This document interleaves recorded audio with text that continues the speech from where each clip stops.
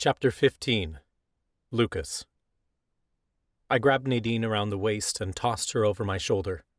"Go!" I roared. My friends scrambled through the shrinking passageway. The ground swayed beneath us. I tossed Nadine through the opening, then dove in behind her. The stones scratched my back as I squeezed through. The opening closed around my ankle, but I yanked it free at the last moment. I landed on the cold stone. The stairwell was dark, but someone cast a witch light and hovered it overhead. A single fortune fairy fluttered into the stairwell behind me before the archway closed completely. The sound of the quaking forest vanished, and silence filled the stairwell. The forest was gone. The fortune fairy fluttered over to Nadine and landed on her shoulder. I got to my knees and shook her until her eyes focused. I helped her sit up, but she must have been in pain because she could barely lift her head. "Tell me we all made it," she begged. I looked around to see Miles and Grant getting to their feet. Cooper appeared nearby, looking horrified. "We're all safe," I told her. "Where did the forest go?" Grant asked. "If it's part of the same pocket universe as the stairwell, why haven't we been crushed?" "Nadine must have stabilized the stairwell with her last spell," Talia theorized. "How did you do that?" "I don't know," she admitted. "I just had to, you know? I don't know if it's something I could do again." "You saved us all, so thanks," Miles said. I helped Nadine to her feet, and she sagged against me. I practically had to carry her up the stairs, she was so exhausted. No one else moved much faster than us, though. We were all so tired and hungry. As we rounded the staircase toward the top, despair settled in my gut. The archway I was expecting to see wasn't there. At the top of the landing was nothing but a flush wall. We may have escaped the collapsing forest, but we were still stuck in this stairwell. Nadine stopped dead. "I thought I stabilized the spell." It must have just been enough to reverse our screw-up, but not enough to stabilize it completely, I theorized. "Come on, Nade. You need to sit down." She was trying to hide it, but I knew damn well she wasn't feeling well. She missed dialysis and hadn't had a proper meal in days. Right now she couldn't hide a thing. I helped her up the last few steps and lowered her to the floor. I sat beside her and she put her head in my lap. Our friends gathered around, but everyone remained silent. There wasn't much more to say. "I'm sorry," Cooper said kindly. "I really hoped you'd make it. If those fortune fairies are as lucky as they say, perhaps it will grant you the luck for the doorway to open." The fortune fairy fluttered its wings from Nadine's shoulder. "You guys should sleep," Cooper encouraged. "I'll wake you if the doorway opens." It must have been mere moments before I fell asleep, because the next thing I knew, my eyes fluttered open, and I had no idea how much time had passed. Nadine's head was still in my lap. A dim witch light hovered overhead, and I looked around to see Grant and Miles sleeping, but Talia was gone. I turned to look up at Cooper. "Where's Talia?" "I don't think she's feeling well," he said.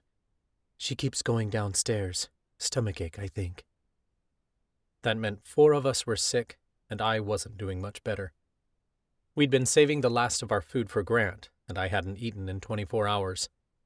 Miles was having an arthritis flare-up he wouldn't admit to, and though Grant had been regulating his blood sugar the best he could, I didn't think it was going well. "How long was I asleep?" I asked Cooper. He shrugged. 10 hours? That made it Sunday morning. Nadine stirred and my stomach nodded. "How are you doing?"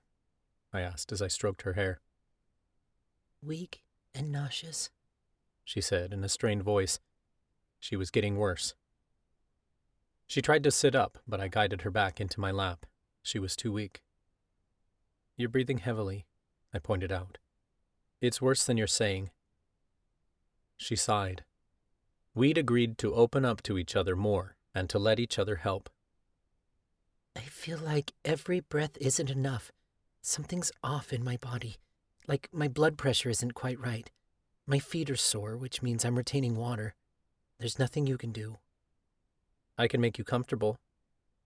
I gently laid her head on the ground, then knelt at her feet and stripped her shoes off. Her feet were really swollen, which worried me. I began massaging them, and Nadine closed her eyes like it felt good. The stairs creaked, and I looked over to see Talia climbing the steps. She was carrying the seer wand like she was afraid to let it out of her sight. "Let me help," she offered.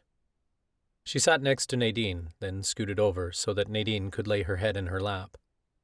Nadine relaxed into her best friend, and the girls chatted to pass the time. Soon Grant and Miles woke. Grant got to work checking his blood sugar immediately, then scarfed down a few bites of what we had left for food. "When we get out of here, I'm getting a big, juicy burger," Grant said. "Steak for me," Miles added. "On second thought, I think I'll order a whole cow." "You guys need to eat something," Grant insisted, shoving the last of the trail mix at us. "We're not eating," I protested. "You need it more than the rest of us." "I'm not the only sick one here," he pointed out.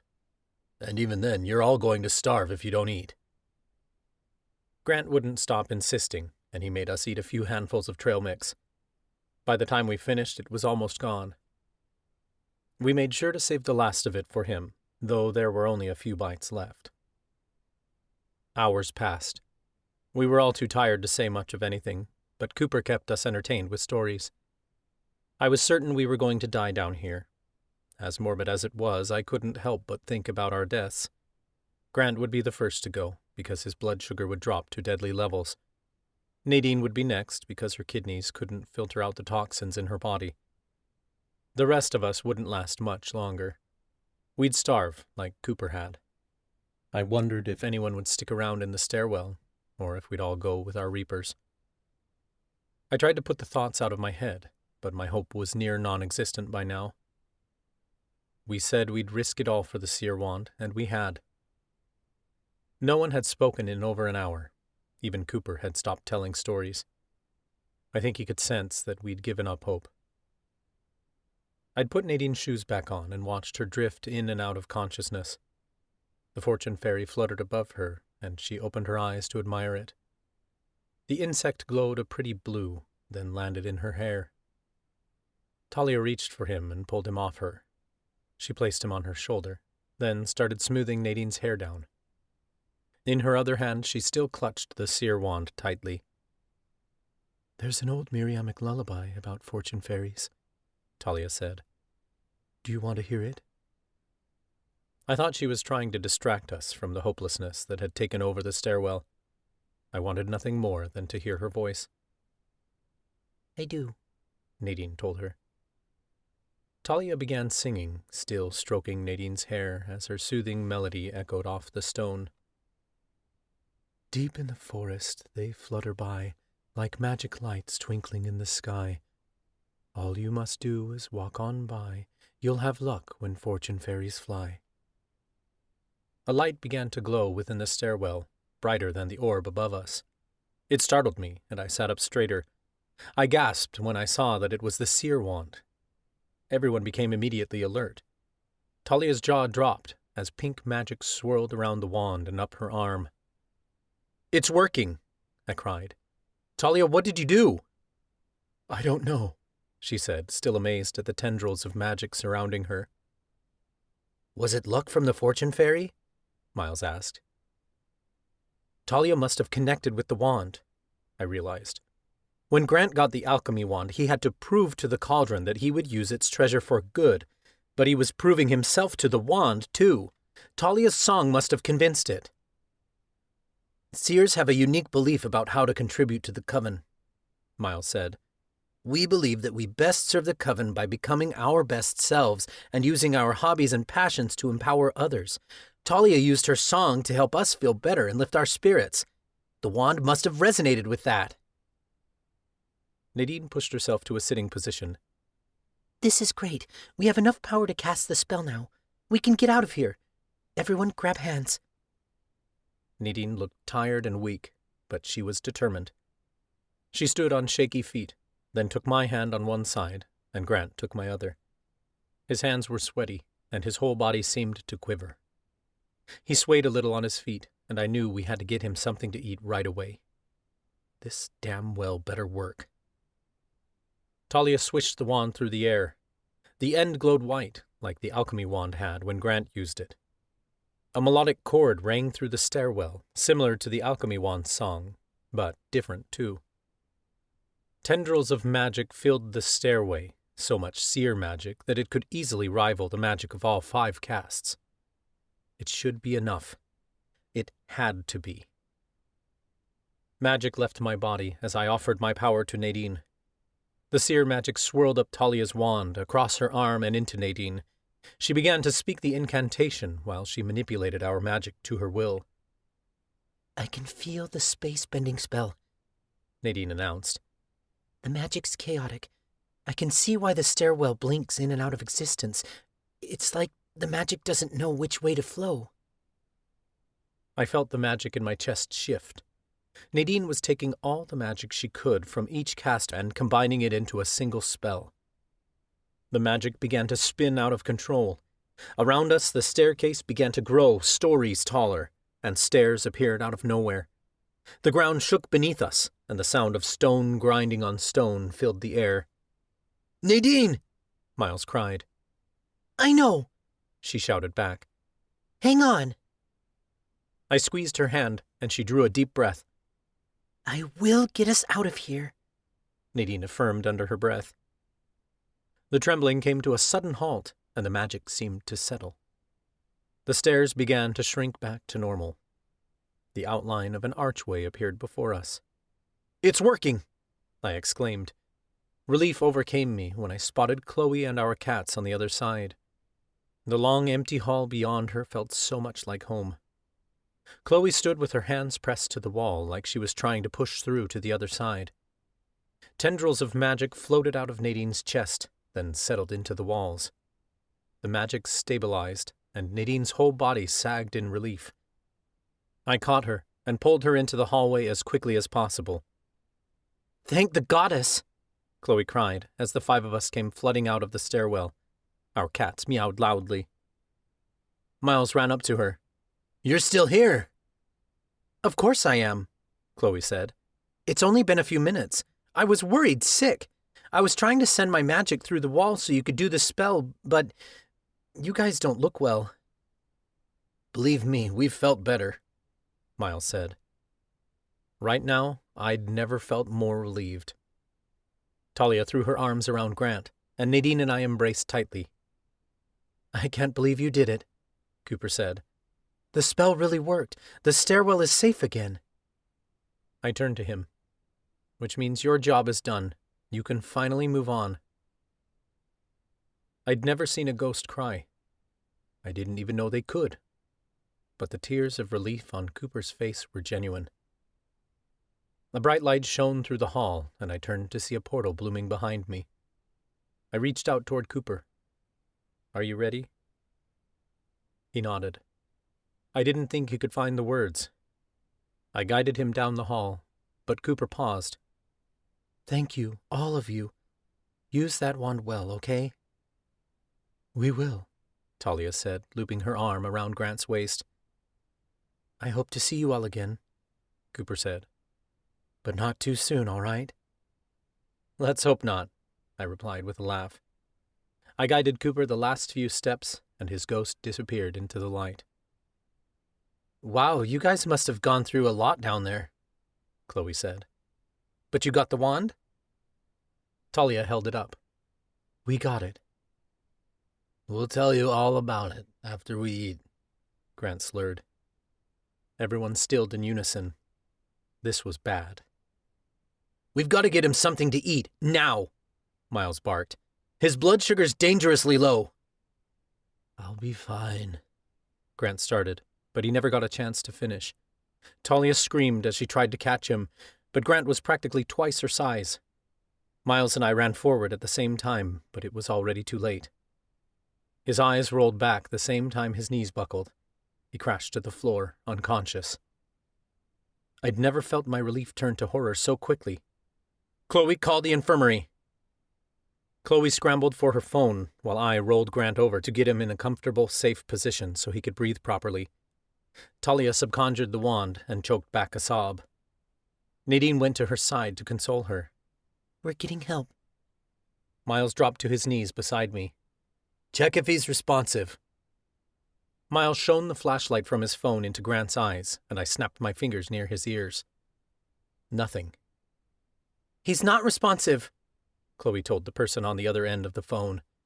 She remained surprisingly calm and diplomatic. Less than a minute passed, though it felt like a lifetime, before we heard the nurses racing down the hall with the gurney. Everyone stand back, one of the nurses instructed. She knelt at Grant's side and began assessing him, while another nurse began asking a series of questions. When was the last time he ate? What was his last insulin dose? Did he have any other known medical conditions?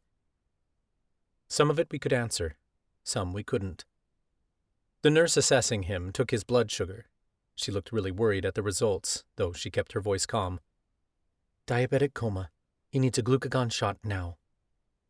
The second nurse reached into their medical bag and helped ready the treatment. They administered the shot, then hoisted Grant onto the gurney.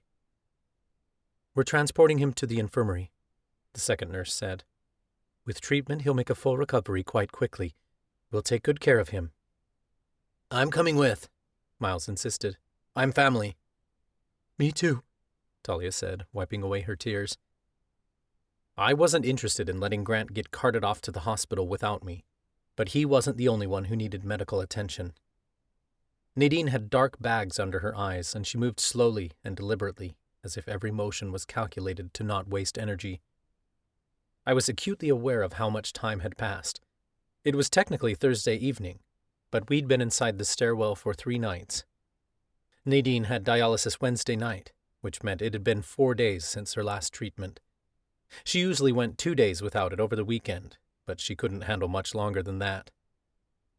I'm taking Nadine to the dialysis center, I told our friends. She didn't protest, which meant it was worse than I imagined. Nadine always tried to stay strong for everyone else. She was the kind of person who would try to figure things out on her own. She didn't like asking for help, especially when it came to her health. To even accept my help driving her to the dialysis center meant she knew she'd never make it on her own. I knelt next to Isa and Oliver, who were rubbing against my leg. Go back to the room. We'll meet you there later. Oliver understood, and he headed down the hall with Isa. Kiki and Gus shared a loud meow and ran alongside Miles and Talia. Chloe followed them to the infirmary. I more or less carried Nadine to the car. Nadine? The receptionist sounded confused when we entered the dialysis center. She knew her by name because Nadine came in so often. You must have your days mixed up. You were just in for dialysis yesterday. You're not scheduled for another treatment until tomorrow. I know, but I really need to fit in another treatment, Nadine said. That would mess up your whole schedule, the receptionist replied. I'm sure you can hold out one more day until your scheduled treatment. My hands curled into fists. Nadine knows her body better than any damn doctor in this place. She needs her treatment, and you're going to give it to her. The receptionist looked a bit taken aback, but she remained calm. Let me call a nurse. We were forced to sit in the waiting room. 20 minutes must have passed before I got sick of it and went to the cafeteria to pick us up some food. The goddess knew we needed some right now. I dug into a burger and chugged water. I felt much better once my belly was full. Nadine ate slower, as if savoring every bite. Usually when she ate like that, it meant she wasn't feeling well. She knew she had to eat something, but she wasn't sure she could stomach it. We must have been waiting more than half an hour before someone finally arrived to speak to us. I hear you're having some scheduling conflicts, the nurse said. Nadine sighed. We've already been over this with the receptionist. I need an additional treatment. You were just in yesterday, the nurse pointed out. Look, she's not dumb. She knows her own body, I snapped. Here's the deal, Nadine stated. I need my treatment, and I'm not leaving here until I get it. Find me a doctor, run some tests, do whatever you need to get me my dialysis. The nurse looked skeptical, but she finally said, I'll get a doctor, and we'll see what we can do. 3 hours passed. I counted. Not a single doctor showed up in the waiting room to talk to Nadine. I pressed the receptionist over and over again, but she kept saying the doctors were very busy and would get to Nadine when they could. Apparently, because she wasn't passed out or convulsing on the floor, it wasn't an emergency worth their time. Those fuckers. It was well past dark when a doctor finally showed up. I was half convinced they'd only sent him because we hadn't left yet. His ID badge read Dr. Smith. "The center is closing soon," Smith said. "There's no time for a 4-hour treatment tonight. But tell you what, we'll run some tests to ease some of your worries." "Fine," Nadine said. Though she was clearly exhausted, she managed to sound confident. She was planning to give the doctors a middle finger with her test results. Good for her. Dr. Smith led her to a private room, and I followed. He took her blood pressure and drew some blood, then took a urine sample. "We'll have your test results expedited. Hopefully we'll have you out of here soon. There's nothing to worry about." He was smug about it, as if he was about to prove her wrong. I didn't know how long we'd sat there, but it had been past closing before Dr. Smith returned. He wore a fallen expression, and I knew the results weren't good. He sat down at the computer and pulled up her test results. "Your results are a bit unusual for what we'd expect," the doctor said. I nearly fell out of my chair because I couldn't believe he'd admit it. "Your calcium levels are a bit outside the normal range, and you're testing anemic. Your urea reduction ratio is much lower than we like to see. Usually we want it above 65%. Potassium levels, we definitely want to get that back into normal range." "So can I get hooked up already?" Nadine asked, rather harshly. I didn't blame her. We were both quite pissed at the hospital staff. "I'll schedule you first thing for tomorrow morning," Dr. Smith said. "We'll put you down for 6 a.m., and you'll be the first patient we see. How does that sound?" Like shit, I wanted to say, but Nadine spoke first. "I don't have any other options, do I?" Nadine practically sneered. "It's the best we can do with our resources," Dr. Smith said. "Rest assured you'll be back to normal in the morning. Have a good night, Miss Evers." I was pissed when he left the room. It was like the doctors had deliberately waited to test her until the center closed to teach her a lesson. "This is bullshit," I complained. "I know," Nadine sighed. "but what else are we going to do? I can't exactly sneak in and hook myself up to the machines. I'm just ready to get some sleep so I can get up before 6 a.m. Let's go. I don't want to spend another second here than I have to." My blood boiled, but Nadine somehow managed to stay calm. I didn't think she had the energy to fight it. I took her back to the school and led her back to my dorm room, where Oliver and Issa had been waiting for us. Grant was still in the infirmary, so we had the room to ourselves. I helped her shower and washed 3 days of forest grime out of her hair, then helped her into bed. She held Issa tight to her chest as she drifted off. We woke to my alarm early the next morning, and I drove her to dialysis. After seeing her test results from the night before, the nurse apologized profusely. She kept talking like they were doing her a huge favor by scheduling her a few hours early. This lady could go fuck herself. Nadine remained quiet most of the morning, but I stayed with her. I noticed her wincing every now and then. "Do you need anything?" I asked. She shook her head. "Remind me never to miss a dialysis session again. The machine has to remove all this extra fluid that built up, and it's making me feel awful." I got really worried and started to stand. "I'll call in a nurse." Nadine shook her head. "No, it's just nausea and a headache, some cramping, but I'll be all right." I didn't believe her, so I didn't take my eyes off her for the next few hours. She seemed to be doing better by the time she finished, though she still wasn't 100%. "I want to visit Grant," Nadine said. I thought she should go back to her dorm room and rest, but I wasn't going to argue with her. I really wanted to see how he was doing too. Grant was still in the infirmary, being held for observation. When we arrived in his room, Talia, Miles, and Chloe were already there. Grant looked to be doing much better. He was sitting up in bed, nibbling on pancakes from the school cafeteria. A tiny orange kitten that couldn't be more than 8 weeks old slept in his lap. From what I knew, people could recover from a diabetic coma fairly quickly if treated immediately. We were lucky we got out of the stairwell when we did. "How are you doing?" I asked. Grant plastered on a big, silly smile. "Never better." "Yeah, because that's the appropriate response after a diabetic coma," I said with an eye roll. He shrugged. "I like to keep things interesting." Where'd the cat come from?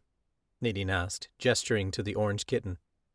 She took a seat at the foot of Grant's bed, since all the other chairs in the room were taken. "She found her way in last night," Grant said, stroking the kitten's head. "I woke up to her licking my nose." "Finally, thank the goddess," Miles said. "I was wondering when your cat would finally show up." "She was holding out for the proper incarnation. Weren't you, Smelly Belly?" Grant scratched behind the cat's ears. "You're naming her Smelly Belly?" I asked, cringing a little. "It's short for Bella," Grant said. Miles laughed. "Short for?" "She likes it, okay?" Grant insisted. "Do you have any idea who she's reincarnated from?" Chloe asked. Marley sat on her lap, purring. "I'm not sure," Grant said. "No one close to me has died. I think she's an ancestor from a few generations back. I get the sense she's my great-great-grandpa. A psychic once told me he was one of my spirit guides, and Bella gives off the same energy." "She must have sensed that you needed her after you got stuck in the stairwell and passed out," Chloe said. "Yeah, but it was worth it," Grant replied. "Worth it?" I balked. "Grant, you went into a diabetic coma." "I got better, and we got the wand," he pointed out. Talia conjured the seer wand and twisted it around in her hands. "I'm really going to miss this wand." What do you mean?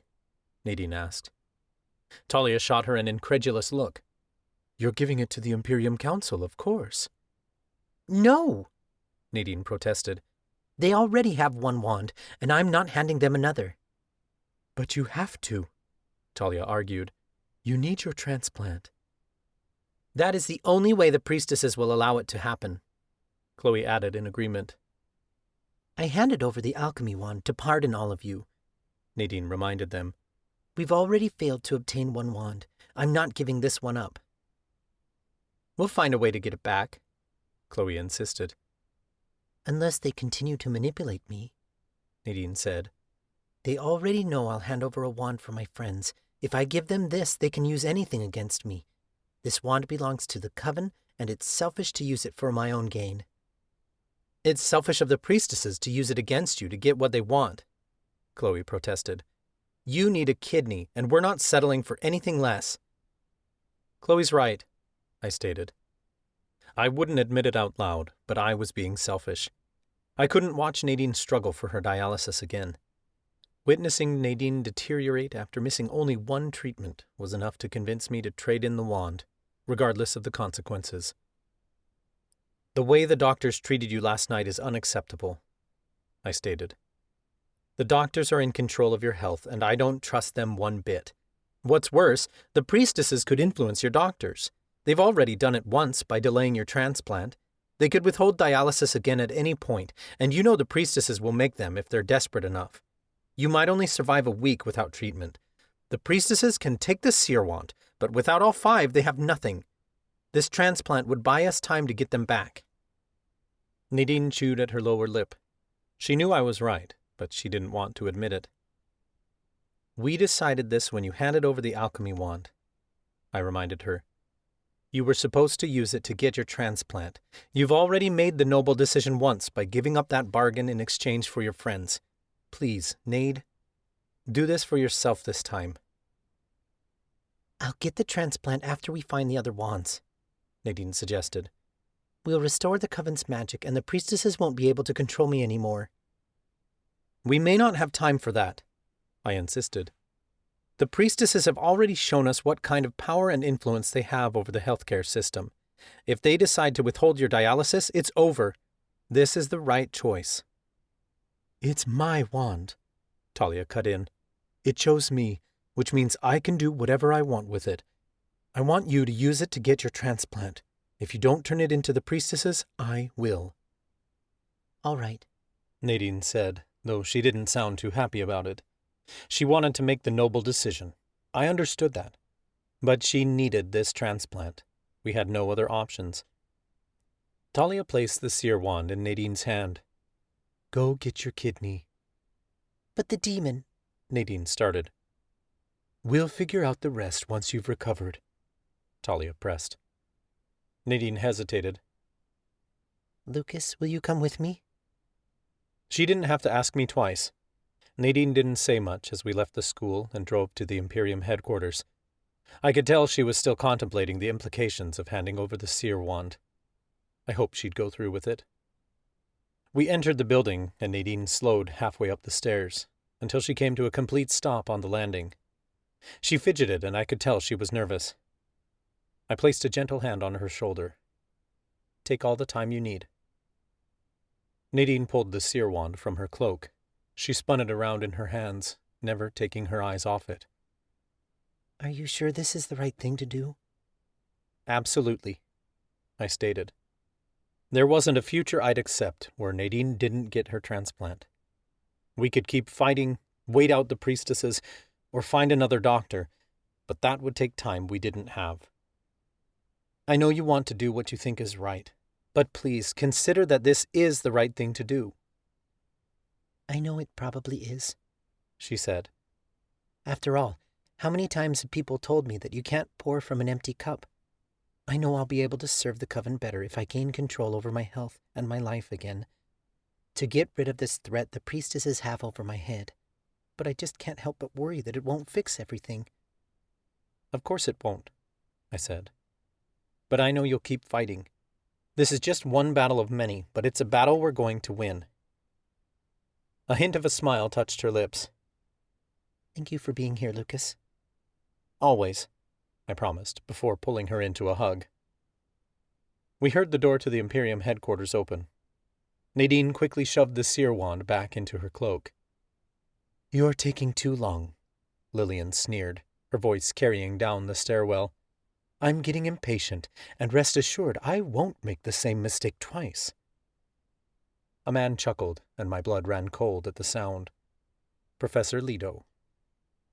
No, my dear priestess, I wouldn't expect you to, he said coolly. You will have your precious wands. Trust me. Lillian laughed. If you think for a moment that I trust you, you're sorely mistaken. Now do the job we hired you for, or you can go straight back to hell. Very well, priestess, Professor Leto said, before I heard his footsteps on the stairs. There was nowhere for us to go. Leto stopped on the landing moments later, and an amused expression crossed his features as his eyes roamed over us. A shiver traveled down my spine. You best hope you have good news, he said with a light chuckle. The priestesses are a bit moody today. We'll take our chances, Nadine said stoically, not giving anything away. Leto shrugged. Very well. Don't say I didn't warn you. Professor Leto continued down the staircase. I waited until his footsteps disappeared before I turned back to Nadine. Sounds like he's not making any progress. Perhaps the priestesses will get sick of him and banish him themselves. I wouldn't count on it, she said. They're desperate. Let's hope so, because we're going to need them to cooperate. I took Nadine's hand and led her up the stairs. The door to the Imperium headquarters was open, and all conversation died when we stepped into the room. The three priestesses weren't alone, though. Claudia Sinclair sat at the table with them, and she blew an exasperated breath when she saw Nadine. Dear goddess, she mumbled. Lillian looked annoyed. If you're here to argue, save your breath. We're working very diligently on actually accomplishing change. Nadine reached into her cloak. She stomped straight up to the priestesses and slammed the seer wand onto the table. I'm here to fulfill our deal. The priestesses' jaws dropped in unison, and the room went dead silent. They couldn't believe Nadine had found it. Claudia scoffed. And what is this, some sort of peace offering? Forgive me, but this doesn't concern you, Nadine stated firmly. I believe it does, Margaret countered. Claudia is an interim priestess. She is privy to any and all information the Imperium Council has access to. Like Nadine was before she was inducted? I blurted. It was clear the priestesses would manipulate the rules at any time to suit their favor. She is a student, Margaret sneered. And a priestess nonetheless, I said. Never mind that, Nadine cut in. The three of you agreed to expedite my kidney transplant should I find another Oaken Wand. Surely, as a new priestess, Claudia will honor the terms of that agreement, the seer wand as promised. Lillian gaped, and the other priestesses seemed equally speechless. I didn't think they expected Nadine to find another wand so quickly. They were using her transplant as a threat, never realizing they might have to follow through on it. Claudia reached across the table and picked up the wand. I didn't know what I expected to happen, but she was a seer. Perhaps she'd have some sort of influence over it. But nothing happened. The wand had rejected Claudia. How do we know it's real? Claudia asked. It's real, Lillian said breathlessly. Claudia handed the wand to her, and Lillian turned it over in her hands. I've witnessed the wands before when I was first inducted to the council. This is the seer wand. Where did you find it? Margaret demanded. Knowing where your grandfather stashed this one may lead us to the others. He split them up, I'm sure of it, Nadine said. But you're welcome to go looking for more. We found it inside the vanishing stairwell. Charlotte shivered, like the very thought of going down there freaked her out. It wasn't like they would find anything else there, though, not since we stabilized the spell. Very well, Lillian said as she stood. You've upheld your end of the bargain, and we shall fulfill ours. We will put forth our best effort to get you your transplant. The agreement wasn't for your best effort, I snapped. You promised Nadine results. Lillian scoffed. What do you expect me to do, force the doctors to comply? You've already been denied your psych evaluation once. I can't make your psychiatrist approve. My hands curled into fists. I'm sure you can persuade her. You promised Nadine the best doctors, the best alchemist, healing potions, all of it. Nadine's done everything you've asked. She found 2 wands in a short amount of time, which no one else has been able to do. If she dies, the chances of you getting another wand go out the window. If you want Nadine to continue hunting these wands, you need her to be healthy enough to do so. Margaret pursed her lips and stood beside Lillian. Nadine found the seer wand as agreed upon. She will get her transplant. Lillian went quiet, but she seemed to back down. Finally, she cleared her throat. We will speak with your doctors. We'll get your tests scheduled as soon as possible. Expect a call from your doctors soon. I could hardly contain my excitement as we left the Imperium headquarters. I waited until we were at the bottom of the stairs and alone before I exclaimed, "We did it! We actually did it! Nadine, you're going to get your kidney! You'll go into remission!" She beamed, and tears beaded in her eyes. Oh my goddess, I could! I grabbed her around the waist in a tight hug and spun her around. She laughed, sounding so relieved. I set her down and she stilled. There's still a chance my lupus could return. What did Dr. Yonkers say? A 3 to 5% chance? I asked. I'm liking those odds. Nadine smiled, then pulled me into a tight hug again. I can't believe you're doing this for me. I pressed a kiss to the top of her head. Of course, you're my best friend, Nadine. I'd do anything for you. If that meant giving her a piece of me, I'd gladly do it. A week was all it took for us to get scheduled for surgery. I didn't know what the priestesses had said to Dr. Mack, but they'd convinced her to recommend me for the transplant. She wasn't technically my therapist anymore, but no one seemed to care. We were getting the transplant, and that was all that mattered. We spent the following week preparing for surgery. We gathered our homework early so we could make it up while in recovery. The doctors did all kinds of blood tests, scans, and x-rays, and Nadine went to her last dialysis appointment the day before the surgery. I was required to take a course to ensure I understood the implications of donating my kidney. and they made us both write out a will in case we didn't make it. That made me a bit nervous, but the surgeon assured us it was merely a precaution. Living donor transplants have a high success rate, the doctor had told us. Compared to a deceased donor kidney, risk of complications is much lower, and recovery time is quicker. You have nothing to worry about. We sat on the floor in Nadine's dorm room the night before the surgery.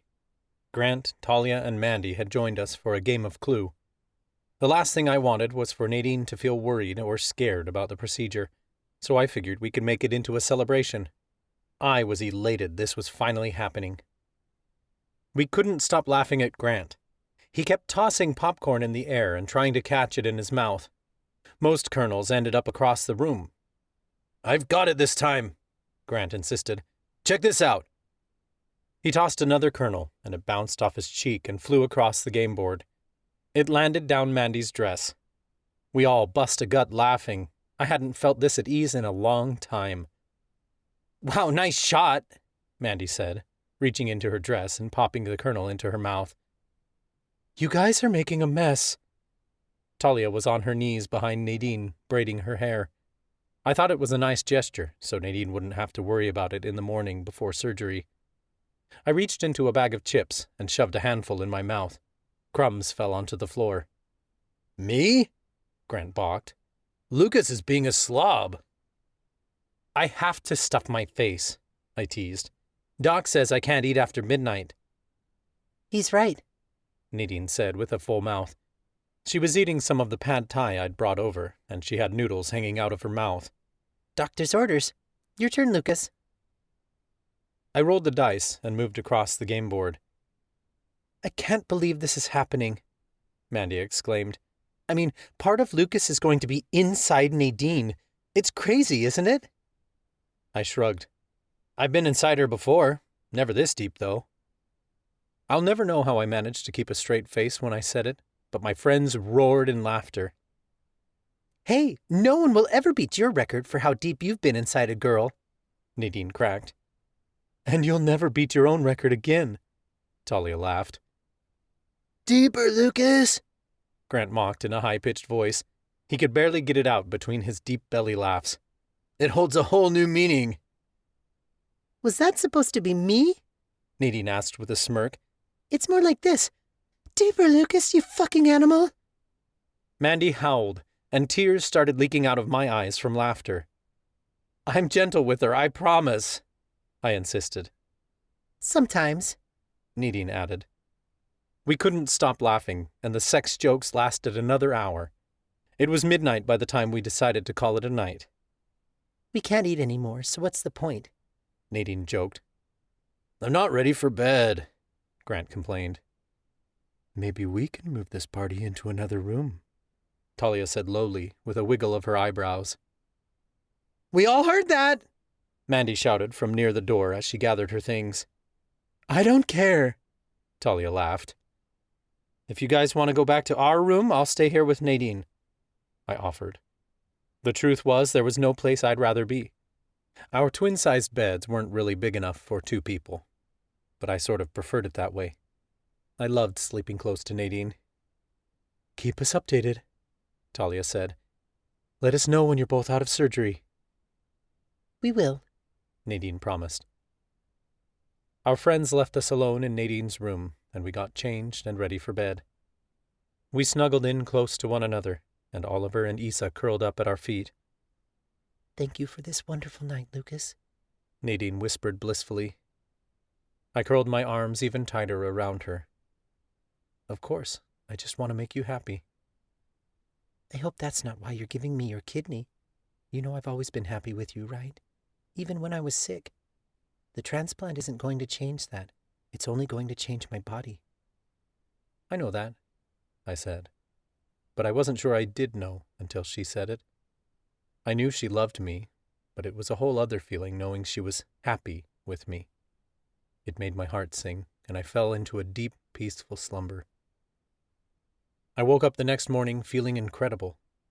I must have stirred a little because Nadine stiffened in my arms. Everything all right? She asked. It's great, I told her. There's no better feeling than waking up next to you in the morning. I want to do it every morning, to be with you all the time. That'd be great, wouldn't it? Hey, after today, a piece of me will be with you all the time, I teased. She gave a light chuckle. It will, won't it? I really am the luckiest girl in the world.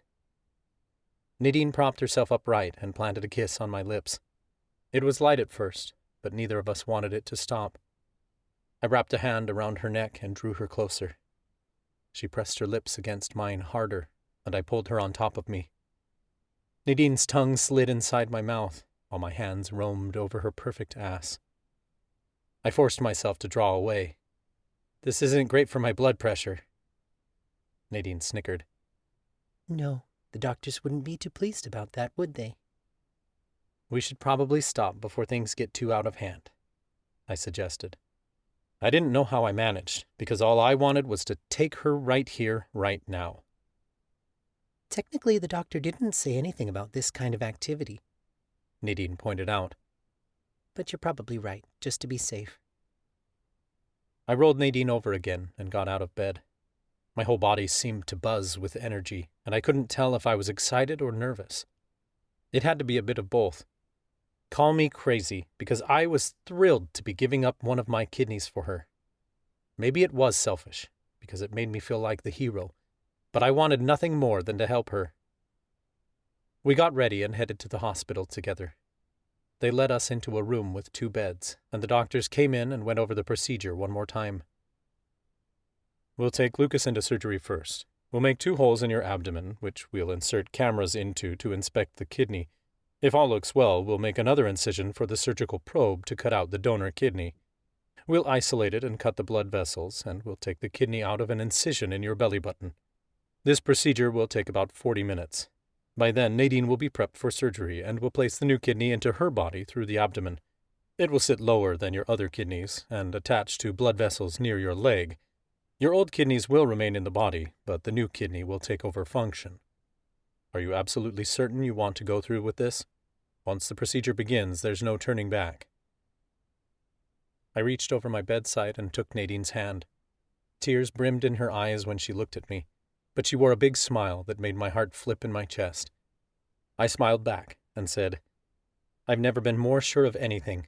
She'll get my kidney in this surgery, but this girl already has my heart. Aww. Nadine sighed, and she wiped a tear from her eyes. It wasn't just some sappy poetry. It was true. Let's get started then, the doctor said. We had to sign a few more papers, then we changed into our hospital gowns. The doctors wheeled me down the hall and had me lay on a surgical table. They hooked me up to an IV, and the anesthesiologist squirted meds into my IV line. It seemed like moments later I was waking up in the recovery room. I had no concept that any time had passed at all. My head swam as I came out of the anesthesia, and I was vaguely aware of medical personnel moving around the room. I was hooked up to all kinds of tubes, including an IV for administering fluids, as well as a catheter for monitoring my urine output. Slowly I became more aware of my surroundings, and the pain in my abdomen intensified as the anesthesia wore off. I ran my fingers over the bandages on my stomach, unable to believe I was 1 kidney short. They gave me painkillers, which made me really tired. Only 4 hours had passed from the start of surgery to when they wheeled Nadine back into our room. I couldn't sit up, but I tilted my head to watch her sleep, knowing her body was already working on healing. The doctor said my kidney would start working for her quickly. I hoped it was already filtering her blood. Nadine woke 2 hours after me. She stirred a little before turning her head to look at me. When her eyes met mine, a light smile touched her lips. It's done? She asked, sounding relieved. I nodded. We're out of surgery. You've got a new kidney. Tears filled her eyes. It wasn't a brim of tears she could hold back either. These were huge, grateful tears that splashed down her cheeks and onto her pillow. I don't know how I'll ever thank you, Lucas, she said, her voice breaking. You don't have to, I told her gently. I don't want you feeling like you have to do anything to make it up to me, Nade. It's yours now. As was I. Perhaps I was still high on drugs, or maybe I was overwhelmed with emotion. But when I looked at her lying in that hospital bed, I knew for certain I had never loved her more. At that moment, one thing became crystal clear to me. I'd given her a piece of me, but I was ready to give her all of me. When the time was right, I was going to ask Nadine to marry me.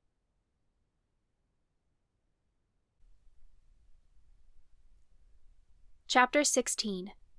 Nadine. Recovering from the kidney transplant was difficult, yet one of the most hopeful times of my life. Lucas and I were put on bed rest for a few days, with instructions to walk no more than an hour a day, and to avoid the stairs. The nurses helped us shower and dress, and within 3 days, Lucas had already gone home. I was out of the hospital the next week. I came back often for follow-up appointments, blood tests, and prescription refills. The doctors said my blood pressure was getting better, and that my blood tests looked good. They were confident that everything was healing well, and that my body had accepted Lucas's kidney. After a few weeks, my checkups became less frequent, and my arthritis caused by my lupus had gone into remission. It was like I'd been given a new body, and with it, a new lease on life. I wasn't sure I ever believed it was possible. It was so strange, because I'd been fighting for my life for years, and now, all of a sudden, my body had nothing left to battle against. Everything felt completely new, and soon I was doing tasks easily my body had struggled to perform before. Errands that would have taken me hours before took minutes. The medicine I had to take consistently was no longer a worry.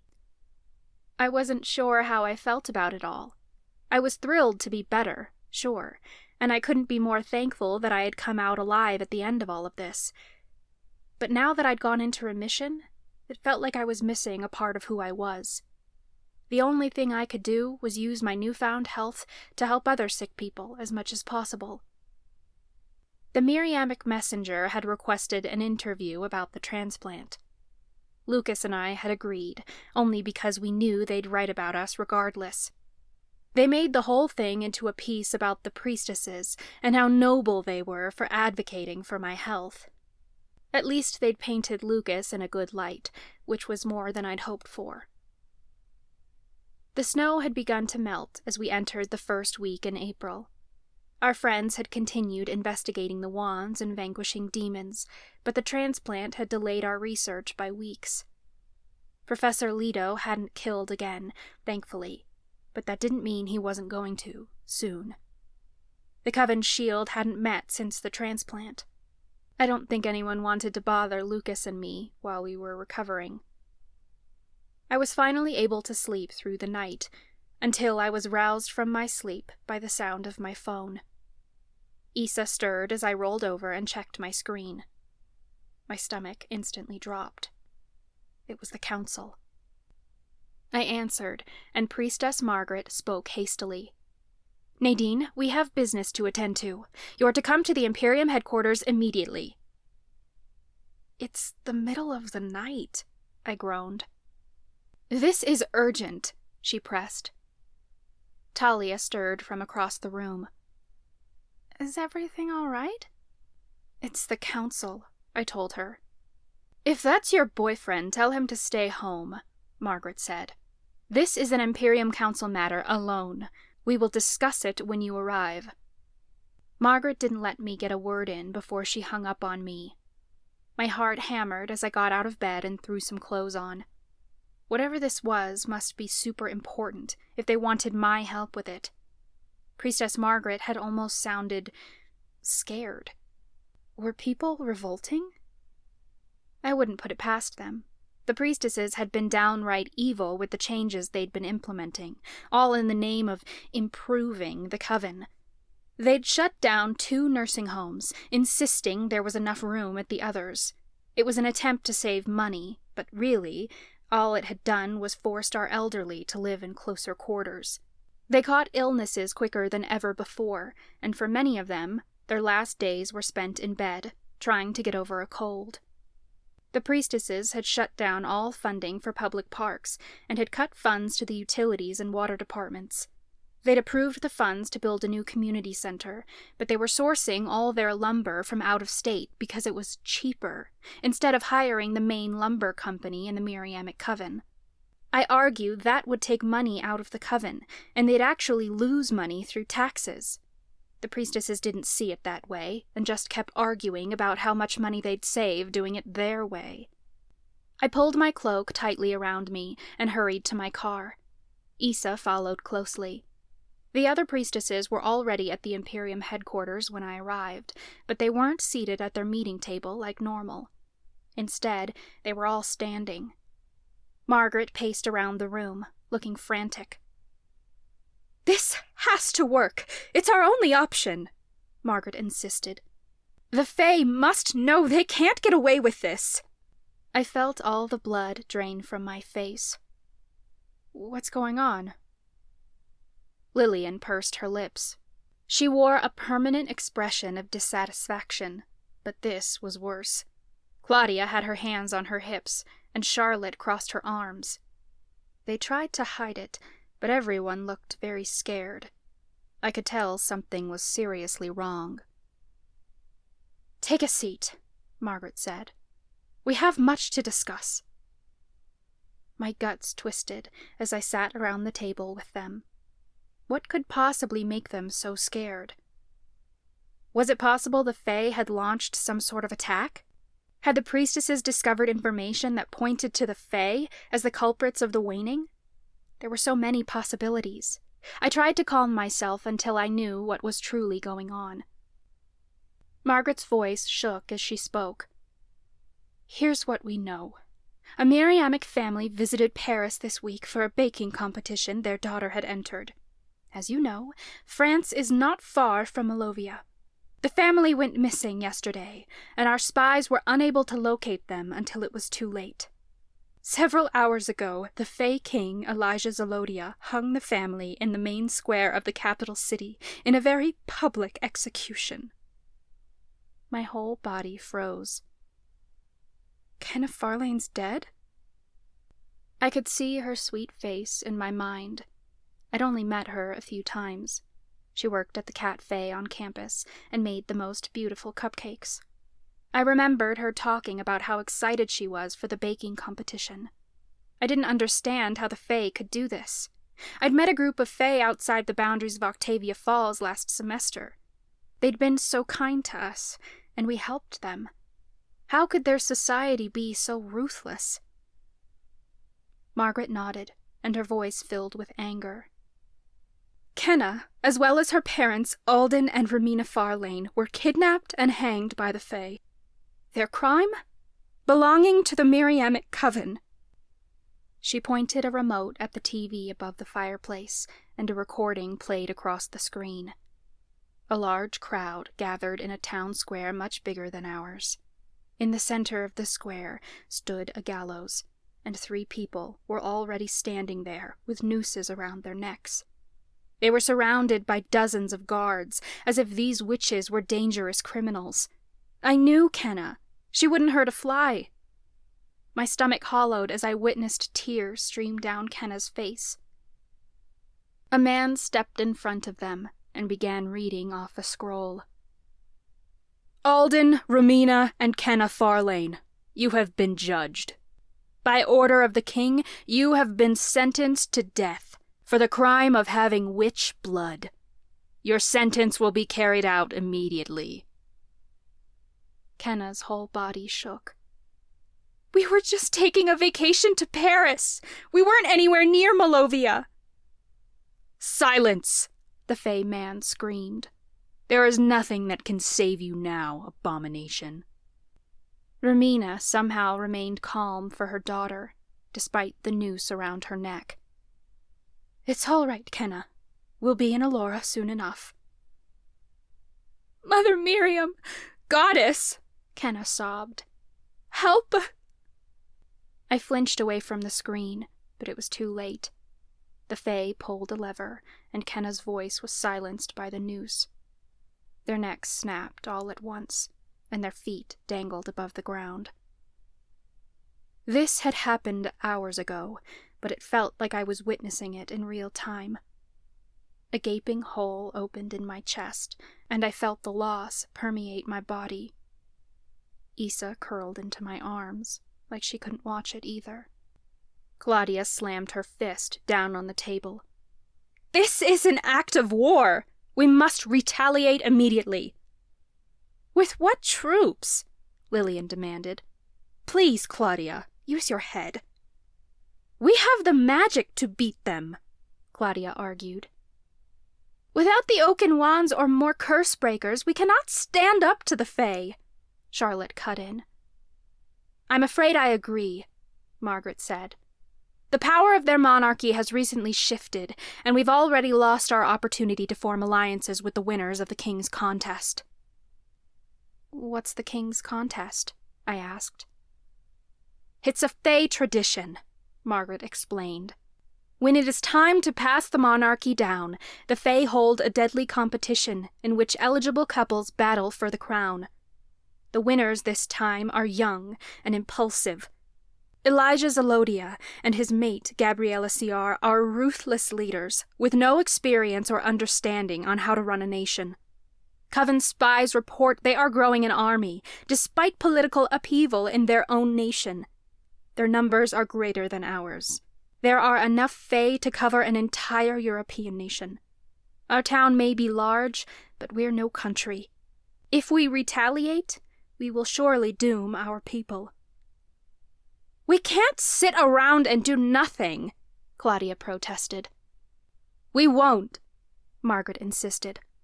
"The Fae fear us because we have slaughtered them in the past. Where they perform simple illusions, we perform real magic that can poison their blood and turn their dead against them. But our magic is growing weaker. They are a war nation, with armor and weapons we do not have. They train to kill from a young age, and we are not equipped to go against their military. Until we can bring an end to the waning, we cannot fight the Fae. But they know nothing of the waning, and we must keep it that way. We must let them believe we have the power and the means to annihilate them at any moment. If we don't draw a line in the sand now, the Fae will find any opportunity to attack. Their fear is our greatest weapon." "And how exactly do we convince them of this?" Claudia asked. "We will send them a message," Margaret stated confidently, like she'd already thought this through. She conjured a spellbook, though it was unlike the ancient spellbooks I'd seen before. This one was modern and looked more like a college textbook. "There's a spell we can perform that will allow us to hack into the Fae's broadcasting system. The spell requires a member from all 5 castes, and I'm confident we can do it." "What will we say?" Charlotte asked. "Leave that to me," Margaret said. "We must perform the spell immediately to show the Fae we will not stand for this. Charlotte, get the camera." Charlotte hurried to set up a camera on a tripod, and we all surrounded it in a circle. Margaret was the only one in the frame, but off camera, we all held hands. We began reciting the spell from the book, and I stabilized our energies like I'd done so many times before. Once our magic flowed in sync, it began to swell. I could feel it growing, traveling over all of the Miriamic coven, then wider, until it reached across the Atlantic Ocean. Visions passed behind my lids, like flashes of movies playing on a screen. I realized it was television. Claudia was a seer, and her powers allowed me to see where our magic had connected. We were tapped into a system, broadcasts across the world, I was sure. I guided our magic through channel after channel, searching for the Fae network. Somehow, I just knew when I had it. It must have been part of the spell. At our will, the Fae's news broadcast stopped, and we began broadcasting our own message. "My name is Priestess Margaret," Margaret stated to the camera. I could see the broadcast behind my eyes, see her features from the angle of the camera, and I knew the Fae in Malovia must be seeing the same thing. I am a member of the Imperium Council, the Miriamic Coven's highest order, Margaret continued. I am here to deliver a message to every fae, shifter, sorceress, and child. The Imperium has witnessed what you have done to members of our coven, and the despicable acts you put them through last night before their disgraceful execution. The Miriamic Coven would like to say that this heinous crime will not go ignored. Our witches and warlocks are ready to fight, and our magic is strong. Each of our kind is ready to die defending our coven's right to survival. Should the Fae move in on our coven again, we will retaliate. From henceforth, if a Fae should take another witch life, we will consider it an act of war. Margaret narrowed her eyes at the camera, looking deadly. King Elijah, I speak directly to you. You are a young king. Don't be getting yourself involved in a battle that you cannot handle. We have beaten you once, and if necessary, we will rally the other supernatural races against you so that we may win again. And this time, we will be sure to wipe the Fae off the face of the earth. If you wish for the vulgar stain of your race to remain on this planet, you will immediately cease all further acts of violence against our coven. You have been warned. Margaret dropped her hands, and the spell ended. The vision behind my lids vanished, and I felt our magic recede. Margaret stood. The Fae will not hesitate to attack. It is of the utmost importance now more than ever to bring an end to the waning. We cannot fight the Fae without magic. Lillian scoffed. That'd be much easier if we had any answers. Then we will just have to find the Oaken Wands faster. We will have to motivate people. Margaret shot a quick glance at me, like she'd forgotten for a second I was in the room. She was talking about Professor Leto. I'd delivered them 2 wands, and it sounded like he had yet to deliver one. The priestesses still thought I was ignorant to their plan. Margaret calmed her tone. It's a feat in itself that we managed to send that broadcast.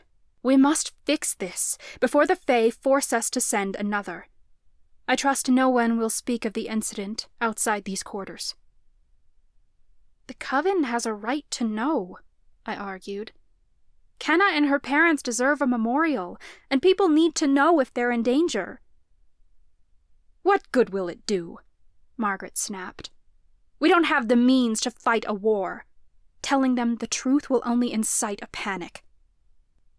If it comes down to a war between us and the Fae, like you fear, our people will be unprepared to defend themselves if we lie, I said. And what shall you have us do? Margaret demanded.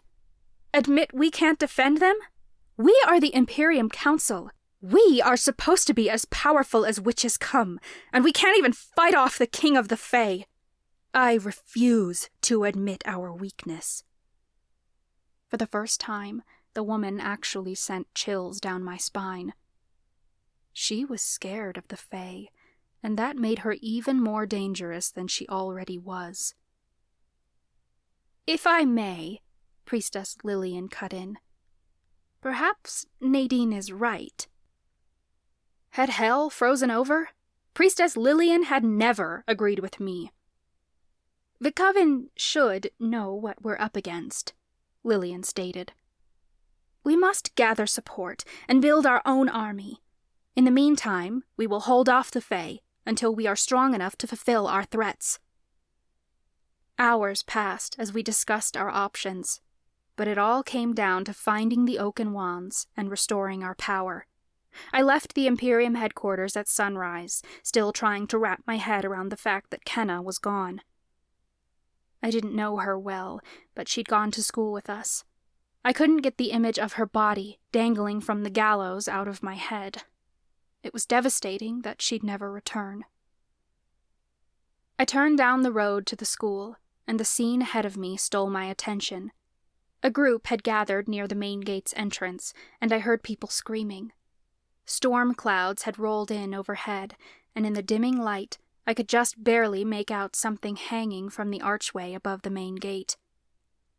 I slammed on the brakes, and my whole body became a statue. I had to be seeing things. It looked like Kenna, hanging from the gallows all over again. This didn't feel real. Kenna had been hanged in Malovia. It couldn't be happening here, too. Issa meowed loudly. My whole body shook as I pulled off to the side of the road and parked my car. I climbed out of the vehicle to hear cries echoing through the forest. My blood turned to ice, and I began racing toward the front gate. When I got close, I could finally see that it wasn't Kenna. It was Lena. She hung from a noose, her body swaying in the wind. First Kenna, and now Lena? How did this happen? Mortana girls who'd been friends with Lena sobbed loudly. People whispered, but it was like their voices didn't exist. All I could do was stare as horror rocked my body. Nadine! I heard my name and managed to tear my gaze off Lena's body to see Lucas, Talia, and Grant racing toward me. They pushed through the crowd, and Lucas came to a dead stop when he saw Lena. I witnessed the moment the shocked pain entered his eyes. He and Lena didn't speak anymore, but she was his ex-girlfriend. He'd loved her once, and now she was gone. Lucas didn't take his eyes off Lena as he wrapped me tightly in his arms. All three of my friends looked like they'd been in the middle of something when they heard the news. Talia wore a nice top, but was still in her pajama pants, and Lucas's hair was still wet from his shower. Grant clutched the music box tightly in his hands, like he'd been in the middle of tinkering with it. "We just heard what happened," Lucas said in a strained voice. "Did you see anything?" I shook my head. "I just got here. I don't know." "Move aside!" someone shouted. Professor Hernandez pushed through the crowd, followed by Professor Warbright. They took one look at Lena's body and looked like they were about to hurl. Professor Hernandez kept it together better than Warbright, who had gone pale. "Everyone, back to your dorms!" Hernandez barked. "This woman deserves some respect." Nobody moved. We couldn't take our eyes off the horrifying scene as our professors cut Lena down from the rope. More people emerged from the school until the crowd was 5 times bigger than when I arrived. A car pulled up, and the priestesses emerged. "Everybody stand back!" Priestess Lillian barked. She threw her hands upward, and the crowd was forced apart by her telekinetic abilities. Bodies pressed against me on all sides. The priestesses stopped beneath the iron archway and looked up at the piece of rope still tied there. They took one look at the bruises on Lena's neck before whirling toward the crowd. "This is a despicable act, and those responsible will surely meet the noose as well," Lillian spat. "Last night, the Fae kidnapped and hanged 3 of our people in the Dalinska town square. Alden, Ramina, and Kenna Farlane are dead, and now another life has been taken." Gasps traveled around the crowd, and Lucas pulled me even tighter to his chest. "The Fae have breached our protection spell!" Gwen panicked. "That's not possible," Gregory insisted. "Our magic is weaker than ever," Ryan retorted. He stood on the opposite side of the crowd, shaking. It looked like he was ready to chop a Fae's head off. "Our protection spell is failing, and the Fae got in." "This is indeed the work of the Fae," Margaret said. "We are a strong people, and we will not let them get away with this. I want every executor to search the town. Find the Fae." My heart turned to stone in my chest. The crowd began to disperse, and I turned to my friends. "The priestesses are lying. Even with the waning, our protection spell is strong. I can feel it." "Why lie about this?" Talia asked. "To cause a panic," I said. "Kenna and her parents were hanged. That's why the council called me last night. Margaret didn't want to tell the coven about the Fae, but Lillian insisted. She must have seen this as an opportunity to scare people into compliance. No one's going to question their authority if it's all in the name of defeating the Fae. They're using the situation to their advantage. I knew Lillian would never agree with me. This is twisted. Do you think they hung Lena to scare people? Grant wondered. I shook my head. They have a recording of Kenna and her parents' death. That should be enough to scare people. But you're right. Lena's death is too convenient. I began scanning the crowd, and my gaze fell upon Professor Leto. While everyone else was leaving the scene, Leto leaned against the brick wall near the entry gate, watching on with a satisfied smirk. I grabbed Lucas's arm. It was Leto. It's traumatic enough that Kenna died, but the knife cuts deeper if we all see it firsthand. He's feeding off the trauma. The priestesses know he did this, and they're using the Fae to cover it up. I let go of Lucas's hand and pushed my way through the moving crowd toward Professor Leto. Nadine! Lucas rushed behind me and stopped me before I could get to the demon. I paused when I saw Gregory approach Professor Leto. He said a few words I didn't hear until the crowd dispersed enough that I caught the last words he uttered. I'll get right on it, Gregory said. It's been nice working with you, Professor. Lucas and I exchanged a horrified glance. When I looked back toward Leto, Gregory had already taken off. Gregory's working with him, I realized, my stomach sinking. It all fits. Gregory was at the scene of the first crime, and he's a necromancer, which means he could have caused the hearse accident by planting that skeleton in the road. And now he's here. Leto must have offered him something as payment, and you know Gregory would take it. This wasn't a demon deal, remember? Talia said. My crystal ball showed some other sort of spell. If his spell marks people for death, Gregory could be the one carrying it out, I theorized. Lucas's face paled. He knew I was on to something. Let's go find out. We followed the crowd of students back inside the school, never once taking our eyes off Gregory. A bunch of people crowded around the windows in the main foyer to watch what was going on outside, but most of the crowd dispersed. Gregory turned down the hall, and we followed. We kept close, but far enough away that he wouldn't notice us. Where's he going? Lucas whispered after we turned several hallways. It didn't seem Gregory was going in any particular direction. Gregory turned down another hall, and we hurried behind him. My heart jumped as we turned the corner and nearly ran straight into him. Gregory stood there, glaring at us, though his confident expression faltered. "Why are you following me?"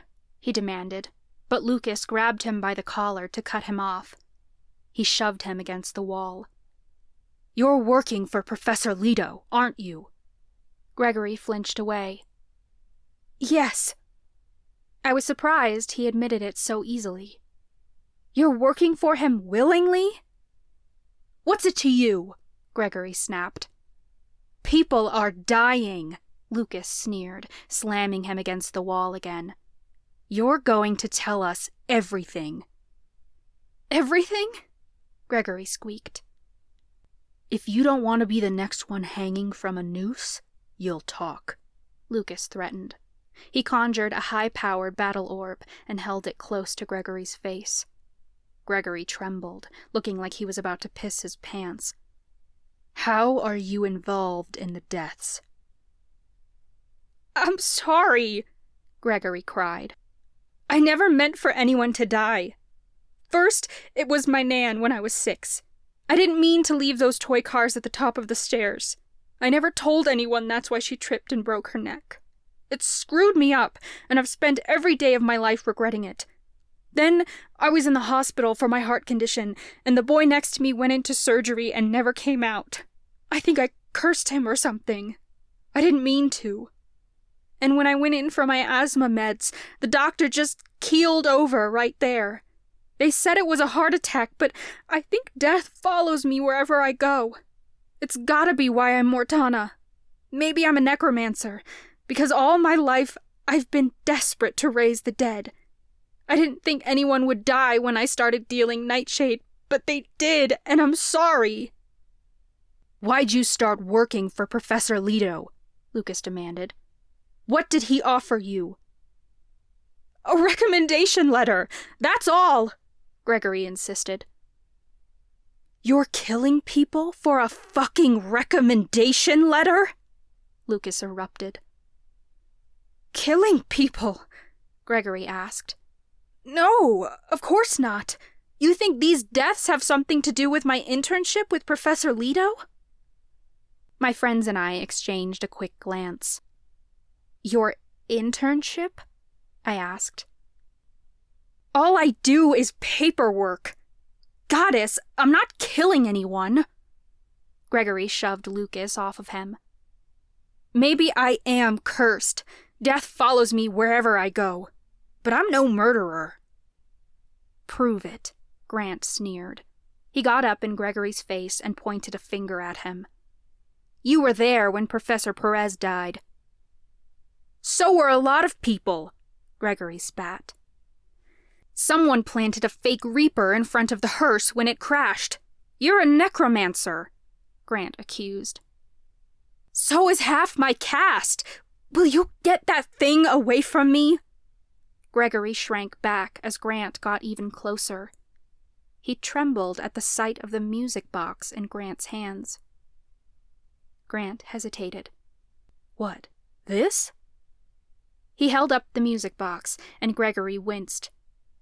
That thing is cursed. I furrowed my brow. I'd touched the music box before. It wasn't cursed. What are you talking about? Gregory swallowed. Professor Leto keeps records, okay? I wasn't supposed to be snooping around, but, well... It was Gregory. Of course he was getting himself into trouble. Most of it didn't make sense, he said in a rush. I don't know what his notes meant. What I do know is I found a description of a music box just like that, and it said the box was cursed. What kind of curse? I demanded. I don't know, he stammered. It didn't say. Grant handed me the box, and I looked it over. I didn't feel anything at first. Then I sensed a faint bit of magic I hadn't felt before. There may be something here. Grant's features dropped. What kind of curse? I've been touching that thing all semester. It's not very strong, I remarked.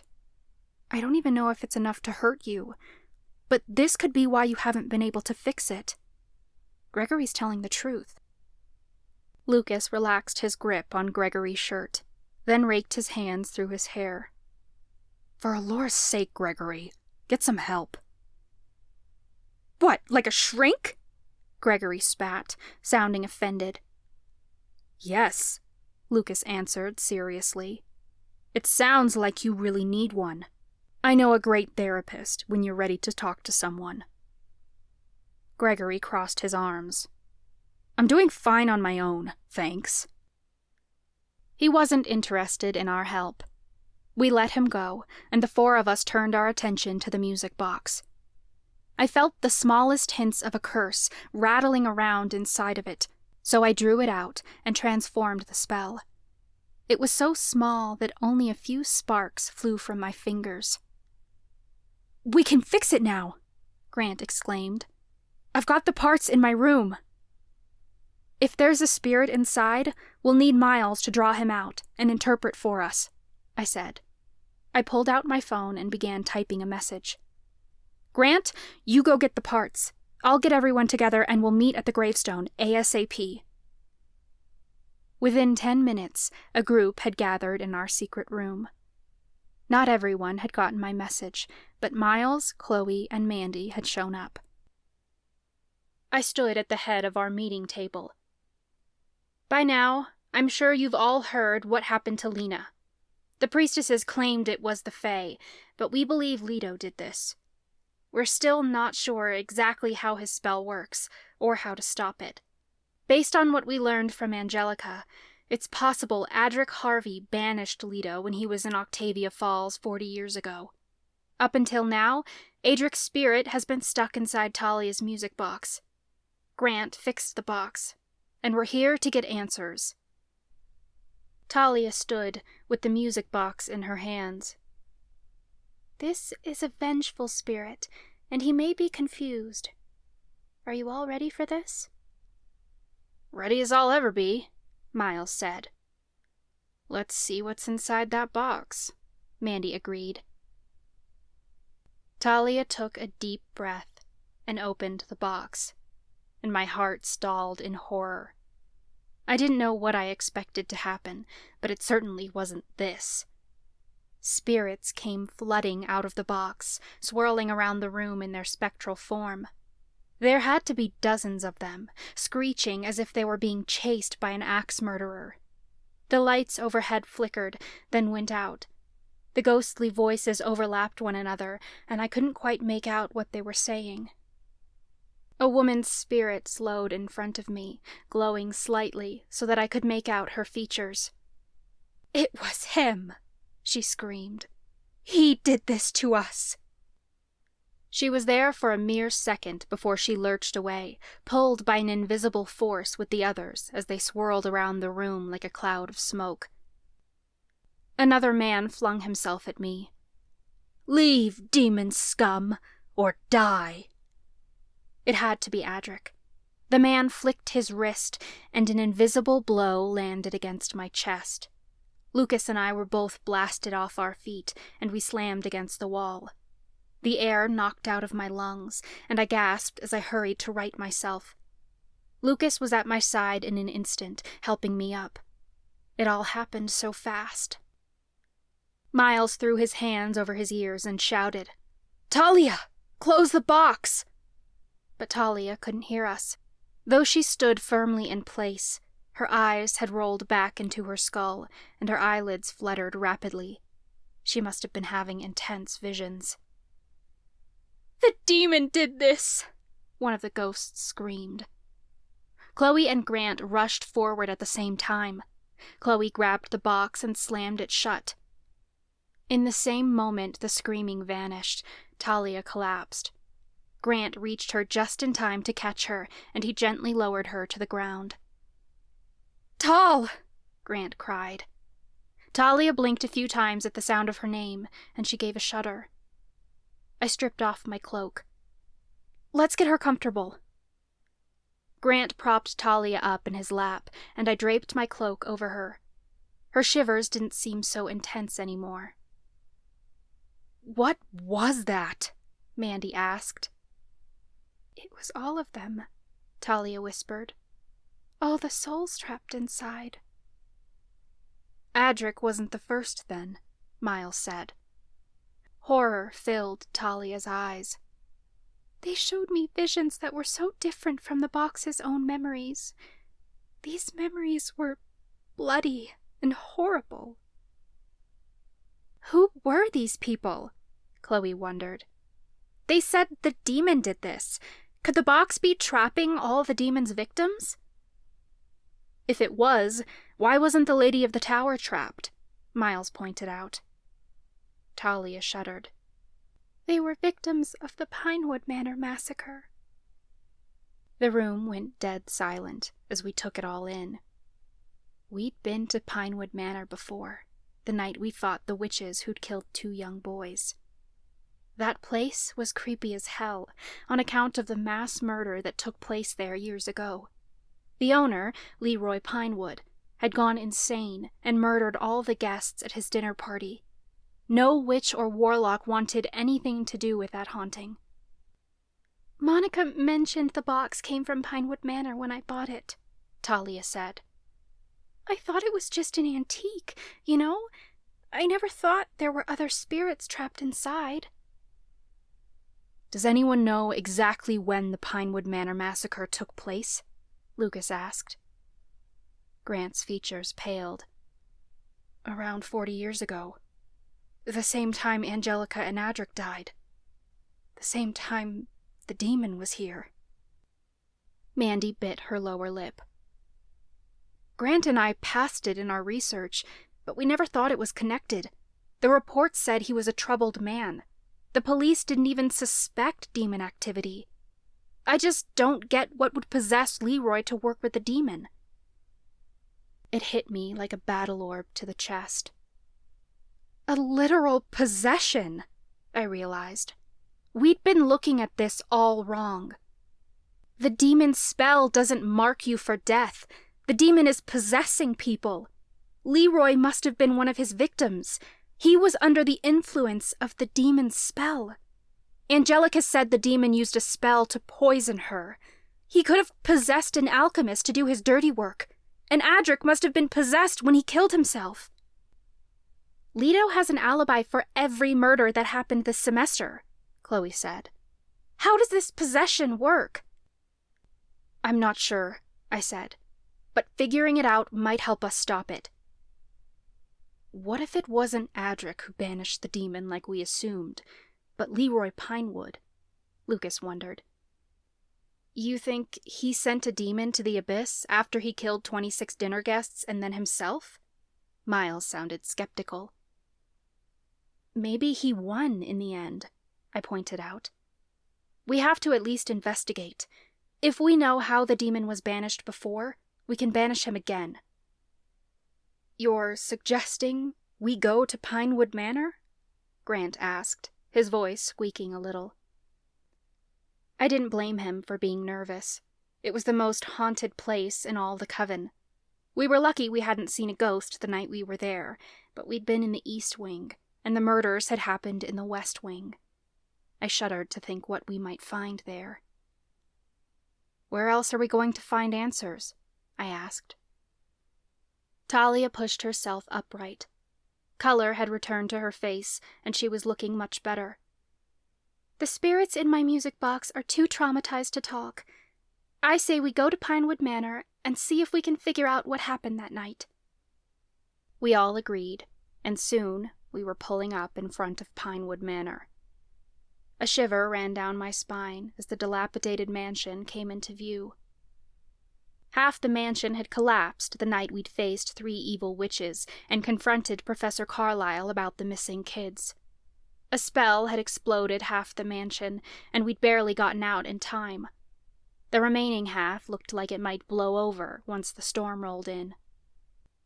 I slowed my car behind Talia's. We climbed out of our vehicles and approached the front doors. My hands curled tighter around the drawstring bag I held, which contained salt to ward off ghosts. Lucas lifted one of the iron fireplace pokers we'd borrowed from a seer classroom. Iron was another weapon we could use against evil spirits.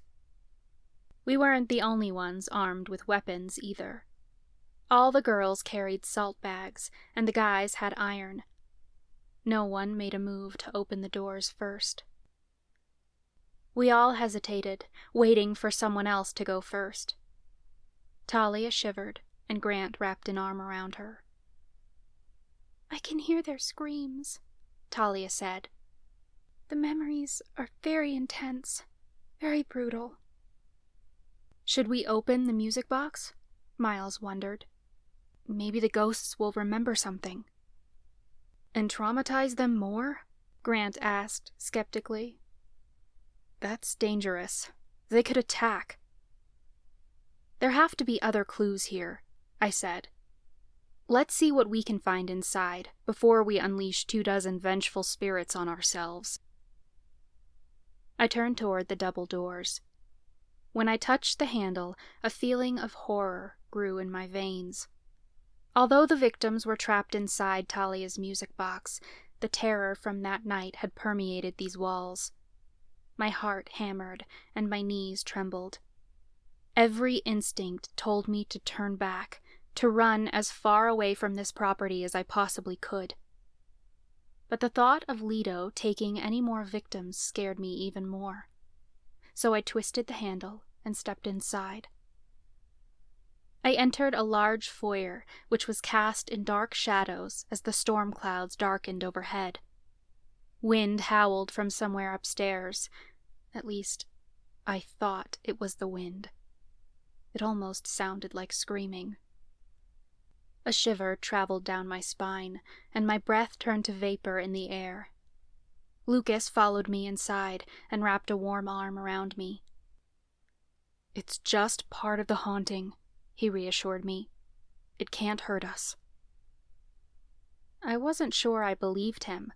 I turned back to our friends and gestured for them to follow. "Come on, let's look for clues." Chloe wrapped her arms around herself, and her eyes wandered the foyer. Very creepy. I like it. Mandy took careful steps. It's a bit much for me. If people weren't dying, my ass would be hightailing it in another direction. "You and me both, sister," Miles agreed. We took another timid step inside. Bang! I nearly jumped out of my skin. We whirled around in unison to see that the front doors had slammed shut. The click of a lock met my ears. "I take it that wasn't the storm," Grant said in a shaky tone. Miles yanked on the doors, but they didn't budge. Doesn't the legend say no one gets out of here alive?" "Someone had to," Mandy pointed out. "They've salvaged antiques from this place." "But they apparently left the bodies," Chloe said in a hollow tone. She peeked down a hallway, and I followed to get a good look. My stomach twisted when I saw a skeleton lying against the wall. The body had decomposed, but I could still make out the decaying fabric of the woman's dress. "Of course they left them," Miles said sadly. "You can sell the antiques for a pretty penny. All you're going to get from taking those bones is a vengeful spirit." "The spirits are trapped in the music box, so we should be safe," Lucas said. "We've been here before and got out then. We can do it again. Once we find out how to banish the demon, we'll find another exit and help the spirits cross over. Let's get moving." We passed by endless doorways. Some were closed, and others hung off their hinges. Various windows had been smashed, and debris lay everywhere. The further we walked, the more chilling the air became.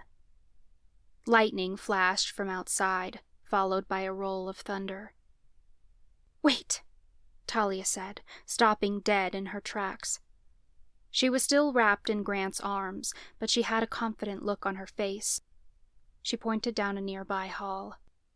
"There's something down there. I can't make out the memories, but it's strong." Lucas stepped in front of everyone else. "Let's check it out." I followed behind him, and the floorboards creaked under my weight. We passed by a few empty rooms before Talia pointed to the door at the end of the hall. "Something happened in there," she stated. We approached the room slowly. I held my breath as Lucas reached for the door. In one swift motion, he flung it open. I didn't know what I expected to find. Maybe ghosts, but the room was empty.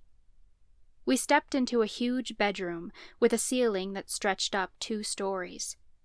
A big 4-poster bed sat along one wall, surrounded by a bunch of other furniture. The whole room was in disarray. One of the posts had been ripped off the bed, and the blankets lay in a heap on the ground. Glass littered the floor beneath a frame that used to be a mirror. "Can you tell what happened here, Tal?" Grant asked.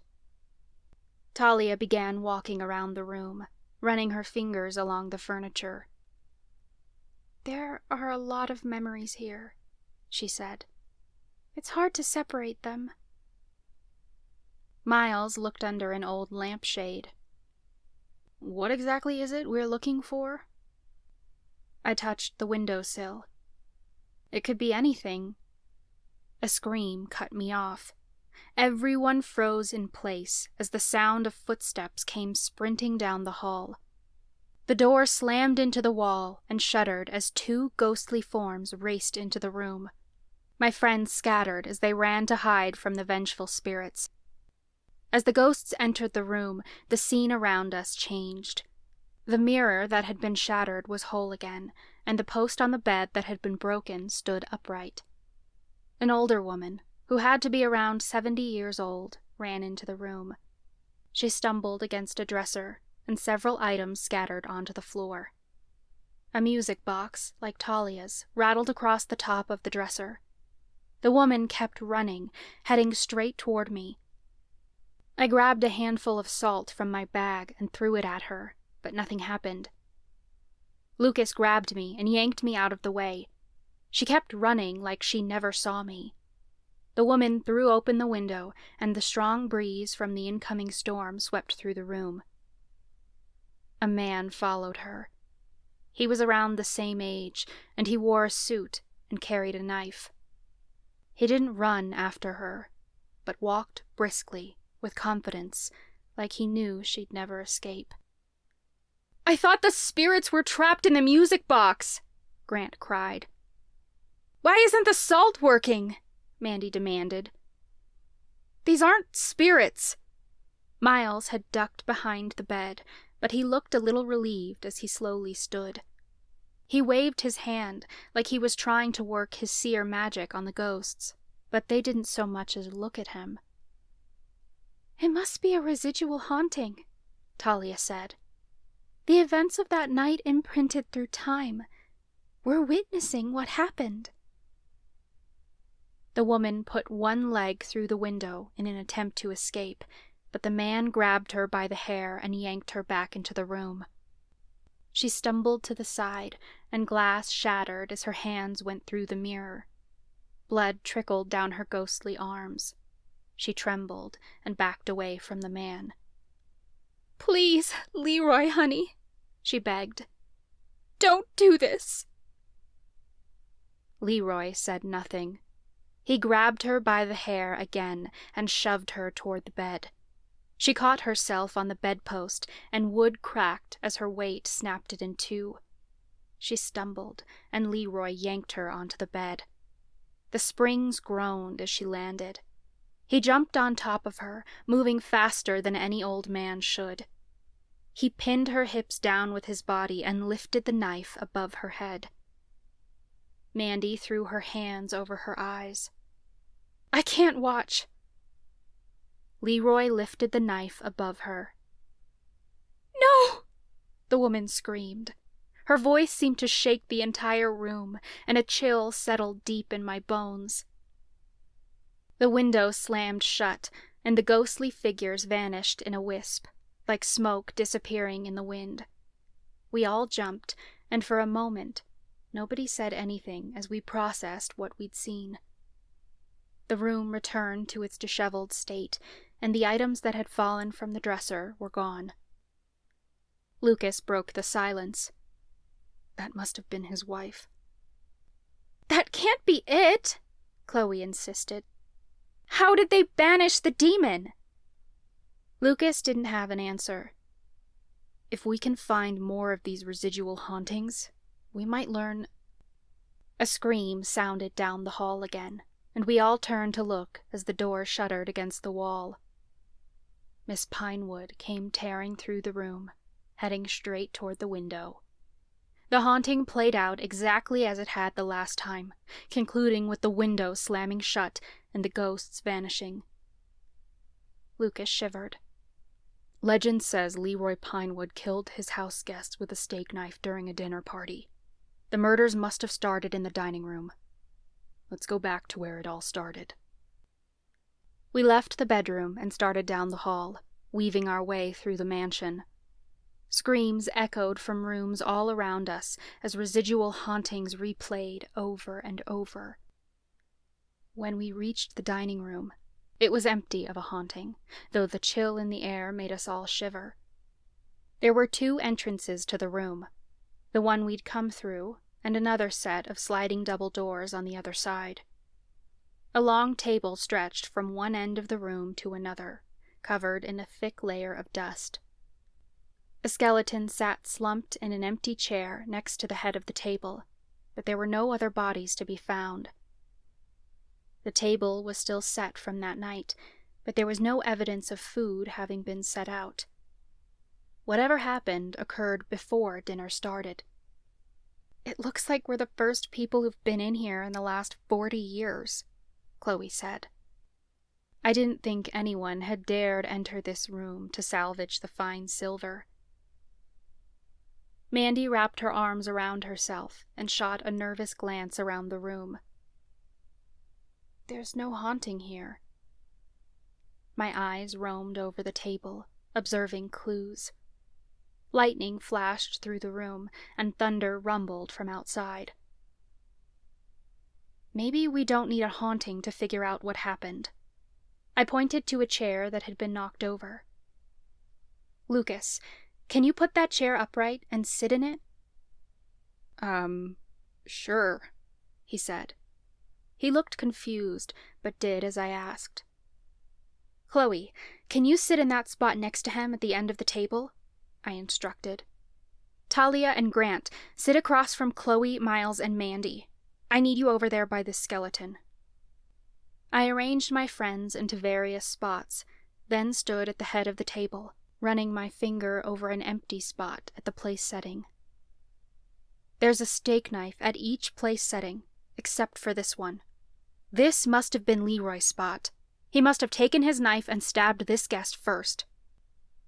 I turned to the skeleton that sat forgotten beside me.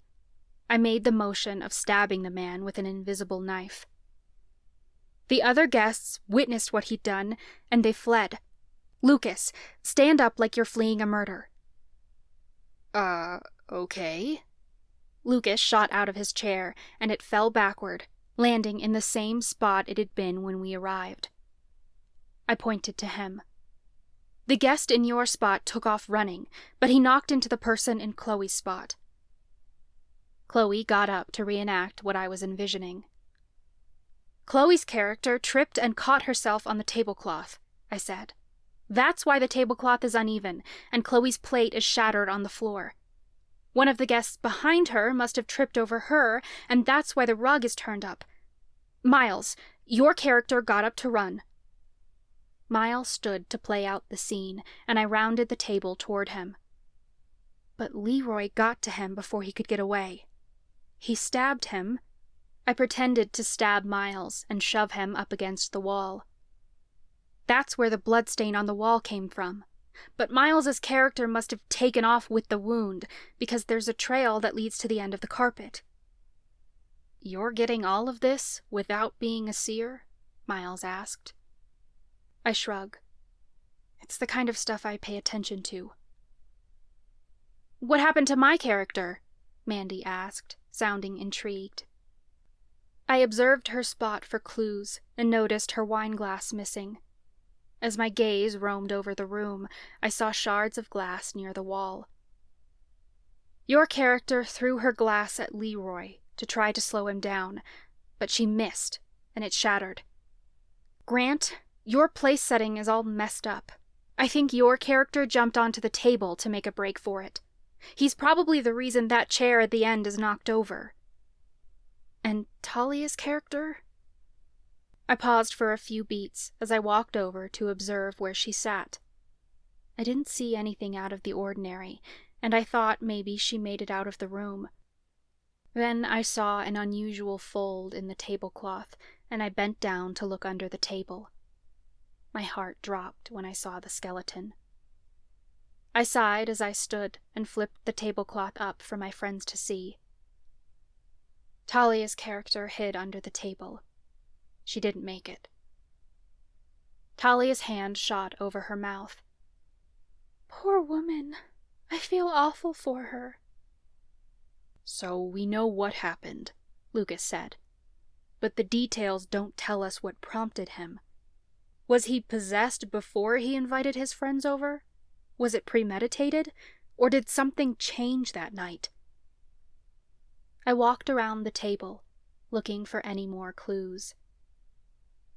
We might have to observe the past to get those answers.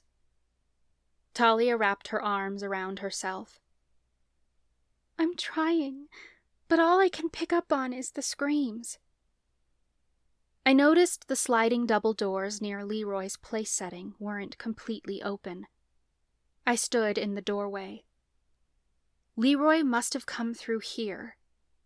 I stretched my arms out like I was pushing the doors open. The instant my fingers touched both doors, a chilling sensation passed through my chest, like someone had placed a block of ice where my heart should be. Thunder cracked from overhead, and the room before us shifted. I must have activated another haunting, like I had when I touched the window in the bedroom. The chandelier above the table lit up, and all the dust around the room vanished. All around us, ghostly figures formed. Chatter filled the room as guests clinked their glasses and laughed with one another. It was strange how happy they all sounded. My friends backed to the corners of the room to observe. A ghost appeared right in front of me, his back toward me. I realized with horror that the chill I'd felt was the ghost passing through me. I recognized the gray hair and dark suit from the back. It was Leroy Pinewood. He held hands with his wife, and I was shocked to see her smiling expression when he pulled her chair out and helped her sit. This must have happened before the scene we witnessed in the bedroom. Leroy stood at the head of the table, and his guests all quieted as he addressed the room. Welcome. My wife and I are so happy you've accepted our invitation tonight. As a priestess, my wife's main priority is the coven. Miss Pinewood had been a priestess? I had no idea. Leroy continued. But tonight, we honor her and the life we've shared together for 50 years. The moment I met Cynthia, I knew she was destined for great things. Had I known then that she would say yes to my proposal, I'd have asked her to marry me sooner. The guests laughed, like they were all having a good time. Leroy lifted his glass. So here's to Cynthia, and the last 50 years we've shared together. Happy anniversary, dear. Cynthia smiled. Happy anniversary. The guests echoed the congratulations, and Leroy took a sip of his wine.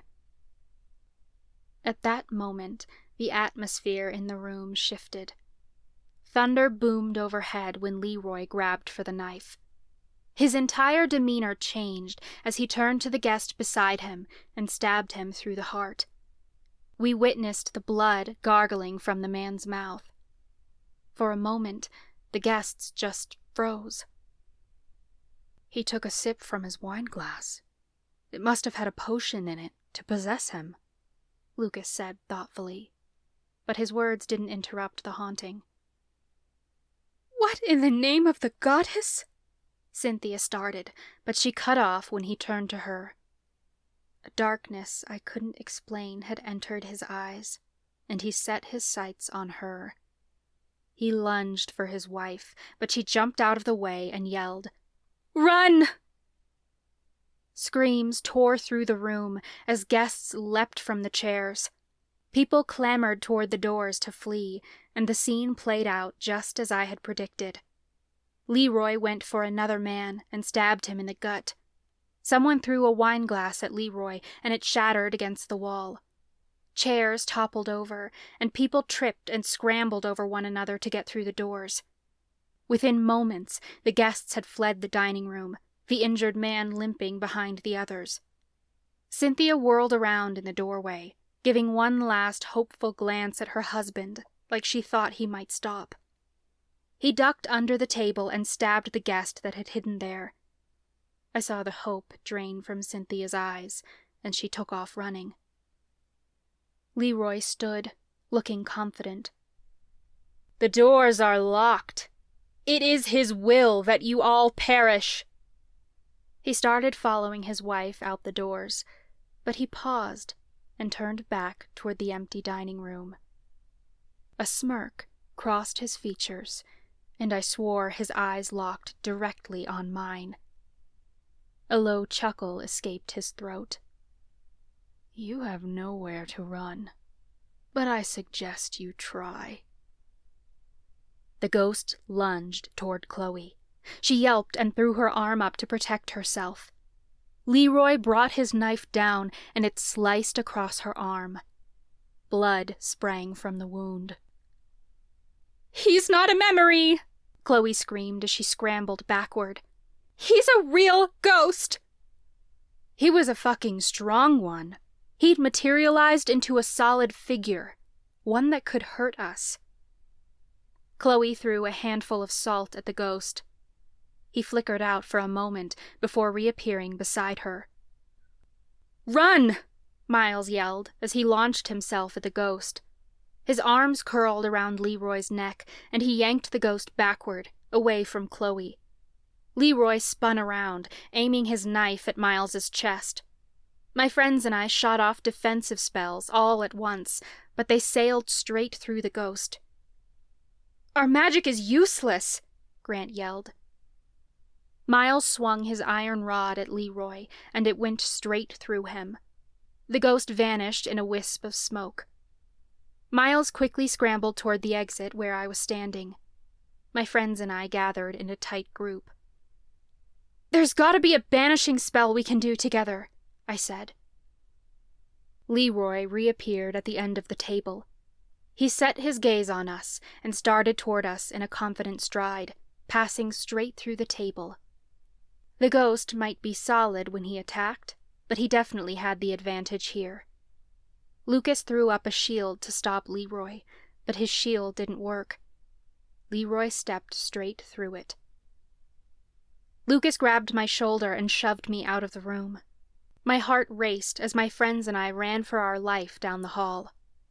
Although Leroy's ghost pursued us, we could still hear the haunting screams of the other ghosts as they relived their last moments over and over. "Leroy's still possessed!" Grant cried as we turned the hall. "How's that possible? He's dead!" I yelled. Miles scrambled around the corner. "He's reliving his last trauma. Ghosts do that to make sense of it, so they can move on. But sometimes they get stuck." We entered a sitting room. I rushed over to the windows and tried prying one open, but it wouldn't budge. My friends gathered around and tried to help, but it was like it had been sealed with magic. "Stand back," Lucas ordered. We scattered, and Lucas shot a battle orb at the window. Normally, such a high-powered spell would shatter it, but it just fizzled out. "There's some kind of shield around the mansion," Lucas cried. Laughter came from down the hall. The ghost was coming closer. "Go!" Lucas barked, pushing us down another maze of hallways. "We've got to break him out of the loop!" Miles cried. "How do you suggest we do that?" Mandy demanded. "There's an intercast ward that keeps away vengeful spirits," Chloe said breathlessly as she ran. "Let's cast that and come up with the rest later." I kept running, leading my friends down the hall as fast as I could. We had to get far enough away from Leroy to buy us time to cast the ward. I spotted an open doorway at the end of the hall. "Everyone in there!" I pointed. "We'll cast the ward around the room." I sprinted toward the room and caught myself on the doorframe as I slowed. I stumbled inside and whirled around, expecting my friends to enter behind me.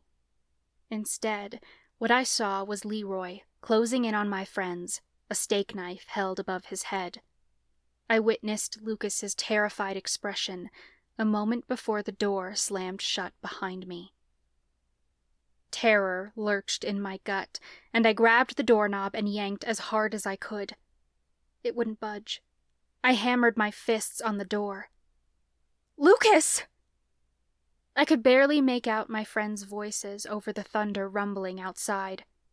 The rain had started, and it pounded heavily against the windows, drowning their voices even further.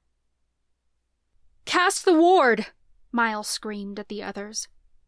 I heard Chloe and Lucas speaking an incantation in unison, while Grant screamed Talia's name and Mandy cried out in pain. Goddess, what was happening to my friends?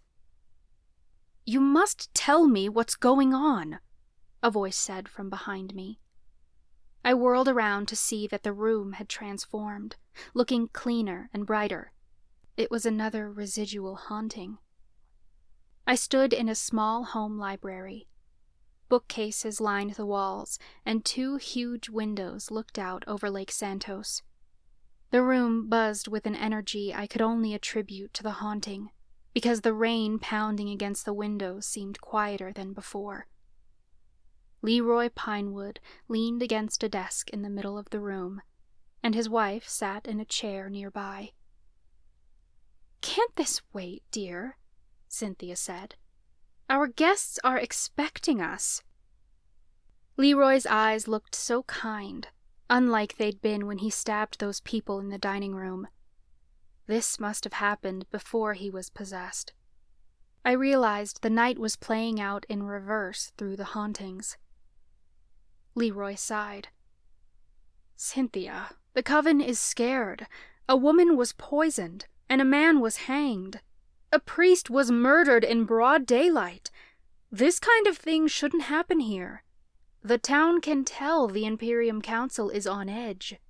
Please, tell me what's going on." Cynthia pursed her lips.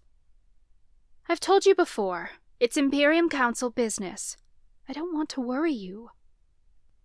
"What worries me is that you won't tell me," Leroy said, sounding sad. "Synth, we've been married for 50 years. I realize there's much you can't say as a priestess, but you've always confided in me when times get tough. Why must you go silent now?" Cynthia hesitated, but she spoke in an even, confident tone that the priestesses were so good at using. "Nicholas's death was a tragedy, and Jebediah is being put on trial for his crimes. The other incidents were unfortunate accidents." "There's contention within the council," Leroy insisted. "I can see it in your eyes." "What do you want me to say?" Cynthia asked. "We inducted 2 young council members this past year. There are bound to be some growing pains. Lillian shows promise, but Nicholas was never fit to serve on the council. A priest, for Alora's sake! What were we thinking?" "Nicholas made a mistake?" Leroy wondered. "Is that why he was killed?" Cynthia stood, looking angry. "We made a mistake by inducting him onto the council in the first place. He was our only option, but we were wrong to take it. Nicholas betrayed us, and everything that has happened since was his fault." I was starting to get angry. "My grandfather was trying to protect the Wands from you!" I yelled, even though she couldn't hear me. "So these deaths," Leroy prodded, "they're a result of a curse Nicholas couldn't break?" Cynthia's hands curled into fists. "Nicholas himself was a curse upon the coven. He brought this on himself." "She's lying," I insisted. My grandfather had tried to protect the coven from the priestesses who wanted to take their power. Leroy's lips pursed. "I can see that you're not going to be honest with me. But at least give me something to tell our guests, to ease their worry." Cynthia stepped in front of her husband and ran her hands down his arms.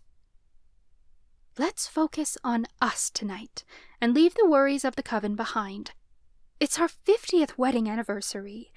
There is nothing to fear." Leroy hesitated before finally saying, "Very well. I will shut down any conversation that arises regarding these deaths. We'll allow our friends to forget their troubles for one night."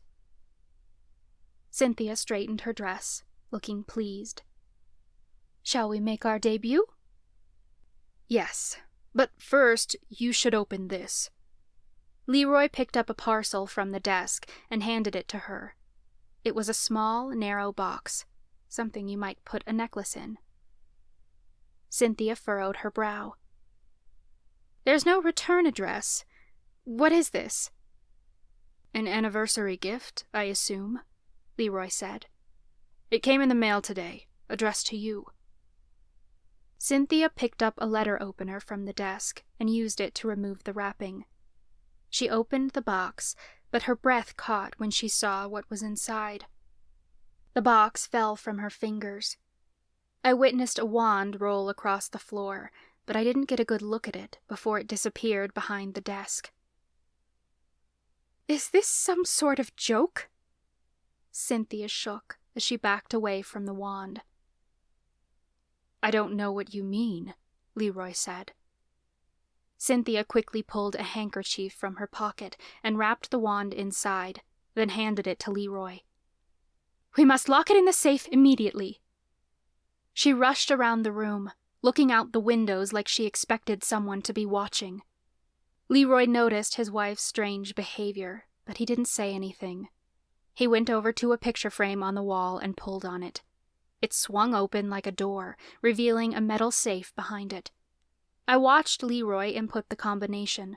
He opened the safe door and set the wand inside, on top of other valuables. As he was closing the door, the wand rolled and slipped. Leroy caught it, then wrapped it in the fabric again. He placed it neatly inside the safe before sealing it tight. Cynthia kept her eyes on the lake outside the window. Once she heard the safe click shut, she breathed a sigh of relief and turned back to her husband. "Are you going to explain why you're so afraid of a simple wand?" Leroy asked. "I will tell you everything once the night is over," she promised. "But our guests are waiting. Right now, we must act as if everything is normal." Leroy hesitated, but he finally put his arm out to his wife. "Let's see to our guests." Lightning flashed, and a huge crack of thunder sounded. The next instant, the scene had vanished, and I could hear the rain pounding hard against the windows again. This must have happened moments before they'd arrived in the dining room, where Leroy gave his speech and became possessed. I couldn't take my eyes off the picture frame that housed the safe behind it. Cynthia had been so wary of that wand, like she expected someone to come and take it from her at any second. Could it be an Oaken wand? It had to be, and that's why she was so protective of it. My heart hammered at the possibility of finding another wand. We were so close. I approached the picture frame, which depicted a vase of flowers. I held my breath and tugged on it. It swung on hinges, and my pulse quickened when I entered the combination I'd seen Leroy use. My breath wavered when I saw the wand sitting on top, just where Leroy had left it. Another Oaken wand. We'd found it. My thoughts halted in their tracks when I unwrapped the wand and saw no cast markings.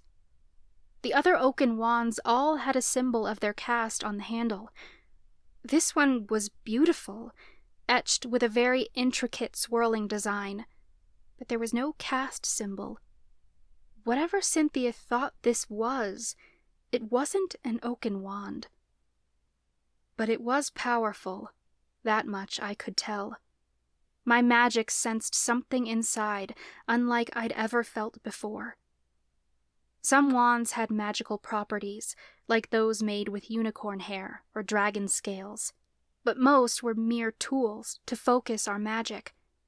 This was entirely different, easily as strong as one of the objects we'd worked with in my enchanting class. There was some sort of spell attached to this wand. If I could figure it out... A scream tore down the hall, and I jumped. My friends! I whirled toward the door, and the handkerchief slipped. I felt a surge of magic the moment my skin touched the wand. Magic twisted up my arm and tightened around me. I didn't even have a moment to push against it. In the blink of an eye, the magic had encompassed me. Internally, I panicked, but when I tried to open my mouth and scream, nothing came out. I was trapped. Chapter 17. Lucas. Horror filled my veins when the door slammed behind Nadine. I yanked on the handle, but the door didn't budge. My friends and I huddled in the corner, as there was nowhere else for us to run. "Cast the ward!" Miles screamed. Chloe grabbed my shoulder and pulled me away from the door. "We'll get to her!" she shouted. "Follow my lead to cast the spell!" I had to do something, damn it. Chloe and I joined hands, and she began reciting a spell in Latin. I spoke the words along with her, as clearly as I could follow. I stumbled a few times, and I hoped to the goddess it was a good enough spell. Talia steadied herself against the wall, and I witnessed her eyes roll back in her skull as another vision overcame her senses. She collapsed, and Grant screamed her name. Leroy reached us, and he swung his knife down at Mandy. Miles lunged at the ghost at the same time, swinging his iron rod like a baseball bat. The ghost vanished, but not before Mandy got nicked by the knife. She screamed as the ghost reappeared, aiming his knife at Miles. "Miles!" Chloe yelled as the knife aimed to slice his guts open. But the knife never got him.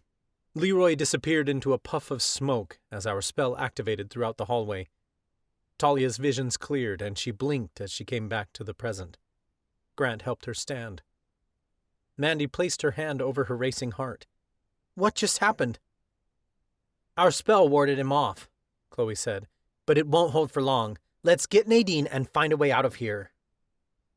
I jimmied on the door handle again, but it wouldn't budge.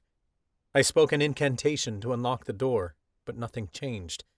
This wasn't an ordinary lock. It had been sealed by magic. "Everyone stand back," I ordered. My friends backed away.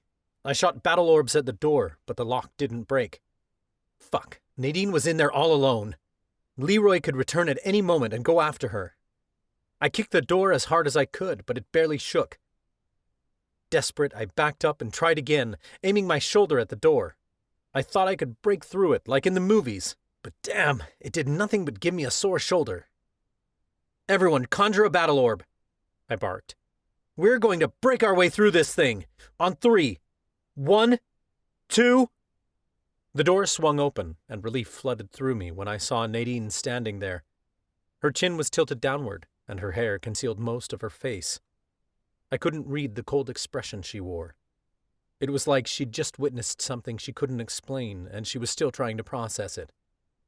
I rushed forward, but her eyes connected with mine and gave me pause. Something in her eyes wasn't quite right. All the warmth I usually saw in them had vanished, replaced by a chilling darkness. It was like some monster had taken on Nadine's features because they weren't quite right. "Nadine!" Talia opened her arms to embrace her friend. I didn't let her get that far, though. I grabbed her by the arm and began backing up. "Nobody touch her. Whatever this is, it's not Nadine." Nadine smirked, then pulled something out from the fabric of her dress. Lightning flashed against the edge of a blade, a letter opener by the looks of it. She lunged toward Talia, but I threw up a shield at the last second. Nadine wasn't a ghost like Leroy. She was still very much alive and solid, so she slammed straight into my shield, but it barely fazed her. She bounced off it, then waved her hand. My shield vanished, and I felt my magic drain away. Nadine must have been using her curse-breaking powers to redirect my spell. If her curse-breaker powers were still working, that meant Nadine was still in there somewhere. I threw myself in front of my friends. "Nade, please, it's me, Lucas! Don't do this!" Nadine drew her fist back and whacked me across the face so hard I stumbled to the side. I landed against the wall and tasted blood in my mouth. Whatever spell Nadine was under, it made her fucking strong. I looked at her, begging her to see through the spell, but my Nadine was nowhere to be seen behind those dark, murderous eyes. She aimed her letter opener at me, but I reacted fast with a stunning spell.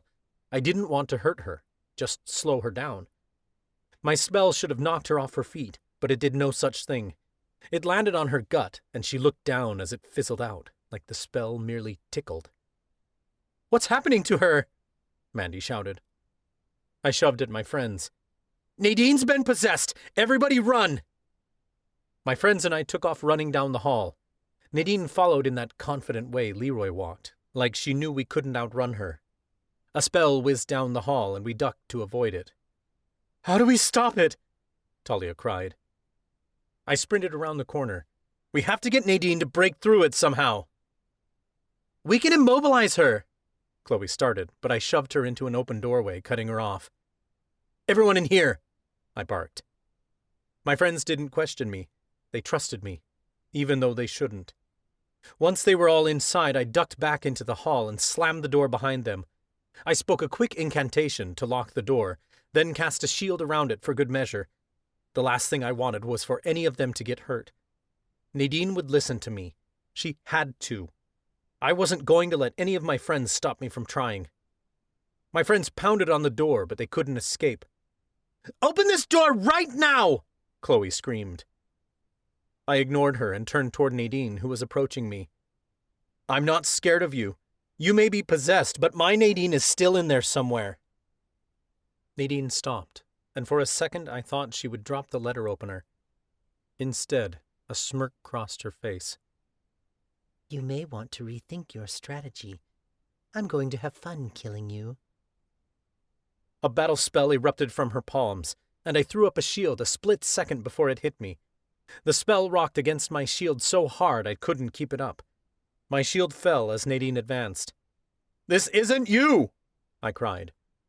Nadine loved me, and she would remember that before she ever hurt me. I created a shield around her to hold her in, but she just looked around at my shimmering spell and laughed. Is this a joke? She asked, sounding amused. You're a very funny boy. Nadine pressed her hand against the side of my shield, and her powers turned the spell back on me. My magic ricocheted like a rubber band, slamming into my chest so hard it knocked me off my feet. I went flying down the hall and crashed through the door at the end. The door swung open so fast that it knocked off one of its hinges and hung there. I landed flat on my back and gasped for breath. I noticed a bed beside me. We must have entered a guest bedroom. Nadine's footsteps approached, and I jumped to my feet. "Who are you?" I demanded breathlessly. "Is that Leto in there?" Nadine let out a chilling laugh as she circled me. You think Professor Leto is capable of everything I am? I'm a curse breaker, a priestess.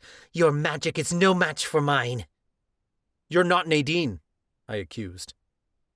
Oh, I'm Nadine, she practically sang.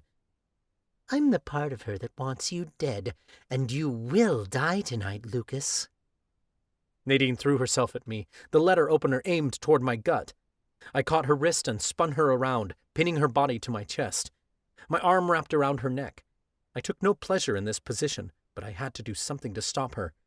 I squeezed her wrist so tightly that she dropped the letter opener. I winced because I didn't want to hurt her. "You're wrong," I growled. "There's no part of Nadine that wants to kill me. Whatever you are, you're no part of her." Nadine laughed. You think I like listening to you whine? Oh, poor Lucas, so depressed and helpless. It'd be easier if you just hanged yourself like your brother. She might as well have plunged the letter opener into my gut and twisted it around. I'd never heard anyone say anything so hurtful. But this wasn't Nadine. I refused to believe there was any part of her that ever let that thought cross her mind. "We're past that," I insisted. You may be, but I'm not, she said. "Whatever you are, you'll let Nadine go," I demanded, pulling my arm tighter around her neck. Not before you suffer a painful death, she sneered. I didn't have a chance to react before she formed a battle orb in her hand and slammed it against my leg. I cried out as electricity rippled downward from my hip. I lost control of my muscles and collapsed onto my knees. Nadine leapt away from me and readied for another spell, but I threw one back just as quickly. Our battle magic collided in midair, and a boom sounded throughout the room, louder than the thunder outside. Nadine gave up on the magic because she could see we were obviously getting nowhere with it. She threw herself at me, knocking us both flat on the floor. Her hands curled around my neck, but I grabbed her and flipped her over. "I don't want to hurt you," I started to say, but Nadine grabbed tight to my wrists and created a battle spell that burned me. I leapt away from her on instinct. You should want to hurt me, she snarled.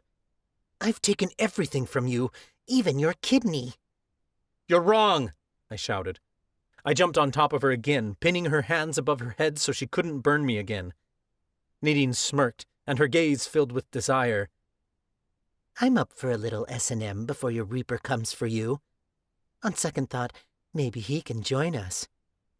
Whatever you are, you're sick, I snapped. Nadine would never believe she's taken anything from me. She saved me. I'm nothing without her. You need me, she shouted. You rely on me so damn much to give you purpose. What about my purpose? How can I be my own person when you're holding me back? I don't know where you're getting these ideas, but Nadine would never say something like that, I said. Doesn't mean I'm not thinking them, she replied curtly. My guts twisted into an impossible knot. She had said things like that before, but she'd said those things to help me, not hurt us. Could she really still feel this way? Nadine, please stop this, I begged. Break through the spell. You can do it. It's me, Lucas. I'm here for you. That's the problem, she said.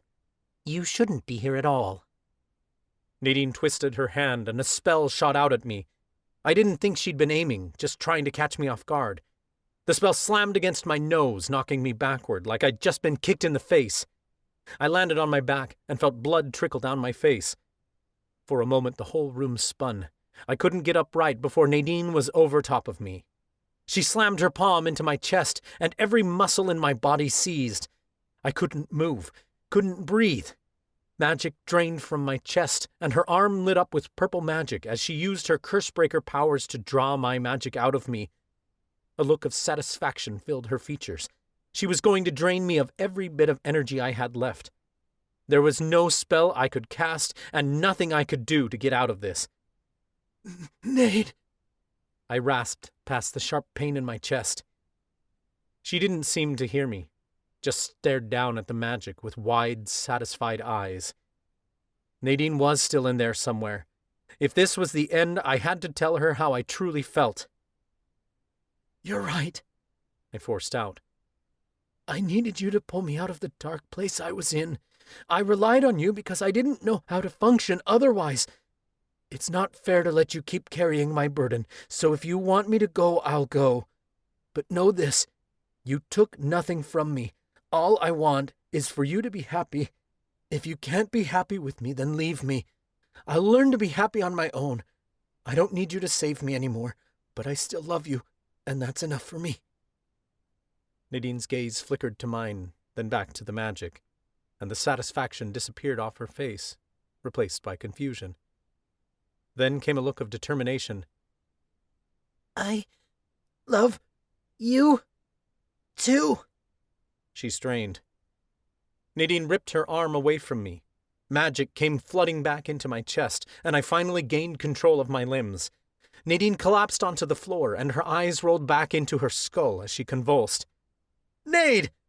I cried as I pulled her shaking body into my lap. I was vaguely aware of the sound of a door slamming from down the hall, then footsteps racing toward me. The spell I'd cast to keep my friends safe must have broken when Nadine took my magic. My friends rushed into the room, but they came to an abrupt halt when they saw Nadine seizing in my arms. My voice broke when I spoke. She tried to resist the spell, and it backfired on her. There has to be some sort of counterspell.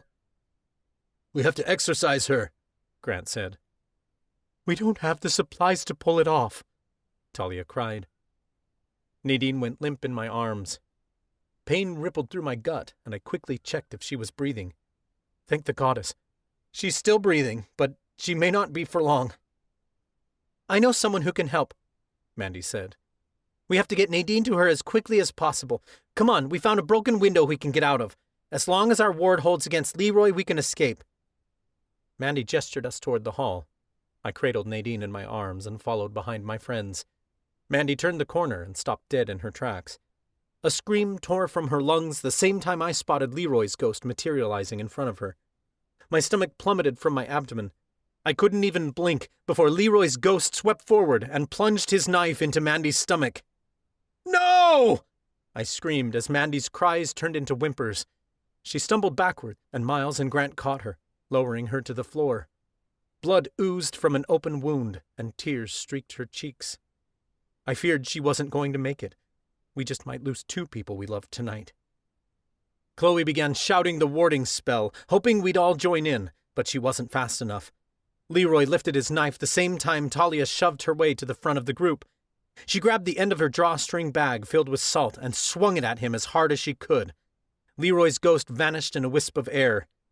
"He won't be gone long," Talia cried. "We have to get out, now!" Mandy reached upward, and Miles took her hand. "Hattie," she rasped. "Take Nadine to Hattie. She can help." "I'll take Nadine," I said firmly. "You guys take Mandy to the hospital, now!" We cast the ward one last time, giving us a few minutes of reprieve from the haunting. We escaped through an open window, and I cradled Nadine in my arms as I raced toward her car. Rain poured down on us, and we were soaked.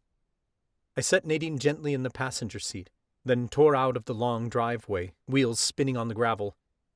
Nadine seized in the front seat as I sped down the road, and foam oozed out of her mouth. I pressed the pedal to the floor. We didn't make it far before Nadine began ramming her head into the passenger side window. The spell was making her hurt herself. The tires squealed as I pulled up in front of the Jolly Pumpkin. Nadine went limp, and I dragged her out of the passenger seat. I raced inside the shop, and my heart sank when I saw it was empty. "Hattie!" I screamed. Nadine didn't even stir in my arms, and I feared it might be too late. I heard the sound of a dog's paws on the hard wood. A large canine emerged from the back hall. A wolf. It was Hattie's familiar, a creature bonded to her, as was custom in her elemental culture. The wolf took one look at Nadine in my arms before barking loudly. I thought he was barking at me, warning me to leave. Then I saw Hattie hobbling on her cane behind the dog, a horrified look on her face. The dog was communicating with her. Hattie's features paled. "She's been possessed. My familiar can sense it." "Tell me you can reverse it," I begged. "I will do my best," Hattie said. "Upstairs, now." I followed her and her familiar upstairs into a small apartment. Hattie guided me through a quaint kitchen to a small room that looked like a closet. There were no windows, and the walls were black. Thunder rumbled overhead, but even the lightning from the next room barely lit the space. Shelves lined the walls, and a cauldron sat in the middle of the room. Hattie went over to one of the shelves and picked up a container of salt. She poured a large salt circle around the room and instructed me to lay Nadine inside of it next to the cauldron. I gently set her on the floor and forced myself to take a step back. My guts twisted as I stared down at her unmoving form. "Now what?" I asked. Hattie hesitated as her familiar sniffed Nadine's body. She looked up to me with a confused expression on her face. "This is not a normal possession. Possessions often have an entity attached to them, but this energy inside of her is not conscious." She hovered her hands over Nadine like she was reading her energy. "She's been possessed by another's will." "Like a curse?" I asked. "It's very similar," Hattie explained. "But to be possessed by another's will gives the spellcaster control, even when they are not physically living inside of the victim's body. Curses require no contract, but they also can't be controlled once they are cast. This is different." That matched what Talia had seen in her crystal ball, and it explained how Leto had killed people even when he had a rock-solid alibi. He didn't need to be at the scene of the crime. He just had to curse people and get them to do his bidding for him. Hattie tilted her head as she continued reading Nadine's energy. "This is a dangerous spell that seeks to kill by any means necessary. It even makes her stronger." "That sounds accurate," I said desperately. Hattie looked thoughtful. "A witch can overpower a demon possession if their willpower is strong enough. But something is amiss." "Nadine's a curse breaker," I said. "Maybe there's a way we can turn her magic inward and break the spell." Hattie shook her head. "I suspect her powers are what caused this in the first place. That must be what I'm sensing. If she tried to break the spell rather than release it, then she would have tangled her magic within it." The spell latched on tighter, like a parasite. It will feed on her until there is nothing left. You can still save her, can't you? I pleaded. Hattie picked up a velvet bag from one of the shelves, along with several other ingredients.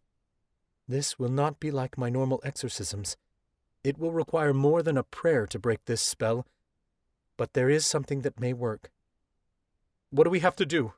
I asked. I'll do anything. Sit, Hattie instructed. We must summon a god. I gaped. I couldn't have heard her right. A god? That's next to impossible. Next to impossible, Hattie emphasized. But it can be done if you possess the proper ingredients. Help me, please. Hattie set her cane aside, and I helped her sit on a cushion beside the cauldron. I sat across from her. She placed several crystals around the cauldron, then began adding ingredients. She wasn't an alchemist, but any witch could perform a summoning spell. Hattie poured a vial of liquid into the cauldron, then opened the velvet bag and sprinkled a gray powder on top. It looked like ashes. Tears shed out of love mixed with these Lashane ashes should do the trick. I furrowed my brow. Lashane? That's a monster, isn't it? A forest demon from Fey lore? Where did you get its ashes? Lashane ashes had to be insanely rare. The only portals monsters could slip through to Earth were located in Malovia, and the Fey hunted monsters before they could escape beyond their borders. I didn't even know how a witch could get their hands on such a thing. The Fey certainly weren't trading something as valuable as forest demon ashes with a witch. The Fey. It hit me then that Hattie had dealt with the Fey before. Last semester, when Nadine and I were at Perry's Point, we ran into a group of Fey our age. They'd been dragging a man into town, claiming he was possessed by a forest demon. They'd come to Octavia Falls to perform an exorcism. We told them where to find Hattie, and we let them through the protection spell. Those Fey we helped last year, I realized before she could answer. You exorcised their demon and kept the ashes. Hattie had to be the only person in the world in possession of Lashane ashes. That meant this spell was extremely advanced. Hattie smirked. As you helped the Fey sorceress save her mate, now she is helping you to save yours. The Lashane was a much older, much stronger demon than the one you currently face. The dark magic within these ashes will help to push out the spirit that has overcome your love. Now come, let us pray. Hattie reached over the cauldron, and I took her hands. Deities of the Miriamic coven, we ask for your help. One of your children is sick, afflicted with magic we cannot conquer. We pray that should it be your will you heal her. So shall it be. For a moment, nothing happened. Please, I begged the goddess, please help her. The ingredients in the potion began to swirl together, and the liquid rose upward like a tornado. The Lashane ashes shimmered all different colors, so brightly they reflected off the walls.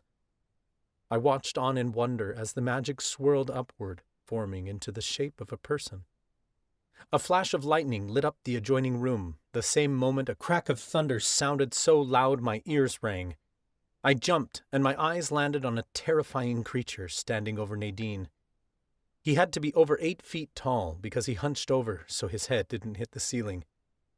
He had the body of a human and the head of a ram, with curved horns larger than any demons I'd ever seen. Hair covered his entire body, and long, sharp claws grew out of the ends of his fingers. We hadn't summoned a god. We'd summoned a demon. I leapt to my feet, magic ready in my hand. Where's Mother Miriam? Keep calm, Lucas, the demon said gently. It was very strange. We summoned Mother Miriam, I growled. Who are you to show your face? Perhaps you will feel more confident in my human form, the demon said. He shifted, becoming a man with dark hair and symmetrical features. He wore a long black robe, and I noticed a tattoo circling his wrist. All the Miriamic caste symbols wove together and disappeared beneath the sleeve of his robe. I should have been terrified of him, like I was scared of Professor Leto. But something about this man seemed familiar in a reassuring way. I was certain I'd never seen him before in my life, though. I wasn't convinced. Magic crackled in my palm. Give me one good reason why I shouldn't fry your demon ass. I am no longer a demon, he told me. Forgive me for my initial appearance. All natural-born gods have an animal form. The demons you speak of were created by damned souls in my image to mimic the appearance of a god. I assure you, I am here to help. You can't be a god, I accused. It had to be some sort of manipulation tactic. Demons were known for their sleazy tricks, which was why we no longer associated with them. Hattie tugged on my hand. Lucas, I summoned a god of the Miriamic coven. There is more than one. My jaw dropped as I took in the man, and it hit me. Santos? He nodded kindly. You've summoned me to break the spell inside of Nadine. This I can do. However, possessions are a type of contract, and all demon contracts include a consent withdrawal clause. This is true, Hattie said. Even in a normal exorcism, the possessed must cast the demons out themselves. The exorcism spell just helps the process along. You have our consent, I said desperately. Do whatever you have to do. I need her consent, Santos clarified. He knelt beside Nadine and checked her pulse. His features fell, and I knew something must be terribly wrong. I fear she may be too far gone to give it. She would give it if she could, I cried. Take my word, I know her better than anyone. I am afraid even a god's magic can't override this spell without her word, Santos said. Then what are you doing here? I raged. You're a god. You must be able to help her. Consider me her power of attorney. We've been through everything together, nearly to hell and back. I know she wouldn't want to die like this. Hell, she just got her kidney. She just got her chance at... I cut off when it hit me. Nadine had my kidney, which meant the spell in her body was infecting my body too. Her kidney, I realized. It's mine. Ours. The spell that's infecting her is inside that kidney. You have my consent to work your magic on it. Once your magic is inside of her, you can work the rest. You have to save her. Her prophecy still needs to be fulfilled. Nadine has chosen a path with many possible outcomes, Santos said gently. Her destiny is not yet determined. I can cast this demon out, but if she survives, she'll continue down a path lined with far worse fates than the one she faces tonight. If she lives, you must allow her to continue down that path and experience that pain. I hesitated. I didn't want Nadine to suffer, but I didn't want her to die either. It should be her choice, and it wasn't fair that I was asked to make it for her. I tried to think of what Nadine would want, and I knew the immediate answer. She'd choose to suffer to save the coven. Santos could be wrong about her suffering, though. He said her destiny was not yet determined. If she lived, she could choose any path before her. She didn't have to suffer. Bring her back, I stated. Are you sure you're willing to do this? Santos asked. You cannot shield her from what will come, for it is along this path that she will face her greatest joy and her greatest pain. I nodded firmly. I'm certain. Santos knelt beside Nadine and placed his hand on her stomach. Black magic emitted from his palm. It shimmered around the edges and grew brighter with each passing second. I had to shield my eyes as the light encompassed Nadine's entire form. Red magic blasted out of Nadine's chest, flashing like it was fighting to leave her. Her back arched, and a high-pitched note filled the room. I threw my hands over my ears, but it didn't stop the ringing. Glass shattered on Hattie's shelves, and her familiar began barking loudly. It was the sound of evil, the remnants of the dark spell screaming as it withered away. Then all at once it stopped. I dropped my hands, and the room was dark and silent once more. Santos knelt above Nadine and brushed her hair back, as a father would do when their child was sick. Did it work? Hattie asked. Santos didn't answer. I dropped to my knees beside Nadine and took her hand in mine. "Nade," I said gently, shaking her a little. She didn't move, and I thought for certain the spell had failed. I shook her again, and when nothing happened, the last shreds of hope I held on to vanished. I lowered my head to her chest. To anyone else it would look like I was checking her breath and heartbeat. But to me it was nothing more than comfort to be close to her one last time. A single tear streaked my cheek and landed upon her chest. She stirred from beneath me, and I gasped as I sat upright. Nadine's eyes fluttered, and relief flooded through me when her gaze landed upon me. "Is it over?" she rasped. Happy tears leaked from my eyes. "Yes, it's over." Nadine flung her arms around my neck, and I wrapped her tight in my arms. I buried my nose in her hair and inhaled her sweet scent. "I'm so sorry, Lucas," she sobbed. "I never should have said those horrible things." "It's all right," I assured her. "It wasn't you. You were possessed with Professor Leto's will. You were bound to kill me in the most vicious way possible. The spell was just feeding off my insecurities." "No, Lucas," she wept. "It was feeding off mine. I never wanted you to die, ever. But the spell was in my head. It knew that deep down part of me resents the way you feel about me." My heart shattered. To think I'd ever hurt her was worse than anything she'd said to me in the mansion. I drew her closer in my arms, holding her as tight to my chest as I could. "I don't feel that way anymore. I don't want to be just some guy who follows you around worshipping the ground you walk on. I want to be a team, so we'll get through this together." Nadine sniffled. "How can you say that after all the horrible things I said? You must think I hate you." "I don't," I said simply. "Because if you really believed everything you said, you wouldn't have resisted the spell. You were right, and it was never fair of me to put my self-worth in your hands. But if you believed we were still in that place, you never would have trusted I was telling the truth. And I was, Nade. I don't need you to give me purpose anymore. With or without you, I am a complete and whole human being. But if it were up to me, I'd choose a life with my best friend every single time. I may not need you to live, but I didn't want to live without you." Nadine began sobbing harder, and I pulled her close to my chest. To hold her again was a great blessing, because I had almost lost her tonight.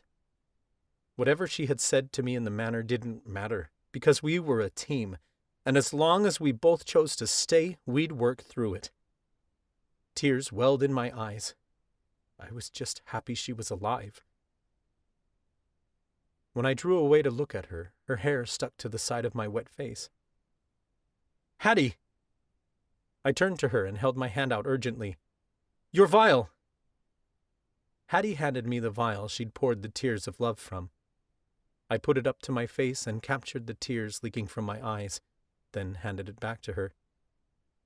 "Payment for helping us," I told her as I handed the vial back. "If it's not enough—" "It is plenty," Hattie said kindly.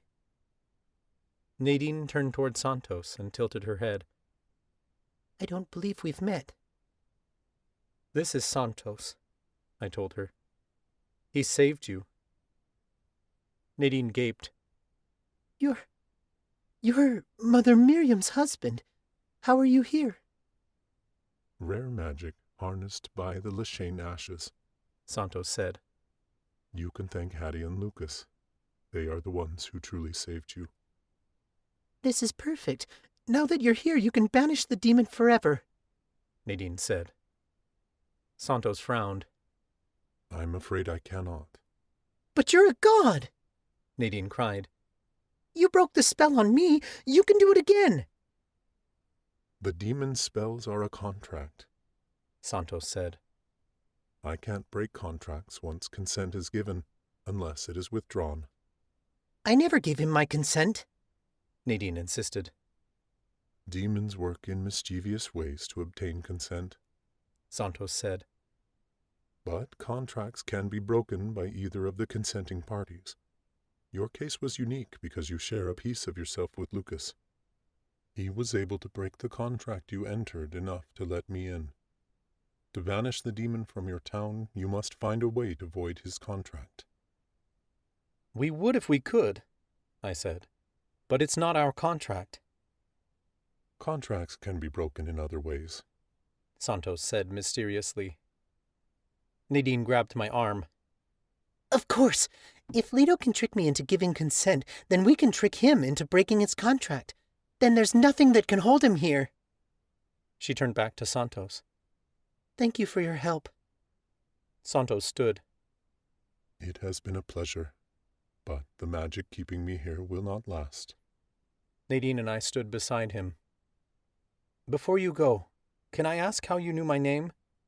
I wondered. It's like we've met before. Santos smiled. You are my children. Of course I know you by name. You came here for a purpose, Lucas, and shall you fulfill your destiny, we will meet again. Until next time, farewell. We bowed to our god, then he vanished. All I could do was stare at the spot he'd been standing.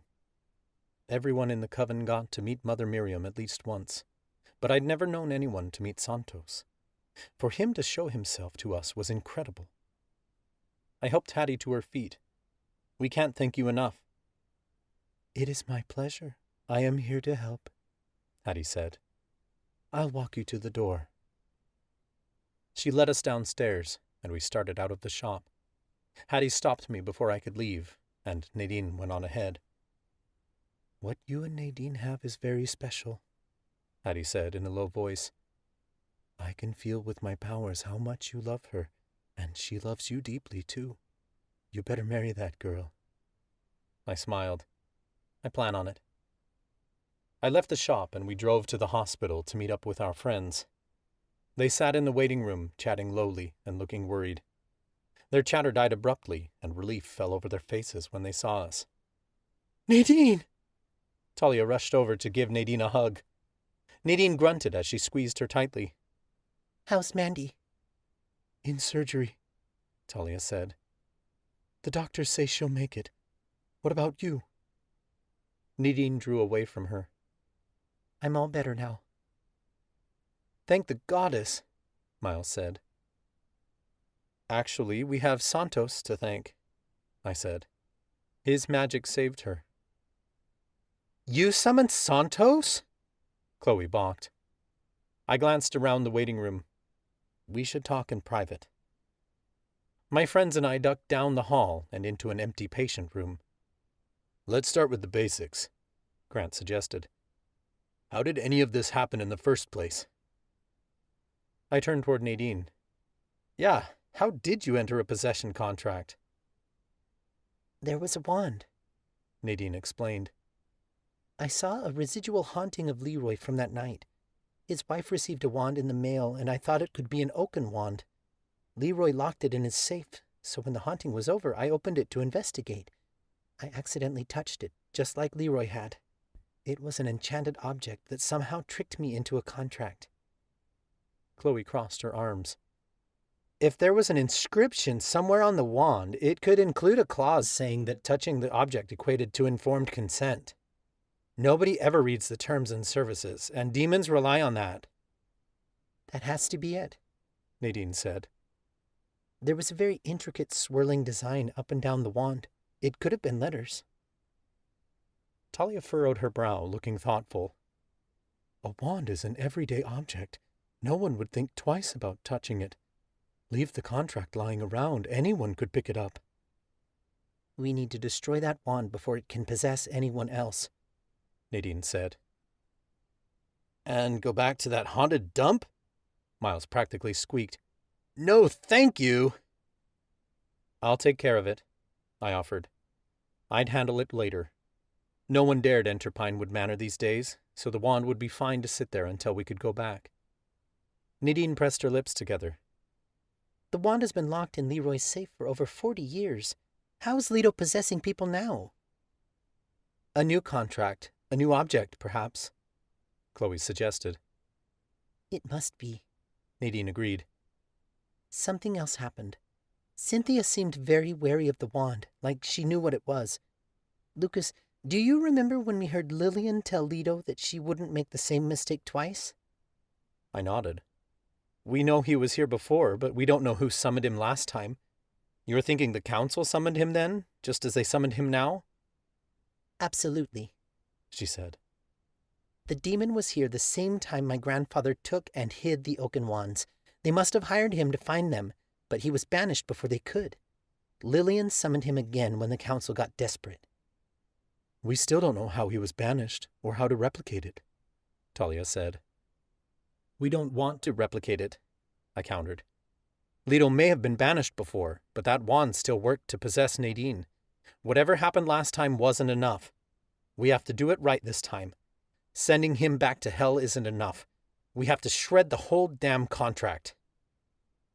We would need to get a priestess to do that, Chloe pointed out. They're the ones who signed it. Grant's features fell. We'll never convince them. If the priestesses didn't banish him after the Hearst tragedy, there's nothing they won't tolerate. Then we'll break it ourselves, Nadine stated confidently. There has to be something in the fine print that will void the contract and send him back to the abyss. We can trick them into breaking it. We'd have to find the contract, Chloe pointed out. It's got to be in the Imperium headquarters, Miles said. We could astral travel in, or send a ghost. Nadine shook her head. I've already tested that theory. It has too many wards. I'd have to go in person, and I could get caught snooping around. We should do a tracking spell. Contracts are bound by magic, Talia said. A spell strong enough to track it down would require something belonging to the demon or one of the priestesses. I've got something. Chloe reached up to unclasp the necklace she wore. It's a family heirloom my grandmother gave me when I was little. It should work. Miles eyed her. I thought you were disowning your family. Chloe scoffed. That doesn't mean I'm going to throw out a genuine ruby. We all joined hands, and we spoke the incantation I'd learned in my intercast magic class. With all 5 casts, it was a powerful spell that should produce visions and show us where to find the contract. I felt the magic surging through me, but all I saw was black behind my lids. Air whipped through the room, and the 6 of us were blasted backward as the spell backfired. I fell flat on my ass, and Nadine landed beside me. What happened? Miles groaned as he sat up. I felt resistance, Nadine said as she stood. It was like our spell touched some other type of magic. Chloe put her necklace back on. That contract must be protected. If we want to find it, we're going to have to find a stronger spell. I drew myself upright. Then let's get to work.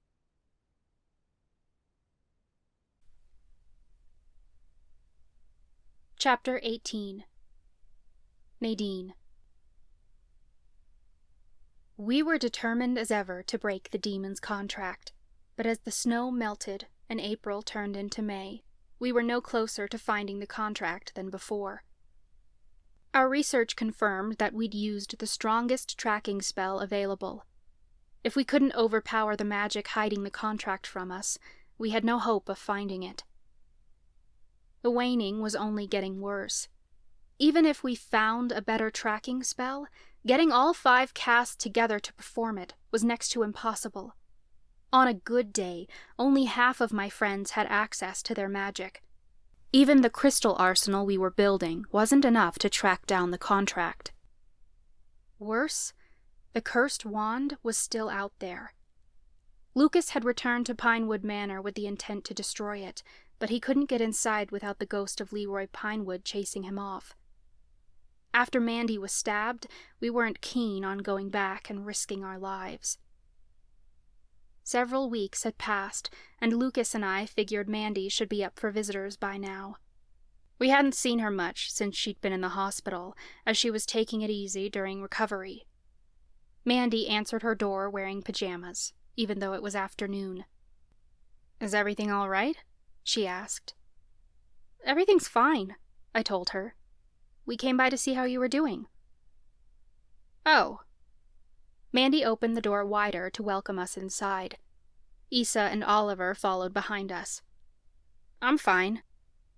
"How are you healing?" Lucas asked as he took a seat on the couch. I sat beside him, and Issa jumped into my lap. Mandy grabbed a container of beads she'd been sorting through and moved it onto her nightstand. She crossed her legs on her bed. "I'm healing well. I'm still not allowed to lift too much weight."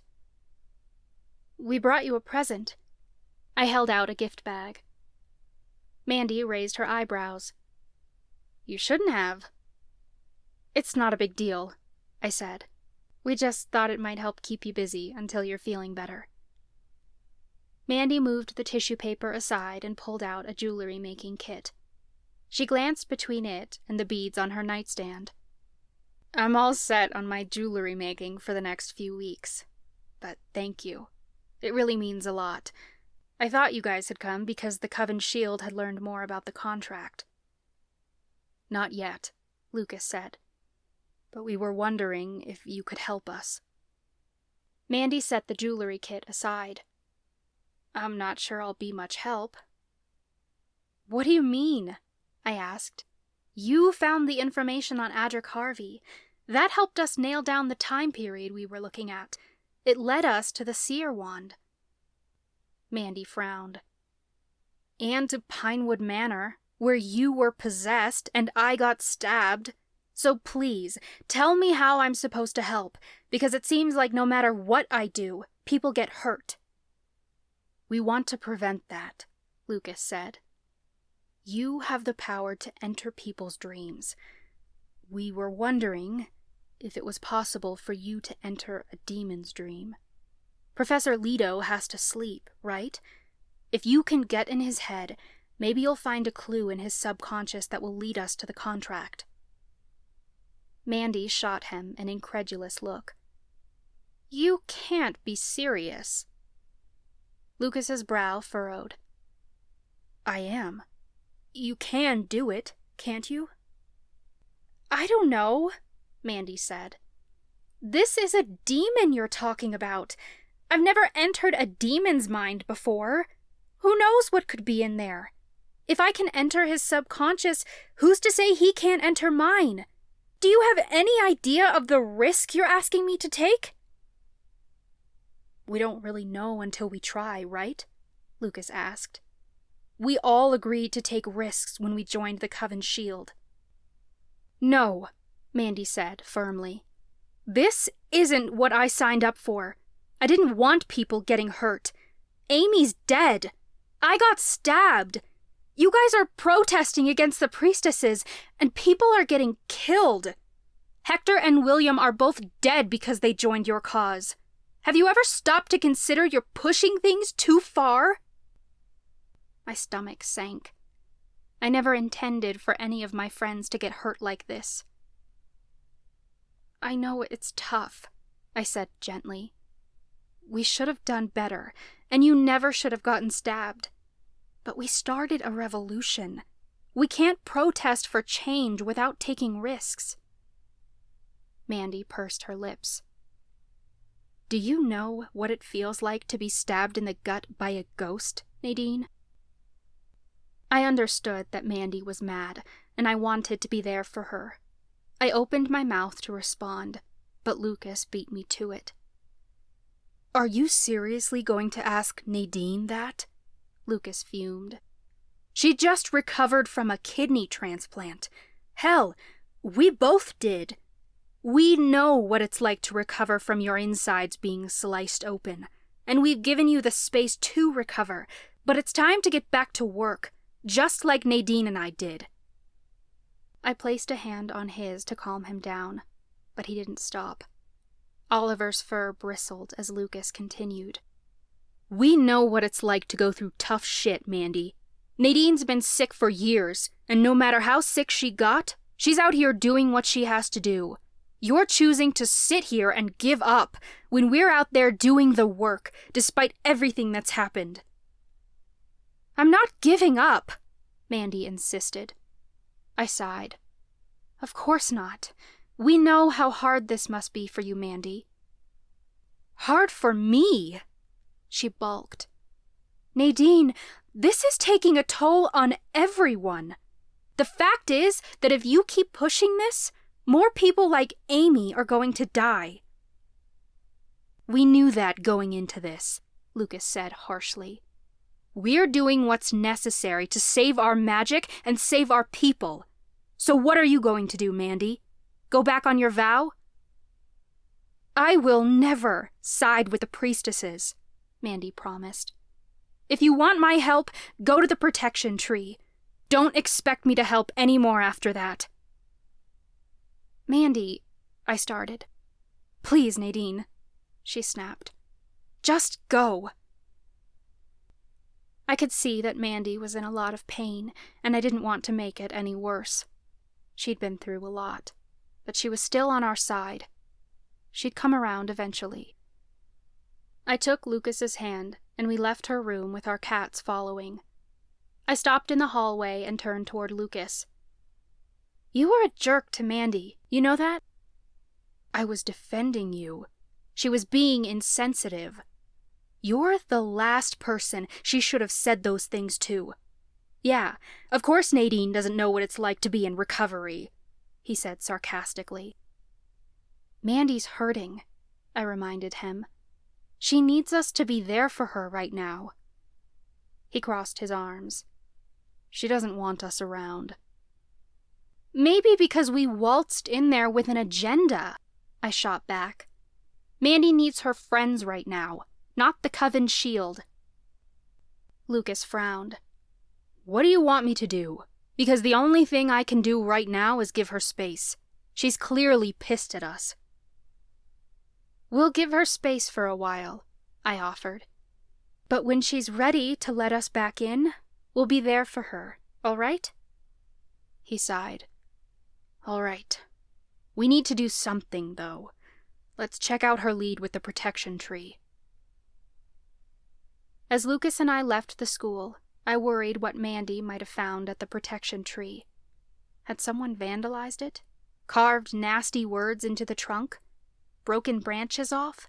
Burned the tree to the ground? When we emerged from the path into the park, the tree looked perfectly fine. There were no marks, and all the branches seemed to be intact. I don't get it, Lucas said. Was this Mandy's way of saying fuck you? I furrowed my brow as I took in our surroundings. Something wasn't quite right about the protection tree. All around us, spring was in full bloom, filling the forest with beautiful shades of green. The protection tree had barely started budding. No, look, I said, reaching for one of the low-hanging branches. It's weeks behind the other trees. It's dying. Lucas's features paled. Our magic supports the protection tree. With the waning, the magic's not getting replenished fast enough. My stomach dropped. The protection tree fuels the spell that's keeping Octavia Falls safe. The priestesses reinforce it, but that only does so much. The real source of the protection spell comes from inside the tree, and that magic originates from us. If the waning continues, the protection spell will fail. Lucas sounded horrified. We'll be completely exposed, and the Fae won't hesitate to slaughter us. It hit me like a spell to the chest. I don't think the waning is causing the tree to die. I think the tree is causing the waning. Lucas gasped. Of course. The coven's dividing, which means our magic is no longer working together to support the spell. The tree has to siphon more magic to keep up, but it's draining us. That's why the waning is getting worse. The more we divide, the worse it gets. This must be why the waning is centered around the school, I realized. Because the students are the closest source of magic to the tree. I need to tell the priestesses. I need to get them to listen and to see we're on the same side.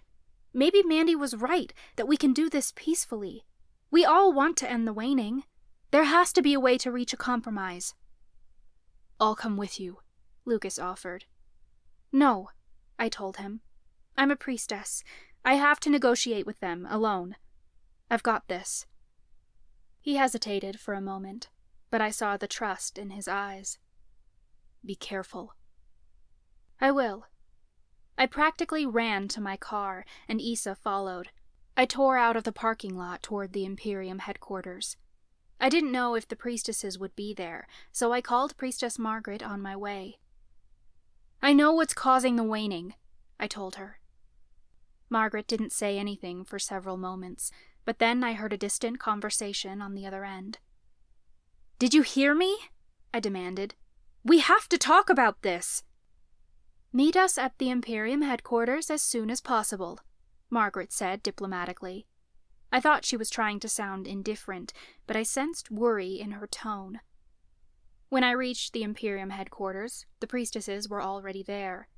Concern marred their features.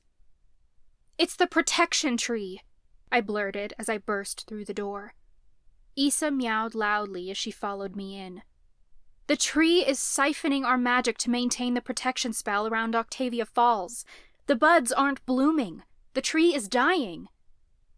Claudia leaned back in her chair. The spell has kept us safe for centuries. How could it possibly be failing now?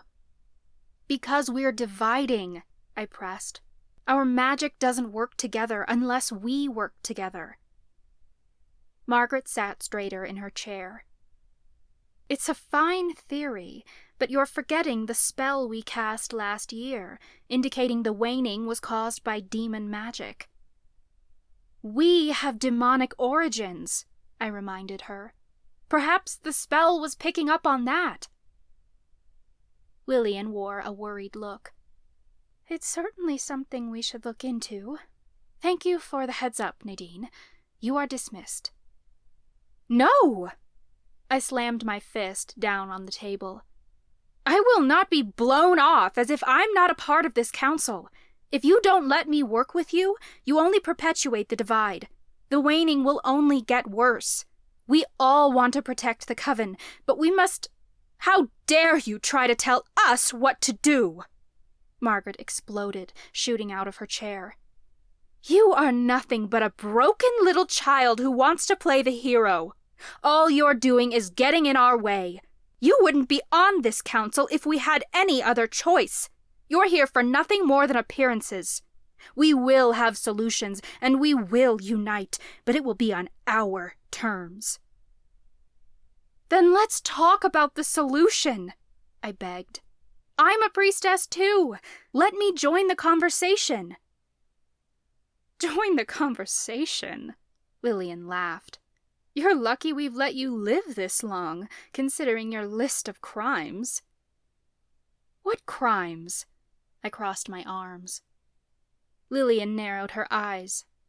You and your friends have been nothing but trouble since the day you arrived in Octavia Falls. You have voted against us at every turn. That's not a crime, I argued. I'm simply doing my duty as a priestess. Priestesses uphold the law, which you and your friends do not, Lillian snarled. I know Chloe's been getting prescription medication for other students. I know you're in cohorts with Everly Hall, who's been spreading anti-Miriamic propaganda. Don't think I don't know about your other violations. She didn't know a damn thing, or she'd be accusing me of it right now. You have no idea what you're dealing with, Lillian spat. You will do as you are told, or you will get us all killed. You want to control your people, I shot back. How does that save anyone? Because it's the only way to stop what's coming, Lillian shouted. On the morning of May 15th, King Elijah Zelodia was slaughtered by his own people, and his queen fled the Fae's capital. If the Fae are ruthless enough to kill their own king, then they're capable of putting someone worse than Elijah Zelodia on the throne. If you think it was terrible that they hung witches on their own soil, you have no idea what they have in store for us next. The Fae are in the middle of a power shift, and if our people come together, we can overthrow the Fae while they're vulnerable. You have no idea of the powerful resources that would become available to us. We could bring an end to the Fae once and for all. You want to slaughter an entire people? I balked. There are innocent Fae in Malovia. No Fae is innocent, Margaret growled. You never saw the aftermath 80 years ago when the Fae attacked. My parents lived through the Great Supernatural War. We must take every precaution to ensure that never happens again. Attacking the Fae will start a war, I pressed. Do you truly think the coven will support this? Tell them the truth and see what side they stand on. Margaret stood and held her shoulders back. By the end of this, there will only be one side, and we will end our war with the Fae before it begins. One way or another, the Miriamic coven will unite. Consider us compassionate for giving you one last chance to decide what side you're on.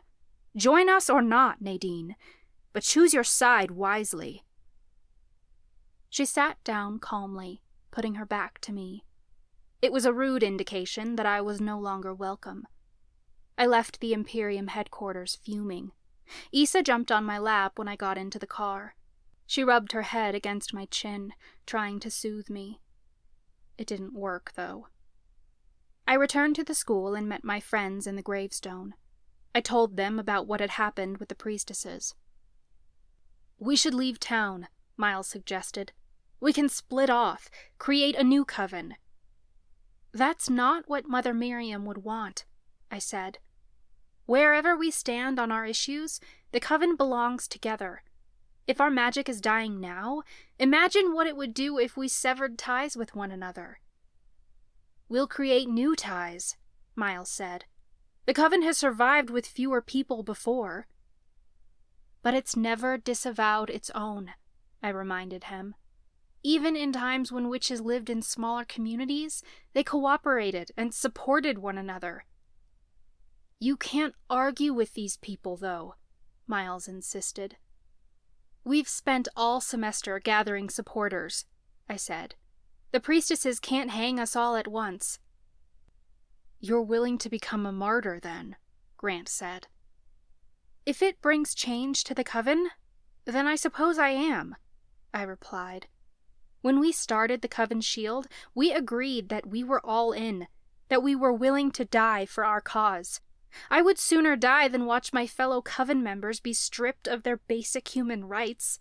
The priestesses have already taken their bodily autonomy by failing to provide health care. If the priestesses win, they'll control their magic, too. I'd die for each of these items alone. Together, it's not even a question. I wasn't sure my friends were buying what I was saying. Part of me wanted to leave town like Miles suggested, just to stop fighting and let the coven figure it out on their own. But I knew what the priestesses would do to the coven if that happened.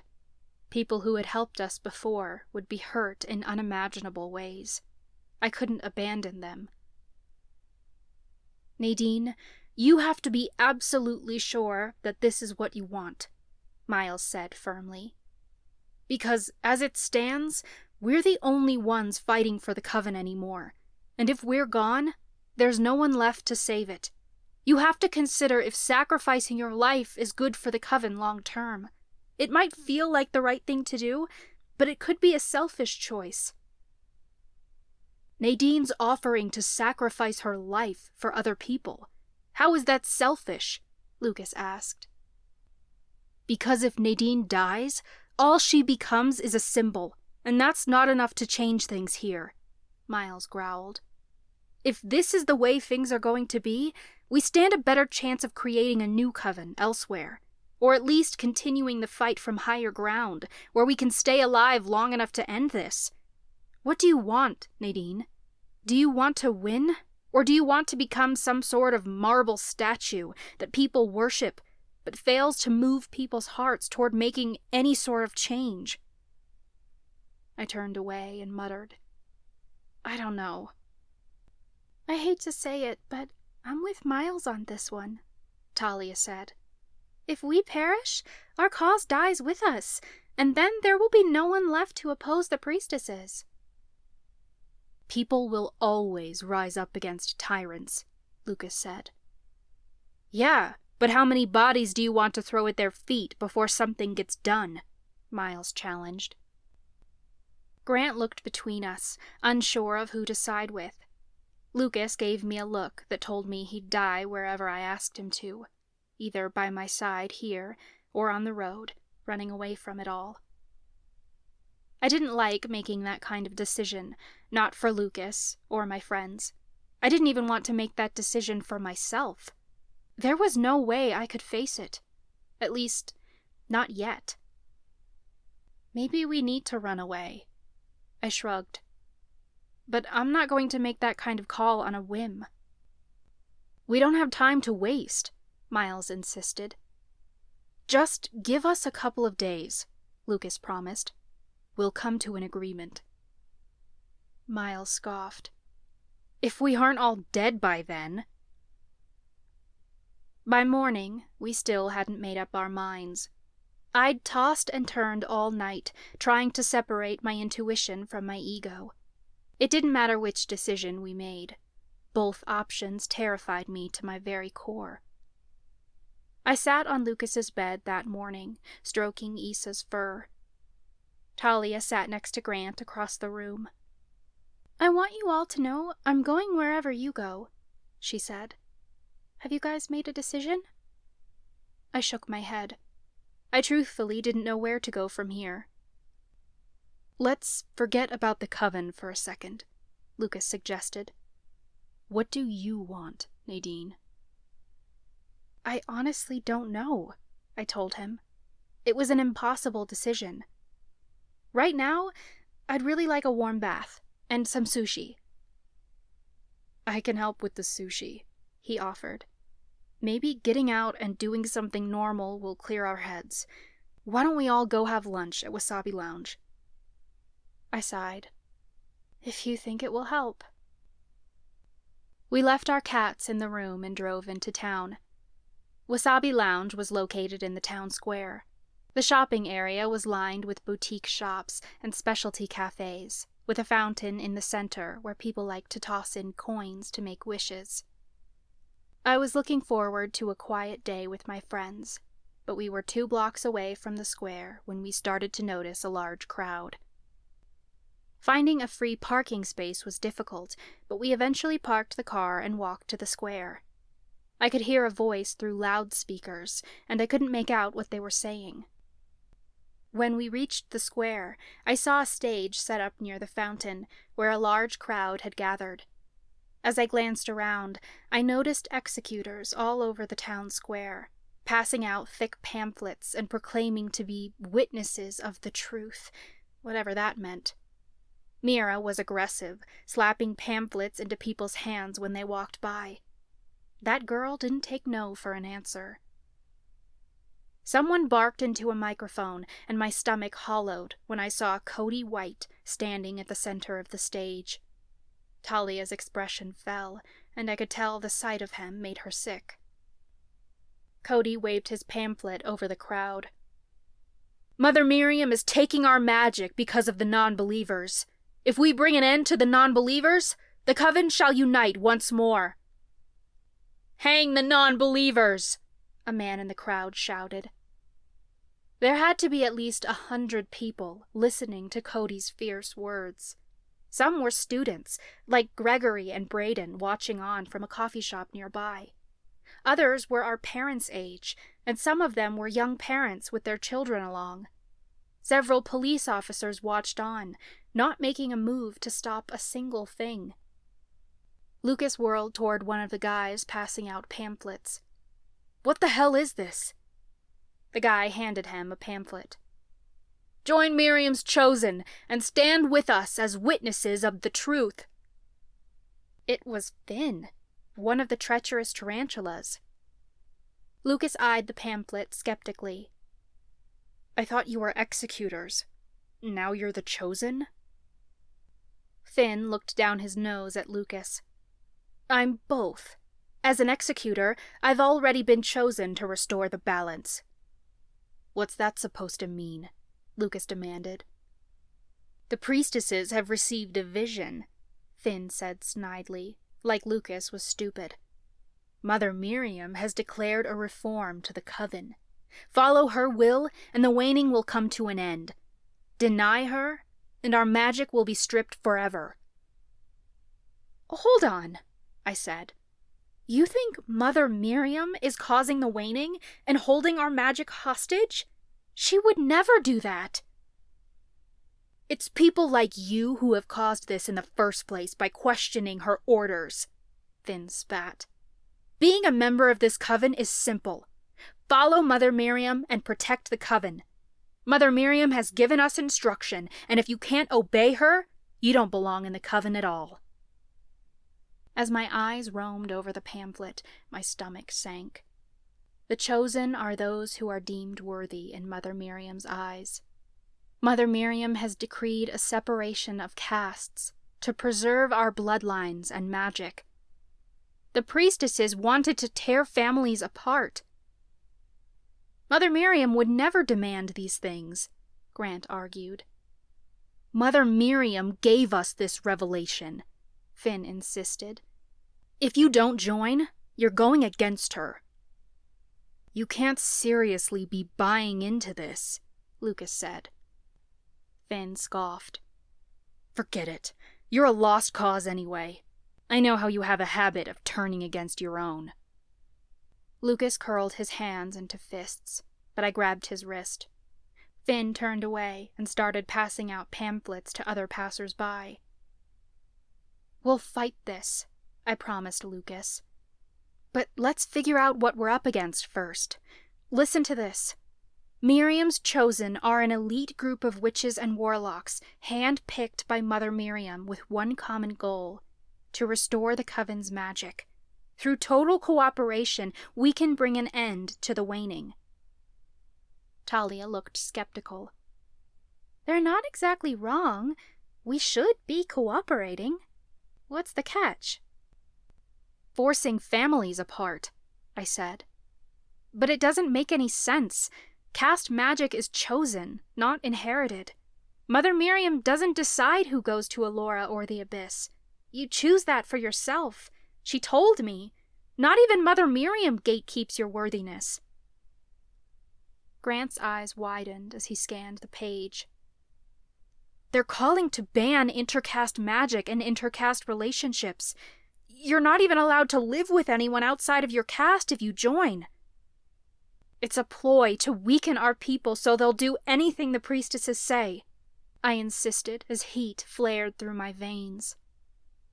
Talk about false prophets, Lucas said bitterly. I only got angrier the more I read.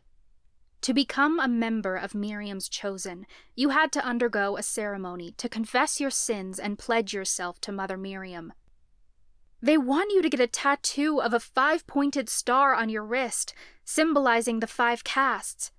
It seems a little hypocritical, considering they want the castes separated. Through this ceremony, you will be purified. Horror crossed Lucas's features. Look what it says here if you don't join. Those who deny Mother Miriam will remain subject to the waning. A 10% income tax will be imposed for non-magical members of the community. I gaped. They're branding this as a cure. They're saying that if you don't join, your magic will disappear. You can stay in Octavia Falls, but you'll be ostracized for it, Lucas sneered. No wonder people are so eager to join. Keep your magic, save some money. Pretty attractive deal, huh? A voice from behind me caught my attention. The first ceremony is tonight. We have to go. I turned to see Gregory. He walked behind us, his head ducked as he read over another pamphlet. It was a different color than the one I held. Of course we do, Braden agreed. What's happening tonight? Lucas demanded. Gregory came to a stop and pushed his glasses up his nose. There's a chosen ceremony tonight in the ballroom at school. Anyone can come. I figure we might as well be the first to join. My eyebrows shot up. You can't seriously be considering this, Gregory narrowed his eyes. And why not? Intercaste relationships are banned within Miriam's chosen, I pointed out. Braden blushed a bright pink, and Gregory shot a look around. Who are you to lecture me on intercaste relationships? I'm someone who's in one, I reminded him. And I'm a priestess. This revelation isn't real. Gregory turned up his nose at me. Perhaps if the other priestesses are keeping you in the dark, there's a reason. I'm not sure I trust you. Nothing's really going to change if we join Miriam's chosen, Braden added. It's just a precaution. We'll bring an end to the waning. That's a lie, I insisted. Things are different now that the priestesses received the vision, Gregory said. I, for one, choose to be on the right side of history. The only way to keep our relationship a secret is to blend in. Come on, Braden. These apostates don't know what they're talking about. Gregory and Braden walked off, and my jaw dropped. Apostates? This is bad. Grant's voice shook. This morning, I overheard Professor Clark threatening to drop alchemists from his classes. He must have already seen the pamphlets if he thought he could get away with that. He's my criminal justice professor, I cried. He should know how wrong this is. Why would he think that, as long as Mother Miriam sanctioned it? Grant said sarcastically. Sheriff Baker agreed with him too. He was headed to try to convince Verla last I saw him. Verla won't let that happen, Talia insisted. There's a school board who will argue otherwise, Lucas pointed out. Most of them side with the priestesses. They'll do anything to keep the coven in line. And they're getting better at it, I pointed out. Everly's been gathering support, and the priestesses have realized the threat of an execution isn't enough. People like us, like Everly, are a threat because we can't be controlled. Miriam's chosen is designed to separate us and eliminate the threat. Creating a common enemy is the most effective way to control the masses. Then why don't they just blame the Fae? Grant asked. They're an enemy we can fight against. We've united against them before. Because they don't want to unite with us, as long as we think differently from them, I said. They already have a use for the Fae, and that's to scare people into turning against each other. If they turn this into an us versus them scenario, they eliminate compassion for anyone who doesn't join their movement. The burnings and hangings will only get worse, and people will allow our suffering, because they'll learn to hate us. If you thought the priestesses were using executions as a threat before, this is worse. These people will be calling for them now. My attention was stolen by a group of people in black cloaks leading a woman on stage. They weren't like the cloaks the priestesses wore. These ones had long sleeves and pointed hoods. Though the hoods were meant to hide their faces, I could easily make out the features of their jawlines. Ryan and James held the woman by the arms, and Mira pointed a wand at her back threateningly. Except it wasn't a threat at all, because Mira didn't even have magic yet. The woman's hands were bound in front of her by metal cuffs, and she wore a bag over her head, so I couldn't tell who it was. Around her neck hung a noose on a short rope that acted as a sort of symbolism. She walked alongside the others with a steady step, like she had gone willingly, like she was confident in the midst of her demise. People booed as they passed, and a man threw his coffee at her. It had to be hot, but she didn't miss a beat in her step. Beside him, a woman sneered. "She's a non-believer. Expel her from the coven." I realized in horror that it was Lucas's mother. Lucas gaped, but his shock only lasted a split second. The next moment, he was crossing the square toward them. "Lucas!" Grant hissed. I ran behind Lucas. Grant and Talia followed, but they stayed a few feet behind us, ready to back Lucas up at any moment. By the time we reached his parents, Ryan and James were already past with the woman, parading her around as others yelled obscenities at her. "Dad, what the hell?" Lucas demanded. His dad crossed his arms. "Rich of you to show your face around here." "I'm trying to help the coven," Lucas insisted. "You think we're not doing the same?" His dad snarled. "We're not the ones putting nooses around people's necks," Lucas snapped. "Goddess, why don't you people just listen?" His mother gasped. "Have some respect for your father. Jay." His dad held up a hand to his mom, silencing her. "No, Margot. Let him talk. Perhaps his big mouth will earn him the noose next." Lucas's nostrils flared, and I thought he might punch his father out right then and there. For him to say that, after the way Eric died, was the lowest blow possible. "Why should any of us meet the noose, Dad?" Lucas raged. "Don't you get how wrong this is?" "It's necessary," his father said, before turning to watch the executor's display. He looked pleased as Ryan and James pulled the woman on stage and forced her to stand in the center.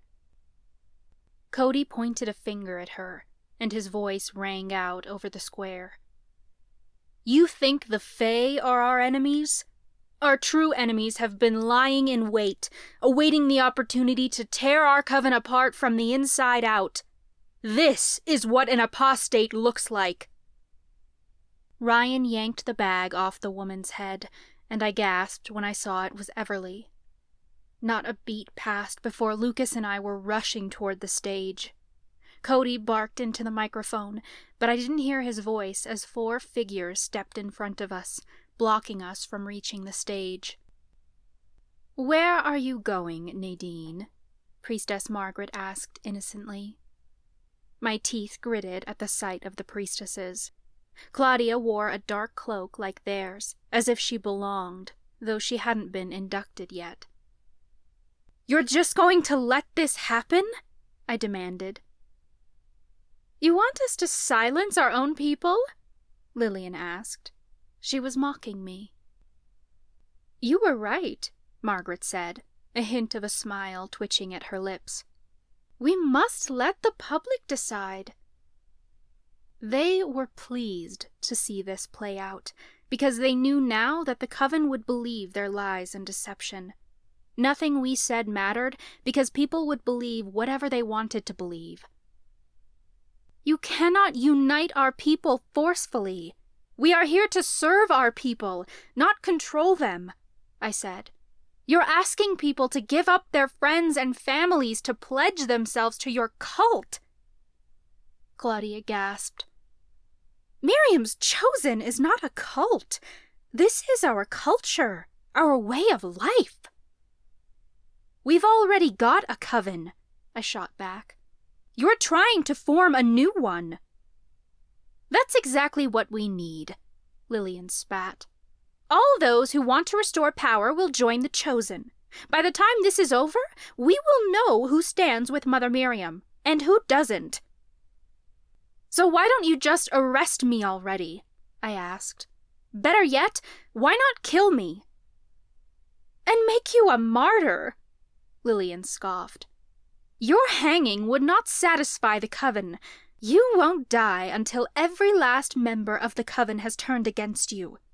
Don't you see what you've done, Nadine? You're the enemy now, and it is our duty to protect the coven." Shadows fell over Lucas and me, and hands landed upon us. Men in dark cloaks had approached us from behind. More executors, I was certain. I didn't get a chance to defend myself before someone slapped Noxite cuffs onto my wrists. I felt my energy drain, and no matter how much I struggled to regain control of my magic, I couldn't break through the magic cuffs. "Get off of them!" Grant cried. He reached for one of the executors, but he got an elbow to the nose and landed on his back. Talia rushed to his side. I screamed and tried to break free of the men, but they were too strong.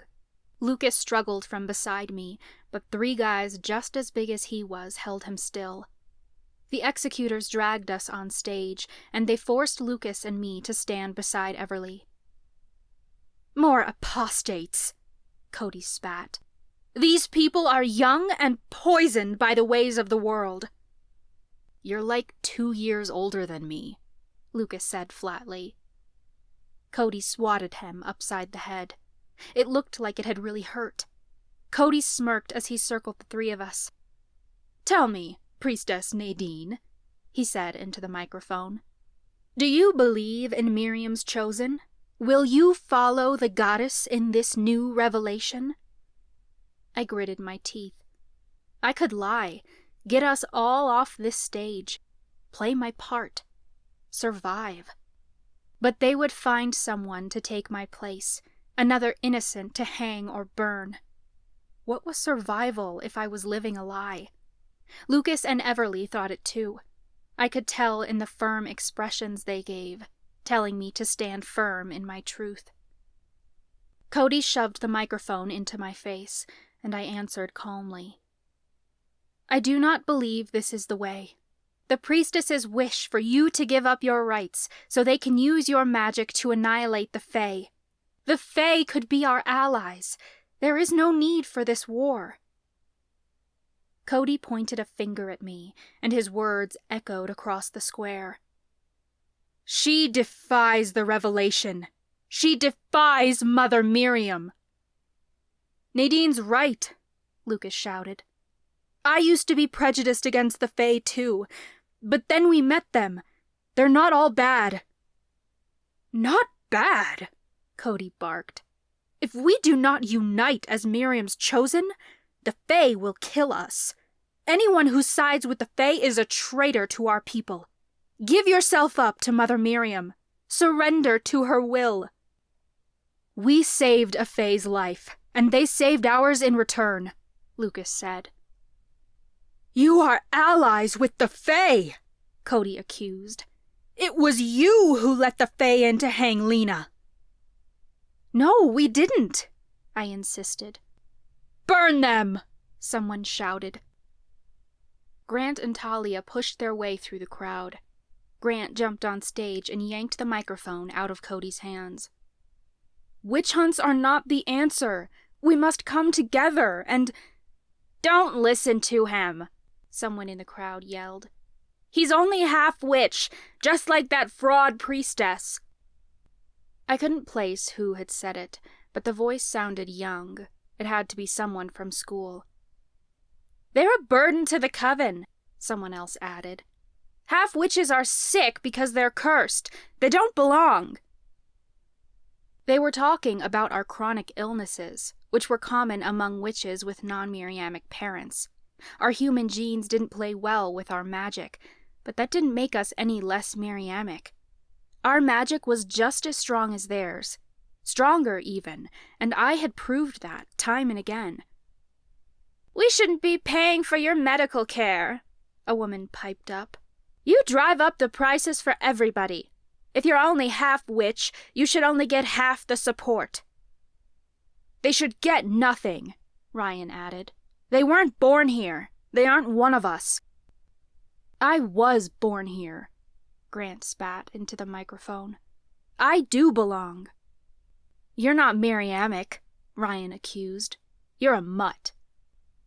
Grant was getting visibly angry, and the crowd seemed to be having fun taunting him. Grant spoke up. "Being mixed race doesn't invalidate my heritage. All my life, I've struggled to find the box I fit in, but I've realized one side of my heritage doesn't invalidate the other." Grant gestured around the crowd. "Look around you. The coven has been racially diverse since it was formed, because our ancestors came from many places. If you think all your ancestors were Miriam's descendants, you're wrong. Witches married outside the coven for hundreds of years before coming together to form Octavia Falls. We're a colorful society, and we must see the strength in our diversity, from race to sexuality to disability, just as we are stronger with diverse magic. Race is nothing more than a concept created by people to control others. We can find strength in our differences, just as we find strength in our caste marks. His voice grew stronger as he spoke. Our coven is our family, no matter how distantly related, by blood or by marriage. My mother wasn't born here, yet she stood as a member of this coven for a decade because Mother Miriam accepted her as family. Our goddess knows family isn't just about blood, it's about connection, and we can heal that connection. Then why'd your mom leave? Ryan spat. She didn't belong. Grant got visibly flustered. His parents had divorced years ago, but it was over personal matters, not coven issues. Grant ignored Ryan and continued. There is much we can learn from each other. The answer isn't in shunning people who are different from you. Our uniqueness should unite us. He's right. Someone pushed through the crowd. When he made it to the front, I saw that it was Quentin. I was born in the Miriamic Coven. My family has lived here for generations, and no matter how different all of us are, we're all still witches and warlocks. We need to work together, not fight amongst ourselves.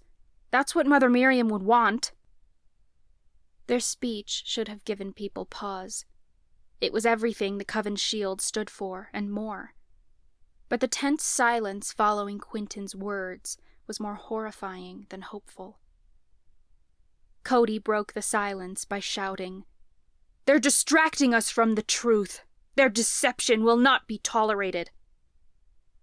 The crowd broke out into cheers of agreement, and people began sprinting forward to get to Grant and Quentin. "Run!" I cried. Grant, Quentin, and Talia could still get away.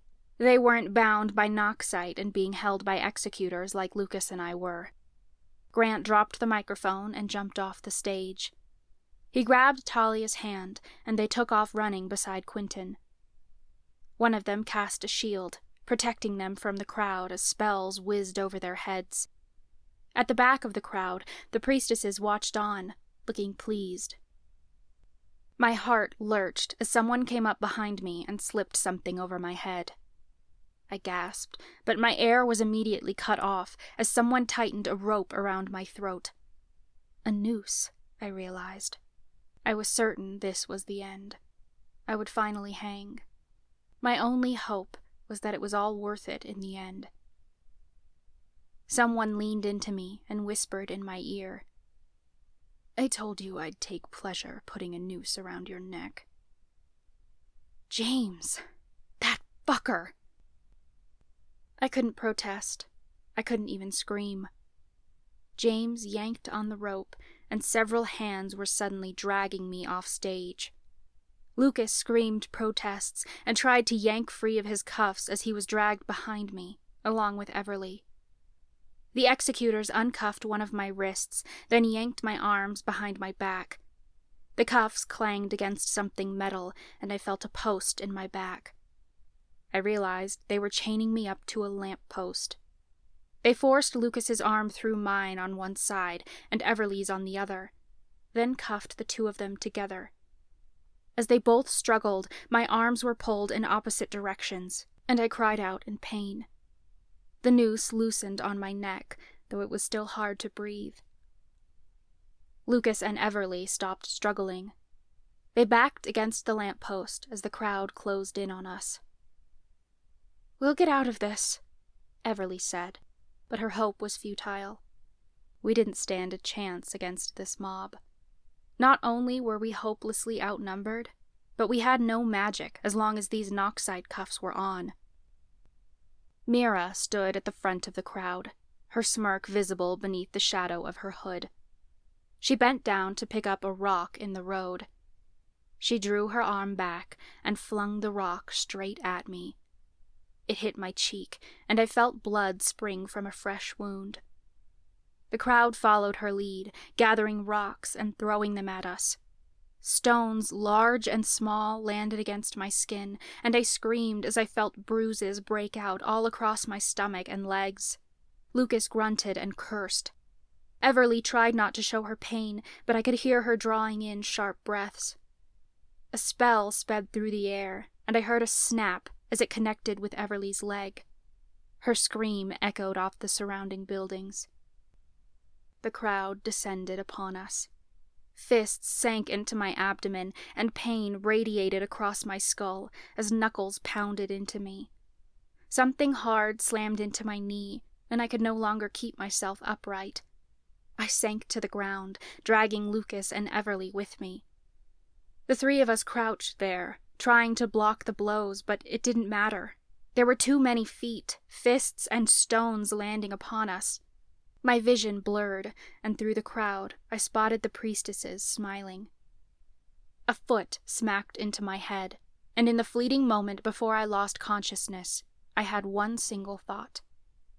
If Lucas was going to hear me die, I had to make my last thought a good one. "I'll be with you soon," I thought, before everything went black. Chapter 19. Lucas. I didn't know at which point I lost consciousness. I found my mind swimming in a blackened nothingness while my thoughts tumbled around without direction. I thought for certain this was the end, and it surprised me how much I didn't want to die. There'd been so many times that I had wished for death, moments I would never admit to, even to myself. I only ever went that far because I had lost hope. Accepting death felt like giving up. Maybe at one time that seemed appropriate, when there was no one left to care about, no one to miss me. But that wasn't the case anymore. It made no sense. Life went on for the coven after we died, so why couldn't I accept it? It hit me like battle magic, surging at me from all angles. I feared death. It never occurred to me until then. There was a reason I'd never attempted to take my own life. No matter how many intrusive thoughts I'd had that made me want to do it, no matter how many times I'd gotten close, it was never something I'd actually tried to go through with. At times I'd had the thought that I was a coward, that I should just get it over with. But something had always kept me holding on. It wasn't because I was weak, or because my mental illness wasn't severe. Depression hit everyone differently, and for me, wallowing in my pain was more comfortable than the thought of dying. Perhaps it was the fact that life did go on after death that scared me the most, that even if I died it wouldn't fix anything, that I could make it worse. I wasn't ready to find out. It's why I had such a hard time accepting my gift, because the thought of dying terrified me to the very core. Or it had. I thought of Nora, the girl from the hospital. I thought about how I'd felt so hopeful after meeting her, how death didn't have to be such a bad thing. We could live full lives no matter how long we had, and reaching an end only made every moment that came before more precious. My heart warred with itself, one piece knowing this truth deep to my core, and the other terrified to accept it, because staying within my comfort zone was easier than accepting a better alternative. If this was truly the end, I didn't have a choice. I couldn't delay the inevitable because I didn't want to face it. Death would claim me, whether I was ready or not. But that's all belief was. A choice. I could choose to believe something differently. Maybe dying next to the woman I loved wasn't so bad. I heard something, like the shuffling of footsteps. My thoughts stabilized, and the world slowly came back into focus. When I came to, darkness had enveloped the town square. I must have been knocked out for hours. I sat slumped against the lamppost like a rag doll. Chilly night air swept across my skin, making me shiver. I ached as I shifted, but I could barely lift my head. My skull felt like it weighed 1,000 pounds, and it fell back against the post. A shadow approached. The person leaned down toward me, and I thought for certain we were being attacked again. "No, please," I rasped. I hadn't drank anything all day, and I was parched. "I'm here to help," the woman said. She reached for my cuffs, and I heard a click as she freed me. I sat up and looked toward Nadine. She sagged against the lamppost, tangled against Everly. Her lips were dry and cracked, and bruises marred her skin. The woman moved to help Nadine out of her cuffs. I finally got a look at her face in the light of the street lamp. Headmistress Verla? Shh, she whispered. We don't know who might be watching. I looked around, but I saw no silhouettes through the darkness. Where is everyone? She frowned. They left you for dead. Why weren't we slaughtered? I wondered. Verla hastily worked on Nadine's cuffs. They certainly intended to. When I got to the square, the mob was already beating you. By the time I realized what was happening, you'd already lost consciousness.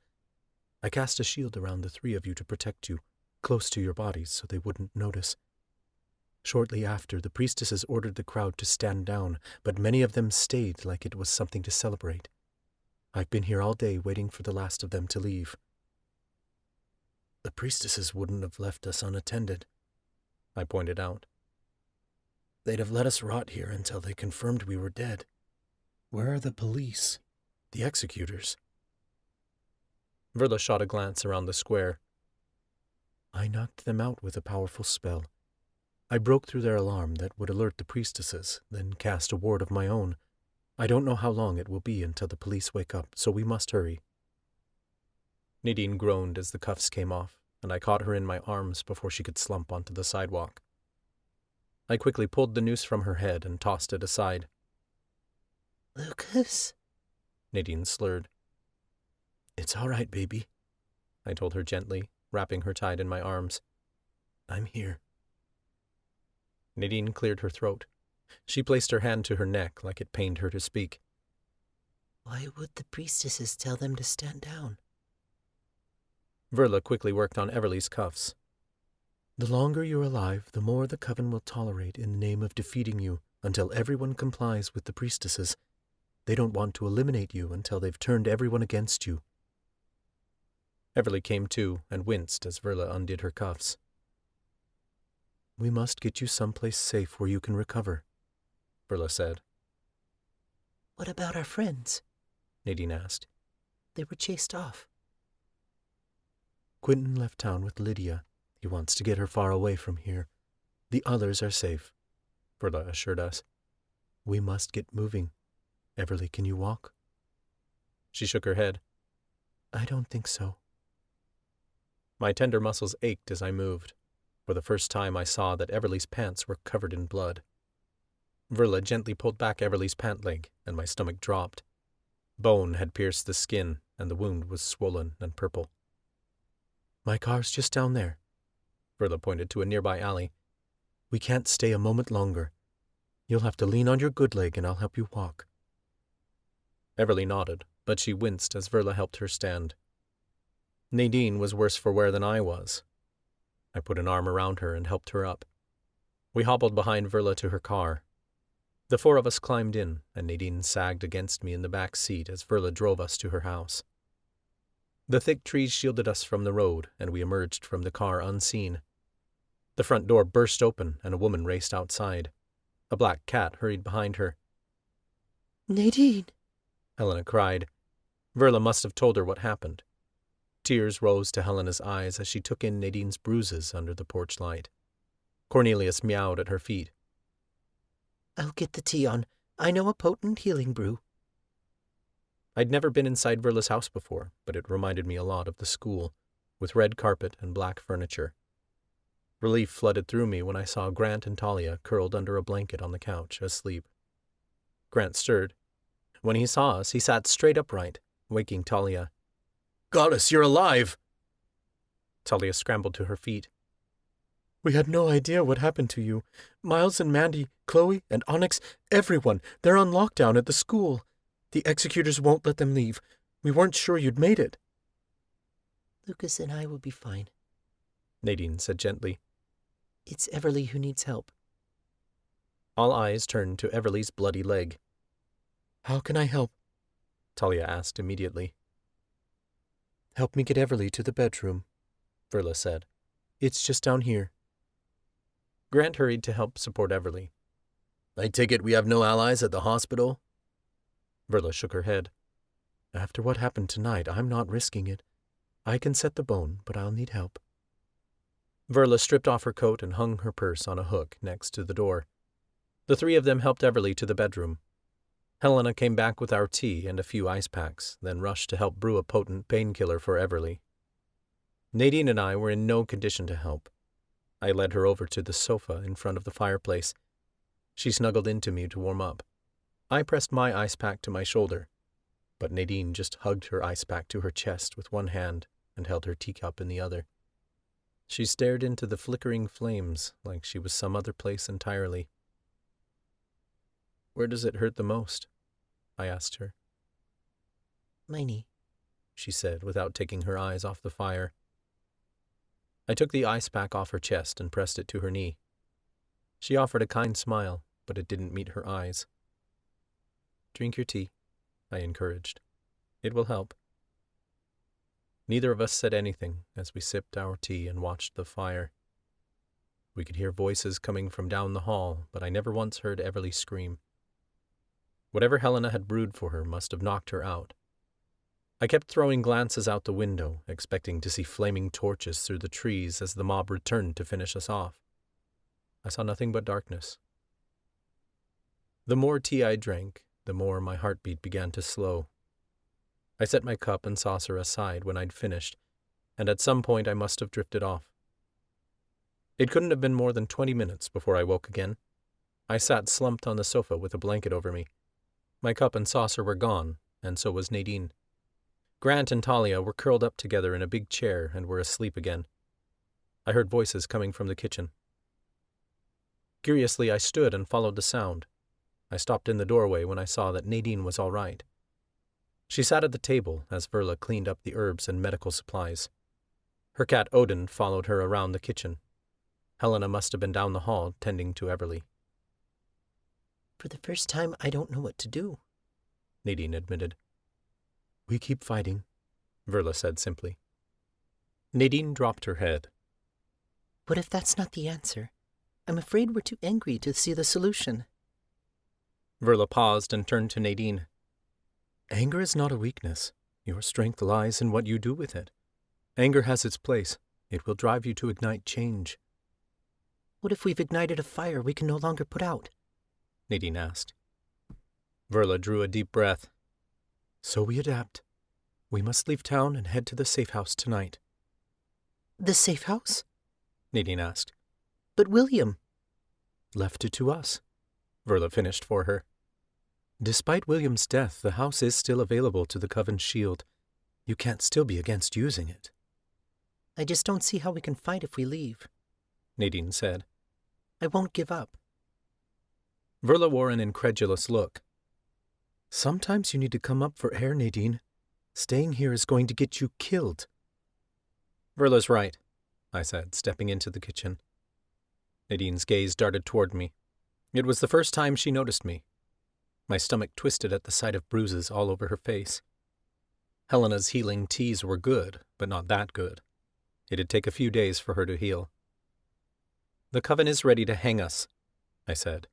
"We have to make adjustments." Nadine hesitated, but I could see the defeat written all over her face. "Everly's in no condition to travel." "We'll leave in the morning when she wakes," I suggested. "We need to leave as soon as possible," Verla argued. "We need more than an hour to recover," I said. "We're not leaving without everyone. We still need to go back to school for our friends, as well as our cats. I'm not leaving Oliver and Issa behind." Verla sighed. She could clearly see I wasn't going to budge on the matter. "Fine. We'll leave in the morning. In the meantime, I have a guest room that your friends refused. You're both welcome to it." Nadine stood. "Thank you for everything." Verla smiled kindly. "You're welcome." She led us to the guest bedroom, and we both collapsed onto the bed.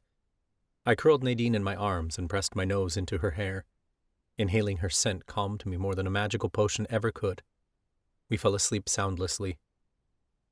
When I woke the next morning, I was feeling a little better, but I wasn't 100%. The potion Helena had brewed into the tea helped speed up healing, but witch magic could only do so much.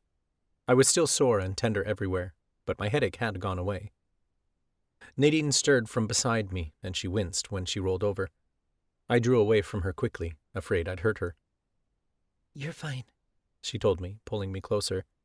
It's just my knee. It twinges when I move. I hated seeing Nadine in pain. If I knew who messed up your knee, I'd pound his face in. Nadine sighed. There was no knowing who's responsible. There were too many people. And I blame each and every one of them. Karma will deal with them. Nadine winced as she sat up. You should rest, I protested. I want to check on everyone. Nadine wasn't taking no for an answer. I helped her downstairs, and we heard voices coming from the bedroom. I followed the sound and found that Everly was awake. Everyone was gathered around her bedside. Helena peeled back the dressing on Everly's leg. The wound is infected. We need to get her to a doctor, Talia demanded.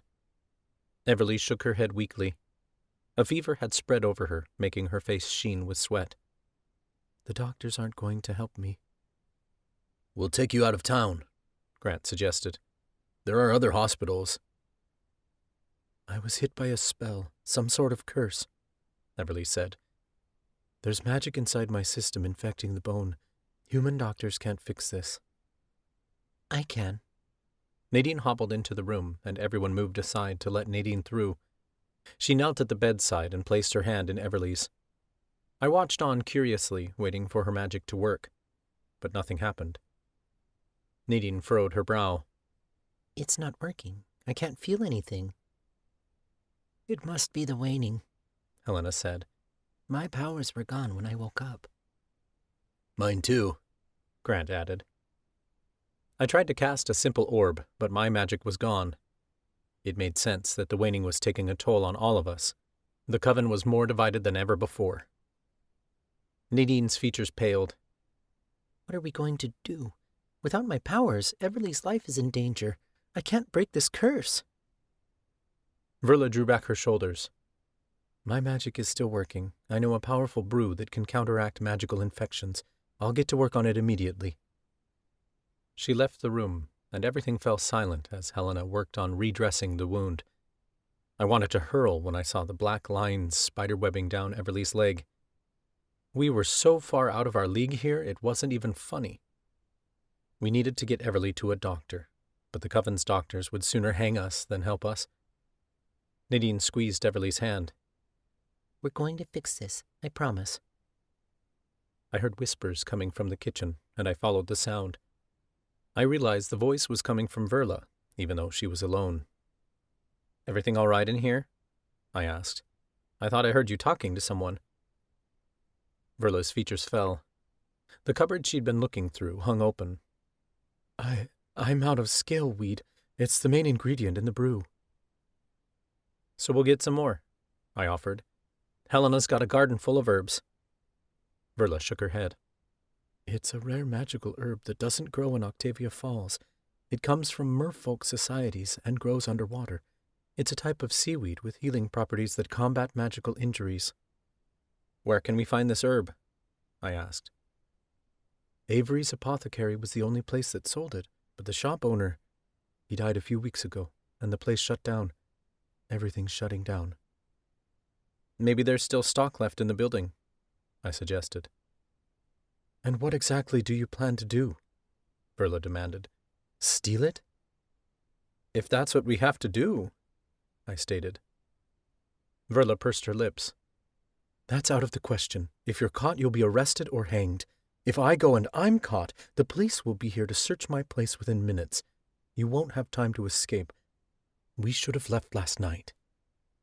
We didn't. So what are we going to do? Let the infection spread? Everly could die. It was cruel.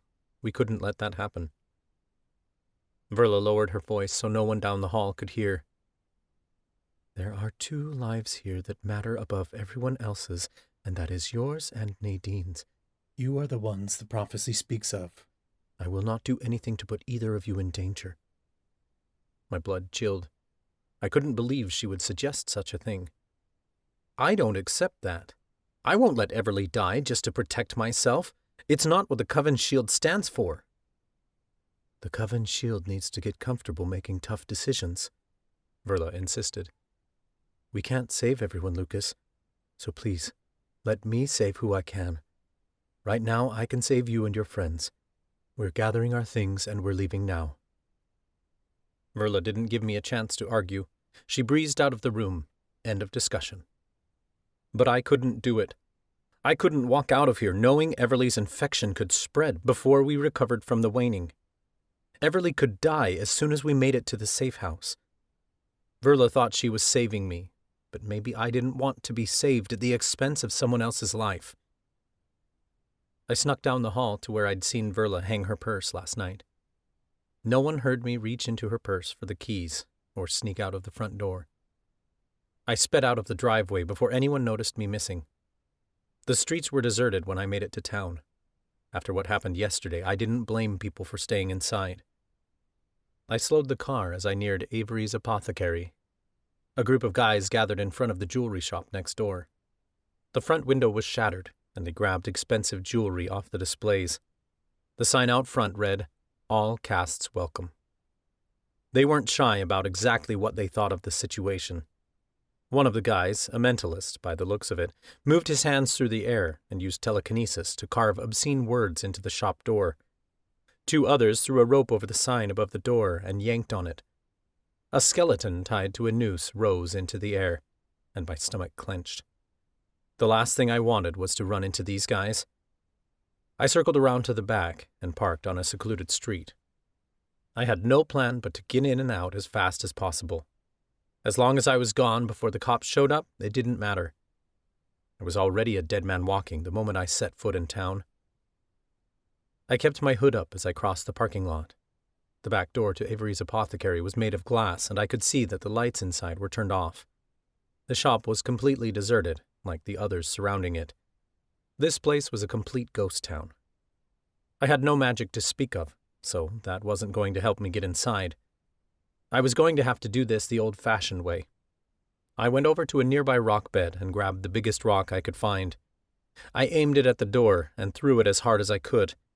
The glass shattered, and I winced as the sound echoed off the buildings around me. The owner had left this place completely defenseless. No wards, no alarms, nothing. I worried that I wouldn't find what I needed. I was already this far. I wasn't turning back now. I kicked glass aside as I entered the shop. The shelves were bare, except for a few supplies piled in boxes behind the counter. I hurried over to them and flipped them over looking for labels, but there weren't any.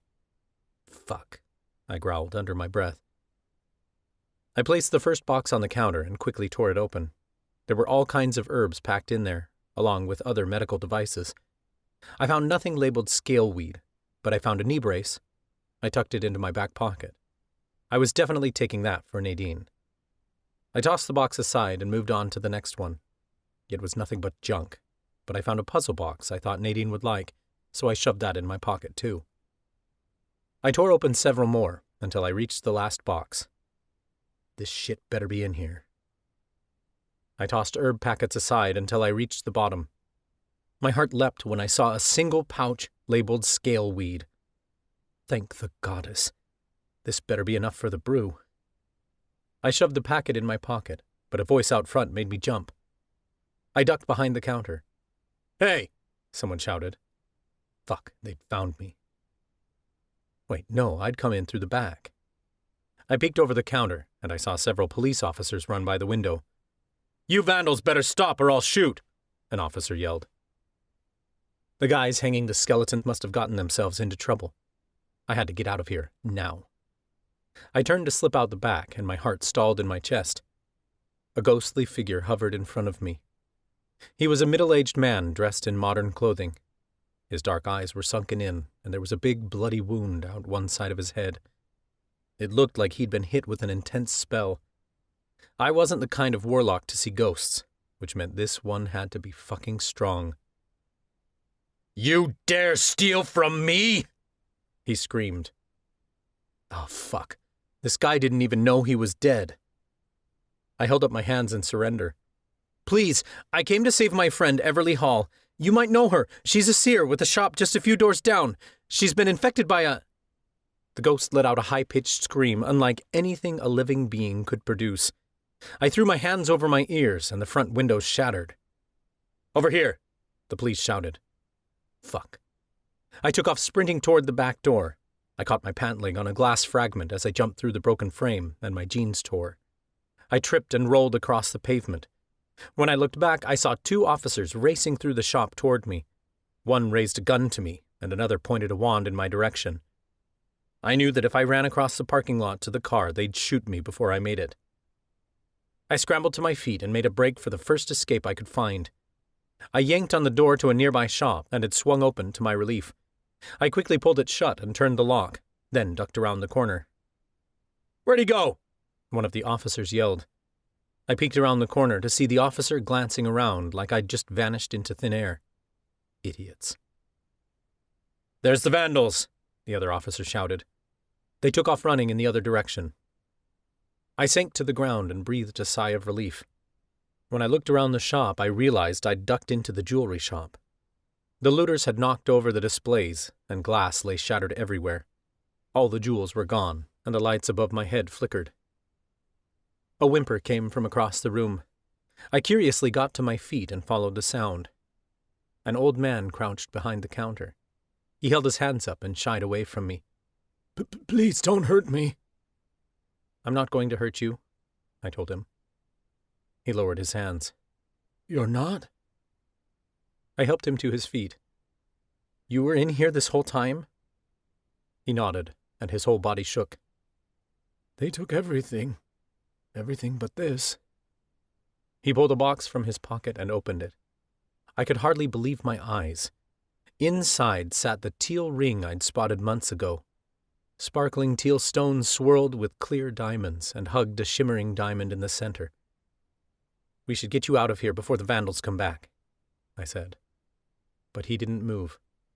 He just stood there, eyeing me curiously. "You're Lucas Taylor, aren't you? The Reaper's apprentice?" My mouth went dry. He probably wanted to hang me too. "I am. What's your name?" "Theodore Knox." He introduced himself. Then he took the ring out of the box and held it up to me. "Paraiba, tourmaline, and diamonds. This ring will calm the mind, promote wisdom in the wearer, and help the wearer make good choices about their future." I took a step back. "That's great and all, but we should really go." "I'll find my way out," he said before placing the ring back in the box. Then he took my hand and curled my fingers around it. "I believe in you and the priestess. I want you to have this." I shoved the box back at him. "You were just robbed. I can't take this. You need to sell it in order to survive." "What I need is for you and Priestess Nadine to save our people," he insisted. I thought of the sign he had out front. All castes welcome. This man had been willing to risk his business, risk his life for our cause. "You don't have to give this to me," I insisted.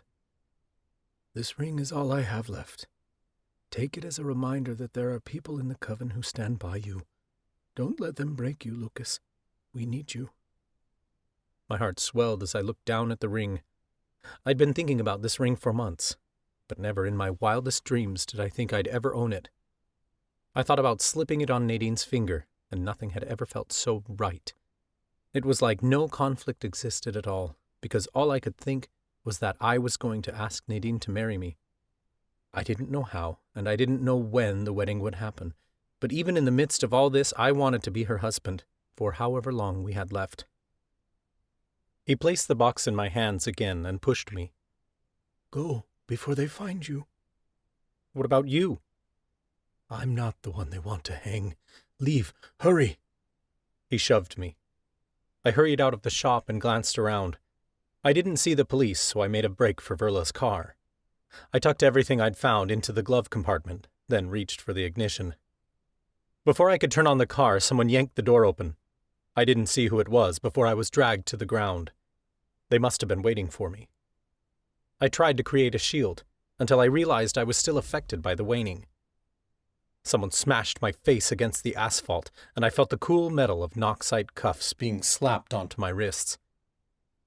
"Lucas Taylor," a deep voice barked. Sheriff Baker. "I'm not stealing the car, I swear," I cried. "You are under arrest by order of the Imperium Council." I gritted my teeth.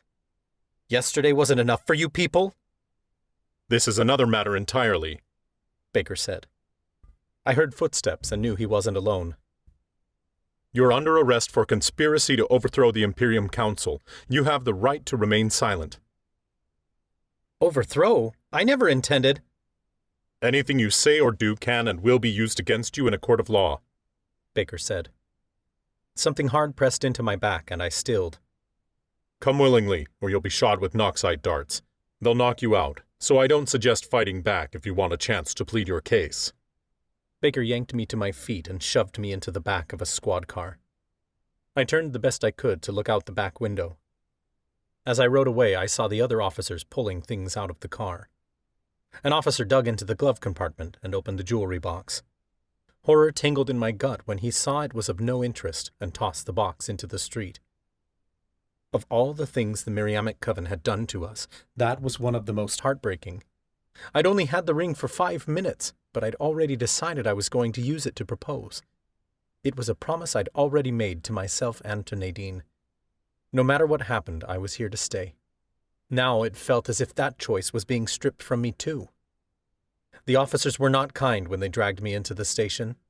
Sheriff Baker followed behind, as if I was such a threat I needed a whole battalion to keep me in line. I kept my head down and didn't say a word until I heard the sound of Nadine's voice. Ow, that hurts! I must have been hearing things, because Nadine was back at Verla's. How could they have found her? I looked up to see 2 officers dragging her across the station ahead of me. If I thought the officers weren't kind to me, it was nothing like how they treated Nadine. One of them had her by the hair, and the other held tight to her arm, where one of her bruises was clearly visible. "Get off of her!" I shouted. I started struggling, though I knew I'd never make it out of the cuffs. Someone smacked me in the back with something hard. I wasn't sure if it was a baton or a spell or what the hell it was. It hurt so bad that I stumbled to my knees. Fuck. When I looked up, Nadine was gone. No, no, no, no! On your feet, one of the officers bellowed. The 2 officers yanked me upright and dragged me down the hall. They led me through a guarded doorway into a room lined with 3 jail cells. The door on the end squeaked open as the officers tossed Nadine inside, shoving her so hard she landed on her knees. I witnessed her wince, but she didn't let the officers see. Her hair concealed her face, and she sat there for several moments without protesting. "That's right, little bitch," one of the officers sneered. "It's time to give up. When you walk out of here, you'll be headed to the gallows." Stand down, Davenport, Sheriff Baker commanded. We have strict orders from the priestesses. They're not to be harmed while awaiting trial. Like he gave a fuck. He didn't have anything to say about the way they dragged her in here. The officers undid my cuffs, then opened the closest door and shoved me inside. It left a cell between Nadine and me, so we couldn't reach each other. Our cells were small, barely 5 feet wide, with nothing but a metal bench attached to the wall for us to sit on. The door clanged behind me, and I turned to curl my hands around the bars. "What trial exactly?" I demanded. "What's our crime?" Sheriff Baker began reciting our charges like he had them memorized. 1 felony count of attempting to overthrow the Imperium Council. 2 misdemeanor counts of unauthorized intercaste spell work. Multiple felony charges of black magic use with intent to do harm. And 7 charges of first-degree murder. Need I go on? The blood in my veins turned to ice. How could they possibly have that much on us? They had to be fabricating evidence, because it wasn't true. But if the people believed it, we didn't even stand a chance. "If they think we've done all that, why are they giving us a trial at all?"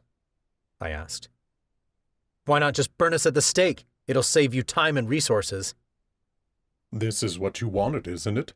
A chance for your voices to be heard? Sheriff Baker smirked, and I knew it was far more than that. It was the Imperium Council's way of making a show out of our execution. They had no intention of giving us a fair trial, only creating a spectacle to convert people to Miriam's chosen. "The Imperium Council has no evidence to back up any of this," I argued. Sheriff Baker stepped inches away from my cell. He smirked and lowered his voice. Believe me, boy, we've got all the evidence we need. Once your trial is over, you're headed straight for the abyss. Sheriff Baker turned from my cell, and he walked out of the room laughing as the other officers followed. The second they were out of the room, I whirled toward Nadine's cell. She was still on the ground, hair concealing her face. "Nade!" I cried. "Are you hurt?" She pushed her hair behind her ear and sat upright, though her whole body shook. I'm fine. How are you? My back was still sore from being beat, but I could handle it. "I'll be all right. How did they find you?" Nadine winced as she pulled herself onto the bench in the corner. I came after you once we realized you were missing. "Verla let you come into town?" I balked. Goddess, no, Nadine said. I snuck out, same as you. I turned a corner and the officers jumped me. "We'll get out of this," I promised. We had to. Nadine dropped her gaze. I don't know if we can, Lucas. "We've defied the odds before. We'll do it again." I eyed the metal bars and tried to conjure a battle orb, but my magic was completely drained. "There's got to be a way out of here." Nadine lifted her hand, but she could only manage a few sparks. "How come your magic is working more than mine?" I asked. "It wasn't working this morning." She furrowed her brow. Maybe curse breakers recover from the waning faster. Either way, my magic won't be strong enough when it returns. Not locked behind Noxite bars. Our magic can't help us. A lump rose to my throat. "You can't give up. I'm the one who gives up, and you're always there to lift me back up again." I'm not giving up, she promised. We can win the trial, but we have to decide for ourselves where we stand on our wrongdoings. If we don't, we put all our hope in the priestesses' hands. Nadine glanced around the room, and her eyes stopped dead when she looked in the corner. I followed her gaze and realized there was a security camera mounted on the ceiling. The officers could certainly hear everything we were saying. "We have each other. That's all that matters," I said, but my words felt hollow. Nadine and I didn't say much else because we knew the officers were watching. Hours passed, but there were no windows in the holding room to indicate the time of day. I racked my brain for hours trying to find a way out of this, but I came up empty each time. It had to be past nightfall when the door opened. It was the first time anyone had been in here since they shoved us in these cells. They hadn't even had the courtesy to provide us a meal. Sheriff Baker entered the room, followed by none other than Headmistress Clarice Verla. I scrambled off my bench. "What's going on?" "Your lawyer's here." Baker didn't sound too happy about it. I remembered that Headmistress Verla had said she had a law degree. She helped Chloe when she'd been arrested earlier this semester. She must have convinced the priestesses to let her take our case, too. Baker approached my cell, and his keys clanged as he unlocked the door. "We're getting out?" I asked. "Your bail's been posted." Baker sneered. I hesitated as I stepped out of my cell. "Aren't we supposed to have a bail hearing?" Baker barely acknowledged me as he moved on to unlock Nadine's cell. "Be grateful you're getting out at all." The priestesses didn't care about procedure, apparently. Was this another ploy to parade us around town again? The moment Nadine's cell opened, she rushed toward me, and I scooped her into my arms. For the first time since we'd been arrested, my heart finally began to settle. They could beat us, hang us, send us straight to the abyss. As long as Nadine was by my side, it didn't matter. I smoothed her hair down, and I didn't want to let her go. But I also didn't want to spend one more moment in this hellhole. Baker cleared his throat. "You're free for tonight, but your trial begins in the morning. Don't think we won't be watching." It was a threat if I ever heard one. "Come, we have much to discuss," Verla said curtly. She was trying to appear indifferent. The coven still didn't know she was on our side. Sheriff Baker didn't look pleased as Verla led us out of the station. Twilight had already fallen by the time we stepped outside. In the night air, I finally felt like I could breathe. "Do you have any idea the trouble you've gotten yourselves into?" Verla hissed as she led us toward her car. "Looks like the police gave it back to her." I frowned. "Yes, we know. We never should have snuck out." Did Everly at least get the scale weed? Verla stopped at her car. Yes, that's one good thing that came from this. Now get in. She opened the back door for us, and Nadine climbed into the back seat. I slid in next to her. I don't get it. Why would the priestesses set bail? Considering our charges, you'd think they'd want us locked up for good. I'm sure they have their reasons, Verla said as she slid into the driver's seat. Nadine crossed her arms. Knowing Claudia, I wouldn't put it past them to be using this as a money grab. I leaned forward. Who posted our bail? Verla pulled the car onto the street. It was a combined effort from the Coven's shield. We couldn't leave you in the holding cell. We need to talk to prepare your defense.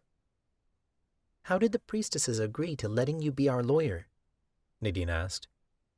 Verla sucked a breath. Being that you're students and I'm your headmistress, I legally have to represent you. Plus, once I told them Lucas stole my car, they were more than willing to assign me the case.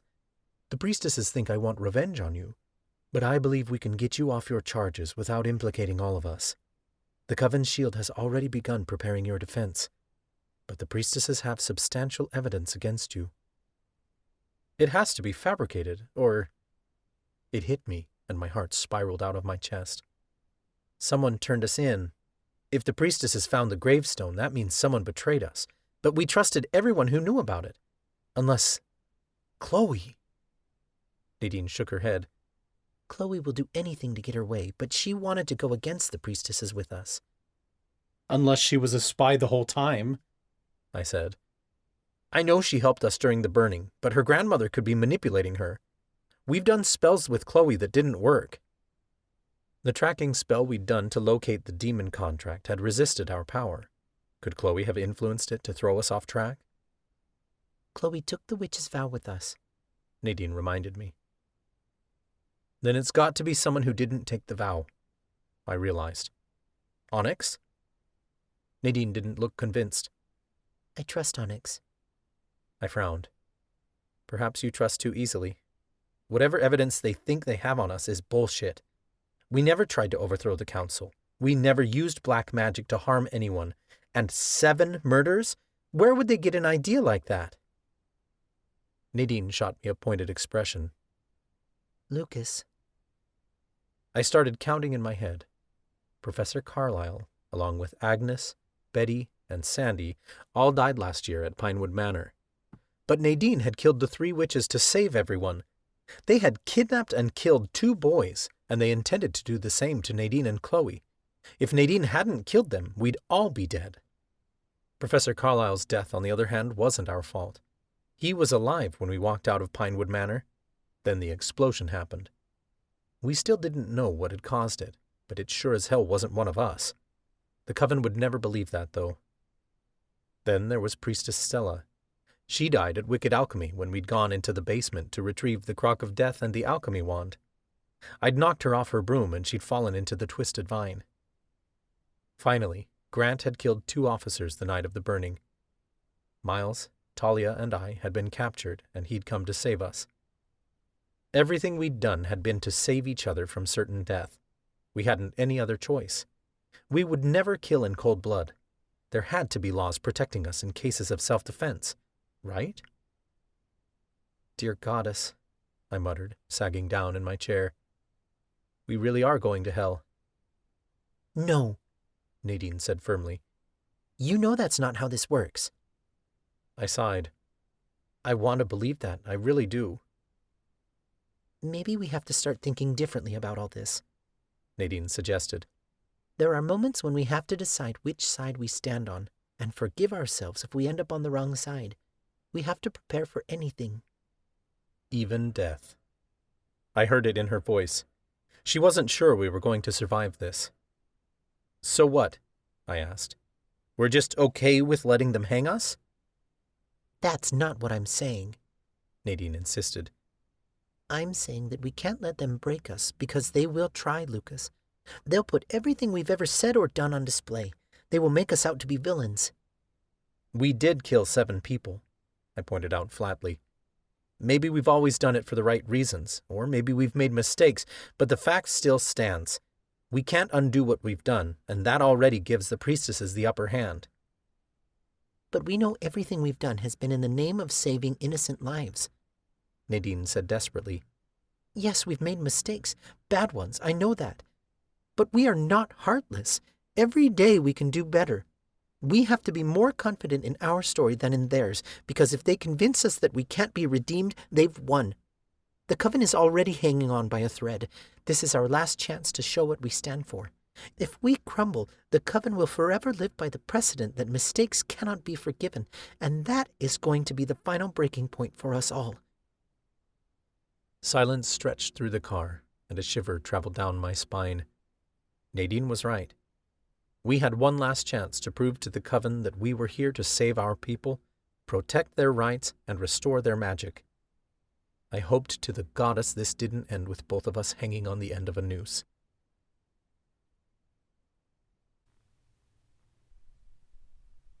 Chapter 20. Nadine. We had a single night to prepare for our trial. It wasn't enough time. I was sure the priestesses were cackling away in the Imperium headquarters right now, laughing about how they finally got us, and everything was playing out according to their plan.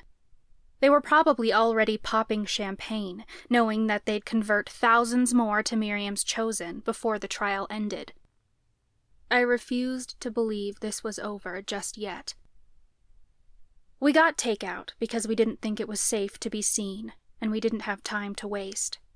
I scarfed down a chicken sandwich in the car. I was ravenous. Verla drove us back to school. "What are we doing here?" I asked. "The school is the worst place for us right now." "The priestesses are watching," Verla reminded me. "They've entrusted me with keeping a close eye on you, and if I take you back to my house, I'll appear as an ally. We must let them believe otherwise until your trial. You'll stay here tonight." We followed Verla inside the school. The halls were silent, and the place seemed deserted. The students obviously felt the weight of this conflict, and they were all hiding in their rooms. Verla led us to her office, and she sat behind her desk. Odin lazed on the cat tower, purring. Verla handed me a folder. "Here's everything I know about the case." We spent the next several hours discussing our case. It quickly became clear that the priestesses had found the gravestone. We were right to think there was a traitor inside the coven's shield.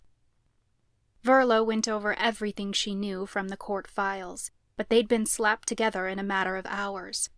We were certain she was missing details. We discussed what evidence the priestesses might present to the court, and how we could counter it with our own. What little we had. Verla coached us on how to answer questions in the courtroom, but I wasn't entirely convinced it would be enough. "Most of these charges are bogus, but what about the murders?" Lucas asked. "Whether they were accidents or not, we did kill people." Verla drew a deep breath. "That's going to be the hardest part of the trial. Your only hope is to say as few incriminating things as possible to make it look like the priestess's evidence is faulty. That's the only way the coven will side with you." "Or we tell the truth," I suggested. "The truth will get you hanged," Verla insisted. "The truth is that we killed in self-defense," I said. "That means we're innocent of the charges they've brought against us. More so, we didn't kill Professor Carlyle. He was alive when we left Pinewood Manor. The explosion that followed killed him. And Stella's death was an accident. So if we prove the priestesses are wrong on these points, they're going to look wrong about everything else." Verla shook her head firmly. "You've never been in a courtroom. If you tell the truth, the priestesses will use your word against you. To be charged with first-degree murder, the priestesses have to prove that we had premeditated intent to kill," I pressed. "We didn't." "Forget everything you think you know about the legal system, because this trial will operate under Miriamic law," Verla replied. To the priestesses, this isn't a real court case. It's a performance. We have to prepare for that. You will tell me everything you know. We will prepare a response, and you will speak only these responses in the courtroom. Do you understand? I sank a little in my chair. Yes. Verla coached us until after midnight. The words on the court documents were no longer making any sense. Verla stood. You two should get some rest before the trial. Let's call it a night. But we only have a few hours, Lucas started. A few hours to get some rest, Verla said gently. You need to clear your heads and be ready for anything. Let me walk you to your rooms. You don't have to do that. We can find our own way back, I assured her. Verla sighed. Very well. I have to arrange some things before the trial begins. Do your best to get some sleep, both of you. Lucas, can I have a word? Lucas furrowed his brow, but he stayed in the room while I headed out into the hall. I saw her hand him a bag, along with something else, though I couldn't be sure what it was. He left her office with a hint of a smile on his face. What was that about? I asked as we started toward his dorm. Lucas wouldn't stop smiling. The police gave Verla her stuff back that was in her car. She managed to get this back for you. He reached into the bag and pulled out a knee brace. The swelling had gone down, thanks to Grammy's potion, but it still twinged when I moved. Lucas, thank you so much, I told him. You shouldn't have. It was no problem. No, I mean, you really shouldn't have. The police wouldn't have found us if you hadn't gone into town. I had to get Everly's herbs. I found this while I was searching for them. Do you want to wear it? Sure, I said in uncertainty. Lucas was acting weird. Here, let me help. Lucas bent to one knee, and I steadied myself against the wall as he helped me slip into the brace. I giggled because it tickled when he touched the back of my leg. He must have liked getting a reaction out of me because he purposely tickled me harder. Heat pooled between my thighs, and I suddenly wasn't tired anymore. It should feel weird to laugh at a time like this, but we had one last night together before our verdict was read. It seemed appropriate to make the most of every moment we had left. Some people might be turned off at the threat of death, but I was a witch. We kind of had a thing for death. If anything, it only made every touch hotter and made me desire him more. If we were going to die, I would make the most of our last night together. The brace fit snugly around my knee, and the pressure helped dull the ache. Lucas paused for a long moment. He had this deeply contemplative look on his face, and his hand shook as he reached for his pocket. Definitely weird. I hoped he hadn't gotten hexed or something. Everything okay? His gaze snapped up to mine. Just tired. He leaned forward and placed a gentle kiss on my knee, then stood. Let's get somewhere. The sound of footsteps cut him off. We both went rigid. Usually, no one was out of their dorms this time of night. We thought it was safe to walk back to our rooms alone, but if we ran into the wrong person, we were in trouble. Lucas grabbed my hand and pulled me down the hall. He opened the first door we found, a red door I hadn't ever noticed before. It must have been a supply closet or something, because it certainly didn't lead to any classrooms I'd been in. We slipped inside the dark room, and Lucas quickly shut the door behind us. After a few beats, it became obvious no one was following us. He opened the door a crack to peek down the hall, and he breathed a heavy sigh. It was just Verla. She's probably headed to the library to prepare for our trial. We can... He trailed off when he turned to me. Lucas dropped the door handle, and the door swung shut, clicking behind him. Darkness enveloped us from all angles. What is it? I asked. Do you have any idea where we are? No. It's pretty dark, I said flatly. Lucas searched for the light on the wall, and a few moments later, the lights clicked on. The room filled with a soft, orange glow. Quiet music began to play on speakers overhead, and twinkling lights reflected off the walls. I turned around and gasped at what I saw. The room didn't look like it belonged inside the school. It was so unlike our dorm rooms, more like an executive suite in a 5-star resort. The room was huge, with a large heart-shaped bed in the center, and twinkling lights strung above it. Nearby, a whirlpool tub sat filled to the top with steaming water, looking warm and welcoming. Rose petals floated on the surface. A faint floral scent filled my nose, relaxing me instantly. This room definitely wasn't here before. What is this place? I couldn't help but walk across the room and run my fingers over the red silk sheets on the bed. This had to be a fey illusion or something. It was too perfect. I mean, I'd just been thinking about giving Lucas the night of his life, and then this room appeared? It's the presidential suite, Lucas said. It's an enchanted room that moves around the school and appears when you need some alone time. Students enchanted it ages ago to hide it from the staff. I sat down on the bed, continuing to run my fingers over the soft silk. It was definitely real. So, this is all for us? That's how the enchantment works, he said. That's awfully convenient, considering the things I was just thinking about you. Lucas smirked. And here I thought I was the one who conjured this room.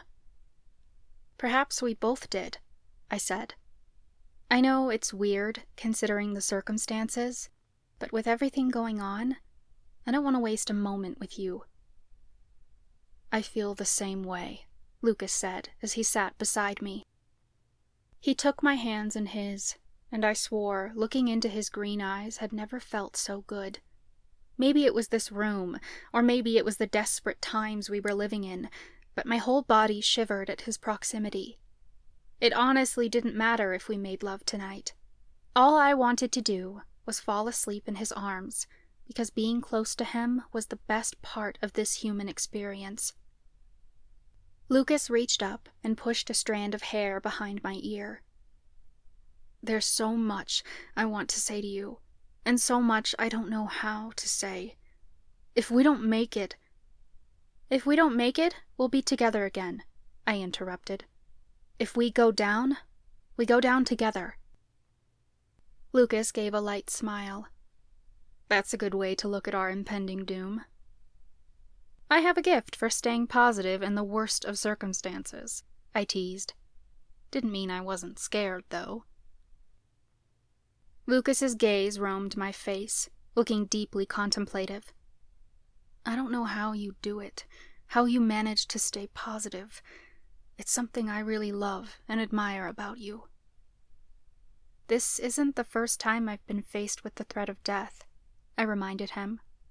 When I was in the hospital, before my diagnosis, I wasn't sure I'd live. And when I did, I learned pretty quickly that giving up just wasn't an option.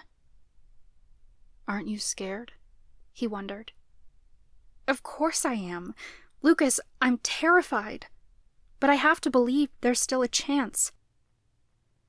He ran a hand up and down my thigh, eyes roaming my body. Say you knew we wouldn't win our trial.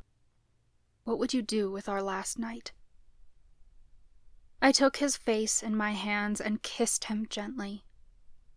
I'd kiss you 1,000,000 times. I kissed him again, and a third time. He leaned even closer, and we tumbled onto the bed together. He propped himself up over me, kissing my lips while he ran his hands down my sides.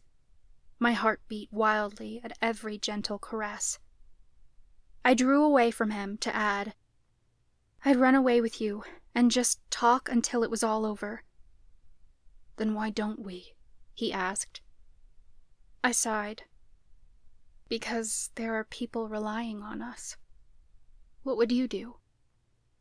His eyebrows pinched together. I don't know. One night? It's not enough. We have whole lives we've never lived. Things I wanted to do with you that would take years. Like what? I wondered. He ran a finger across my cheek. I want to build a life with you, Nadine. I want to buy a house together and have kids. I want to invite our friends over for barbecues and seances. I want to skinny dip in Lake Santos with you, fully nude this time. I want to travel with you to other magical communities and ride dragons. I want to take you rock climbing and kayaking. I want to investigate hauntings and mysteries with you.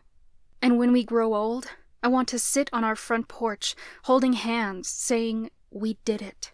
We did everything we said we were going to do, and it was great. And when we die, I want to be the Reaper, leading you to the other side. I sighed, happily. That sounds perfect. It terrifies me that the priestesses can take that away from us. Lucas stopped dead and inhaled a sharp breath. I stilled beneath him. What is it? His jaw dropped. I just realized something. When we were tied to that lamppost, I didn't want to die, and I thought it was because I was scared of death, but I'm not. I'm scared of not living. He drew away from me and placed his hand over his mouth, like the realization was more profound than anything he'd discovered before. I sat up beside him. Of all the emotional talks Lucas and I had shared, nothing could compare to the deep emotions I witnessed flitting through him at that moment. It was like everything in his life finally made sense. Nadine, I want to live so badly, he said. And I wasn't living for so long. Now that I have something to live for, something to fight for, hell, something to die for, I'm terrified of losing it. Then you won't, I told him firmly. I wasn't sure where the words came from, because a moment ago it would have felt like a lie. Now it felt like a promise. Everything you said you wanted, we'll have. I don't care if it's in this life or the next. I'll be there with you. That was something I was absolutely certain of. I don't want to wait any longer, Lucas said. I don't care if we only have one night left. I'm going to start living now. He stood and drew something out of his pocket and handed it to me. I eyed the tiny wooden box curiously. It was a cube with lines carved into it in a pretty design, and 2 pegs on top that slid panels both ways. I got excited and bounced on the bed a little. Oh, a puzzle box! What's inside? He smirked. That's the surprise. I flipped the box around in my hands, and I didn't see any obvious place to open it. It had to have something to do with the sliding panels, unless that was just to trick me. I wiggled the pegs and slid the panels around, but nothing happened. I poked a fingernail into the carvings, trying to see if any of them hid an opening. Lucas looked proud that I couldn't figure it out right away, until I wiggled one of the side panels and it popped out. Once that was free, it made room for the top panel to slide off. Damn, I knew you'd figure it out, but that was fast, Lucas said. I laughed as I slid the top panel off. You'll have to give me a better challenge next time. My words came to a screeching halt when I looked inside the box and saw a diamond ring with teal stones. Time seemed to freeze. I couldn't even think. For a moment, I had no idea what I was looking at. Lucas pulled the ring out of the box, then knelt to one knee. Nadine Evers, I don't care how much time we have left. I want to spend every moment of it with you. Will you marry me? Tears welled in my eyes. and I forgot how to speak. "Yes!" I cried. "Yes, I will marry you!" I tossed the puzzle box aside and threw my arms around him. My lips connected with his in a passionate kiss, and the ground fell out from beneath us. It felt as if a spell had swept us upward, spinning us toward the stars. "I love you," I whispered. "I love you too," he said passionately. Lucas drew away from me, and my heart settled again, like I'd been placed upon a cloud.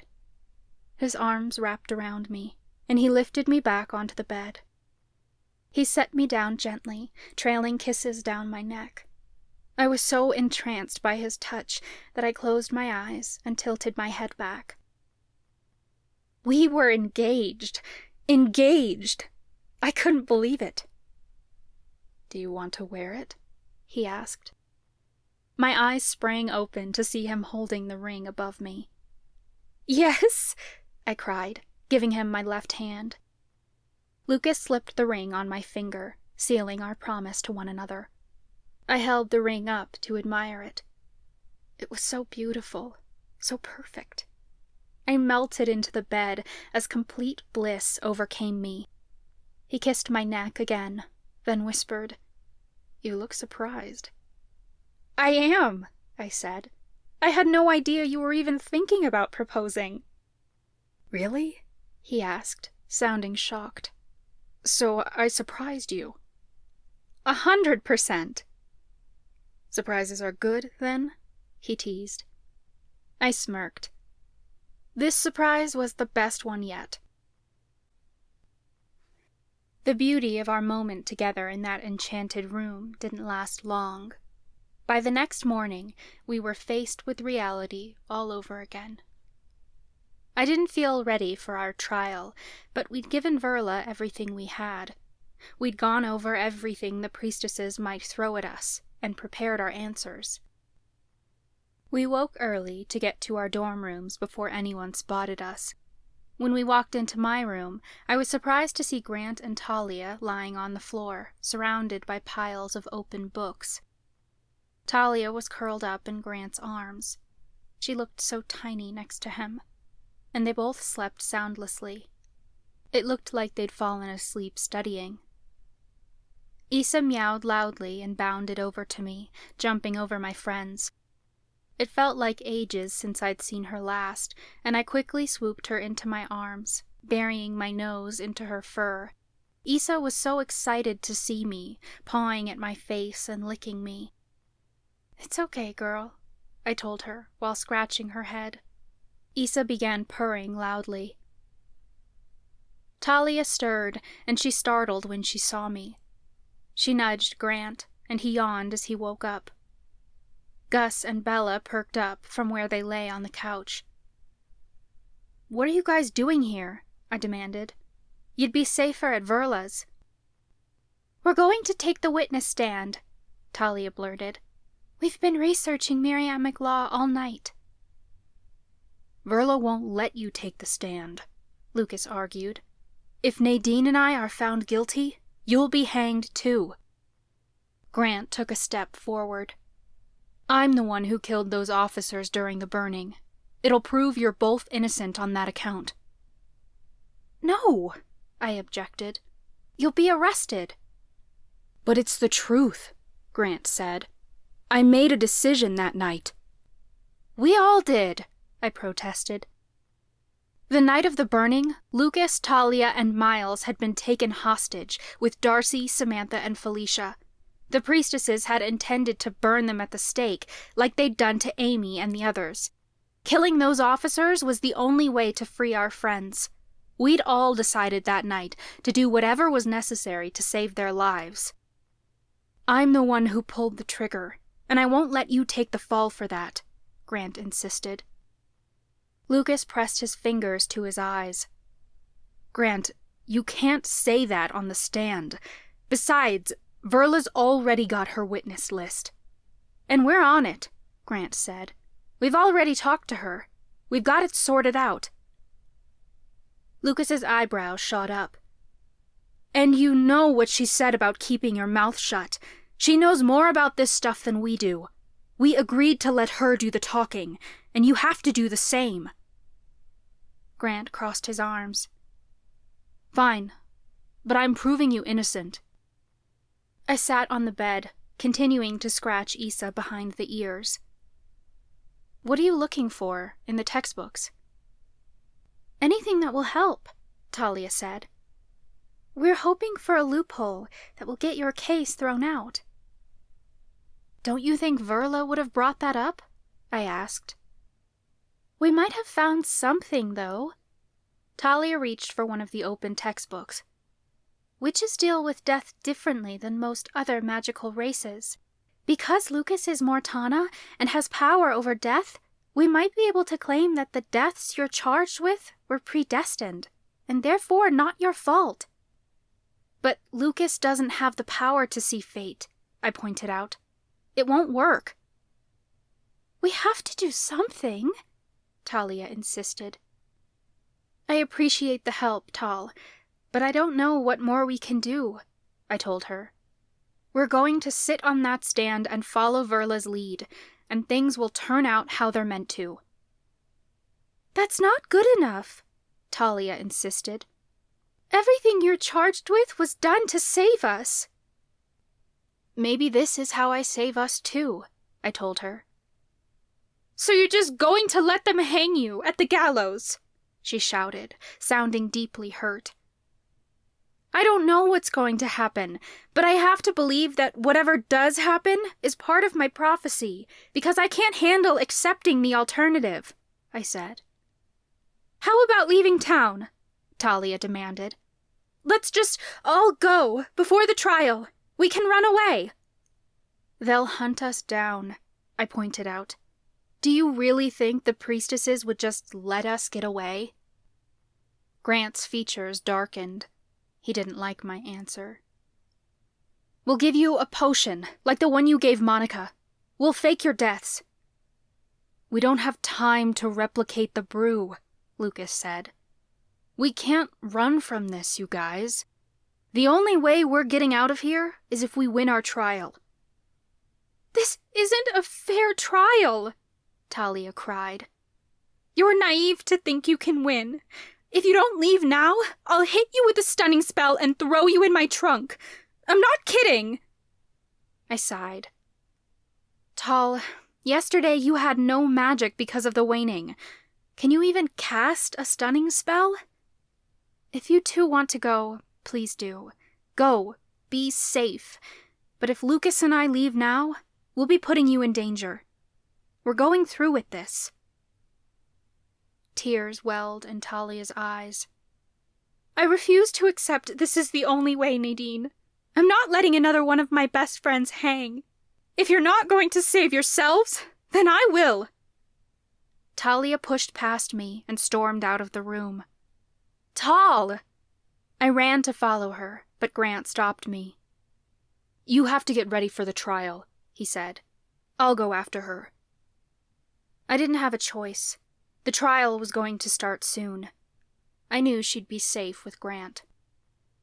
I dressed in my nicest slacks and a black blazer, and I slipped my wand into the inner pocket, just in case. I left my cloak behind, because Verla said the jurors would sympathize with us more if we dressed like them. We went back to Lucas's dorm so he could borrow a suit from Grant's closet, because he didn't have one of his own. I piled the cat's bowls full of food, then stroked Issa's fur and gave her kisses. She yowled loudly, like she knew something wasn't quite right. You can't come with, I told her. We'll be back soon, all right? I had to believe that. Verla drove us to the courthouse, and Lucas held my hand the entire way. I noticed more people crowding the streets the closer we got to the courthouse. They'd all come to watch. It made me sick, knowing the priestesses were using me as a puppet in their twisted theater. We drove over a bridge, and the river below looked so calm and peaceful. It seemed so strange to see on a day like today. How could the river not feel the torrent of this conflict sweeping through the coven? The courthouse stood next to the river, and a crowd so large had gathered out front that I couldn't even see the steps. They yelled over one another, and I couldn't tell what they were saying. Nothing kind, I was sure. Verla drove around to the back of the courthouse, away from the crowd. We were greeted by several police officers, who promptly slapped metal bracelets on our wrists and ushered us inside. My energy drained the moment the metal touched my skin. They were Noxite, surely made so we didn't cast spells in the courtroom.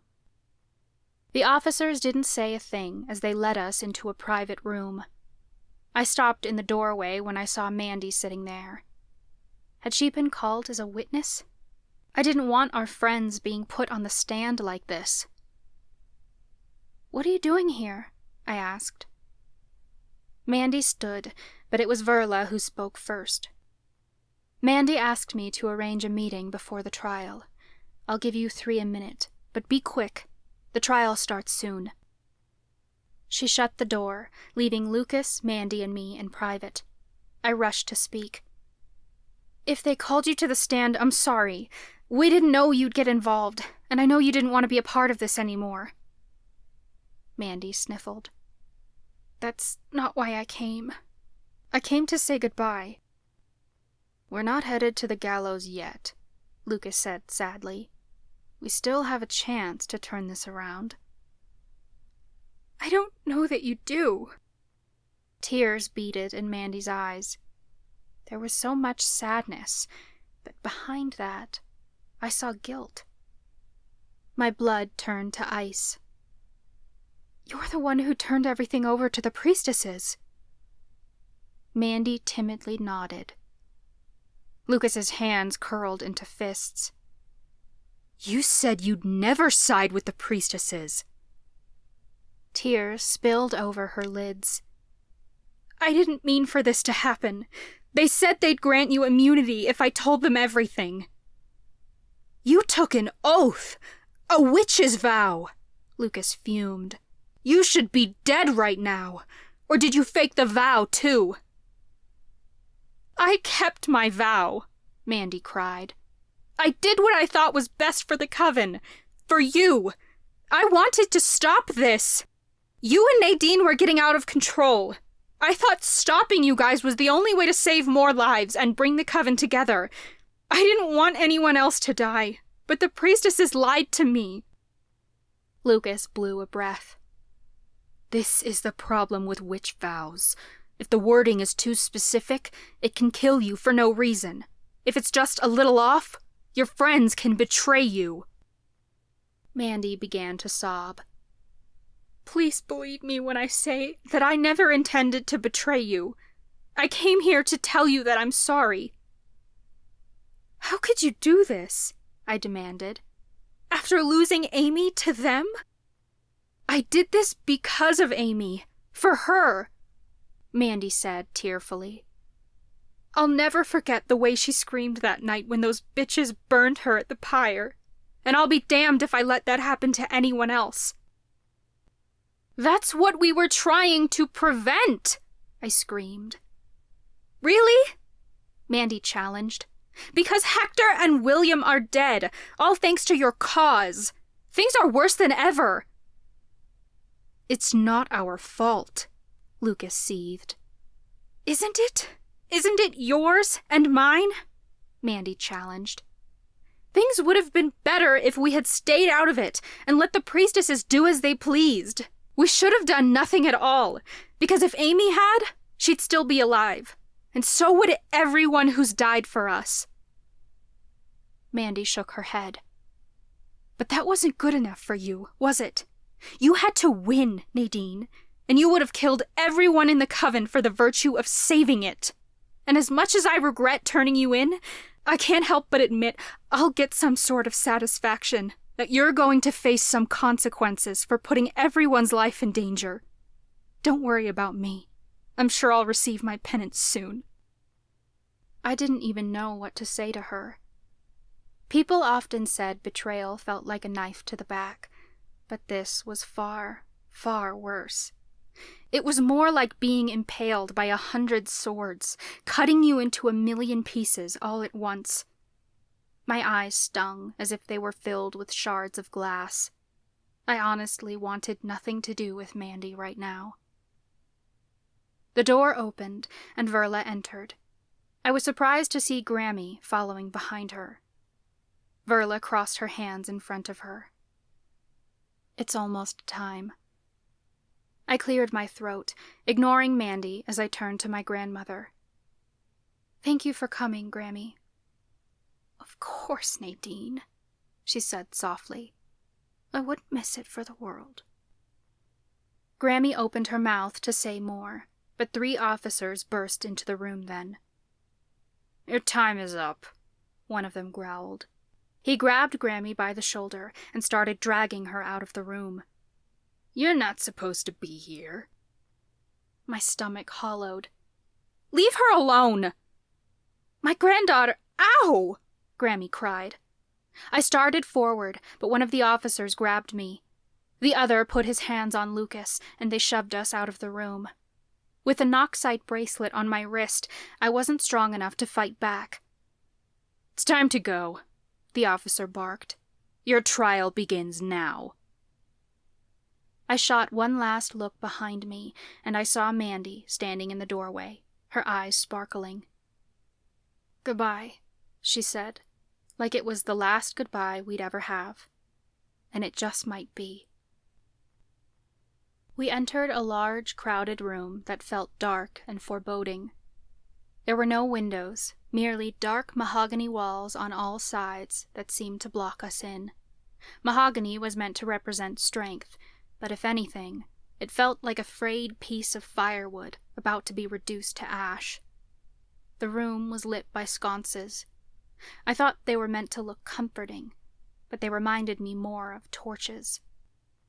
Loud protests from outside filtered into the room, but the crowd inside remained quiet. Familiar faces stared back at me, some supportive, like Chloe and Onyx in the front row.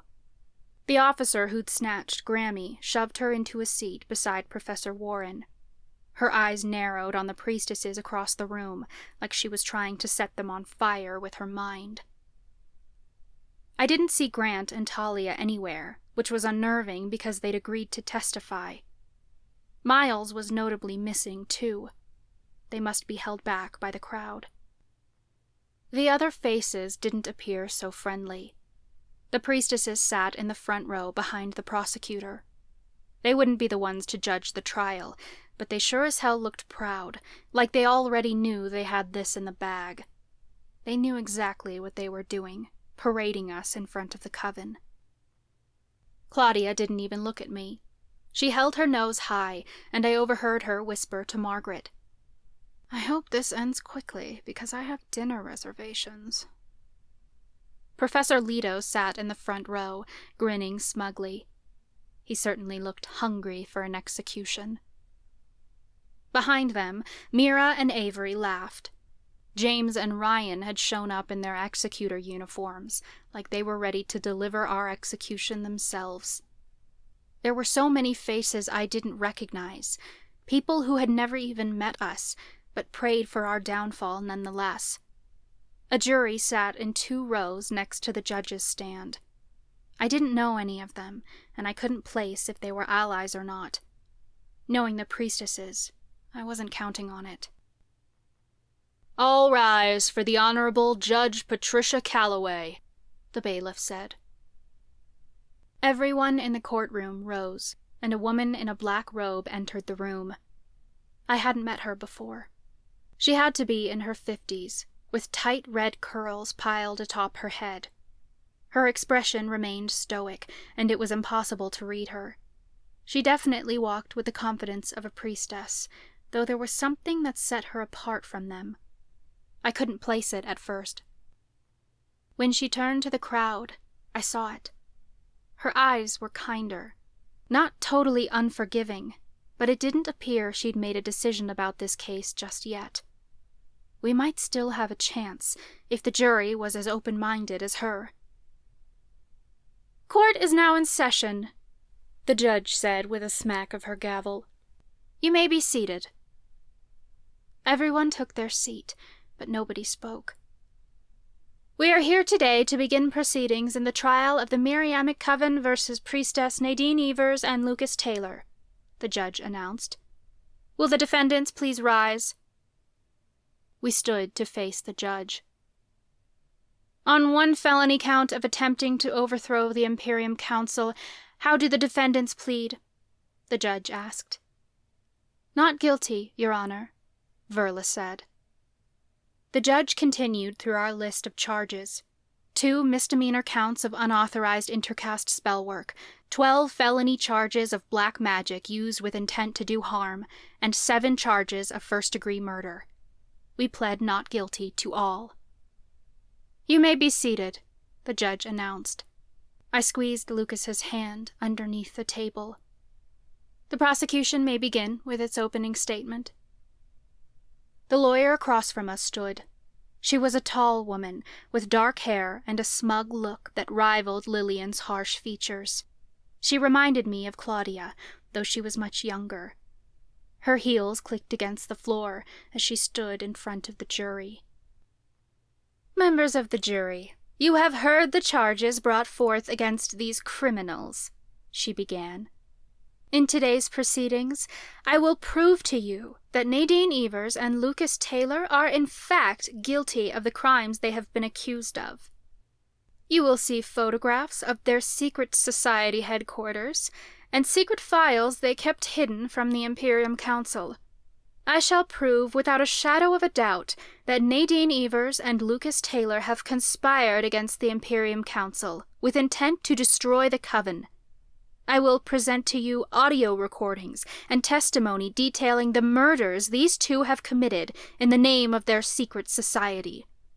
By the end of the day, these 2 criminals will be walking to the gallows, because the Coven will know the truth about what they've done. You shall be the ones to deliver justice. She returned to her seat, and Verla stood to pace in front of the jury. Members of the jury, I am here today to prove that the charges brought against my clients are nothing more than false claims, Verla said. We are here to tell the truth, and you will find by the end of these proceedings that the evidence Miss Olivia Sinclair claims to have paints a very different picture when put into context. Sinclair? I mouthed to Lucas.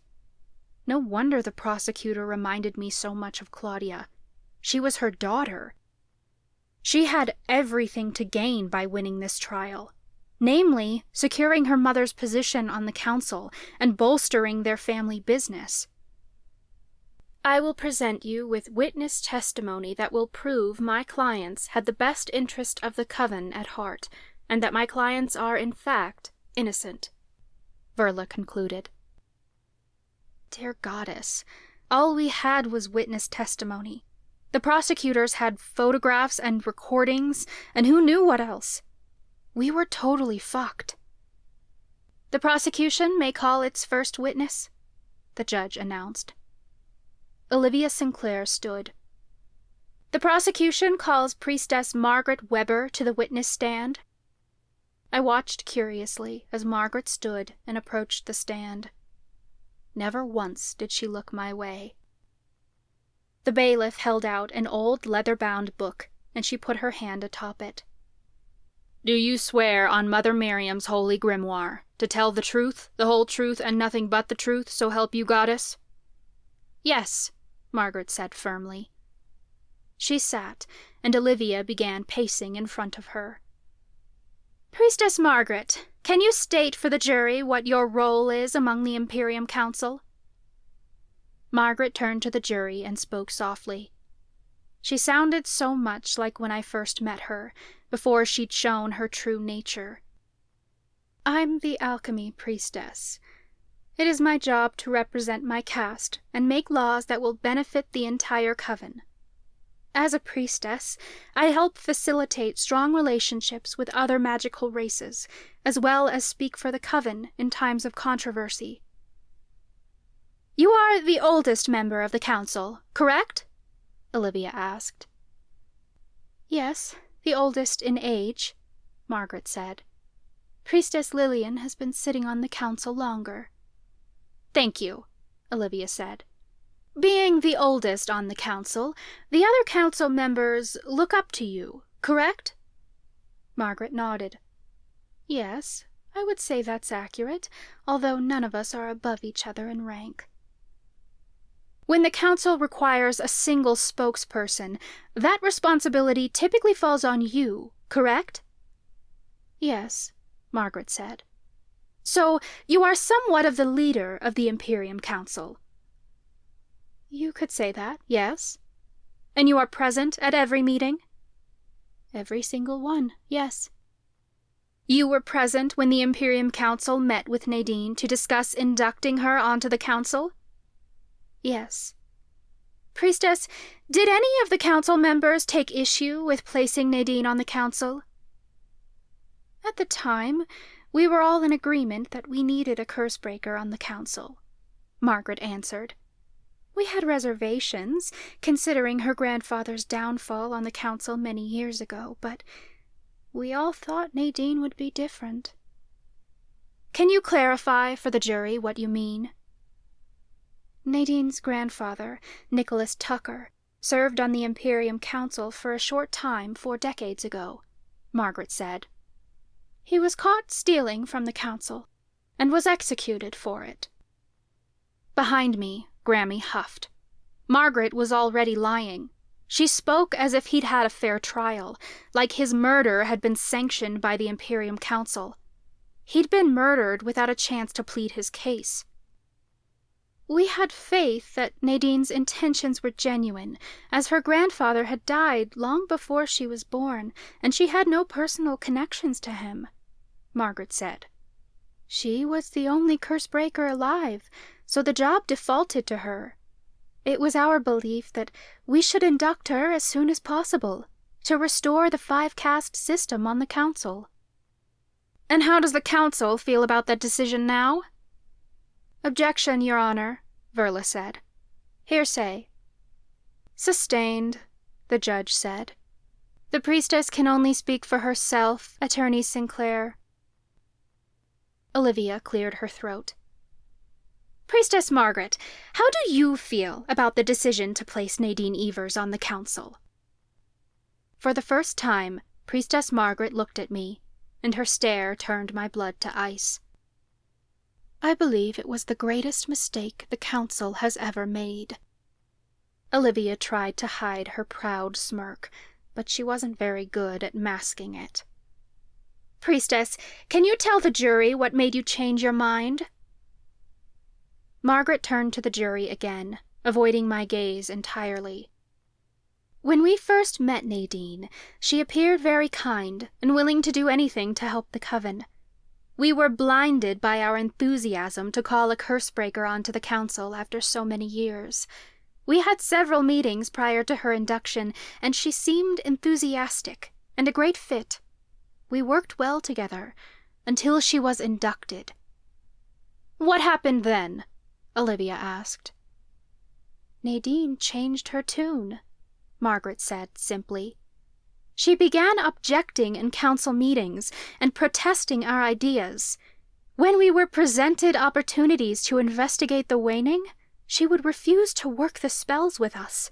On several occasions, she claimed that her chronic illness was too severe to perform the spell, and she used it as a weapon against the council to delay our investigation. Objection, Verla said calmly. The judge frowned. Overruled. Margaret continued. She often brought her boyfriend Lucas to meetings without prior approval, and on several occasions she threatened to expose sensitive coven information if we did not help cure her disease through a kidney transplant. My blood began to boil. Margaret was telling half-truths, not even remotely representing the story accurately. They had threatened me, and I'd been on the coven's side every step of the way. Olivia checked her notes. Can we bring up evidence file number 112? A picture popped up on a large TV on the courtroom wall. It was a photograph of the gravestone. Priestess Margaret, can you describe for the jury what we are looking at here? Olivia asked. Margaret shifted in her chair. This is a photograph of Nadine's secret headquarters. A few nights ago, we were alerted by an anonymous source that Nadine Evers and Lucas Taylor had formed a group they call the Coven Shield. They were headquartered inside Miriam College of Witchcraft in an old storage room. With the help of the Miriamic Police Department, we were able to break through an unauthorized ward and find this secret room, which contained articles written in secret code with messages detailing how the Coven Shield planned to infiltrate and destroy the Imperium Council from within. More lies. "Objection!" Verla yelled. "Where is the evidence?" Olivia smirked proudly. "Please bring up evidence number 262. A new image came on the screen. It showed a photocopy of our first article written in the Shield. Words had been circled, and there were scribbles all over the page, showing our message decoded. I got a nervous twinge in my belly, but I realized there was nothing damning here. The message simply encouraged a meetup. It said nothing about standing against the priestesses. "Can you describe what we're looking at?" Olivia asked Margaret. The priestess sat up proudly. "This is one of the articles the Miriamic Police Department was able to decode." More lies. I recognized Onyx's handwriting. It was her copy she'd left in the gravestone. "The Coven Shield is the same organization that released anonymous articles under the name Caesar Peppertrine and distributed them around town, correct?" Olivia asked. Margaret nodded firmly. "The very one." "Objection!" Verla insisted. "Overruled," the judge said. "No further questions, Your Honor," Olivia said, before sitting down. Verla stood with her notepad to begin her cross-examination. She paced confidently in front of the witness stand. "Priestess Margaret, you mentioned that you were present at every council meeting. Is that correct?" "Yes," Margaret said. "Who else was present at these meetings?" "A council meeting includes a priestess from each caste, so there were 5 of us at each meeting," she answered. "That would include myself, Priestess Lillian, Priestess Charlotte, Priestess Stella, Miriam rest her soul, and Priestess Nadine. Upon Priestess Stella's death, Claudia Sinclair began attending our meetings as an interim priestess until her induction next Halloween." "Were there any meetings that took place without all 5 Imperium members present?" Verla asked. Margaret nodded. "Yes. Being a priestess is a full-time job, and there were times when Nadine's class schedule interfered with our meetings and coven events. We did our best to work around her busy class schedule." She was trying to look like a hero. They purposely scheduled meetings at times I couldn't come, or blatantly omitted the invite altogether. "Is it possible, then, that when you claim Priestess Nadine objected to certain council measures, it was due to the fact that she was not given complete information on the subject matter due to not being present at previous meetings?" Margaret tilted her head, like she didn't understand the question. It was all for show. "We briefed Priestess Nadine on all council matters and made every effort to keep her in the loop. Her protests were merely—" "A simple yes or no would suffice," Verla interrupted. "No," Margaret answered. Verla pursed her lips, but quickly moved on. "Priestess Margaret, you mentioned that Priestess Nadine often refused to perform spells with you due to her chronic illness, and that she would make demands to obtain a cure through a kidney transplant. Is that correct?" "Yes," Margaret answered, leaning closer to the microphone to drive her point home. "Are you aware of Priestess Nadine's diagnosis?" Verla asked. "Yes." "Can you state her diagnosis for the jury?" To the best of my understanding, she has a condition called lupus. She spoke in a way that made it sound dirty, or like I was lying. Are you aware that there is no cure for lupus, as you have claimed in your testimony? Verla asked. Margaret furrowed her brow. I don't believe I said that. Verla checked her notes. You said, and I quote, "She threatened to expose sensitive coven information if we did not help her cure her disease through a kidney transplant." End quote. The smallest bit of color drained from Priestess Margaret's face, but she leaned toward the microphone to say, I misspoke when I said cure. I meant to say treatment. Verla looked pleased by her answer. She was trying to discredit her as a witness, though I wasn't sure yet if it was working. The jury was difficult to read. Verla continued. Priestess Margaret, you mentioned that the police found evidence of secretly coded message in the Coven Shield headquarters, which detailed plans to infiltrate the Imperium Council. Can we please bring up evidence file 262? The coded article shone on the screen again. Can you please read out loud the decoded message that the Miriamic Police Department claims is written within this article? Verla asked. The message reads, "Meet at the epitaph on Saturday if you wish to save the Coven." Where in this message does it state that Nadine and Lucas plan to overthrow the Imperium Council, as you stated in your testimony? Verla asked. It's right there, Margaret insisted. If you wish to save the Coven, it's a threat. Is it possible this message held another meaning? That students were simply gathering to help each other with their magic amidst the waning? Verla asked. Margaret pursed her lips. She'd entered this courtroom thinking Verla was on her side. Surely she was getting fed up with her by now.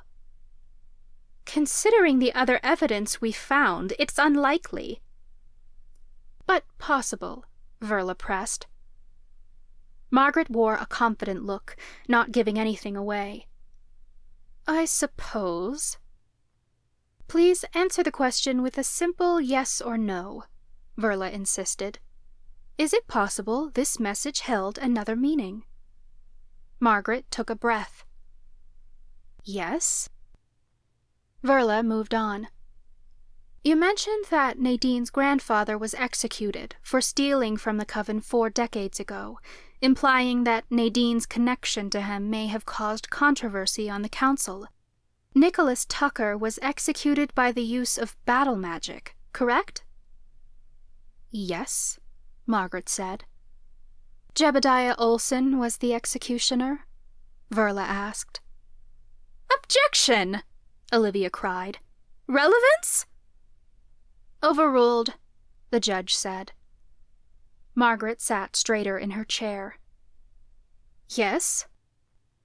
Let the record show that Priestess Margaret has identified the late husband of Priestess Lillian Olsen as Nicholas Tucker's executioner, Verla said before continuing. Was this execution sanctioned by the Imperium Council? Yes, due to his crimes against the Coven, Margaret answered. This execution was sanctioned before or after his death? Verla asked. Margaret hesitated. I'm not sure I understand the question. You just testified that the execution was sanctioned by the Imperium Council, Verla said in a firm tone. If his murder was, in fact, sanctioned by the Imperium Council, why did Jebediah Olsen serve a life in prison for first-degree murder? All the color drained from Priestess Margaret's face. She sat on the stand looking dumbstruck. Finally, she leaned forward and said, I don't believe I'm qualified to answer that question. I was not on the Imperium Council at the time. I make a motion to strike Priestess Margaret Weber's testimony regarding Nicholas Tucker's execution from the record, Verla said. The judge nodded. Sustained. It seemed the judge was playing fair, which was a relief. Verla was making a risky move, but she'd already done the damage she intended. She planted a seed of doubt in the jury's mind. No further questions, Your Honor. Verla sat back down. Her expression gave nothing away. She'd had a few good questions, but I didn't think it was enough to convince the jury. Olivia called her next witness, Sheriff Baker. Oh, this would be a joy. Baker wore a smug expression as he approached the witness stand. I knew it in my gut he would say whatever he had to in order to please the priestesses. This man was like a child seeking validation. Olivia began pacing in front of him. Sheriff Mitchell Baker, can you state for the jury your occupation? He straightened in his chair, looking proud. I am the sheriff at the Miriam Police Department. Sheriff Baker, where were you the night of May 21st during the raid of the Coven Shield headquarters? I was at Miriam College, heading the raid, he answered. And it was there that you found evidence of the Coven Shield conspiracy to overthrow the Imperium Council? Olivia asked. Objection! Verla cried. Sustained. Attorney Sinclair, please reword the question, the judge said. Sheriff Baker, can you describe the evidence the Miriamic Police Department gathered that night? Olivia asked. He turned toward the jury. You have already seen evidence of secretly coded messages. We also found evidence of unauthorized intercaste spell work. Please bring up evidence file number 217, Olivia said. A side-by-side photo came on the screen. The first photo showed a black and white image of the storage room, before we'd performed the space-bending spell on it. It looked like it had been scanned from an old newspaper. The photo beside it showed the room as it was today. Can you describe what we're looking at here? Olivia asked. We are looking at the same room, Sheriff Baker explained. The photo on the left shows the room 10 years ago, and the photo on the right shows the room yesterday. Can you explain to the jury what this evidence suggests? Olivia asked. This photo comparison proves that a space-bending spell was performed on the storage room, of which no records of authorization exist, Baker said. And how does one perform a space-bending spell? Olivia asked. Space-bending spells can only be performed by a member of all 5 castes. Since there were no curse breakers 10 years ago, the evidence shows that the space-bending spell must have been performed within the last year, after Nadine Evers obtained her powers. Olivia looked pleased. No further questions, Your Honor. She sat back down, and Verla stood to cross-examine Sheriff Baker. Sheriff Baker, you testified that Nadine Evers performed an unauthorized space-bending spell. Is that correct? Yes, Baker said confidently. Verla held up a thick book. Sheriff Baker, can you tell the jury what I'm holding here? He narrowed his eyes on the book, then answered, That is the Miriamic Law Code, 3rd edition. Can you state for the jury where you have seen this book before? Every officer is required to read this book and take a written test on it before being placed on the police force. As part of our ongoing training, we review the book frequently in order to uphold Miriamic law. Verla flipped the book open to a page she'd bookmarked. Sheriff Baker, are you familiar with Section 29, subsection 3? Baker looked confused for a moment, then said, The specific wording eludes me, but I do know this section bans unauthorized intercaste magic use. Can you please read the highlighted paragraph out loud? Verla handed him the book. Baker shot a glance at the judge. I need my reading glasses. He was stalling, for whatever reason. It seemed strange to me that he'd come to court knowing he'd be presented with documents and evidence, and didn't come prepared. I wondered if he needed the reading glasses at all.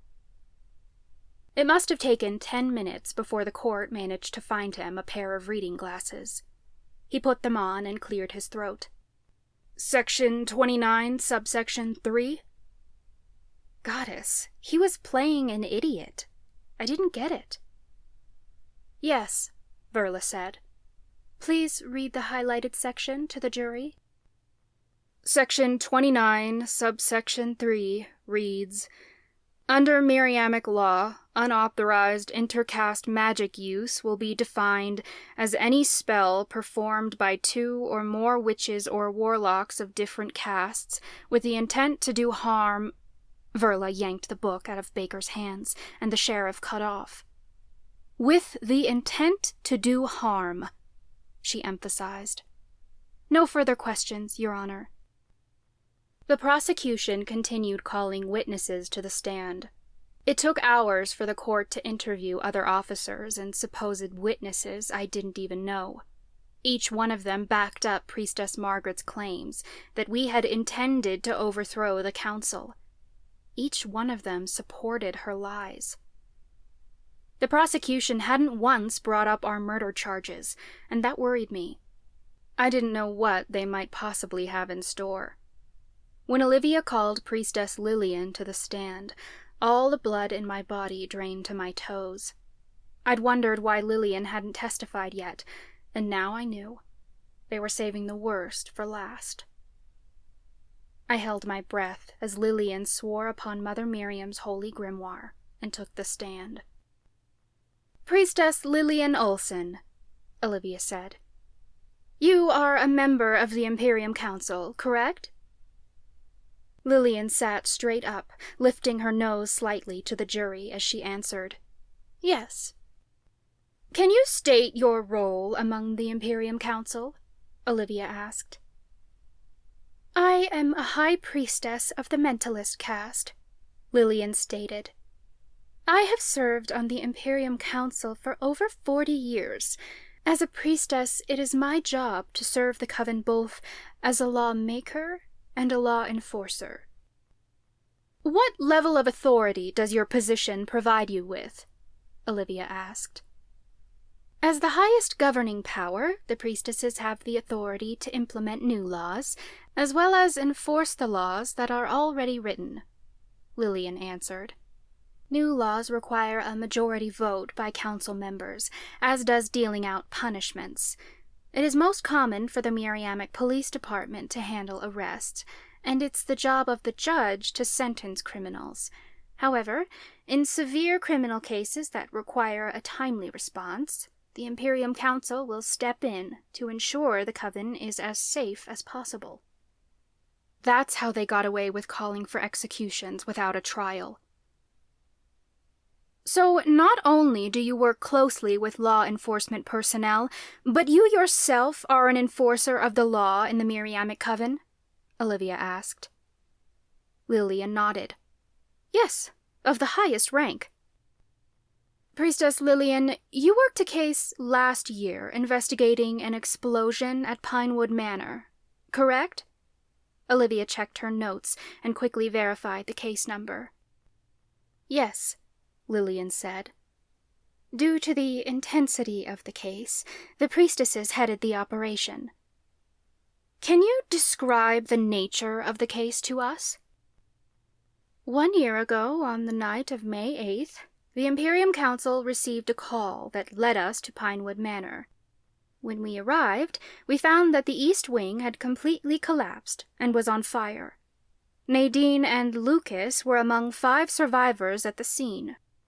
At the time, we believed them to be the only ones in the building, but after months of cleanup, we uncovered 4 bodies.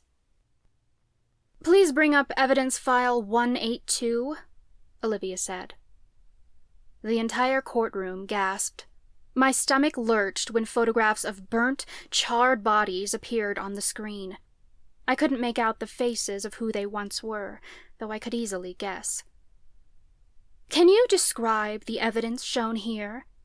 Olivia asked Priestess Lillian. Lillian looked like she was going to be sick, though I was certain it was all for show. These wouldn't be the first burnt bodies she'd seen.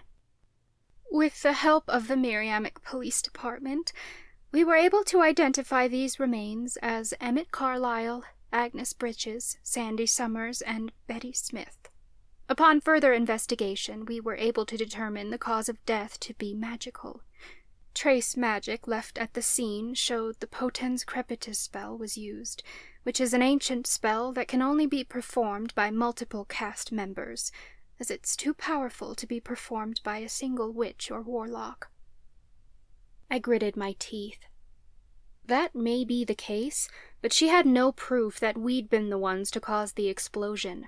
It had been some sort of fail-safe the kidnappers had created to hide what they were doing at Pinewood Manor. We had no idea that a blast was coming, and we'd gotten out just in time. Olivia continued putting evidence from that night on the screen, painting us to be heartless murderers. They'd neglected to mention the connection to the missing boys we'd attempted to save. They wanted to make us out as monsters. By the time she finished questioning Lillian about the Pinewood Manor deaths, the jury had to believe we were guilty of premeditated murder. The priestesses made it out like we'd gone there that night with the intent to kill. But Olivia Sinclair didn't stop there. She brought up photo after photo, evidence file after evidence file, showing our connection to these murders. Shock riveted through me when Olivia called up evidence file number 171. An image of the alchemy wand appeared on the screen. "Priestess Lillian, can you state for the jury what we're looking at?" she asked. "This is an Oaken wand, an alchemy wand," Lillian said. A gasp traveled around the courtroom. The stories of the Oaken wands were old. Some people hadn't heard of them, and anyone who had heard of them believed them to be nothing more than urban legends. "The Oaken wands exist?" Olivia asked. "Yes," Lillian stated. "We provided photo evidence for the safety of the coven, because these artifacts are too valuable to be presented in court today." I never thought I'd live to see the day when the priestesses admitted they had their hands on an Oaken wand. They wouldn't want the coven to know, because they didn't know who might try to take it from them. This was risky. "Can you describe for the jury what exactly an Oaken wand is?" Olivia asked. Lillian turned toward the jury and told the story of the Oaken wands, how they were carved from the protection tree and had the power to attract the magic of a caste. "With all 5 wands, we will be able to redistribute magic and end the waning," Lillian told them. I witnessed the jury's eyes light up. They looked at her like she was the goddess herself come to save them. "The Oaken wands were stolen from the Imperium Council 40 years ago, correct?" Olivia asked. "Yes," Lillian said. "By Nicholas Tucker, in fact. It is why he was executed." Lillian's husband had spent a life in jail, and she was still sticking to her story that he'd executed my grandfather? She was trying to get the jury to believe I'd had the alchemy wand all along, that I'd infiltrated the Imperium Council to continue my grandfather's work, all without stating it explicitly. Still, the coven would believe it. These women were spinning a web of lies, and the only hope I had is that they would trap themselves in it.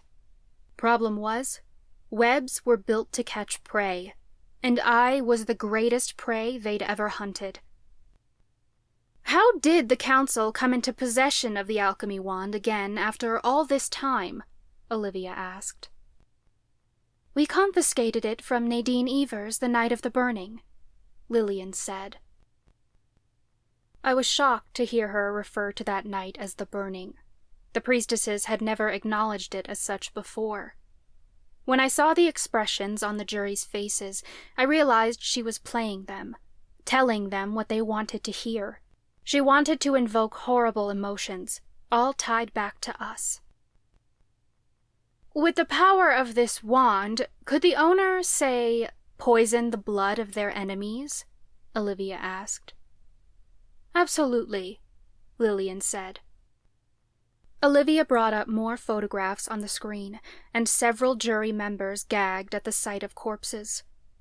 The images showed the 2 dead officers Grant had killed using the alchemy wand. Their bodies lay on morgue tables, and their faces were purple and swollen, so much that they barely looked human anymore. It looked like they'd been beaten to death from the inside out. The prosecution knew exactly what they were doing bringing up the alchemy wand. I'd never looked so guilty. They went on to present more photos and evidence from that night. The prosecution neglected to mention the lives we'd saved in the process. Darcy, Samantha, and Felicia were alive because of us. Lucas, Talia, and Miles, too.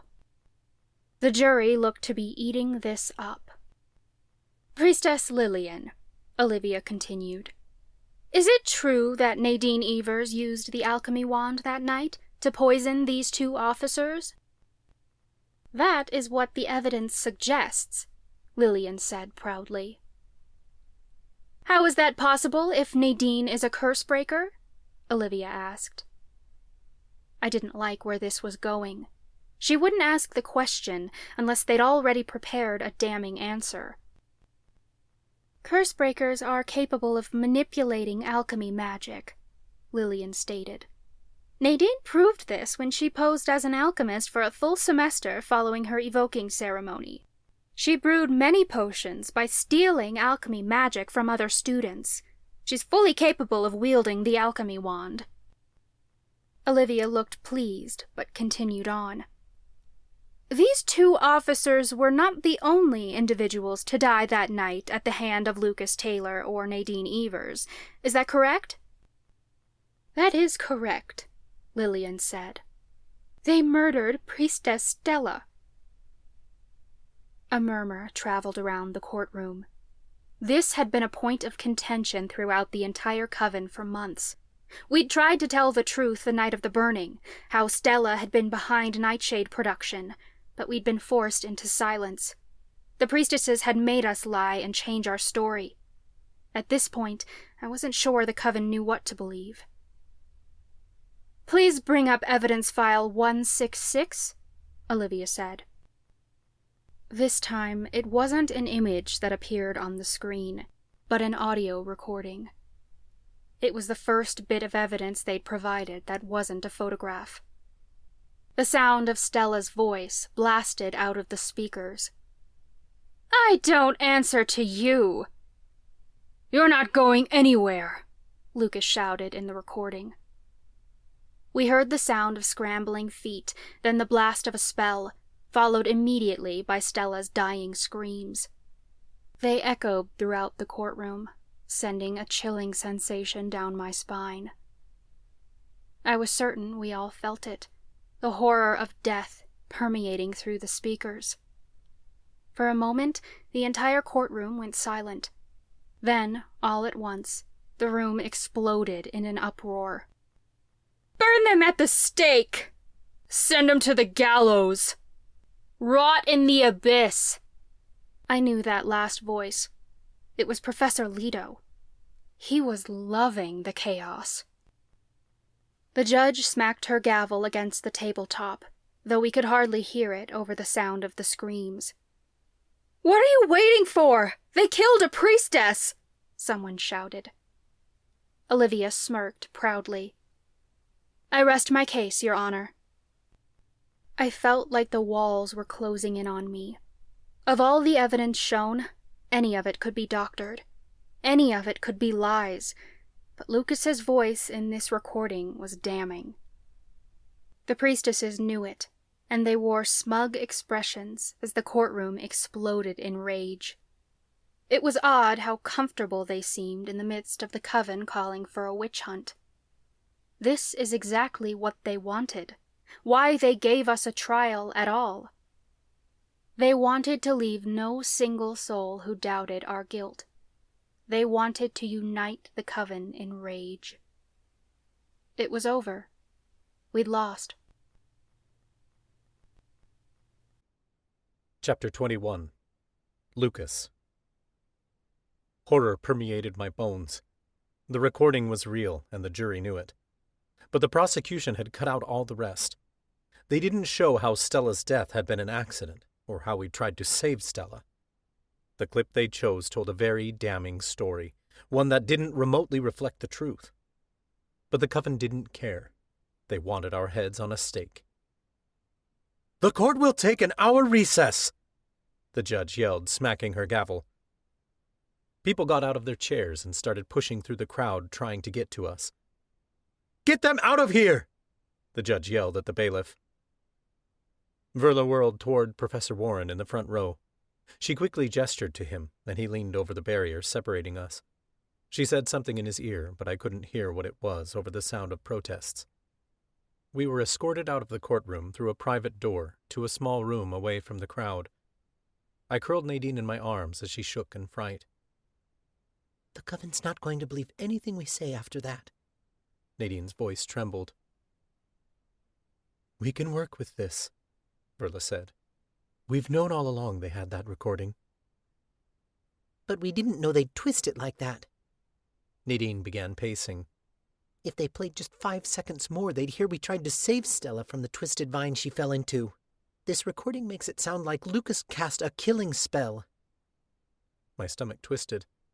I regretted that the recording ever existed in the first place. I'd been the one to record the whole encounter. We thought it would prove our side of the story.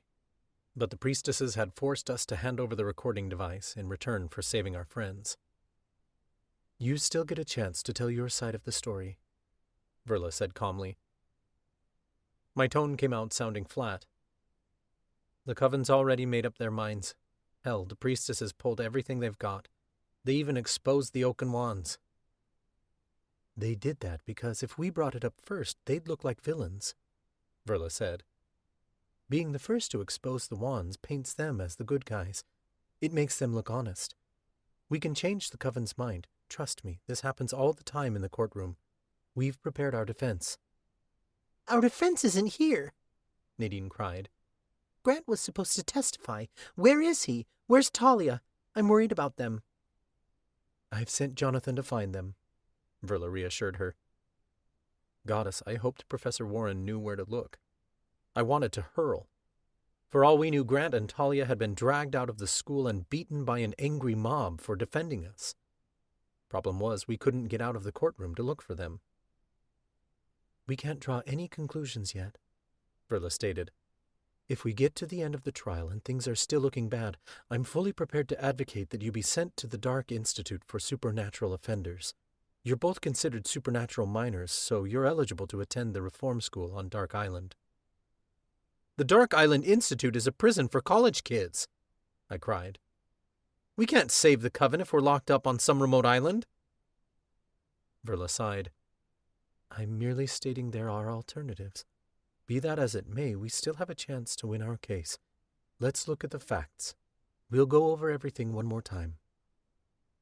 We reviewed everything the priestesses had presented and how we might counter their claims. At one point an officer brought us lunch, and Verla used her alchemy powers to make sure it wasn't poisoned. It sucked that we even had to consider that, but I wouldn't put it past the coven. It felt like mere minutes before an hour was up, and we hadn't had a chance to discuss everything we'd wanted to. When we returned to the courtroom, it was only half full. We could still hear shouts coming from the hallway. I assumed the officers had cleared the room of anyone who seemed threatening. It didn't stop most of the courtroom from giving us evil glares. I could see it in their eyes that they wished for our death. Professor Warren was noticeably missing, but Chloe, Onyx, and Helena sat behind us in the front row. "Court is now in session," the judge announced with a smack of her gavel. "The defense may call their first witness." Verla stood. "The defense calls Chloe Olsen to the stand." Chloe stood from where she sat in the crowd and approached the witness stand. She held her chin high and didn't even look at her grandmother as she passed. Lillian narrowed her eyes on her. Chloe swore upon Mother Miriam's holy grimoire, then took her seat. "Please state your full name for the jury," Verla said. "Chloe Jane Olsen."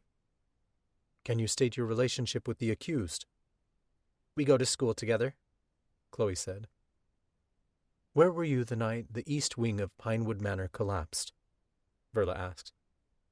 I was there at Pinewood Manor. Do you remember how you got there? No. What do you remember from that night?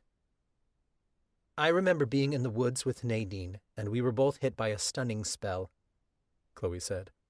When we woke, we were tied up in Pinewood Manor. Agnes Britches, Sandy Summers, and Betty Smith came into the room and told us they wanted to kill us for a resurrection spell. So you were kidnapped? Verla asked. Chloe leaned toward the microphone. That is correct.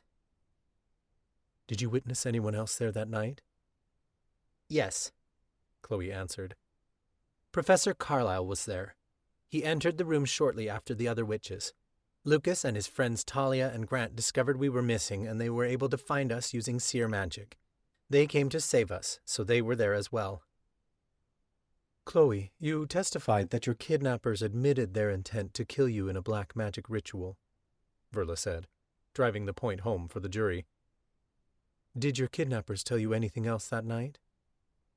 Yes, Chloe said confidently. They said we were not the first people they'd taken for the resurrection spell. They told us they had also killed Caleb Thomas and Isaac Miller in an attempt to raise the dead. A gasp traveled around the room, but no one spoke for fear of being thrown out. Verla took a moment for the information to sink in, then continued. Where were you when the explosion occurred and the east wing collapsed? I was outside with Nadine, Lucas, Talia, and Grant. We got out of the building right before the blast. Can you describe what Lucas and Nadine were doing at this time? They were helping us out of the building, Chloe said.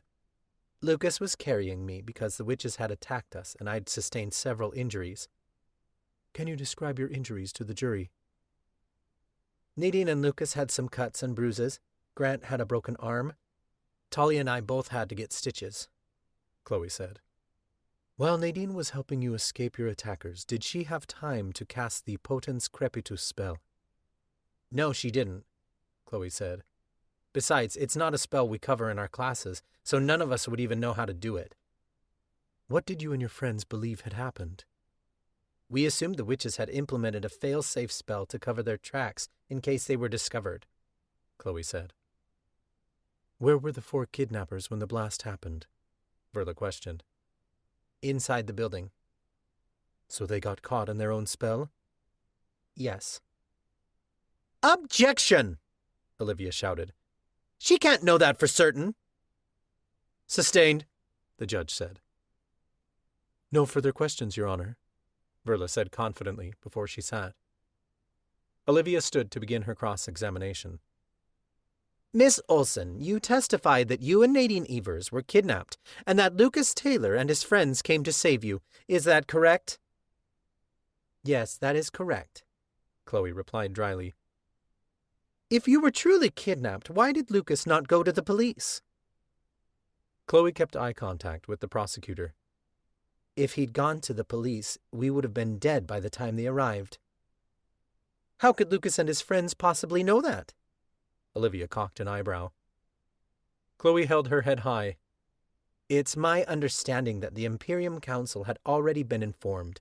Lucas and his friends got us out of the building before the blast.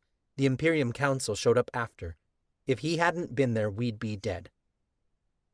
Olivia's features faltered, but she kept her voice strong. Lucas purposely put people in danger and took risks without regard to anyone's safety. Isn't that right, Miss Olson?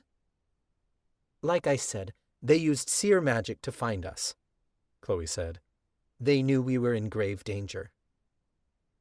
Olivia could see Chloe wasn't going to crack, so she shifted her tactics. Lucas Taylor was writing an article for the school paper about the 2 missing boys. Isn't that correct, Miss Olson? Yes, that's correct. He had information about these missing boys. He knew what the kidnappers were capable of, and he still went to Pinewood Manor on his own, Olivia told the jury. Miss Olson, isn't it possible that Lucas Taylor went to Pinewood Manor to get revenge on the kidnappers he'd been researching all semester? Isn't it possible that he intended to harm these women all along? No, that's not what happened, Chloe said in an even tone. But you weren't there when he made the decision to come after you, Olivia alleged. So you could not be certain of his motives, isn't that right? It is correct that I was not there when he made the decision. Like I said, I was tied up in Pinewood Manor. He saved me. You say that your friends pursued you because they didn't believe the police would get there in time. Are you shining doubt on the Miriamic Police Department's finest? You want to defund the police department, just as Lucas Taylor and Nadine Evers do. Isn't that right, Miss Olson? Objection! Verla shouted. Lucas and Nadine have never advocated for defunding the police department. The defense requests that the prosecution submit evidence of this claim, and if they cannot provide it, we make a motion to remove the claim from the court records. The judge nodded. Sustained. Attorney Sinclair, please provide the court with evidence, or you will have to rescind your statement. I rescind my former statement, Olivia said. No further questions, Your Honor. Olivia smirked. It didn't matter. She'd already made the jury believe we were against the police. Verla called Nadine to the stand. I squeezed her hand and whispered, I'm right here. I'm not going anywhere. Nadine nodded. She took a deep breath and approached the witness stand. Priestess Nadine Evers, Verla said, deliberately using her title as a sign of respect. You have testified upon Mother Miriam's holy grimoire to tell the truth, so help you goddess. Is it true that you had intentions to overthrow the Imperium Council? Nadine's tone was even as she answered, No. What were your intentions, priestess? My only intention has always been to protect the coven, as I swore to do during my induction ceremony. Priestess Margaret testified that you objected during council meetings, Verla said. Is that correct? Yes, Nadine answered. What exactly were you objecting, priestess? There were several matters which I did not agree upon, that I felt would hurt the coven rather than help them. Most notably, the priestesses voted to revoke school-sponsored health care for all students, even though it is paid for through our tuition plan. Priestess, when did this new policy go into effect? Verla asked. This past January. The priestesses didn't even notify the students. Objection! Olivia yelled. That was not the question. Sustained, the judge said. Verla flipped through her notes. Priestess, what did you witness as a result of this policy change? Nadine dropped her gaze. I witnessed my peers lose access to vital healthcare resources. I watched diabetics ration the last of their insulin shots until they could no longer afford the life-saving treatment. I watched my friend go into several $1,000s of debt due to an overnight hospital stay that was required after he went into a diabetic coma. This was not a choice he made. He would have died without treatment. I witnessed people I love lose access to mental health resources and therapy. I watched as they were refused birth control, simply for having no healthcare plan, and I saw them ride out chronic pain flare-ups without intervention because the treatments are too expensive for students to afford. Nadine teared up the more she spoke. And I watched the priestesses walk by a woman in the infirmary who had been paralyzed from the waist down during the Hearst tragedy. She was a student, and they didn't care that she couldn't afford to ever walk again. They did nothing to help her. In fact, Priestess Margaret looked me in the eye and said, and I quote, "We'll save the ones who can pay." Several jury members gasped, but Priestess Margaret leapt out of her chair and shouted, "Objection! She's lying!" The judge frowned. Priestess, this is a court hearing. Please consult your counsel if you wish to object. We object, Olivia stated. The judge nodded. Sustained. Attorney Verla, please stick to the evidence. Certainly, Verla replied curtly. Please bring up evidence file number 225. Medical records appeared on the screen. With my friend's consent, Verla had gotten her hands on dozens of medical bills that showed the crushing weight of the priestess's new policy. The jury members' faces fell as they took in the numbers. There were thousands of dollars in medical bills here. Verla held up an empty insulin bottle she'd gotten from Grant. Members of the jury, this is a single vial of insulin, a life-saving drug that several students at Miriam College require for survival. This small vial costs close to $250 apiece. This vial will not last a patient a week. Think of that. Over $1,000 per month just to survive. This is something that used to be covered in our student-wide healthcare plan, funded by tuition. These students' healthcare is no longer supported because 4 women voted to shift the funds elsewhere. One of these women, I might add, is not even a priestess. These women voted to end the health insurance of children. They voted to end their lives. Objection! Margaret yelled. What is the relevance? She's on trial for murder! The judge didn't wait for Olivia to speak for the priestess. Sustained. Attorney Verla, we are here to address Nadine Evers' charges. The other priestesses are not on trial. Yes, of course, Verla said. Please bring up evidence file number 171. An image of the alchemy wand appeared again. Priestess Nadine, have you seen this wand before? Verla asked. Nadine nodded. Yes, it's the alchemy wand. Priestess Lillian testified that the Imperium Council confiscated the alchemy wand from you the night of the burning, Verla said. Is that correct? Nadine shook her head. No. Is it true that you had the wand in your possession? Verla asked. Yes, but I gave it over willingly. Why would you do that? Verla questioned. Nadine leaned toward the microphone and spoke clearly. Because the priestesses asked me to find it. Verla spoke sympathetically. How did you come into possession of the alchemy wand?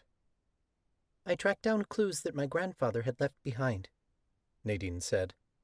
Being the granddaughter of Nicholas Tucker, the priestesses believed that I had knowledge to where he'd hid the Oaken Wands. I did not, but I agreed to work with the priestesses, because uniting the Oaken Wands could end the waning. We learned that the alchemy wand was hidden inside a magic cauldron, which we found at Wicked Alchemy. Nadine's voice cracked. We returned from the alchemy shop to find that the priestesses were burning 4 women alive on school grounds. Riots broke out, and I was able to escape the school grounds with my friends. Once everything settled, I returned to the Imperium Council headquarters and gave them the alchemy wand as promised. She's lying, Margaret accused. She made threats. The judge smacked her gavel. Order in the court. Priestess Margaret, you are no longer on the witness stand. I'm going to have to ask you to remain silent, or I'll have the bailiff escort you out. I am a priestess of the Miriamic coven, Margaret argued, as if that meant she could do whatever she wanted. And you're in my courtroom, Judge Calloway shot back. The defense may proceed. Verla stepped closer to the witness stand. Priestess Nadine, are you aware that you are being charged with murdering 2 police officers that night, and that the spell used to kill them could only be performed using an object as powerful as the alchemy wand? Yes, I'm aware, Nadine said. Have you ever used the alchemy wand to perform magic? No, it would be impossible because I'm not an alchemist, Nadine said. Priestess Nadine, would you describe yourself as a criminal? Nadine shook her head. I would not. If I have committed any crimes, they were sanctioned by the Imperium Council. The priestesses told me to do whatever it took to find the Oaken Wands so that we could stop the waning. All I've ever done was my best to restore the coven's magic. Priestess, you are on trial today for murder. The coven needs the truth. Are you guilty of murder? Nadine leaned toward the microphone and said with firm conviction, The only thing I am guilty of is protecting my coven. Verla let the statement sink in for a moment, then said, No further questions, Your Honor. Olivia stood to begin her cross-examination. Nadine, you testified that you are not able to use the alchemy wand because you yourself are not an alchemist. That is correct, Nadine said. Please bring up evidence file 134, Olivia said. An image of Nadine sitting near the fireplace in the main foyer at school appeared on the screen. I didn't know when it had been taken, but it was clearly without her consent. In it, she was reading a textbook, oblivious that the photo was being taken at all. She was reaching up to push a strand of hair behind her ear. The image clearly showed the cauldron tattoo on her forearm. Miss Evers, you have the mark of an alchemist, do you not? Olivia questioned. It's a non-magical tattoo I had done at a tattoo parlor, Nadine said. These marks are sacred to our castes, Olivia stated. Why would you falsely mark yourself with the alchemy symbol? When I discovered I was a cursebreaker, I feared what the coven might want from me, Nadine admitted. I posed as an alchemist the following semester so that the coven wouldn't abuse me for my magic, which they've done since the moment they found out. Objection, Olivia stated. Sustained, the judge said. Please strike Nadine's last statement from the record. Olivia looked proud as she continued. In order to convince the coven you were an alchemist, you needed to be able to use alchemy magic. Is that correct? Yes, Nadine said. So you can use alchemy magic? I can transfer magic from one place to another, so I can pull alchemy magic from a crystal and put it into a potion. I cannot cast alchemy magic myself. Have the records show that Nadine Evers testified that she can, in fact, use alchemy magic?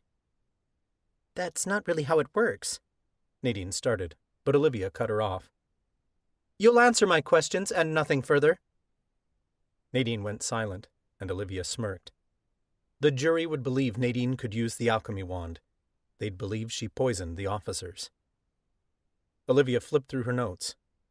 Nadine, you testified that you objected to the council's policy change regarding school-sponsored health insurance, correct? Yes. Isn't it true that as a patient on dialysis, you were benefiting from this school-sponsored health insurance program? Olivia asked. Yes, but I was also paying for it, Nadine said curtly. Olivia's tone turned condescending. You were paying over $75,000 per year for your health care? Nadine furrowed her brow. No, I'm not sure where you're getting that number. Olivia checked her notes. That is how much dialysis costs, correct? Roughly, Nadine agreed. However, my insurance was paying for it. So you paid a relatively low insurance premium and got tens of thousands of dollars in benefits funded by your fellow students, Olivia sneered. Yes, that is how health insurance works, Nadine stated simply. Olivia pursed her lips. Isn't it true, then, that you objected to the policy change because you were directly benefiting from it? I objected because it affected all the students. But not the ones who didn't need it, Olivia retorted. There are healthy students who never used their health plan, yet they were paying premiums to support your treatments. Isn't that correct, Miss Evers? I wouldn't say they didn't use it, Nadine countered. Emergencies happen all the time. Lydia Larson, for example, was a perfectly healthy student who was paralyzed in the Hearst tragedy. She lost all financial support when her health plan was defunded. Lydia is a young student, Olivia stated. She could easily be on her parents' insurance. Not everyone has their parents' support, Nadine replied. Lydia's parents were laid off. They had no insurance at the time of her injury. It is true that not all students are supported by their parents, Olivia agreed. Which is why you objected to this policy change. Because your parents are dead, aren't they, Nadine? My hands curled into fists. How dare they speak of Nadine's parents like that? Nadine shifted in her chair, and she visibly swallowed. Yes, my parents are dead. So you had selfish intentions when you objected to the Imperium Council's rulings? Olivia pressed. You stated that you had the Coven's best interests at heart, but you only had your own. Isn't that right, Nadine? No, Nadine stated firmly, but I could see Olivia was getting to her. And isn't it right that you and Lucas Taylor murdered 7 people who got in your way? Olivia demanded. No! Nadine's voice cracked this time. Fuck, this wasn't looking good. You were there that night 4 members of the Coven were killed at Pinewood Manor. You were there the night Priestess Stella died. You were in possession of the alchemy wand the night 2 esteemed officers of the Miriam Police Department were murdered in cold blood. You were at the school when Professor Zachary Perez was killed. You were riding in the hearse the night it crashed. Your car was parked beside the front gate the morning Lena Hahn was hanged. You killed them all, and you should be charged with far more than 7 murders. I didn't kill all those people, Nadine cried. Murmurs spread throughout the courtroom, and Judge Calloway smacked her gavel. Attorney Sinclair, please stick to presenting the evidence regarding the current charges. The courtroom quieted, though the tension in the air was palpable. Olivia straightened her blazer. No further questions, Your Honor. Verla stood. The defense calls Lucas Taylor to the witness stand. Nadine squeezed my hand as she sat back down, and Verla whispered to her, You did great. I admired Nadine for the grace she showed on the stand, but I could tell she was shaken by it all. My knees quaked as I stood. I swore on Mother Miriam's grimoire before taking the stand. I drew a deep breath and tried to relax as the examination began. Verla approached the witness stand. Lucas Taylor, you were present the night Pinewood Manor collapsed, correct? Yes. And what drew you to Pinewood Manor that night? Nadine's roommate woke to find Nadine missing, so she called me. Through her visions, we were able to find out that Nadine had been kidnapped and taken to Pinewood Manor. Did you enter the building right away? Verla asked. No, we weren't sure where Nadine had been taken, so we searched the grounds first. Did you find anything there? Yes, we found the bodies of 2 dead boys. Please bring up evidence file number 131, Verla said. Crime scene images appeared on the screen showing the children's bodies in shallow graves. Lucas, do you recognize these photographs? Objection! Olivia cried. How can we be sure these images are authentic? Counselors, please approach the bench, the judge announced. Verla and Olivia went up to the judge's stand. They spoke in low whispers, so I couldn't hear what they were saying. Eventually, Olivia frowned and went back to her seat with a sour look on her face.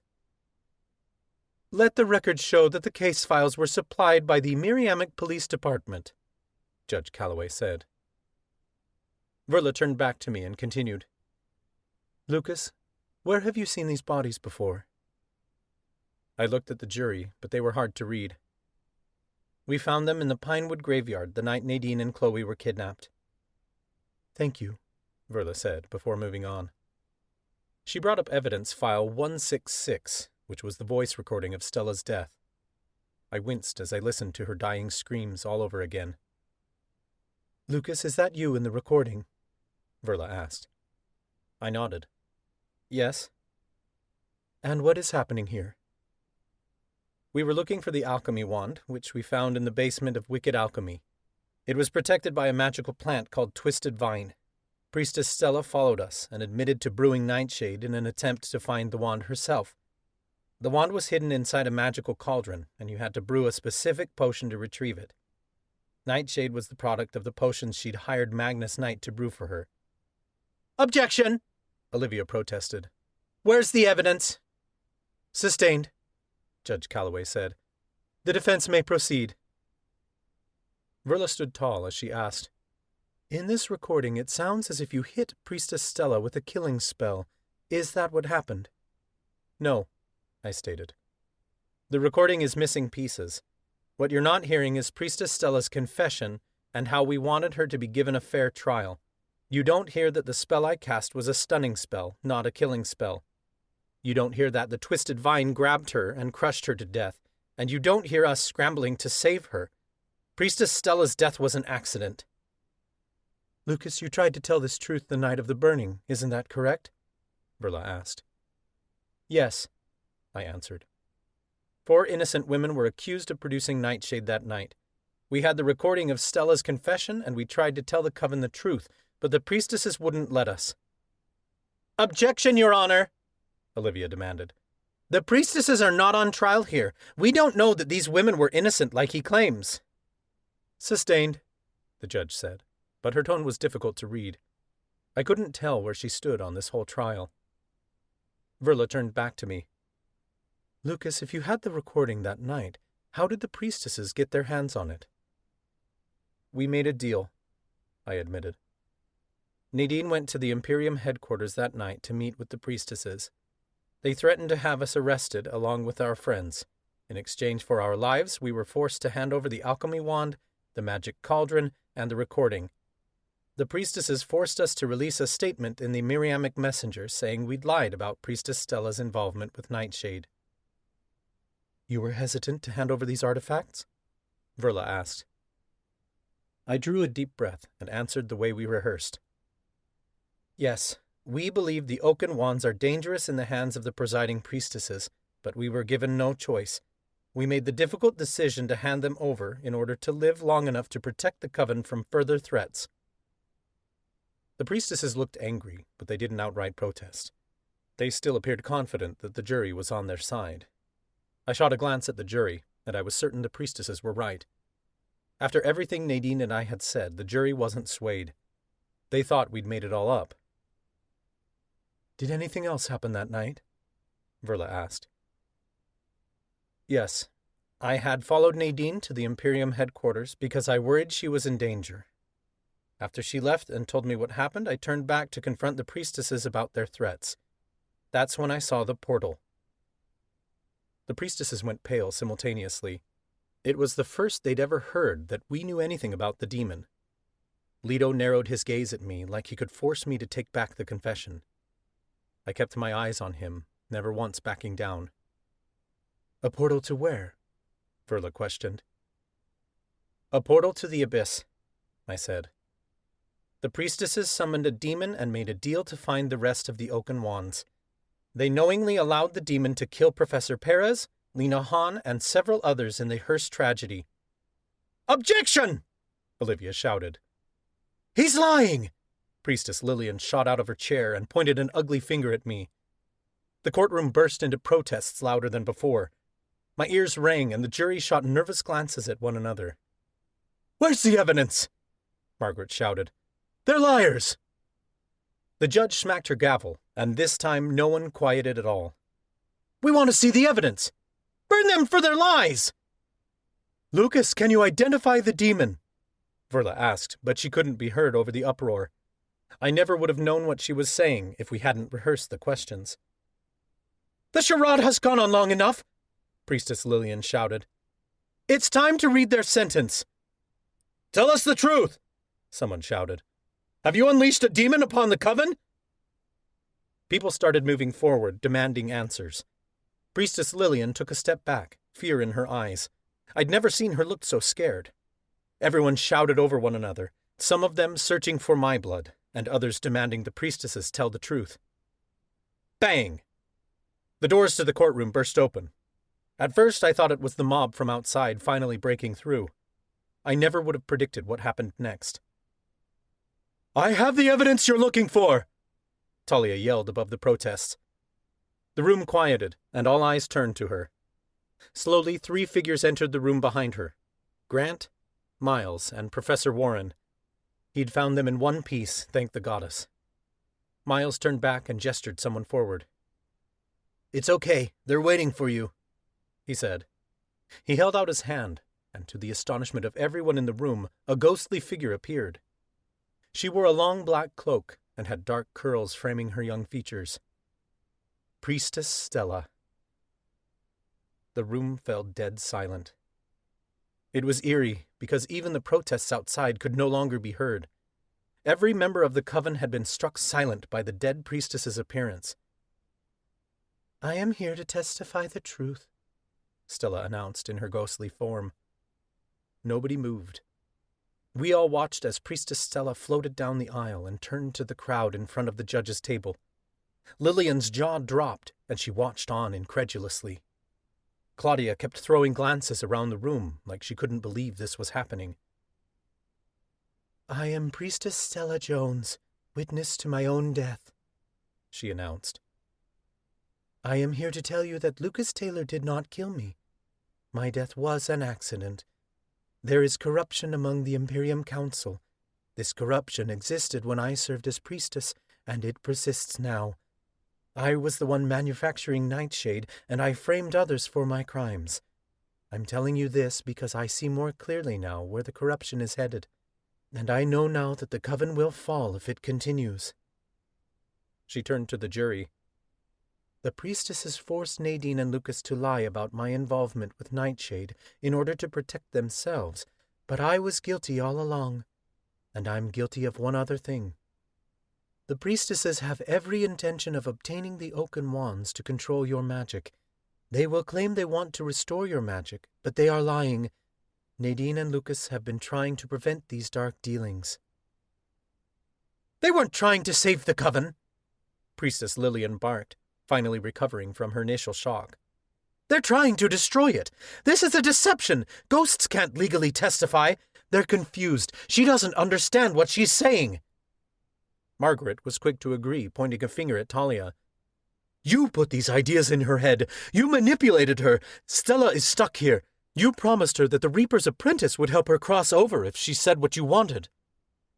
Olivia shot out of her chair. I make a motion to remove this testimony from the record and to hold these four in contempt of court. She pointed to our friends and Professor Warren. I'm telling the truth, Stella insisted.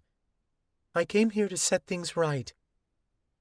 Stella's words were cut off as she let out a guttural cry of pain. I shot out of my chair and glanced around the courtroom. What the hell was happening? Ghosts weren't supposed to be able to feel pain. The screaming continued, echoing off the walls. Stella's back arched, and she wore an agonized expression. Somebody help her! The judge cried. Nobody could do anything because we didn't know what had happened. My eyes landed on Professor Leto. He was smirking, like the sight of someone in pain gave him pleasure. I knew demons could influence spirits if they were strong enough. This was his doing.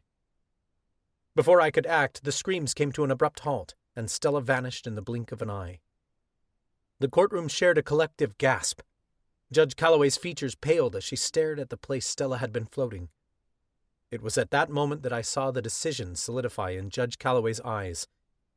She may have walked into the courtroom impartial to the case, but the moment Stella vanished, rage marred her features. Judge Calloway pointed a finger at my friends. You have tortured a priestess's soul. You manipulated the dead and forced her to testify. You have defiled my courtroom with your lies. Officers, arrest them! We didn't! You have to believe us! Talia screamed, but several officers were already crossing the room. These students are telling the truth, Professor Warren protested, as an officer slapped cuffs on his wrists. The only truth you should be concerned with is the jury's guilty verdict, Priestess Margaret sneered. If Lucas and Nadine are found guilty, then you're guilty as well for fabricating evidence, and you will burn with them. All the air sucked out of my lungs, and horror crossed Nadine's face. You can't do that! I yelled. This isn't their trial! Order! Order in the court! The judge smacked her gavel over and over again, but one side of the courtroom continued to scream at the other. If the coven wasn't divided before, they sure as hell were now. A group of officers dragged our friends out of the courtroom while we screamed protests. I didn't know where they were taking them, probably to holding cells somewhere. I shuddered to think what they might do to them. I said, order in the court! Judge Calloway screamed. All at once the room went silent. People clutched at their throats like they couldn't figure out where their voices went. My gaze darted to the judge, and she was holding up a wand, controlling the crowd with magic. I spotted the gnarly tree tattoo on her wrist. She was a mentalist, messing with people's heads to get them to quiet down. Attorney Verla, please proceed, Judge Calloway said calmly. Verla glanced around the room. How the hell was she supposed to follow up to that? No further questions, Your Honor. Olivia shook as she stood and announced, No further questions. The court will enter jury deliberation, the judge announced with a smack of her gavel. Nadine and I were once again ushered into a private room. We weren't even given a chance to give our closing statement. At this point, I don't think it'd be enough to convince the jury anyway. Thanks to whatever spell Professor Leto had cast on Stella, it looked like we'd fabricated everything. Goddess, Nadine cried the second we were alone. We can't be found guilty. Our friends will be executed with us. Nade, we did all we could. I drew her into a tight hug, but my words tasted stale in my mouth. Even my hug didn't quite feel like it belonged. We were fucked. I didn't know how long we waited, but it had to be past dark before we were ushered back into the courtroom. There were more people here than ever before. They filled every seat and stood against the wall, crammed together to hear the verdict. Will the defendants please rise for the verdict reading? The judge said. Nadine and I stood nervously beside each other. I took her hand in mine. If we were sent to the gallows, then at least I had one dream of mine fulfilled. I'd get to help her cross over. In the case of the Miriamic Coven versus Priestess Nadine Evers and Lucas Taylor on 2 misdemeanor counts of unauthorized intercast spellwork, how does the jury find the defendant? A jury member rose with a piece of paper in their hand. We, the jury, find the defendants not guilty. It was a small victory, but I wasn't celebrating just yet.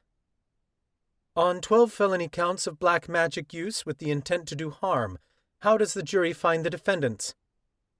Not guilty. Nadine squeezed my hand harder. Here came the worst of it, the charges that could get us executed. On 7 charges of first-degree murder, how does the jury find the defendants? Silence hung in the air for a beat, and I swore the entire room held their breath. Not guilty, the juror read. Relief flooded my entire body. On 1 felony count of attempting to overthrow the Imperium Council, how does the jury find the defendants? The juror hesitated, and not a single soul in the room moved. My heart hammered, and Nadine's hand shook in mine. We, the jury, have determined the charge. The juror took a deep breath and then spat out, Inconclusive. The courtroom broke out into chatter. They can't do that! Lillian barked, pointing a finger at the jury. Verla shot out of her chair. Your Honor, I make a motion to sentence these students to 4 years at the Dark Institute for Supernatural Offenders. Judge Calloway smacked her gavel. Order! Order in the court! This can't happen, Priestess Margaret insisted. The Coven prides itself in conducting accurate trials. We've never had an inconclusive case before. We must have a conclusive verdict. Judge Calloway smacked her gavel again to bring the court to order. I'm aware of the legal proceedings, Priestess.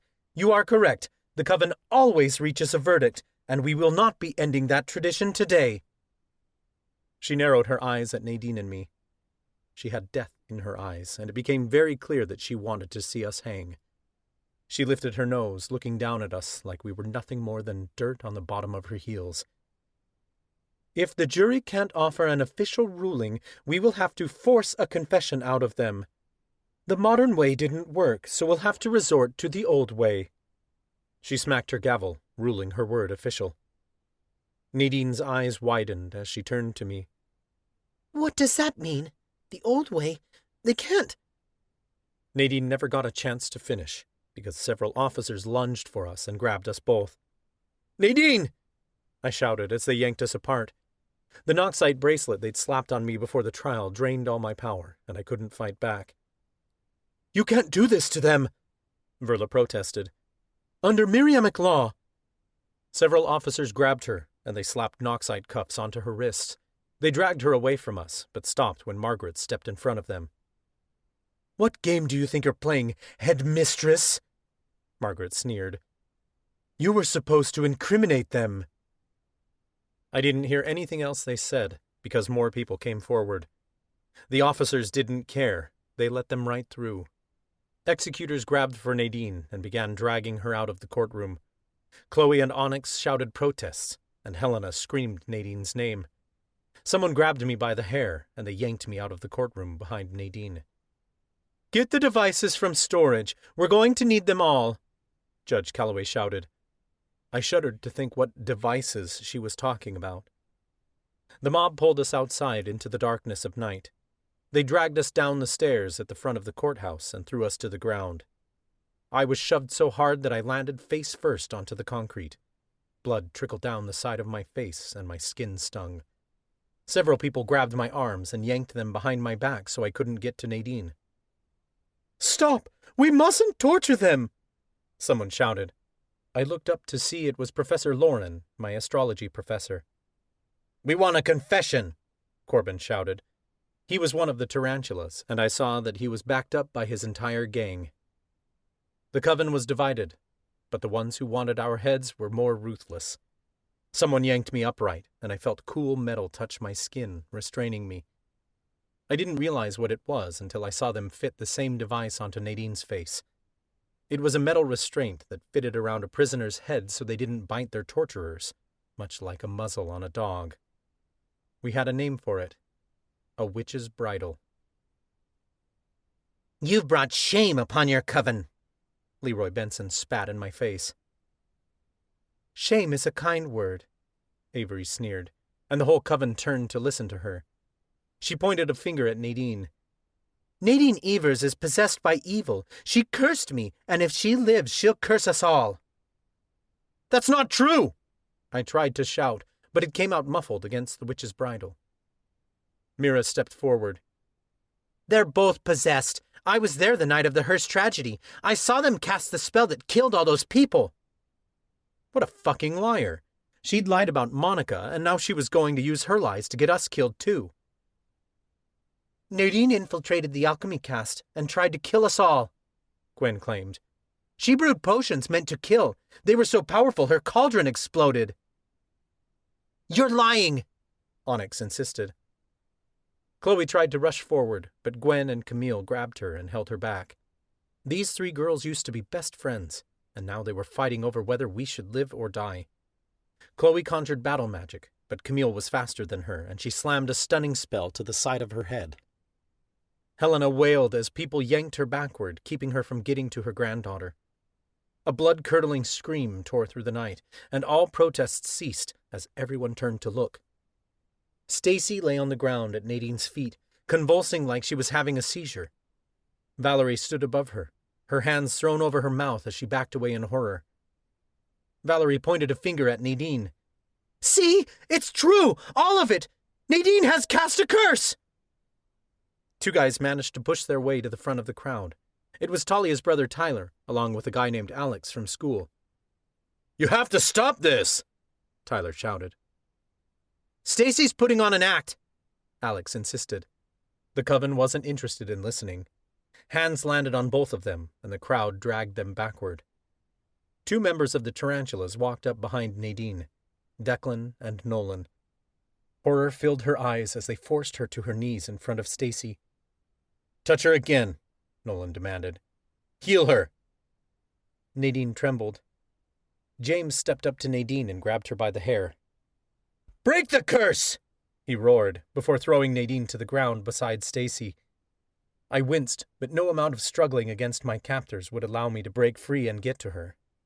Nadine landed close enough to Stacy that their shoulders touched. Stacy immediately stilled, and she sat up and shook her head like she'd just come to. She looked over at Nadine like she was noticing her for the first time.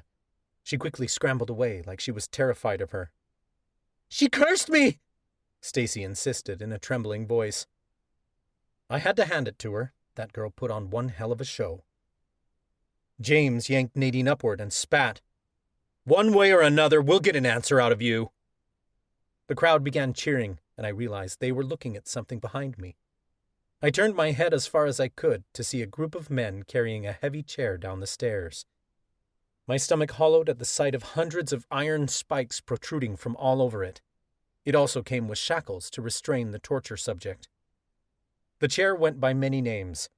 Some called it the Iron Chair, others the Iron Maiden. The coven knew it as a witch's chair. A heavy thud sounded as the men dropped the chair beside me. "No!" Nadine screamed. Her voice cut through all the others, slicing straight through my heart. I struggled against the men dragging me toward the chair, but there were so many of them. I tried to find Nadine in the crowd, but I couldn't see her. Complete terror rocked my body as the men shoved me into the witch's chair. Hundreds of spikes connected with my skin, and when I struggled, the spikes stabbed in even harder.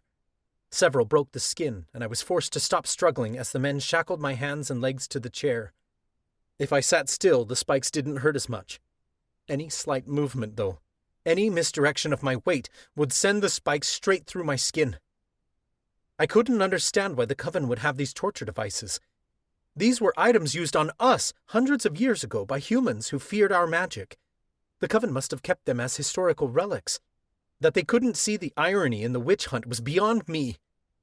People surrounded me, closing in so tightly that I couldn't even see the stars above me. "Confess!" Finn spat, and spittle flew into my face. Protests grew around me until my ears began to ring. "Nadine!" I screamed, but I couldn't hear her protests any longer. I didn't know what they'd done with her. The crowd parted, and my heart hammered even harder when I saw Cody coming forward with several logs in his arms, followed by Ryan, who carried a lighted torch. Cody laughed maniacally as he arranged the logs beneath my chair. "You're going to burn until you confess." Ryan joined in on the laughter. "Burn, baby, burn!" The warmth of the fire touched my legs as Ryan lit the logs. "You are a liar! He deceived the coven!" "He's defiled Mother Miriam's good name." "We're telling the truth!" I insisted. "You're lying," Cody accused, before grabbing me by the hair and forcing me to look straight forward. "You'll admit what you've done, or your girlfriend will die." Every spike on the chair might as well have impaled me right then, because the crowd parted, and I finally saw Nadine again. They held her down as she screamed and struggled against them. Several people brought forth large rocks and placed them across her limbs to hold her down. Nadine cried out as the heavy rocks pressed down on her. It was an old torture technique, sometimes used in the execution of witches. We'd learned about it in Miriamic history, a technique known as pressing. With enough weight, Nadine would die a slow, painful death. I'd never known the coven to use it against their own. It was a horrible, excruciating way to go, and it was meant to be Nadine's torture as much as mine. More painful than 1,000 spikes and more deeply aching than a searing fire was to watch the woman I loved slowly perish. I shifted in the chair as if I could break out of the shackles by pure will and run to her, but the spikes only pierced harder. They were heating up quickly, and the metal burned my skin. "Confess to your lies!" people shouted. "We can't do this to our own people!" someone yelled. I was surprised to see it was Samantha Stone. She'd always seemed so terrified to stand up to anybody. Now she was demanding the crowd stand down. She wasn't the only one who opposed the torture. Coven members looked on in uncertainty, discomfort clear on their faces. But I also saw fear, and though they didn't want this to happen, they didn't step in to stop it either. They knew if they tried, they'd be next. I spotted Gregory nearby. He tugged the end of his sleeve over the star marked on his wrist. It was the sign of Miriam's chosen. I thought I witnessed regret in his eyes underneath the indecision. The fire beneath me grew hotter, and the heat permeated my clothing and seared my skin. My body moved involuntarily as the heat became too much to bear. The small movements forced the spikes deeper into my flesh. The mob placed more and more rocks onto Nadine's limbs until she couldn't struggle any more. James placed a heavy rock on her chest, and I swore all the air left my own lungs as I was forced to watch Nadine struggle for breath. "Confess, curse-maker," he growled. Tears leaked from Nadine's eyes as she tried to fight against the pain. She rasped, "I won't." James's nostrils flared, and murderous intent entered his eyes. He grabbed one of the rocks and lifted it above his head. "No!" I screamed. The shackles pinched against my limbs as I leaned forward, and the searing spikes pierced deeper. But the physical pain was nothing compared to the horrifying scene before me. James was going to smash her face in. Someone caught his wrist, and for a moment I was relieved, until I realized it was Cody. "I want to hear her say it," he demanded. "Yeah!" Several others agreed, cheering for Nadine's confession. The priestesses stood nearby watching on, but not intervening. Lillian and Margaret looked pleased, like they were happy to let the coven do the dirty work for them. James hesitated. He looked down at Nadine, then growled, "Then we will. Get them to the river!" The mob surrounded Nadine and me again until I couldn't see her anymore. They released me from the shackles around my wrists and ankles. My skin was raw with burns and bled from endless wounds, but I felt a sense of reprieve as several people yanked me out of the hot iron chair. The coven dragged Nadine and me around the side of the courthouse and down a hill. I could barely make sense of what was going on because there were so many people surrounding me. I didn't see the water until I was already in it.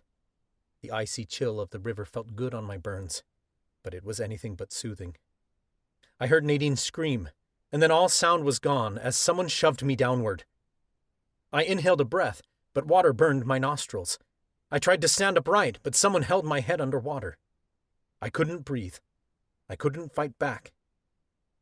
Someone grabbed my hair and yanked my head out of the water. I gulped a greedy breath and caught sight of Nadine gasping from several feet away. She was drenched from head to toe, and her skin was mottled with bruises. She looked like she was in so much pain. "Confess!" Someone screamed from above me. I recognized the voice and realized it was Leroy who had me by the hair. Someone else grabbed my jaw and forced my head backward. He leaned down to snarl. "Tell us the truth or I'll drown you myself." It was Ryan. James smacked Nadine on the side of the head, while Cody threatened to dunk her under again. She winced, but she didn't speak. For a brief moment I thought about confessing just to make them stop hurting Nadine, just to take away her pain. Then her eyes connected with mine, and between the straps of her witch's bridle I could see the pleading expression on her face. "Don't do it, Lucas." "I will not confess," Nadine said in the strongest tone she could muster. I knew at that moment we were in this together until the very end. We would die to keep the others fighting. "Nor will I," stated confidently. I barely finished speaking before Leroy shoved my head under water again. I held my breath and kicked against the river bottom, trying to save my life by sheer instinct. I knew how this went. It was another torture technique we'd learned about in Miriamic history, one that had been performed during the witch hunts hundreds of years ago. It was called dunking, and it only ended one of two ways. Either the accused confessed to the crimes, whether they were truly guilty or not, or they drowned. It was sick and twisted. But all I could think was that if I had to go out by one means of a witch hunt, at least it was this. It was far less painful than being burned on a pyre, and perhaps less shameful than walking to the gallows. If they killed us before they reached a verdict, then perhaps they'd spare Talia, Grant, and Miles. Professor Warren and Headmistress Verla would go free. The coven would have reason to continue fighting. It was odd how calm the river was in the midst of what was happening. I barely felt the current. It was like the river didn't care either way if it took a life. This was our prophecy. Nadine and I were meant to unite the coven. Nowhere in our prophecy did it state that we would survive to see it through. If our death motivated the coven to heal after this, as stated in our prophecy, then it was worth it. I didn't wish to live long enough to witness the alternative. Nadine and I were good people. We had followed Mother Miriam's teachings to protect the coven. Every day we fought tooth and nail to do just that. This was our final chance to show that everything we'd done had a purpose. That purpose would live on in our people. Leroy yanked my head out of the water, and I inhaled a deep breath. The world spun around me, and I could barely make out the screams from the shore as my head spun. It was like my head was still underwater. "Are you ready to confess now?" Leroy screamed in my ear. He yanked on my hair, forcing me to look at Nadine. James held her head underwater, and she thrashed as she fought against him. It wouldn't be long until she drowned. All I wanted was to save her life. Fuck the coven. Fuck them all. I had to confess or she would die. I opened my mouth the best I could with the witch's bridle on, but before I could say anything, splashes sounded all around me. I looked up to see a group had formed on the bridge. They were tossing stones at our assailants. It was hard to make out who it was in the darkness, but I noticed Chloe and Onyx among the silhouettes. "Stop!" Chloe shouted. "You're going to kill them! Is that what we want? More bloodshed?" My eyes scanned the shore. So many coven members had backed away. Their uncertainty had turned to horror. Half of the coven wanted our torture to continue. The other half couldn't stomach it. Someone threw a rock at the back of James's head. He cursed loudly and dropped Nadine. She finally came up for air, gasping loudly. She tried to stand, but she was so deprived of oxygen that she was ready to pass out. She stumbled and fell to her knees. Ryan went to dunk me under again. "Stop!" Priestess Margaret shouted. All eyes turned to the priestesses. The crowd parted as the priestesses came down the hill, their heads held high like this was nothing more than a minor spat. Leroy and Ryan dragged me through the water and tossed me into the mud along the shore. I landed on my face, gasping for breath. Nadine landed beside me, and she sputtered water out of her mouth. She must have been moments away from drowning before James dropped her. Weakly she turned her face toward mine, and I saw the heartache in her eyes, mixed with something I couldn't quite put my finger on. Courage, or determination, perhaps. I didn't think I had any of that left. Every inch of my body ached, and I didn't have the strength to move anymore. I just lay there, awaiting my reaper. The priestesses reached us. I felt one of them digging in my pocket. It took me a moment to realize they'd taken my wand, Nadine's too, by the looks of it. They held both wands up to the coven. "This matter is in the hands of the goddess now," Priestess Lillian said. "It is she who will determine their verdict, for no member of the coven can defy the goddess. It is a tradition of old. We will place their wands in the river. If their wands sink, the goddess has determined them innocent. If they float, they are undoubtedly guilty." It was a modified version of the swimming test used during the witch trials.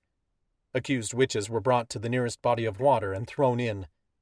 People believed that witches had rejected the sacrament of baptism, and so the water would reject them too. According to lore, a witch would float, while an innocent would sink. But we were all witches here, and the original test didn't work on us. The priestesses had to modify it for their own gain. I wasn't fooled. We all knew a wooden wand would float. Nadine and I would be deemed guilty for sure. It's why the coven hadn't used the test in so long, because it wasn't a real determination of guilt. It was just a story the priestesses told when they had no other options. The coven didn't seem to care. They believed the goddess would intervene. People on both sides began cheering, "Yes, leave it up to the goddess! No one is above the goddess. She will reveal the truth!" The priestesses approached the water. I barely had the strength to lift my head, but I managed to roll myself onto my side to watch. The priestesses carefully set our wands in the river. It was no surprise that they floated. Yet my stomach seemed to shrivel into a stone that somehow weighed 6 tons. "Mother Miriam deems them both guilty," Priestess Margaret announced, turning back toward the coven. "Nadine Evers and Lucas Taylor have been sentenced to—" "Wait!" Chloe shouted. The whole world seemed to tilt as every coven member in attendance watched the river. A white magical glow shimmered beneath the surface of the water. Magical tendrils drifted upward and curled around our wands. Slowly the magic dragged the wands beneath the surface, sinking them to the bottom of the river. Silence permeated the night. Not a single soul spoke, because we were all stunned by what had just happened. I'd seen that white light before, when Mother Miriam had appeared to me in her energetic form. I wasn't the only one who knew what it meant either. Everyone knew the stories of Mother Miriam, and how she was the only witch to possess white magic. This wasn't something that could be faked. Mother Miriam had intervened, and she determined us both innocent. The relief that flooded through me was unmatched. I reached out for Nadine, and her fingers curled around mine as she began to cry. "They're innocent!" Professor Lawrence shouted. "Look what you've done to them!" The coven broke out into protest once more. "How many other innocents has the coven killed?" Someone I didn't know demanded. "This torture has to end! We must stop hurting our own people!" Another insisted. They weren't the only ones with opinions. Other people stood up for the priestesses. They couldn't see the truth right in front of them, and they were in denial. "The priestesses wouldn't execute anyone without proof," Leroy insisted. "They gave Nadine and Lucas a fair trial," Olivia added. We were a rare exception. So many others had been burned or hanged without a trial. Professor Daniels, Professor Ward, Amy, Christine, Ashley, and so many others. The priestesses had never intended for our trial to go this far. They had every intention of executing us at the end of it. But now? Now they couldn't hang us unless they wanted the coven calling for their own heads, because to do so would go against the will of Mother Miriam. The shock on their faces was unmistakable, but in the darkness of night most of the coven couldn't see it. Priestess Margaret quickly collected herself. Mother Miriam deems Nadine Evers and Lucas Taylor innocent. They are free to go. I couldn't believe it. I literally couldn't believe they would just let us go like that after everything they'd done to us. It took all my strength to crawl closer to Nadine and help her sit up. Several people came forward to remove the witches' bridles and Noxite bracelets. I wasn't sure I'd ever felt more relieved in my life. I pulled Nadine close to me, and she sagged into my arms as she hugged me with all the strength she could muster. I didn't even care about the burns and shit right now. I got to hold her again, and that was everything. However, Priestess Lillian added, halting my relief in its tracks, Priestess Nadine is no longer the only cursebreaker in the coven, and if her caste rejects her, it is grounds for removal from the Imperium Council. Nadine's form went rigid, and she sat up straighter. What are you talking about? Mira, dear, Margaret said kindly, come forward. Show the coven what you showed us. I watched incredulously as Mira Benson stepped forward, looking timid. Priestess Margaret conjured a witch light to illuminate Mira's features. The young executor lifted her arm and pulled back her sleeve. A collective gasp traveled around the crowd. I couldn't believe my eyes. On Mira's wrist sat a crescent moon tattoo. Mira Benson bore the mark of a cursebreaker. I didn't even know she'd turned 19 yet. She must have gone through her evoking ceremony recently, because the mark was unmistakable. Nadine was no longer the sole cursebreaker in the coven.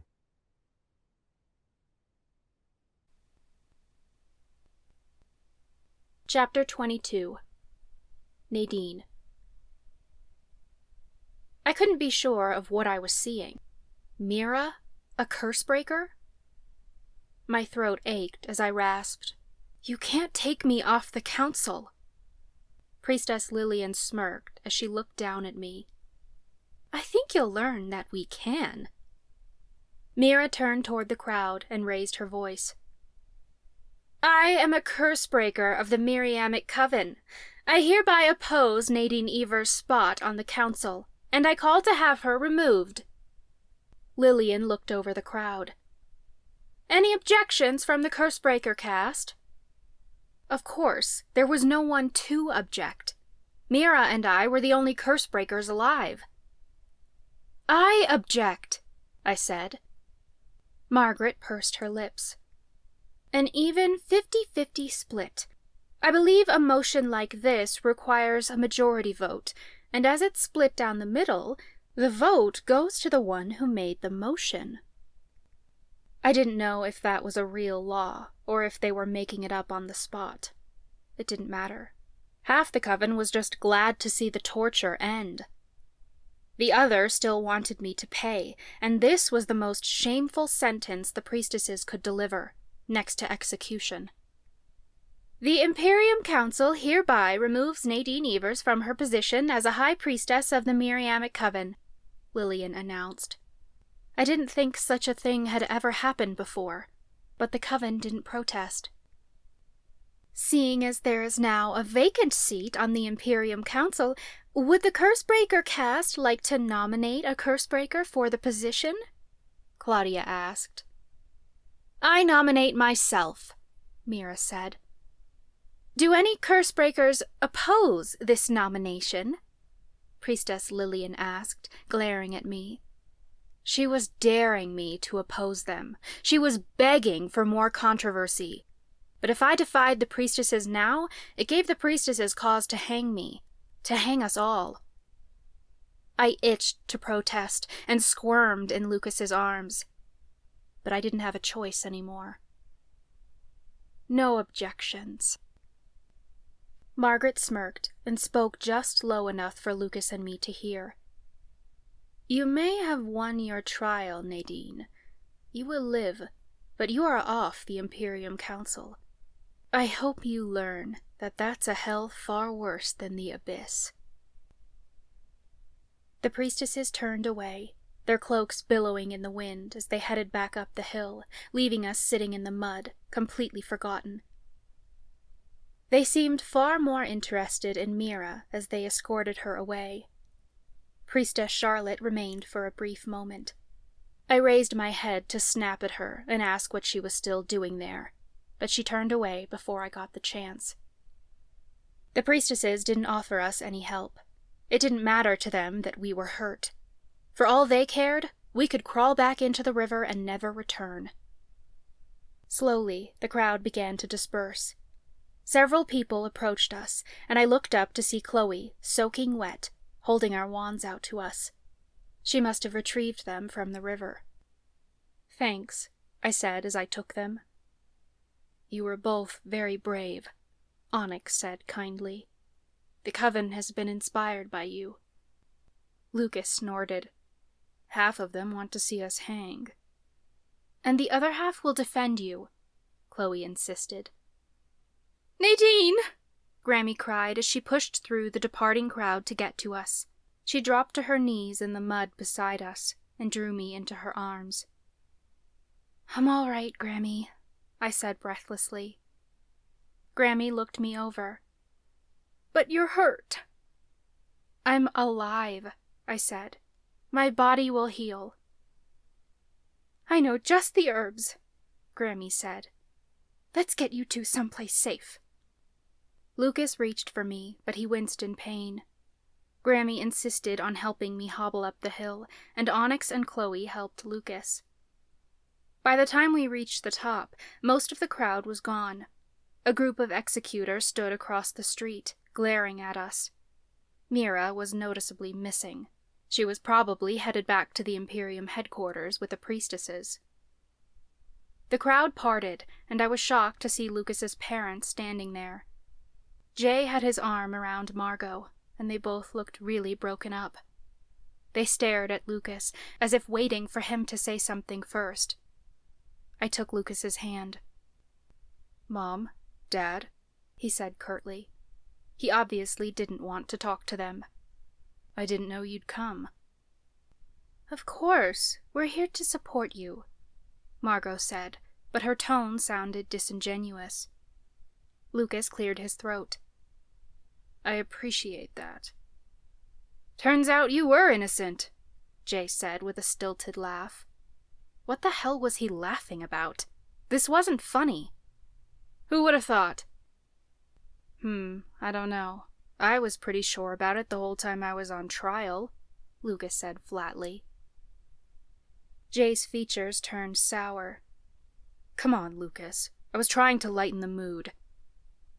"I'm not really in that place right now, Dad," he insisted. "Give me a couple days to process, all right?" Lucas winced as he shifted his weight. Jay looked down and seemed to notice his condition for the first time. Of course, because all he ever thought about was himself.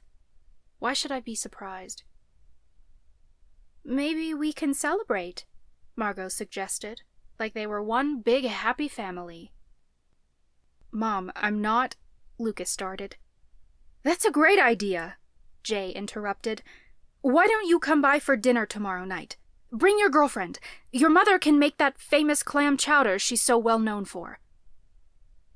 It baffled me why he would suggest such a thing. A few days ago, it sounded like he was ready to disown Lucas, but that was before our verdict was read. Lucas looked at me, and I saw sadness in his eyes. It seemed that all he wanted was approval from his parents. I squeezed his hand tightly and told him, "I'll go wherever you go. It's up to you." Lucas turned back to them. "All right. I'll see you tomorrow." Jay looked pleased as he walked away with his wife. Lucas turned to me and wrapped an arm around my waist. He kissed my forehead and closed his eyes as he pulled me close. "I wasn't sure you'd tell them yes," I said. "Why did you?" Lucas looked thoughtful, like he wasn't really sure. "I guess I figure my parents must feel remorse for how they treated me. Now that they have a clear answer from Mother Miriam, it seems they want to make amends. I just wish they would have believed me sooner. Part of me wanted to tell them to fuck off, but the child inside of me still wants their approval. I want to hear an apology. Will that really make you feel any better? I wondered. It won't change the past. No, but maybe that's not the point, Lucas said. I can't explain it, but I need to do this. I'm ready to move on, and if I'm going to do that, I have to say goodbye. Thank the goddess! I thought you were dead! A voice came from nearby. I looked up to see Verla rushing down the courthouse stairs. She was followed by the others, Talia, Grant, Miles, and Professor Warren. They'd all been set free. You're alive! Talia cried. Grant took in our sopping wet forms. What happened to you? Let's get them someplace dry and warm, then we'll talk about it, Verla suggested. We took separate cars and drove to Verla's, where we'd be safe for the night. Lucas and I rode with the headmistress. She kept a blanket in her car, and Lucas wrapped it around the both of us. He kept his arms around me as we climbed the front steps. I couldn't stop shivering. The three of us entered the door, and my stomach dropped out of my abdomen. Everly lay on the ground in the front hall, gasping for air. The veins in her neck had turned black, and it looked as if the magic was choking her. Dear goddess! Verla rushed to her side. Everly began to thrash, like she was having a seizure. What's going on? I demanded. You gave her the antidote, didn't you? Of course I did, Verla cried. She checked Everly's airways, and when she didn't find anything blocking them, she ripped open Everly's shirt to inspect the magic. My guts clenched when I saw the black lines all over her chest. I quickly knelt beside her and placed my hand on her chest. My magic wasn't 100% yet, but I could feel bits and pieces of the curse working its way through her system. The scale weed must have been fake, Verla panicked. She rushed to a hutch in the hall filled with alchemy ingredients. She frantically searched for something to help, tossing boxes and canisters to the floor. Potion ingredients and bottles rolled across the hardwood where Everly lay. Everly grabbed my wrists and yanked me toward her. She gasped in my ear, but I couldn't tell what she was trying to say. Don't. Her voice faded, and her hands went limp. Her head tilted to the side, and her eyes stared ahead lifelessly. Everly! I screamed. I shook her to get her to wake, but she didn't move. Lucas knelt beside me and curled me in his arms. It's too late, he whispered. I curled into him. How could this happen? After everything Lucas had risked to get her treatment, how could it fail? Did she say anything? Verla asked urgently. I shook my head. I couldn't understand her. Lucas swallowed audibly, and I realized he must have heard her last thought. I drew away from him to ask, Did she say anything to you? Lucas shivered. All I heard was, don't trust anyone. Obviously we can't trust the coven, Verla said, throwing her hands up. Didn't she have anything more helpful to say? Verla! I shouted, more out of shock than anything. Everly died. Whatever she was trying to say, she was using her last breath to try and help us. Verla bowed her head. Yes, I'm sorry. It's just, after everything, even more loss. A few tears slipped out of Verla's eyes, and she turned away.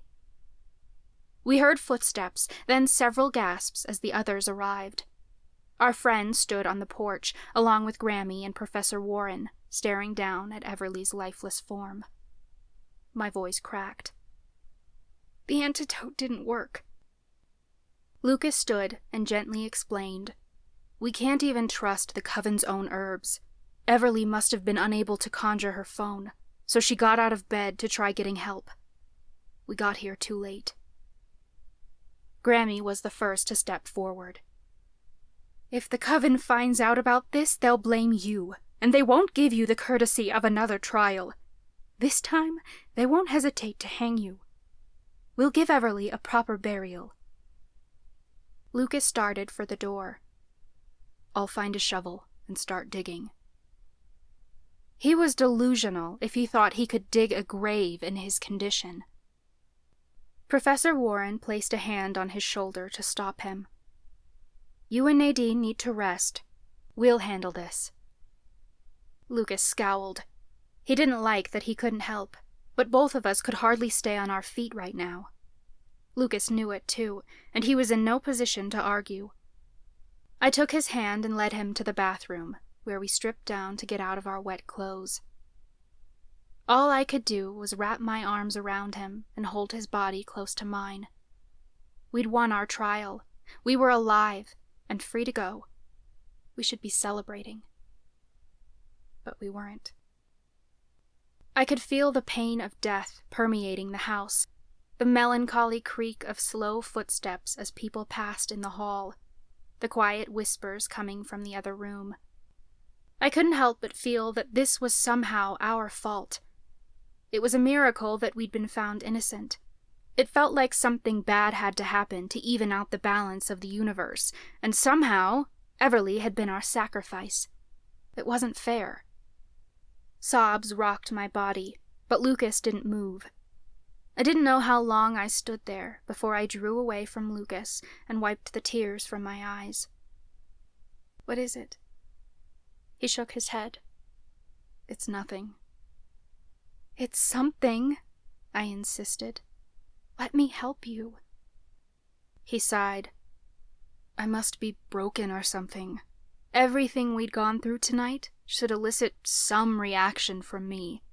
I should be crying from sheer trauma or from utter relief, but I'm just numb. You're not broken, I assured him. I've heard you say that 1,000,000 times, and sometimes I believe it. Right now, it doesn't make any sense. You and I handle things differently, and that's okay, I told him. He turned to look in the mirror, looking contemplative. I ran my fingers over his back. My stomach twisted at the sight of bruises and sores all over his body. Maybe you're right, he said. I handle trauma by turning inward, by going numb and just shutting it all off. Maybe that isn't bad or wrong. Maybe it's just how I process it, and maybe I can't fully process it until I accept that's how I work. We'll learn how to handle it together, I promised, eyeing his wounds. Lucas watched me in the mirror, and his features got even sadder. I never wanted you to suffer. My throat closed up. You couldn't have saved me from this. I don't like that I can't save you, he whispered. My fingers grazed a blistered welt on the back of his leg, where the burns were the worst. He winced. I pulled away instantly. I'm sorry. I don't want you to hurt either. He turned and took my hands in his, then kissed them. I don't mind how it feels. All I want is to hold you close. I tilted my head up and kissed him. We can do that. Neither of us said anything as we climbed into the shower together to wash the mud and blood off our bodies. We didn't have the energy left to speak. I gently rubbed soap over Lucas's bloody wounds. He closed his eyes, like the water felt good against his burns. Lucas helped me wash the mud from my hair.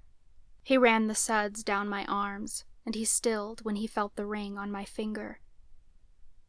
I keep forgetting you agreed to marry me, he whispered. I tilted my head up to look into his green eyes. I'd have married you at the gallows. We finished cleaning up, and I rubbed ointment over Lucas's wounds and bandaged the ones that were still bleeding. We dressed in bathrobes we found in the closet, then tossed our wet clothes into the washing machine down the hall. Something clinked in the kitchen, and we followed the sound to find Chloe, Onyx, and Talia sitting at the table sipping on tea. Grammy stood at the stove, brewing a fresh batch. The others must have been outside, digging Everly's grave. I choked up all over again. "Here, have some tea," Grammy said. Even though her voice came out soft, it still felt too loud.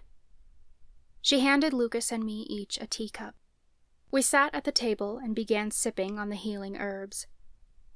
Nobody spoke for a long time. Eventually, the others came in from outside. "Is it done?" Grammy asked Verla softly. Verla spoke in a sad whisper. "Yes." I saw the dirt on her hands and looked away. I couldn't believe that Everly was gone. I didn't want to believe it. Once they finished cleaning up, we all gathered in the kitchen. I cleared my throat. "Thank you all for being there for us today. You stood up to the priestesses for us.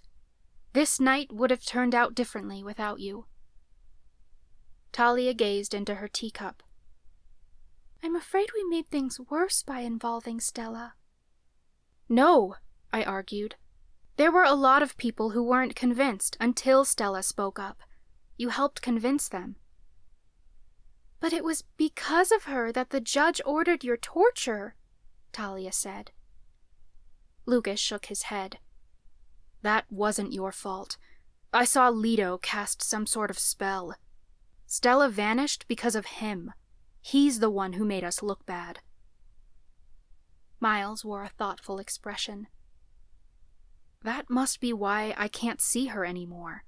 When she vanished in the courtroom, I completely lost contact with her." Professor Warren furrowed his brow.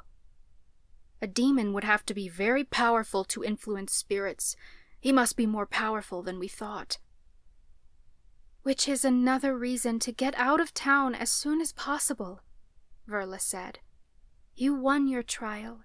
You'll live for now, but the coven won't let you stay. It won't be long before they find a reason to hold another execution." "We'll give ourselves 24 hours, Lucas suggested. Verla glared at him. "That is the exact suggestion that got us into trouble the last time. We should leave now." "You can't expect us to leave without making preparations," Lucas argued. "We don't know how long we'll be gone. If we're leaving for good, everyone deserves the chance to say goodbye to their families. We're not leaving our cats behind either. That's non-negotiable." Verla sighed. "You better hope that your verdict protects you for that long. We'll meet back here in 24 hours. Don't be late." Verla offered us her guest room because Lucas and I were in no shape to go anywhere. "We'll check on the cats and bring you clean clothes in the morning," Talia offered. "Be careful," I told her. I didn't sleep well that night. I should have felt safe now that we'd won our trial, but I didn't. If anything, I felt more in danger than I ever had before. I dreamed Lucas and I were being marched to the gallows. When we reached the hilltop in my dream, 6 people swayed lifelessly from the trees. In the distance, a scream tore through the night. The bodies spun in the wind all at once until each of their faces came into view. My friends. My heart leapt, and I startled awake. My whole body was covered in a sheen of sweat, and I forgot where I was. Nadine. Lucas placed a gentle hand on me.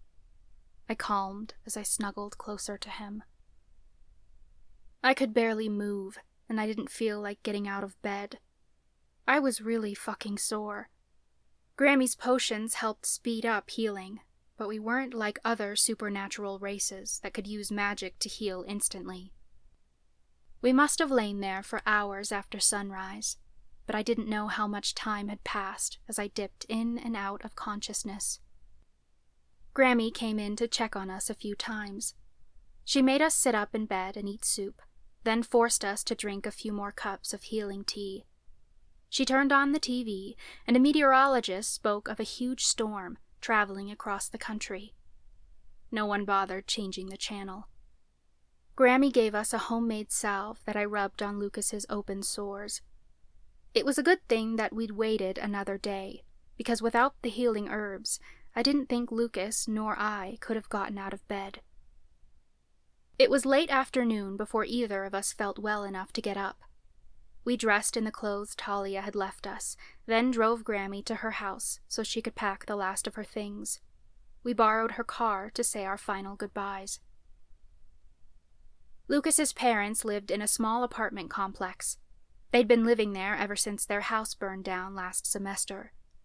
His mom greeted us at the door, wearing an apron. It didn't quite suit her. "Lucas, Nadine," Margot said brightly. "It's so great to see you. Come in." Lucas shoved his hands into his pockets as he looked around the apartment. "Where's Dad?" "He's setting the table. Please, have a seat. It'll only be a few more minutes." She quickly returned to the kitchen. Lucas turned to me and lowered his voice. "Dad never helps my mom cook or clean." "Maybe he's mellowed since you moved out," I suggested. I hoped. I knew it wasn't true. They were putting on a charade and trying to look good for once. "What is this?" we heard his dad say from the kitchen. Margot cleared her throat. "It's clam chowder." "Why is it so thick? It needs more cream." "No, Jay." Margot started to protest, but I heard the sigh in her voice, saying it was already too late. "You don't think I know how to cook in my own house?" Jay demanded harshly. "I wasn't implying that," Margot said gently. My eyes widened, but Lucas looked oddly at ease. He noticed my expression and said lowly, "This is why my dad doesn't help cook. He always takes over and ruins it, and yet he still somehow thinks he's better at it than my mom." "Your dad is an ass," I whispered. Lucas shrugged, like it was normal. I didn't think he had any concept of how not normal his parents were. Not all parents beat the shit out of you.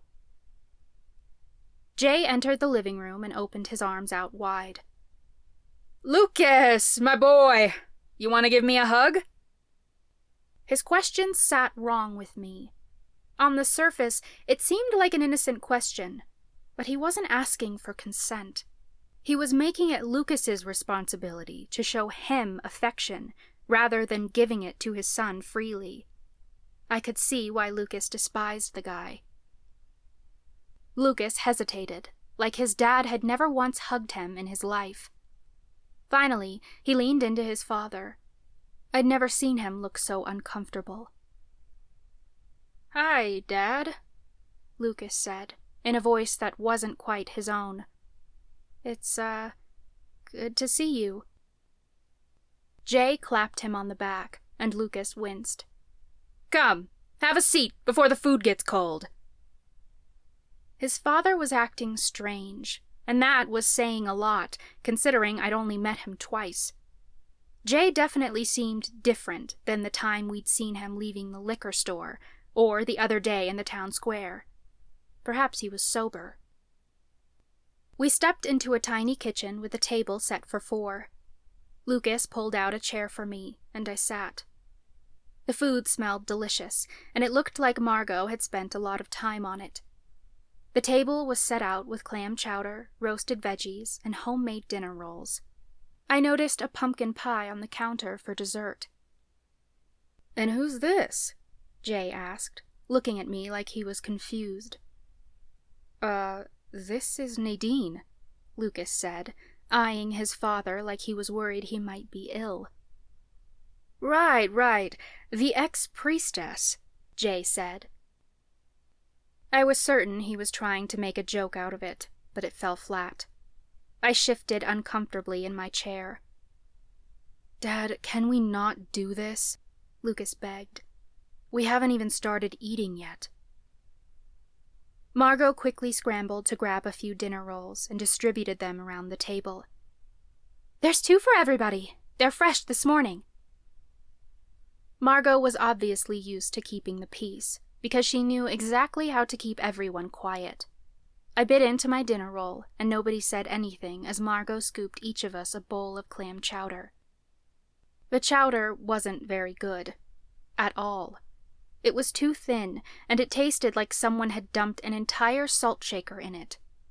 Lucas and I were both supposed to be careful with our salt intake after the kidney transplant. Lucas spooned the chowder into his mouth. He was surprisingly good at masking his disgust, because there was no way in hell he was enjoying this. I pulled my dinner roll apart and dipped it into my bowl. The silence was odd, and I shot a glance around the table, waiting for someone to speak. Everyone kept their eyes on their own meals. Jay looked up, and his eyes connected with mine. I quickly looked away and placed another piece of salty bread in my mouth. "You don't like it?" Jay asked. His gaze narrowed on my spoon, which I'd left lying beside my bowl. "No, it's good," I lied. "Margot spent all day on this." Jay didn't say it out loud, but I heard the message in his voice. "Don't you dare come into my home and disrespect my wife." "I have to be careful with my diet," I explained. "That's right. You have that condition," Jay said. "What is it, lupine? Sounds like werewolf disease. I didn't know you couldn't eat. Lucas should have said something to us. Margot could have made something you weren't allergic to." "She's not allergic, Dad," Lucas said through clenched teeth. He sounded really fucking annoyed, but he didn't look up from his food.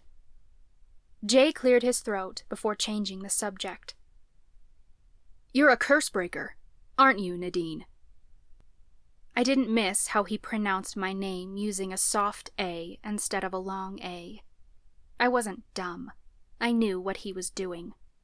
He was acting as if he didn't know anything about me in order to belittle me. He acted like my presence in the coven wasn't that significant. I wasn't going to play his stupid games. "Yes, sir, I am," I stated confidently. "And how does that work exactly?" he asked, sounding genuinely interested. I certainly wasn't expecting that. "How would a curse breaker identify a curse?" Lucas nervously reached for my hand under the table and squeezed it.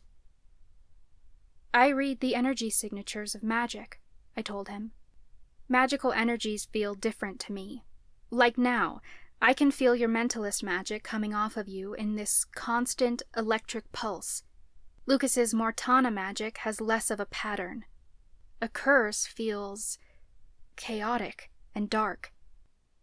"So if you walked by someone on the street who was cursed, you would be able to tell?" Jay wondered. "I'd have to stop and study them," I told him. "Depending on the strength of the curse, it might lay further beneath the surface, so I'd have to spend some time identifying the different magic sources I felt." Jay stretched his hand across the table. "Can you show me?"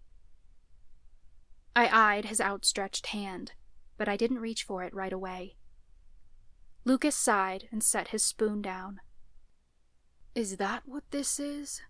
Lucas asked calmly, though his eyebrows knitted in anger. "Did you invite us here so Nadine could work her powers on you?" Jay frowned and pulled his hand back. "Why shouldn't I take advantage?" "Because a few days ago you wanted Nadine to hang," Lucas snarled. "And she didn't! That's a good thing, isn't it?" Jay demanded. "You're trying to take advantage of my fiancé," Lucas snapped. Margot gasped, but Jay's expression remained impassive. He went completely silent, and I couldn't read him at all. After a few beats, Jay leaned forward and said, "Excuse me? What?" "Honey, they said they're engaged," Margot started, but Jay cut her off. "I heard them," he growled. "What I don't understand is why. Lucas leaned away from his father, his spine pressed against the back of the chair. He didn't seem bothered by his wounds. I was almost certain he'd consider the pain a distraction from his dad. I love her. That's why, he stated simply. Jay scowled. Boy, what happened to you? You used to respect the coven. Now you're screwing a half-witch who got kicked off the Imperium Council. Did you knock her up, too? Do you have any idea how much shame this brings upon our family? You think I care about our family?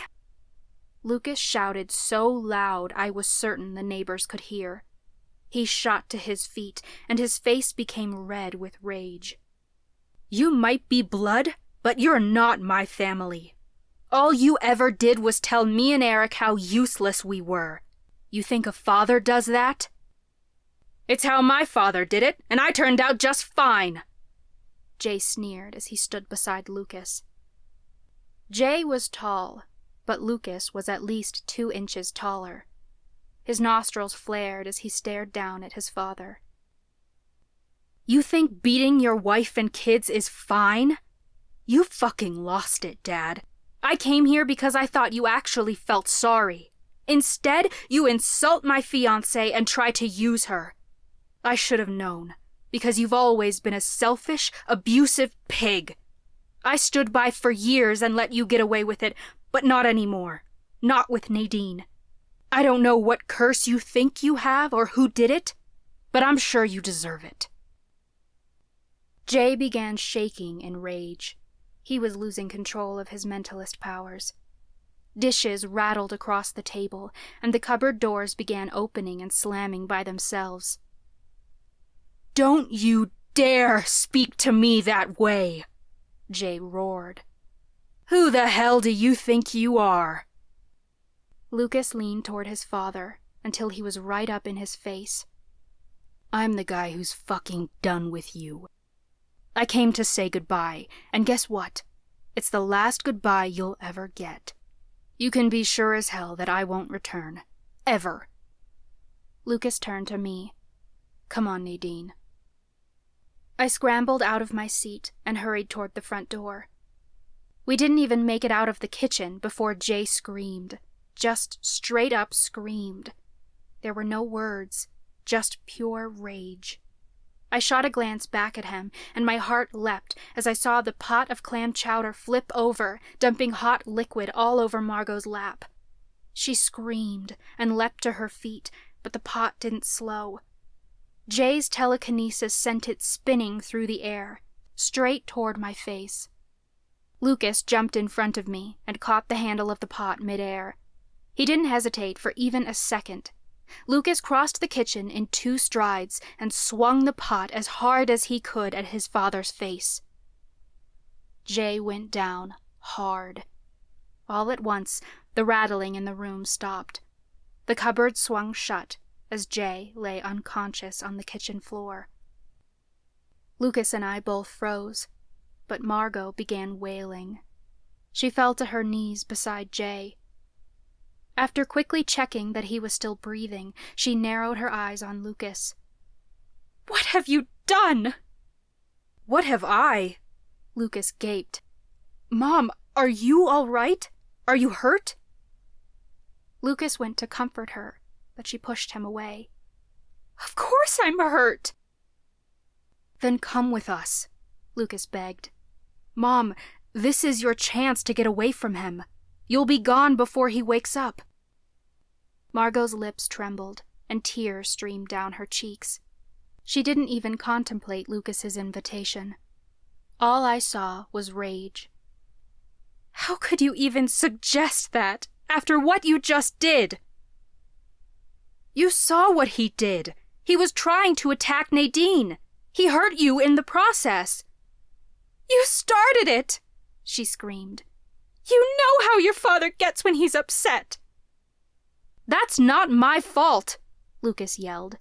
The way Dad chooses to deal with his emotions is not your fault either. You're only staying because you think it's your responsibility to clean up his messes. It's not, Mom. You can be free of him. Please, come with us." Lucas reached for her again, but Margot threw her hand outward. Lucas's shoes squeaked across the floor as she forced him back with her telekinesis.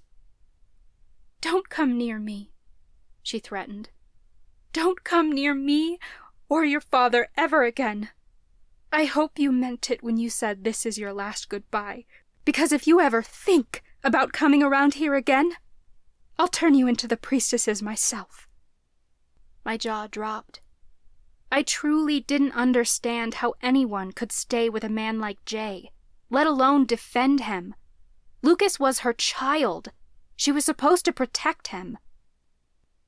That's when I realized how deeply wounded this woman was. Deeper than anything I had the capacity to understand. We wanted to help her, but there was nothing we could do if she wouldn't accept our help. Slowly, Lucas backed away. I grabbed his hand, and it was like he suddenly remembered I was there. He obviously didn't want to spend another second with his parents, because we darted into the hall as fast as we could. Lucas sat in the driver's seat of Grammy's car, but he didn't start it right away. "Fuck!" he growled, slamming his palms against the steering wheel. "We should go back." I grabbed his arm before he could get out of the car. "No, Lucas, your dad will—" "My mom's hurt." "And she made her decision," I reminded him. "I don't like it either. I wish there was a way to help her, but it's her choice. We can't force her to leave with us. If you go back in there and your dad comes too, it's going to be hell for both of you." "I can't just leave her in there with him. He's going to blame her. She'll have to clean up another one of his messes, and it was my fault to begin with."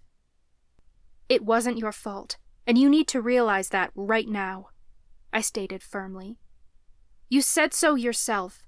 Your dad is responsible for his own emotions. Anything that tells you otherwise is an old wound, an old thought pattern. You don't think that way anymore." Lucas drew a deep breath. He kept his eyes on the apartment complex, as if praying his mother would come running out to join us. But she never did. Lucas punched the shifter into reverse and tore out of the parking lot. He didn't say anything until we were a few blocks away from Grammy's. "Fuck this. Let's just leave now. There's nothing worth staying behind for. We'll get your grandma, then go back to school, gather the essentials from our dorms, and get our friends out of town." Lucas trailed off when we caught sight of smoke billowing into the sky. "That's coming from Grammy's neighborhood!" I cried. He stepped on the gas and passed a few cars. The tires squealed as we turned onto Grammy's dead-end street. Flames engulfed her house, and I spotted Grammy racing outside with Cornelius in her arms. Lucas stopped the car, and I kicked the door open. "Grammy!" I screamed. "I'm all right," Grammy insisted, but she choked up. "Cornelius and I are fine." "You don't look fine," I said. Her eyes were puffy and red, and there were welts on her hands, like she'd tried to put out the fire herself. "Tell me this was an accident," I begged. Tears began streaming down Grammy's cheeks, and I knew without being told that this was intentional. My hands curled into fists. "How'd they get into the house? Who did this?" Grammy shook her head. "It started in the garden." Grammy choked up again, and my stomach plummeted. I abandoned Grammy and raced across the lawn until I reached the side of the house. My breath caught when I saw it. Grammy's garden was completely destroyed. Flames licked into the sky so high they nearly reached the second-story window. All of Grammy's rare magical herbs, her life's work and her passion, had been reduced to ash. My hands shook as I backed away. This was worse than someone targeting her house. Homes could be rebuilt. A magical garden like this didn't sprout up overnight. Grammy had spent her life building this garden, tending the soil, and maintaining her rare herbs. The fact that someone could do this was downright cruel. I whirled toward Grammy and Lucas. You were targeted because you mean something to me. This is nothing compared to what they have planned for us, I'm sure. I'm not interested in sticking around to see what they'll do next. We're going to pick everyone up at the school and get out of here, okay? Grammy nodded, knowing there wasn't any other option. Let's go get your friends. I watched the house fade away in the rearview mirror. My stomach felt like it had been replaced by rocks. The last thing I wanted was for Grammy to get hurt because of me. And now, she'd lost everything. The sun had set by the time we made it to the school. Grammy shook as she stroked Cornelius's fur. I'll wait out here so we can leave as soon as possible. We'll only be a few minutes, I told her. Lucas and I hurried to my dorm room, but I stopped dead in my tracks when I opened the door. Lucas came to a halt behind me. What are you doing here?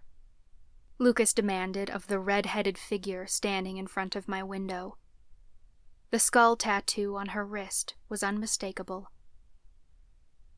Priestess Charlotte turned, her black cloak billowing around her. I'm here to help you. Chapter 23. Lucas. Help us? Nadine spat, stepping further into the room. Priestess Charlotte nodded calmly. Yes, I've come in peace. You've come on assignment from the council, Nadine accused. How could we possibly trust you? I followed behind Nadine, and for the first time I got a good look at the room. Priestess Charlotte stood in front of the window directly across from the door, but she wasn't alone. Talia and Grant sat on the couch, and Miles sat beside Chloe on Talia's bed. Our cats gathered around them. They all looked completely at ease. I didn't understand. They should be on full alert, ready to blast battle magic at this bitch. Talia stood and spoke gently. Please, Nadine, just hear her out. I renounced my priesthood, Charlotte said, before Nadine nor I could get in another word. We both stopped dead. We couldn't have heard her right. You did what? Nadine asked carefully. I've always gone along with the other priestesses because I thought it was my duty, Charlotte said. I never questioned Margaret and Lillian because I didn't think a priestess could lie to each other. I trusted them and believed that everything we were doing had a divine purpose from Mother Miriam. Then you were declared innocent, and I realized the priestesses are imperfect. I thought for certain you were trying to tear the coven apart from the inside. I realize now that I was deceived. Charlotte had always been the quiet one any time we confronted the priestesses. I never thought much of it, but I realized she looked to Margaret and Lillian for guidance. You believed Stella's confession, then? I asked. The judge thought we coerced her. I happen to know a certain demon had something to do with what happened in that courtroom, Charlotte said. The Imperium Council allows the coven to believe many lies, but I am done with the lies. The other priestesses wish to place a false curse-breaker on the council, and that is not what Mother Miriam would want. Nadine gasped. Mira's not a curse-breaker? Charlotte shook her head. Mira approached us after the Hearst tragedy. She offered to do anything for us. Lillian came up with the idea to have her pose as Cursebreaker after her evoking ceremony in order to throw Nadine off the council. Mira's Mortana, like me. Lillian figured that if Nadine could pose as an alchemist, we could fake our own Cursebreaker. Nadine looked to be contemplating this information. How can we trust you're telling the truth? Margaret and Lillian have already made the announcement of my resignation public, Charlotte said. Ask around. People are already inciting riots. Nadine gasped. Grammy's garden. What happened to Helena's garden? Talia demanded, her gaze darting between the two of us. Someone burned it to the ground, and the fire spread to the house, Nadine said. I thought it was because of my verdict, but people must be mad Charlotte left the council. Without a doubt, Charlotte said in a serious tone. People must see the council as in the wrong if priestesses are leaving, I insisted. I thought they would too, Charlotte said. Perhaps some coven members are swayed, but others are not convinced. I never intended to divide us even further.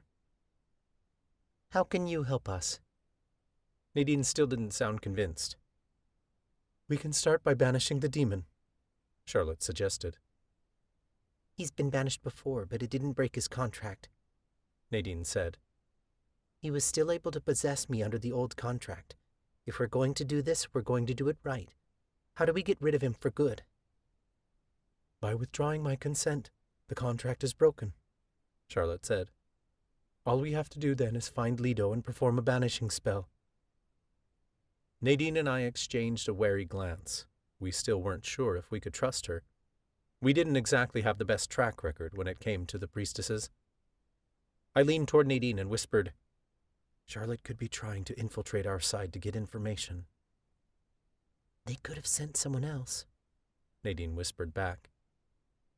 I was fully aware all eyes were on us, but we couldn't make a decision without thinking this through. Except, what benefit would the priestesses have for faking this? Sure, they could keep an eye on us if we chose to trust Charlotte, but leaving the council would only turn more people away from Miriam's chosen. The council wanted to convert as many as possible. It'd do more harm than good.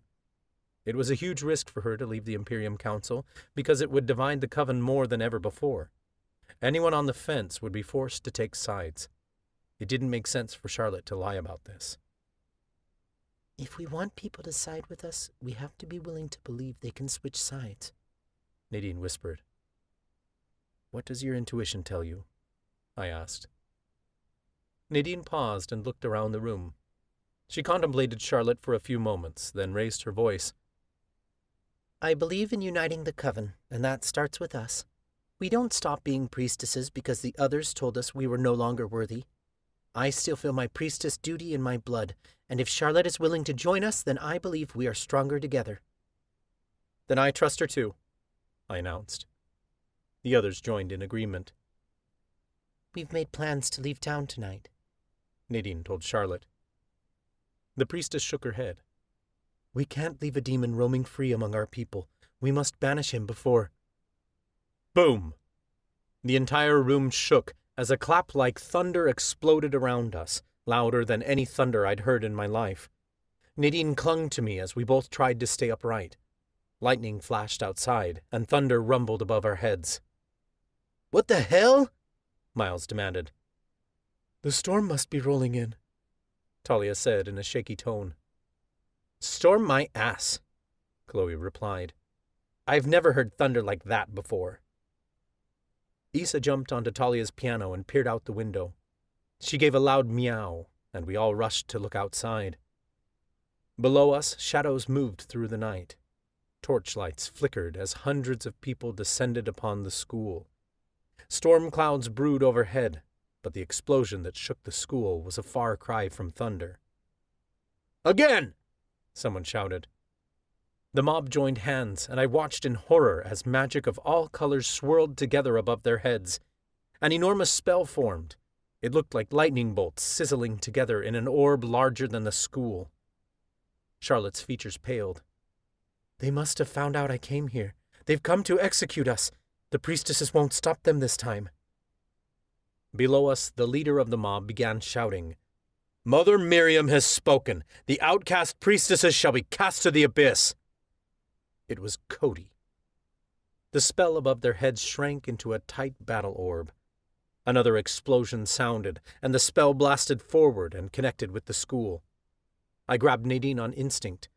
Talia's antique collection toppled over and fell onto the ground, and dust rained down on us from a crack that had formed in the ceiling. Our cats yowled loudly, and we heard people screaming from out in the hallway. They're trying to get through the school's wards, Chloe shouted. Once they do, they can take the whole school down in one blow. They can't kill everyone inside to get to just 2 people, Talia insisted. Watch them try, Chloe said. Nadine started for the door. We have to get out of here and stop this. I grabbed her wrist to stop her. What are you going to do, turn yourself in? I have to distract them at least, Nadine cried. I can't let everyone inside the school die for me. Another spell blasted into the school, and the window shattered, spraying glass all over the room. I pulled Nadine into my chest and curled my arms around her so she wouldn't get hurt. The mob was closer to breaking through the wards, and the school could come down on us at any moment. Nadine pulled away from me. If they want me, they can come and get me. She turned toward the window. She was going to show her face and make them stop to save us all. But she stopped dead in her tracks. The window was gone. The frame was still there, but behind it, the night sky had vanished, and the mob had disappeared. In its place was nothing but a brick wall. Nadine placed her palm on the brick and pushed hard as if to test if it was real. What the hell's going on? Grant asked. Issa sniffed the brick wall, then pawed at it like it was a doorway she wanted to be on the other side of. Nadine whirled back toward us. Their spell trapped us in. Charlotte wore an incredulous look. She'd obviously never seen anything like this. That's not possible. It's got to be the mentalists messing with our heads, Chloe theorized. or Fey illusion artifacts someone got their hands on. Does it matter what's causing it? Grant demanded. I say we find a way out of here. Grant darted for the door and opened it. What we saw made my stomach drop. Instead of opening the door to the hallway, we looked straight into a classroom. There's supposed to be a hallway there. Grant panicked. Before anyone could respond, another crash sounded overhead, and the room shook so hard that the door slammed shut. Once the room steadied, Grant swung open the door again, but the classroom was gone. Instead, we looked out into the main foyer. Screams echoed throughout the school, and heavy footsteps sounded down the hall. Doors slammed, and students sprinted past the grand staircase. Get to the main doors, Nadine instructed, pointing to the large double doors on the other side of the main foyer. I scooped up Oliver at my feet, and we all took off running toward the main doors. We had to get the mob to stand down, or the whole school would be destroyed. The 7 of us sprinted out of the room, our cats following closely behind us. I reached the main doors first, and I yanked them open. I expected to walk straight into the mob, but instead I found myself staring into one of the school's meditation rooms. Across the room were 2 windows, and outside of them stood the forest behind the school. I rushed over to the nearest window and threw it open. "Everyone outside!" I barked. The others followed me. I took Nadine's hand and helped her through the window. Issa followed closely behind. As I turned to help Talia through, my heart leapt. Nadine stood in front of the second window, glancing around like she didn't know where she was at. I don't know what happened, she cried. What the hell? I ducked my head through the window, and instead of seeing the forest outside, I saw the same room we were standing in, only from a different angle. Grant threw his hands over his mouth. Your head's there, but your ass is over there. He pointed to my face, then toward the other window. I craned my neck, and sure as hell I could see myself leaning through the window. My heart raced. This was freaking me the hell out. I quickly ducked my head back into the room. We have to gather as many people as we can. If we're stronger than the mob, we can overpower whatever spell they're using to fuck with our heads. Nadine shook her head. This isn't a mentalist spell. I can feel the magic in the walls of the school. Their attack is literally hurting the school. The space-bending spells can't hold. Can't hold? I nearly choked. We had to get out of here. Lucas, tell me you can portal us out, Grant begged. I hesitated. Last time Grant touched one of my portals, he'd been blasted backward. My portals were impassable. I haven't perfected my portal magic yet. Someone could get hurt. We'll get hurt if we stay, Chloe insisted. We should at least try. I raised my hands. I pictured the first thing that came to mind, the abandoned mansion. It was protected so the mob wouldn't be able to find us there. But nothing happened. Desperately, I turned my focus inward, but I couldn't feel my magic. Fuck! I growled. The waning! I'd only just started getting my magic back since the last time I was affected, and now this? This was the worst fucking time. Chloe lifted her hands, but I didn't see even a spark of magic. I'm out too. Miles started to panic. We all are. If the whole coven's affected, how did they create that spell out there? Grant demanded. It makes sense that this would happen under attack, Charlotte said. The coven is attacking its own people, so it's hurting our magic even more and dividing us further. She lifted her hands. Wisps of silver magic swirled from her fingers. My magic is still working. Everyone tried, but only Charlotte and Nadine could get their magic to work. Why us and no one else? Nadine wondered, like it was a puzzle she was trying to solve that might help us escape. There are talented supernaturals among us, Charlotte explained. That's why I was called onto the Imperium Council. Even though you were the only curse breaker, we've suspected for some time that you may be a talented supernatural. The waning will still affect you, but not as intense as it will your friends. That's why Nadine's magic returned sooner than mine when we were tossed in jail cells. She was only becoming stronger every day. Nadine looked down at her hands. If I'm strong enough to maintain my magic during the waning, then maybe I can stabilize the space-bending spell and get us out of here. Nadine walked up to the wall and splayed her palms over it. She closed her eyes and her brow knitted together in concentration. Nadine's hands lit up with her signature deep blue magic, and the confusion on her face settled into an expression of confidence. She might actually be able to do this. Another blast rocked the school. Nadine was thrown off her feet and slammed hard against my chest. I caught her as we both crashed to the ground. Our friends all lost their footing, and thuds sounded around us as they were thrown to the ground. Talia screamed, and Oliver screeched as I landed on his tail. My head spun. Wait, no. It was the room! Gravity shifted, and my friends and I began sliding across the floor. Our cats yowled and clawed at the hard wood.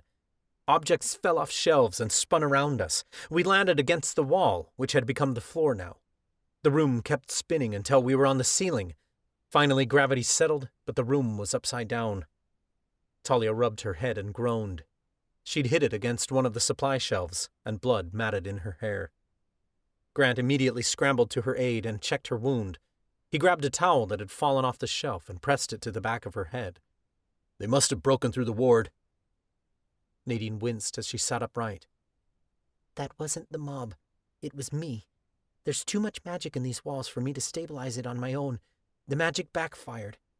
Tal, I'm so sorry. I'll be fine, Talia said, but she flinched as Grant shifted the towel slightly. Guys! Chloe yelled. She pointed to the walls, and my stomach plummeted to my toes. The room was shrinking as we spoke. We'd be squished if we stayed much longer. Let's get out of here, Miles cried. He grabbed Chloe's hand, and they led the way as we all scrambled to our feet and sprinted through the upside-down doorway. I nearly tripped over Marley and Bella as the cats scurried along at our feet. We entered a long, dark hallway with stone walls. The hallway narrowed with each passing second as the walls inched closer together. It had to be one of the halls in the basement of the school, but there were no doorways like there should have been. Miles skidded to a halt, and we all stopped behind him.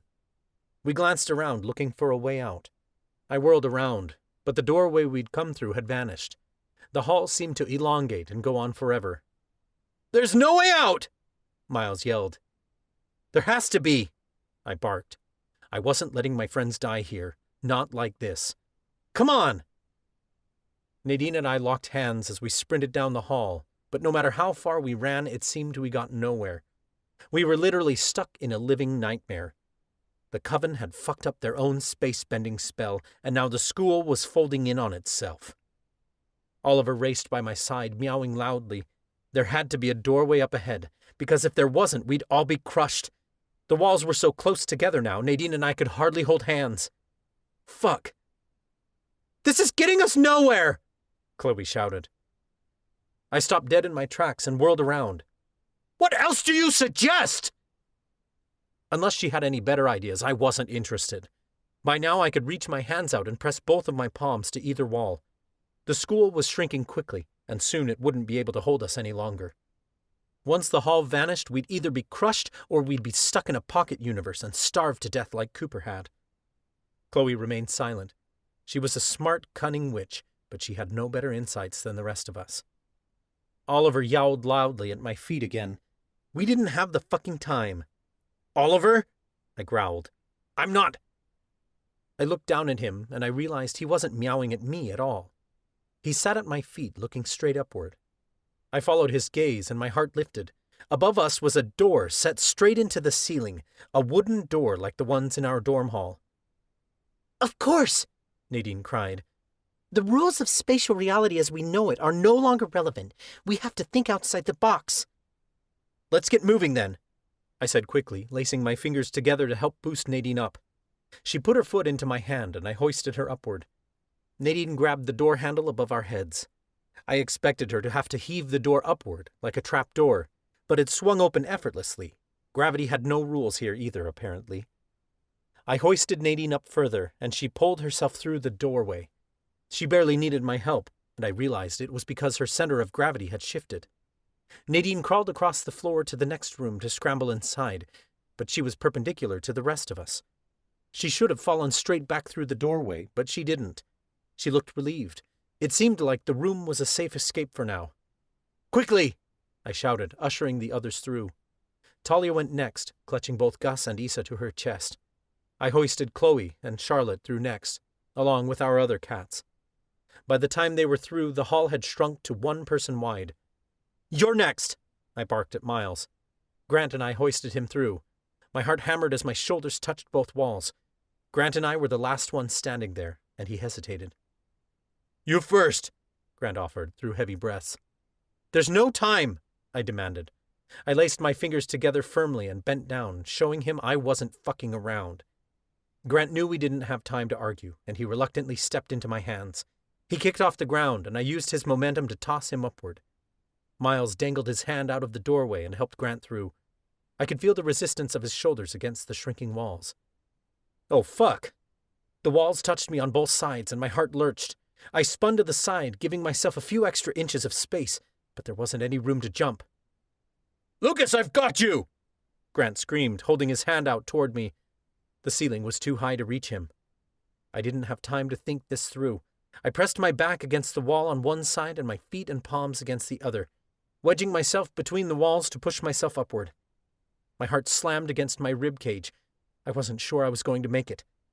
I tried not to look upward, because I knew if I did, I'd see the doorway disappearing above me. The walls were narrower now than the doorway was. This was bad.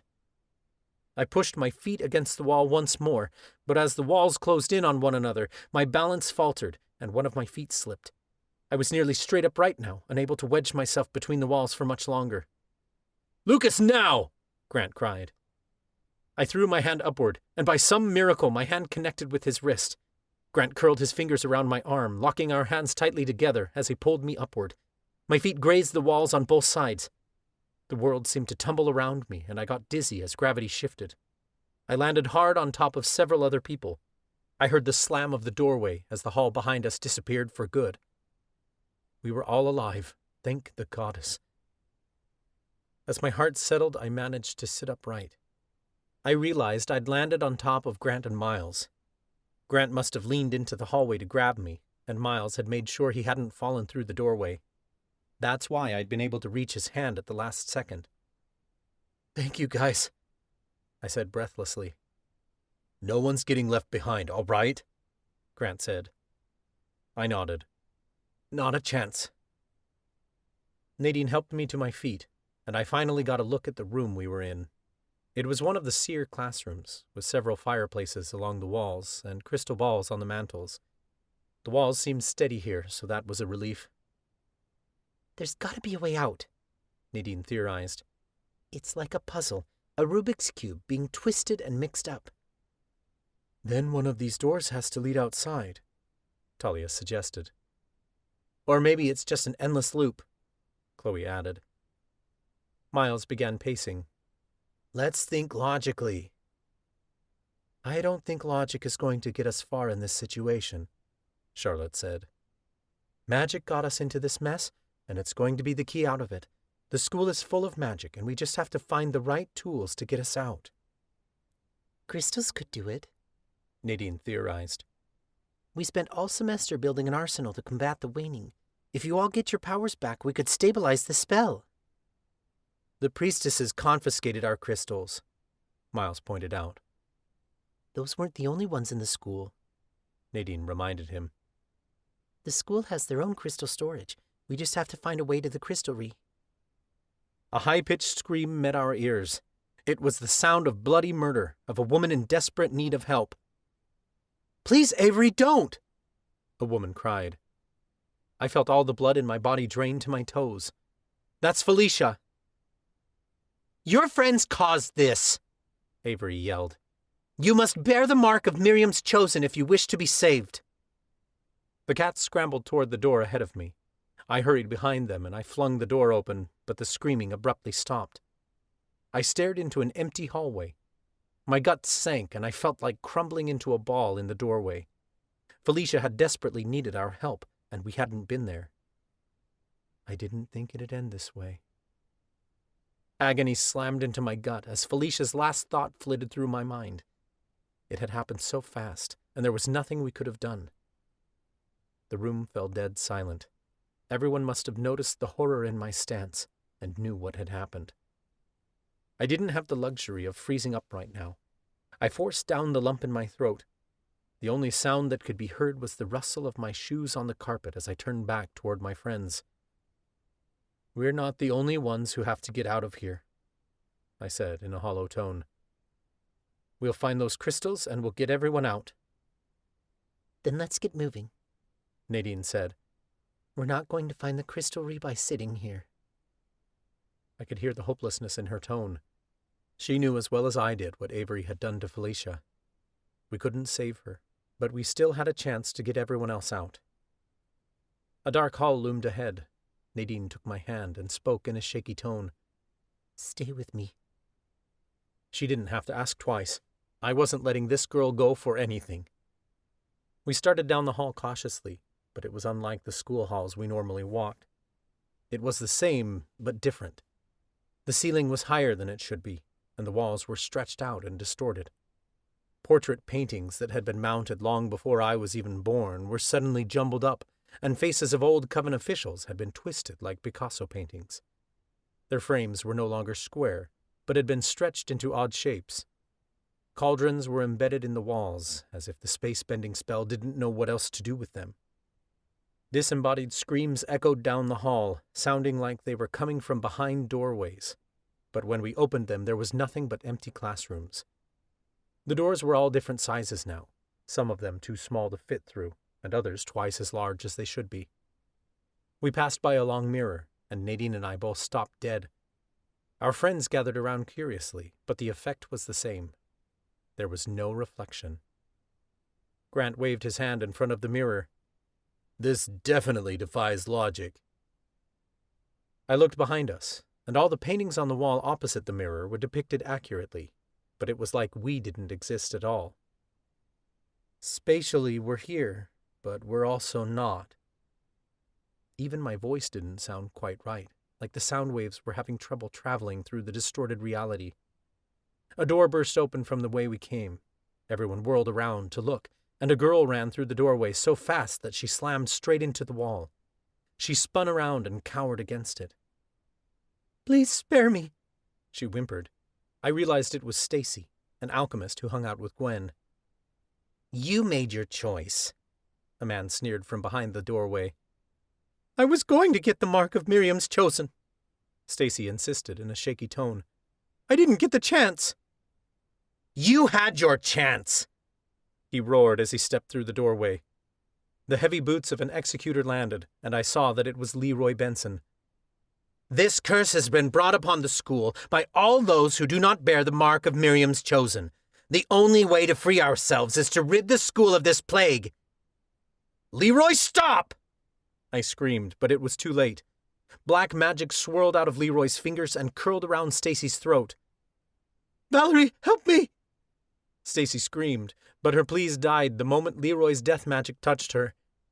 Life drained from her eyes, and her body collapsed. Her skin turned gray and shriveled around her bones. Her eye sockets hollowed out as Leroy sucked the life straight out of her. I never believed the coven could turn on me. Stacy's last thought echoed in my mind. My stomach clenched all over again as the coven lost another witch. Leroy had dark Mortana magic, but he wasn't an exceptional supernatural. He'd gotten lucky that the waning had spared him his powers for the time being. Something told me he'd find a way to execute anyone he wanted, whether he had magic or not. The executors had decided to kill anyone who hadn't joined their movement, thinking it would save them from this mess. It didn't matter that Stacy was on their side, that she'd intended to join Miriam's chosen. She was considered an enemy as much as the rest of us. Anger billowed in my chest. It didn't matter that I didn't have magic right now. I was going to choke this motherfucker out myself. "You fucker!" I screamed. There wasn't a word to describe the deep, dark, horrible being this guy was. I started toward him, and Leroy looked up with a smile on his face, like he was pleased with his handiwork. He noticed me for the first time, and his features turned into a sneer. There was something dark in his eyes, darker than I'd ever seen before. Leroy was an ass, that was for sure, but the strange look in his eyes hinted at something more sinister. "You want to be next?" he taunted. "I can arrange that." He threw a battle orb, and I instinctively tossed up my hands to create a shield, but my magic never came. Nadine sprinted forward and grabbed my arm, yanking me backward. Leroy's orb flew past me, the same time a second battle orb whizzed over my head. It sizzled with energy unlike I'd ever seen before. It flew down the hall toward Leroy with the intent to kill, but he ducked out of the way, and it missed him entirely. I whirled around, and I realized Charlotte had been the one to come to my defense. But she wouldn't be throwing many battle orbs anytime soon. Leroy's orb might have missed me, but it had connected with Charlotte's chest. She gasped for breath as Miles and Chloe tried to hold her upright. It wasn't a killing orb. Leroy apparently intended to have fun with me first, but I could tell it hurt like a son of a bitch. Leroy's laughter echoed down the hall. "The disgraced priestesses themselves. Killing you should solve all our problems." Dark magic billowed from his fingertips as he walked toward us. Nadine shoved me. "Run!" We didn't have the magic to fight Leroy, and he could literally take us all out in one go. We had no choice but to flee. We ran down the hall, Leroy's laughter echoing behind us. A battle orb whizzed by our heads just as we turned the corner. I heard it explode, but we were already winding down a second hallway, getting lost in a labyrinth of twisting corridors I no longer recognized. "Where'd you go, pretty priestesses?" Leroy's voice sounded around the corner. "I know you couldn't have gone far." The hall broke off in so many directions, and we passed by long corridors and turned down others. Students and professors ran through doorways and passed through hallways ahead of us. I saw a large group with a bunch of cats, and my heart gave a start when I spotted Nadine running alongside them. But she was right next to me. One of the guys wore the same shocked expression as I did. Of course he had, because he was me. "Did you guys just see?" Grant started. "The rules of spatial reality don't apply, remember?" Nadine said as we kept moving. That was freaky, but we didn't have the time to stand around contemplating it. Screams echoed off the walls, but they died abruptly. Several thoughts entered my mind, each one overlapping the others so I couldn't make them out. My skull pounded as I tried making sense of them, and my vision blurred. "Lucas!" Nadine cried as I steadied myself against the wall. I gulped. "The executors are killing people." I barely got the words out before more screams came. Ahead of us, students raced across the hallway, running from one open doorway to another. Professor Warbright scrambled out of the doorway behind them, looking like he was running from something. His hair was disheveled, and his pocket watch dangled out of his coat. They looked to be running from someone. "We have to stop the executors," I said, racing forward. What I found wasn't executors at all. I gazed through double doors into the cafeteria, where Professor Leto stood in the center of the room, laughing maniacally while he raised his hands into the air.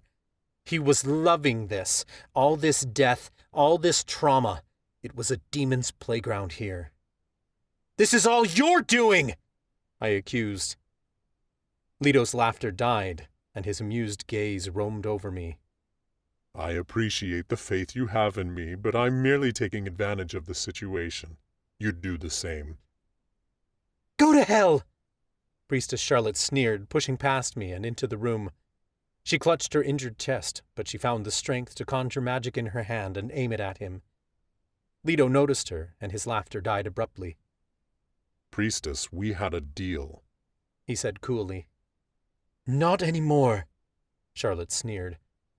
"I withdraw my consent, and I banish you to the abyss." She flung her spell at him, and it hit Leto square in the chest. Magic sizzled across his form, but he just laughed like it merely tickled. Charlotte's spell hadn't worked. He quickly blasted his own spell back at her. "Priestess!" Chloe screamed. She and Miles ran into the room and caught Charlotte just in time to dodge the attack. Their cats screeched as they narrowly missed the spell. The spell hit the wall, and Leto ducked through the doors near the kitchen. "I'm not strong enough. We have to banish him together," Charlotte cried. Nadine and I ran forward. The moment we passed through the doorway, Chloe and Miles disappeared, along with Charlotte. Instead of stepping into the cafeteria, we entered another hallway.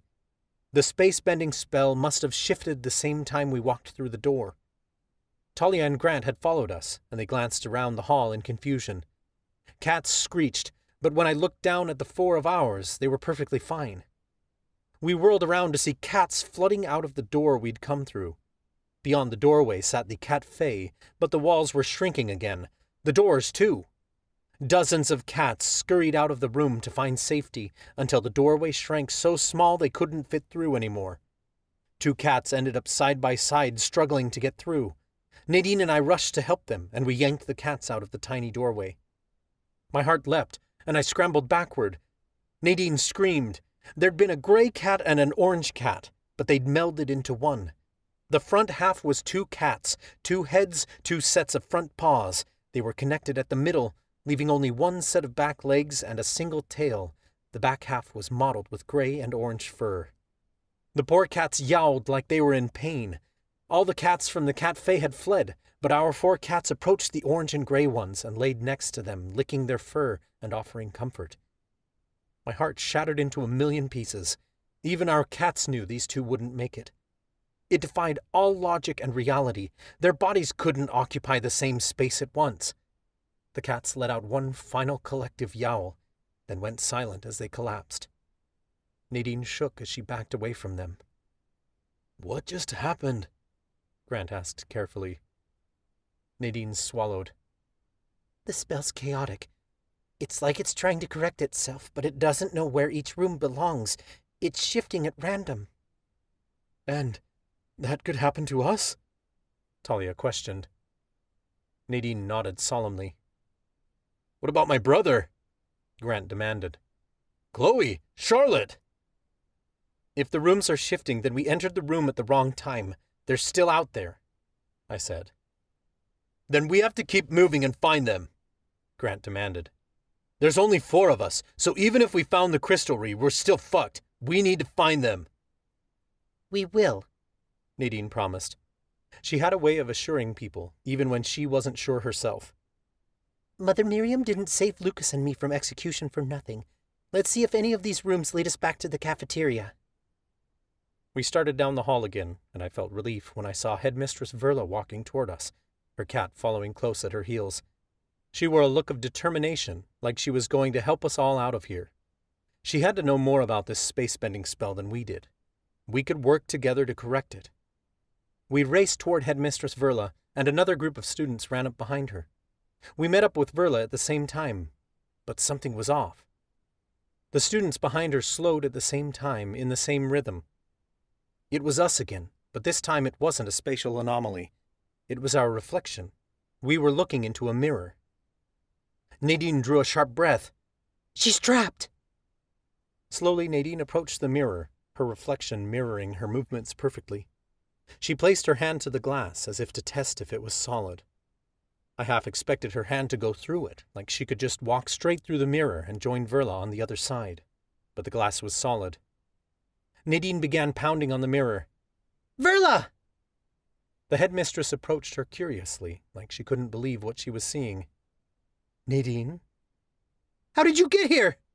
Nadine panicked. Verla must have misunderstood the question. I came to the school when I heard about Priestess Charlotte. I needed to get you all out of town immediately. But how did you get inside the mirror? Nadine asked. Verla furrowed her brow. You four are the ones inside the mirror. We have reflections, Talia said. If magic could trap us inside a mirror, we wouldn't have reflections, right? Verla eyed the mirror curiously. I have a reflection too. The mirror itself may not even exist. We are simply communicating from two spaces at the same time.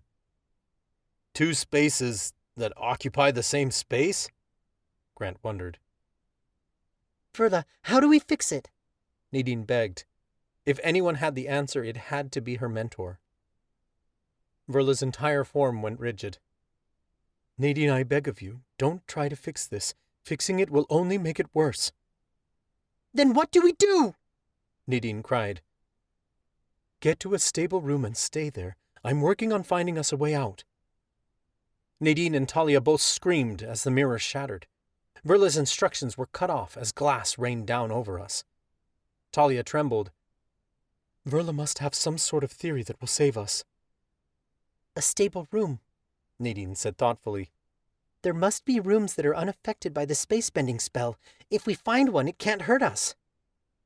An original room, I realized. From before any space-bending spells were put on the school. If the spell collapses, those rooms will remain intact. What kind of room would that be? Grant asked. The dorm rooms were all expanded on. Same with the classrooms, Talia said. Anything that's not duplicated is a safe bet, Nadine said.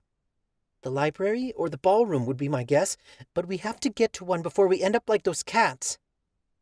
We started down the hall again, opening doorways that led only to longer hallways. Screams continued to permeate the halls, and I winced each time a new thought entered my mind. This nightmare wasn't going to end until the spell was either fixed or destroyed completely. Around us, the hall began to shift again. Doorways grew or shrank at random, and the floor twisted at odd angles, creating a swirling labyrinth ahead of us. I found the library! Talia exclaimed, pointing toward an open doorway. Bookshelves lined the walls, and relief washed over me. We ran inside, but my stomach dropped at what appeared before us. We thought the library was a safe place, but if anything, it was more fucked up than the rest of the school. Bookshelves encompassed the entirety of the room, closing us into a circle instead of its usual 4 walls. The ceiling stretched so high there had to be 100 levels to the library now, all filled with endless bookcases. The bookshelves rotated around the room, creating a nausea-inducing kaleidoscope of colors. The staircase leading to the 2nd level stood in front of us, but there were so many other staircases that it didn't make sense. Some of them were upside down or sideways, creating impossible pathways and endless staircases that you could never escape. Above us, a group of students raced up one staircase. Or down? I couldn't tell. They appeared to be stuck to the ceiling. As soon as they reached the top of one staircase, they appeared at the bottom of another far across the room. That's a no-go on the library, Grant cried. Yeah, I can see that, Nadine said through gritted teeth. The problem is getting out. There! Nadine pointed to a doorway that appeared between the shifting bookcases, and we took off running with our cats at our heels. We burst out of the library and into the grand ballroom. The walls here seemed stable, thank the goddess, but there was nothing but blackness beyond the big arching windows. We weren't the only ones here. Students flooded through doorways all around the room. Some people looked hurt, while others trembled in fear. Gregory and Braden raced into the room. They glanced around in confusion, like they'd been expecting to enter a different room. Samantha and Darcy stumbled through the door next to us.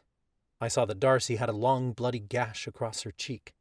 I rushed over to them as Darcy nearly collapsed against Samantha. "What happened?" I demanded as I ripped a piece of fabric off my t-shirt. The tarantulas, Samantha sneered. They didn't have any magic, but they came after us. They said we caused this and that we'd suffer for it. They can't be far behind. I pressed the fabric to Darcy's wound, and she winced. Let me guess, I said. Avery was with them? Darcy sobbed. She went after Felicia. My stomach dropped to think of Felicia and Stacy, all of the lives we lost tonight. All because our people had turned against one another, all because they were afraid. A pair of double doors across the room blasted open. Students screamed and scattered as something heavy flew through the doorway and skidded across the floor. A woman whimpered, and I realized it had been a person. I shot to my feet, and as the crowd parted, I realized the person who had been thrown was Rosemary, the librarian. She cowered as a group of executors followed her into the room. "Apostates like you will pay," James sneered as he marched into the room. He was closely followed by all 5 members of the treacherous tarantulas. They each carried some sort of makeshift weapon. Ryan held a candlestick, and Nolan carried a statuette. Finn had a thick tome in his hands he must have grabbed from the library. Funny, since I hadn't seen that kid read a book a day in his life. Declan and Corbin both carried rope, which they'd fashioned into nooses. None of them had magic right now. We could defeat them. "Leave her alone!" I shouted. James and the tarantulas paid me no attention. James looked to the crowd of terrified students and shouted, "All you apostates will pay for what you've done! This is your fault!" He locked eyes with a group of girls near him, Gwen, Camille, and Valerie. The girls cowered together, then quickly raised their wrists to show they bore the mark of Miriam's chosen. James smirked, then turned away from them. He pointed to Rosemary, who was scrambling backward while the executors approached her. "This one's going to suffer first." Professor Blackbird threw himself between Rosemary and the executors. "You'll do no such thing." "Out of my way, old man," James snarled, shoving the professor aside. I sprinted across the room, but James pulled a knife out of his pocket. He drew his arm back as he knelt to Rosemary's level, then shoved the blade toward her stomach. I reached him a split second before the blade touched her, and I tackled him to the ground. The knife clattered across the floor. The crowd gasped as I slammed my fist into James's face over and over again. The tarantulas surrounded me, and one of them smashed a weapon into the back of my head. My head spun, and I landed on the ground beside James. I didn't get a chance to steady myself before someone wrapped a noose around my neck and yanked backward, cutting off my airways. People began shouting protests, and others egged them on. "Hey!" someone shouted. It sounded like Gregory. "He was trying to save her. Let him go, or I'll... Behind me, Corbin gasped, and the pressure on my throat loosened as he dropped the noose.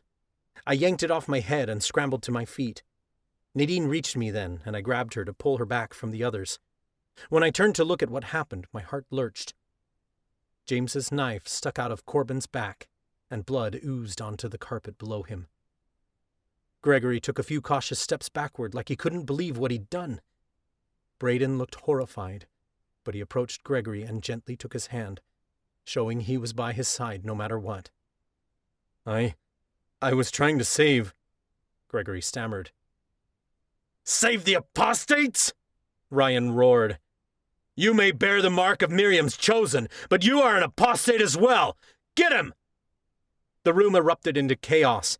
Magic whizzed overhead from students and professors who had been spared from the waning. People found whatever objects they could and used them as weapons or shields. It didn't seem to matter what side people were on. Everyone was a target. Students fled out of one set of doors, only to appear back inside the room through another entrance. Nadine threw her hands up to create a shield around us, but a rogue spell hit her in the side before she could cast the spell. I caught her before she crashed to the ground, but the sound of voices in my head brought me to my knees. Shadows surrounded us, and people began attacking us from all angles. I threw myself over top of Nadine, taking the blows for myself. It was like the night in the town square all over again. Fists, magic, and weapons pounding down upon us. We'd been beat down so much over the past week, I didn't know how much fight we had left in us. "Lucas!" Nadine protested. She tried to push me off of her. She knew I'd be beaten to death if I took it all for her, but I wasn't going to let her get hurt. Over the sound of the whispering voices in my mind, cats screeched so loud my ears rang. I heard Grant and Talia screaming. I wanted to get to them, to save them, but I couldn't move. There was no one coming to our rescue. Nadine tried to create a shield, but the executors and other members of Miriam's Chosen stomped her hands down, preventing her from casting. Each time she shot off a defensive spell, someone else would come in to hurt her again. She couldn't cast fast enough. I heard the chilling sound of Avery Mitchell's laugh. "Let's see how well you cast magic without fingers!" Horror permeated every inch of my body. I opened my eyes to see the light glisten off a knife in Avery's hand. It had to be the same one Gregory used to stab Corbin, because it was already covered in blood. Avery knelt on Nadine's wrist and pressed the tip of the blade to the base of her pointer finger. "No!" I screamed as I reached out, as if I could stop it. Someone grabbed my arm and twisted it behind my back so hard I felt it pop. Laughter came from above me, and I realized it was Declan, one of the treacherous tarantulas. "Kill them already!" Finn shouted. Pain radiated through my shoulder, and the breath left my lungs as I was met with blow after blow. Nadine screeched from beneath me, shattering my heart. I couldn't save her. "Fuck, it's time to go!" I heard James snarl. "I order you to stop!" Charlotte's voice rang across the ballroom. She was off the Imperium Council now. Miriam's Chosen wouldn't listen to her. But they did. By some miracle they did. The blows came to an immediate halt, and I experienced a moment of reprieve from the attack. And then the voices came. There had to be 24 voices at least. Angry voices shouted awful things in my head all at once. I couldn't make out what they were saying, but the rage made my skull feel as if it was splitting in two. I cried out in agony and clutched my skull as I rolled over and curled into a ball. So many deaths, all at once. "Lucas!" Nadine shouted. Her voice sounded like it was coming from miles away. I thought she shook me, but I couldn't be sure I felt anything past the pounding in my head. I wanted to hurl, but nothing came up. Voices filled the room, but I couldn't be sure what any of them were saying. "Lucas, it's all right." Nadine's soft voice came in my ear. "They're gone." Gone. She said it like it should reassure me, but I heard the hollowness in her tone. They were gone. Dead. How was that possible? Soon the pounding in my head eased enough that I opened my eyes to see Nadine kneeling above me. Nearby, Grant curled Talia in his arms. Oliver ran over and licked my face. Nadine trembled as she gazed around us, and I finally lifted my head to see bodies strewn everywhere. Their lifeless eyes stared toward the ceiling, but I didn't see any wounds. Declan lay with his arm twisted beneath him. 3 of the other tarantulas sprawled out beside him. Finn, Corbin, and Nolan shared the same empty stare. Avery Mitchell's blonde curls splayed around her in all directions. Her jaw hung open. The knife she'd been using to carve Nadine's flesh lay beside her. I gasped and looked down at Nadine's hand, expecting to find a finger missing. Her hand was covered in blood, and there was a deep gash at the base of her finger. It was still attached, thank the goddess. "You're hurt." I tore off another piece of my shirt and wrapped it tightly around her finger. I could barely get it on because my arm didn't want to move. Nadine helped with the makeshift bandage, then said, "Hold still." She grabbed my arm and twisted, and I screamed as my shoulder popped back into socket. Son of a bitch, that hurt. The whole ballroom went silent as people took in the carnage. The only sound was the pad of feet across the carpet. Charlotte walked across the room, the sleeve of her dress pulled back just enough that I caught sight of the skull tattooed on her wrist. She was one of the most powerful Mortana in the coven. Her power was a lot like Leroy's, but more extreme. She could kill hordes of people in an instant. I don't know if she'd ever done it before, but the masses of bodies lying on the floor was a testament to her power. "I didn't want to hurt anyone," Charlotte said in a broken voice. Chloe and Miles followed behind her, along with their cats. It was a relief to see they were okay. Samantha stood on shaky knees and regarded Charlotte. You saved us all. You are a true priestess. It wasn't enough, Charlotte said. I didn't get them all. Several of them fled, but they could be back at any moment. I glanced around the room and I noticed Ryan and James were missing. Leroy was still out there with death magic, too. I looked down at the bodies and I realized something I hadn't noticed before. Each of the executors wore a badge, and the badges had inscriptions that weren't there at the beginning of the semester. Leto's possessing executors through inscriptions on their badges! He must have been planning this for a while, creating contracts so that he could strike at an opportune time. If he's created this many contracts, it's made him stronger, Charlotte said. The only way to banish him then is to break these contracts or use a bigger spell, I theorized. A boom overhead shook the entire ballroom. People cowered together. A crack formed across the ceiling and plaster rained down on us. It was another attack on the school. I curled Nadine in my arms and dragged her backward as huge chunks of the ceiling broke off and crashed to the ground. Several people screamed as they were injured. All around the room, the ballroom doors slammed shut. Nadine and I scrambled backward until we were in the corner of the room.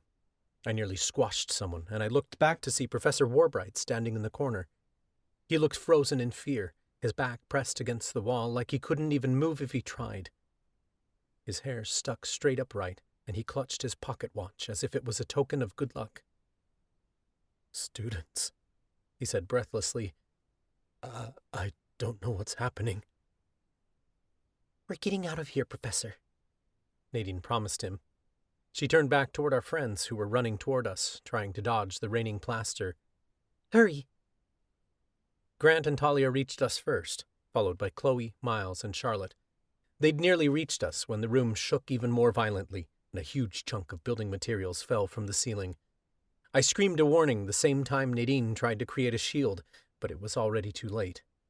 A huge chunk landed on Charlotte's head, knocking her out.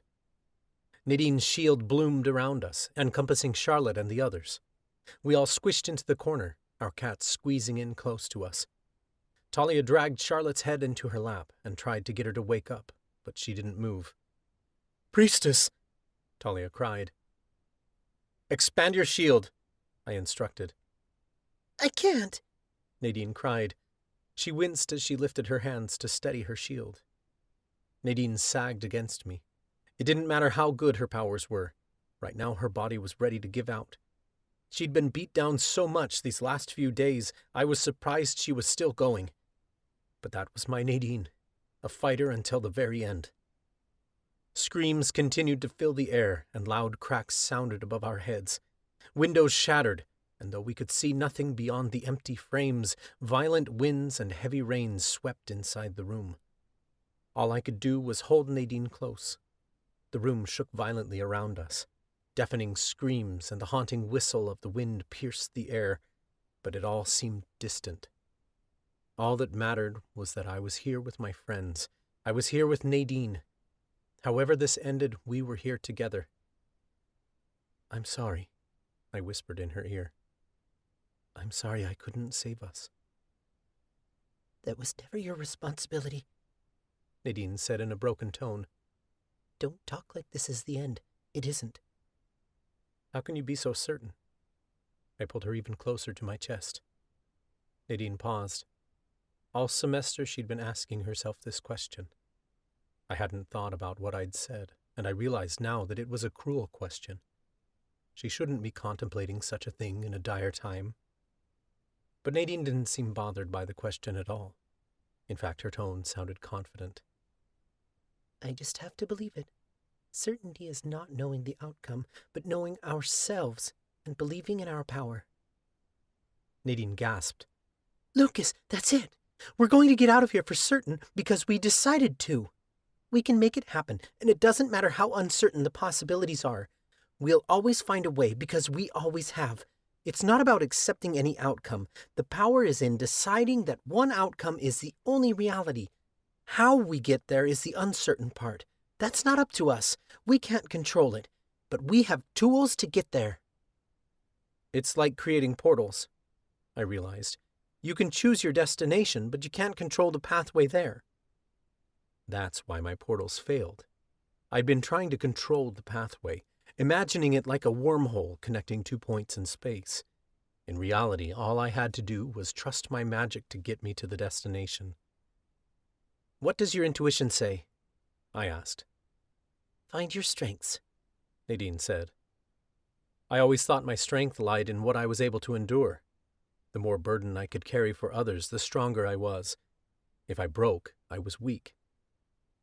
As I held Nadine close in my arms, I realized something profound. I found strength through Nadine.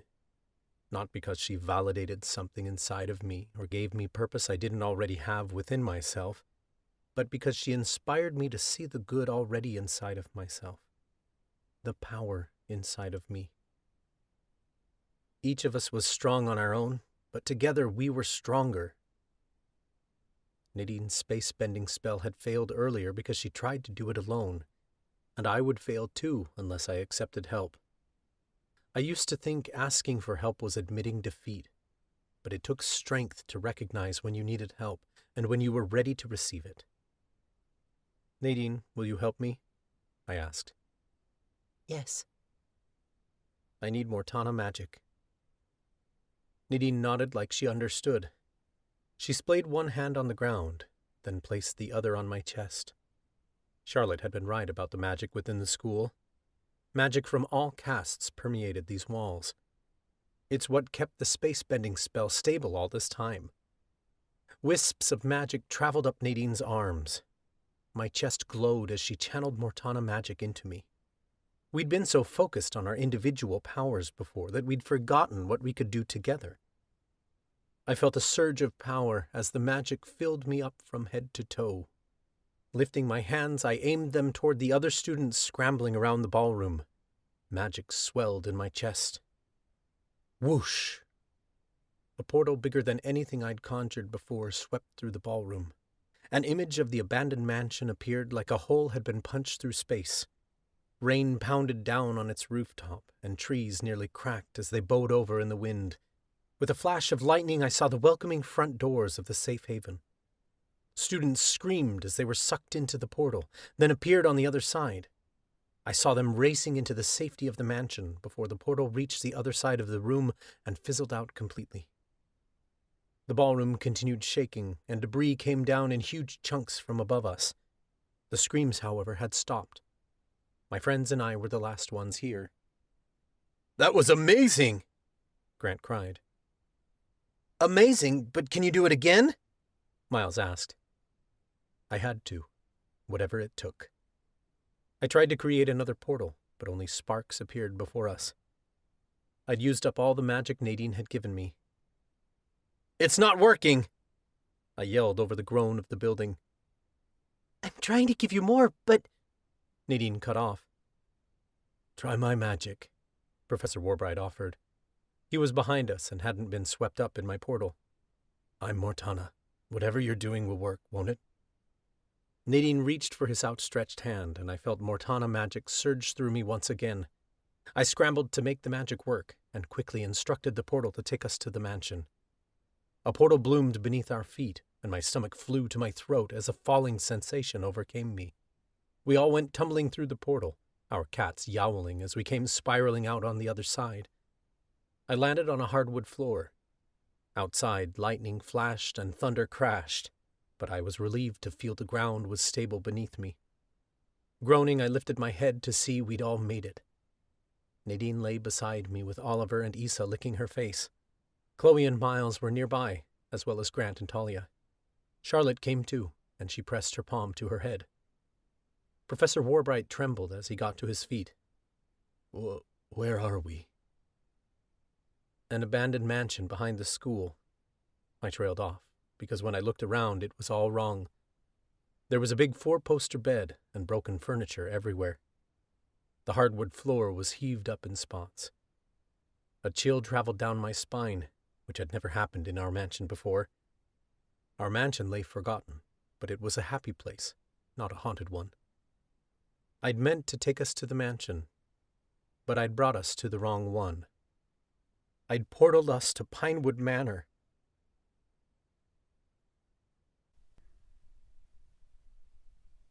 Chapter 24. Nadine. Wind howled from outside, and thunder cracked.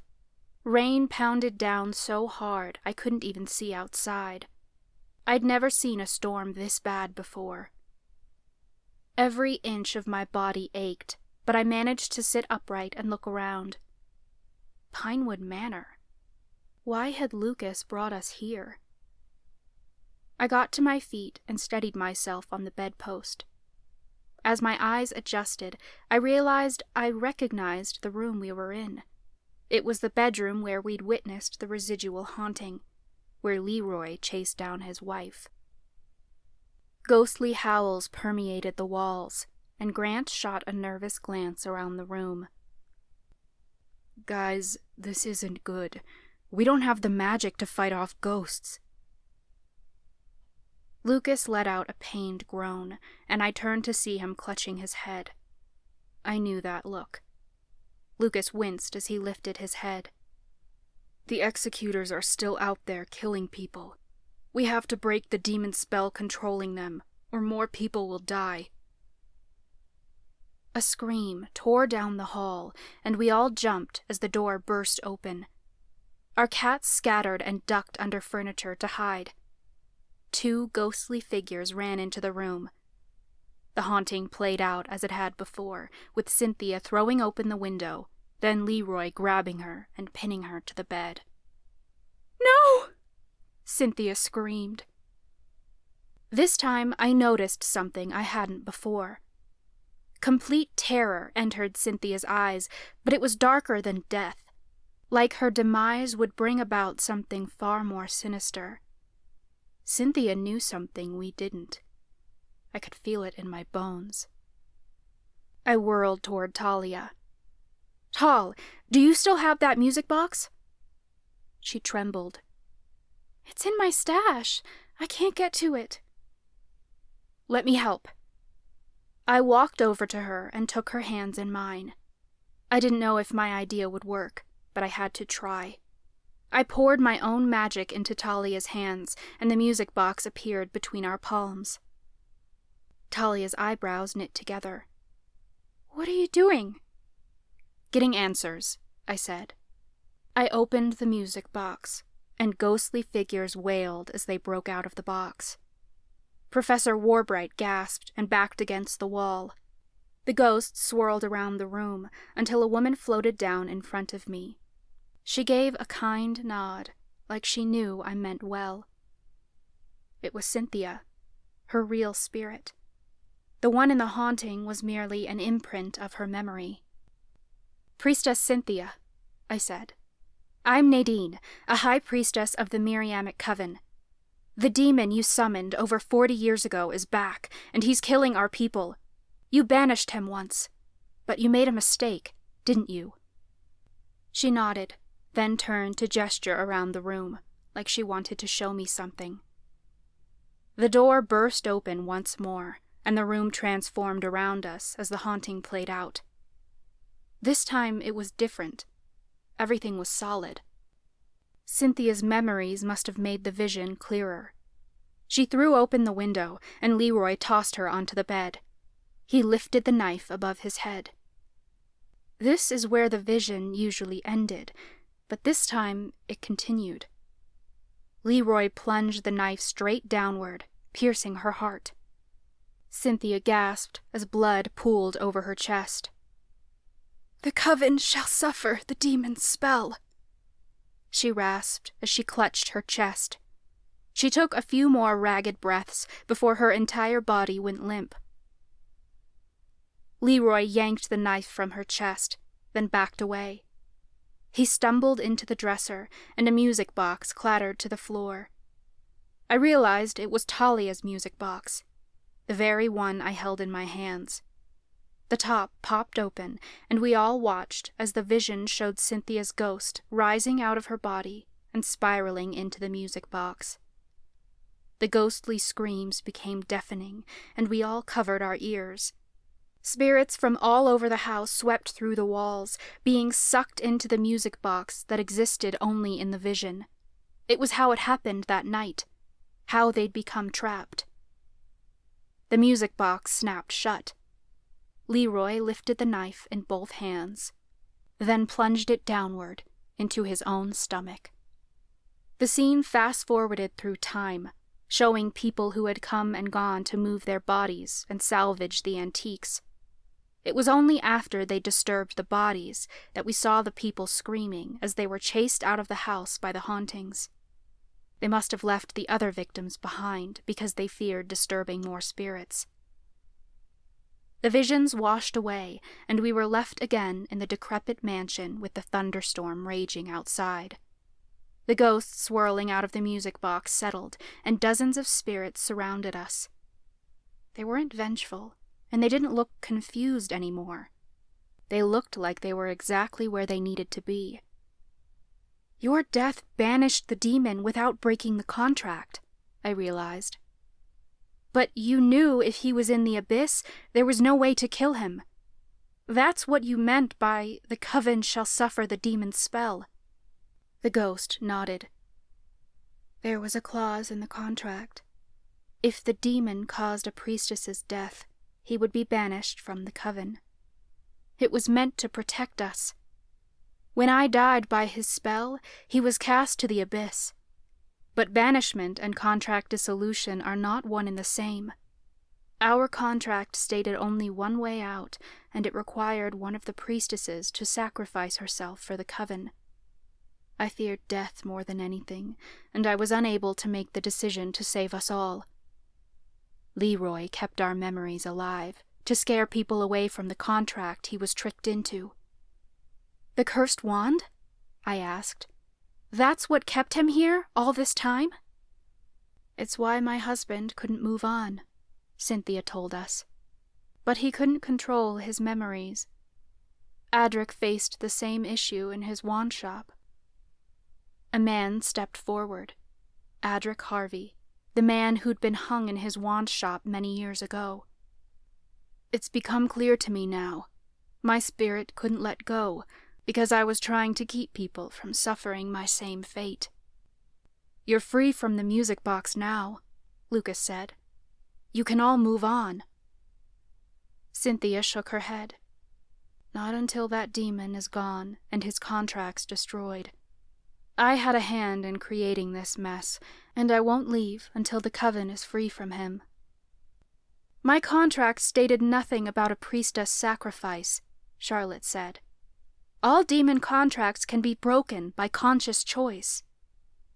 It is not enough, Cynthia said. Demons can manipulate contracts to require specific decisions to be made, as he did with mine. Even if you broke yours, he'd still have control over the coven through the original contract. By holding 2 contracts with different priestesses, he secured his reign. That must be why the spell didn't work in the cafeteria, Chloe said. Charlotte withdrew her consent, but Leto's still protected by Cynthia's contract. Charlotte's features paled. Lillian is the only one who was part of them both. We'd need her help, and she'd sooner die. There is another way, Cynthia said. If he dies, his power dies with him, and all contracts will be void. That's impossible, I told her. Demons are immortal. You must find a way to kill him, Cynthia insisted. Demon contracts give them power, and if they are broken, he will be weakened. But there are how many contracts now? I wondered. The wand, all the executor badges, and whatever he used to possess someone earlier this semester. We may have to destroy them all to weaken him, and we don't even know what they all are.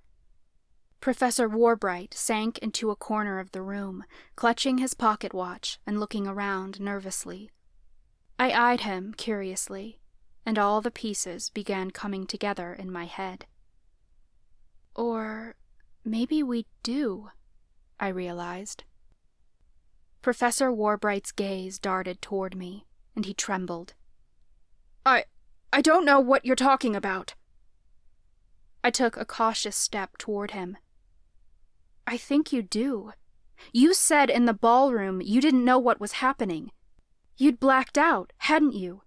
In fact, you've been blacking out all semester. I've been having health issues, he stammered.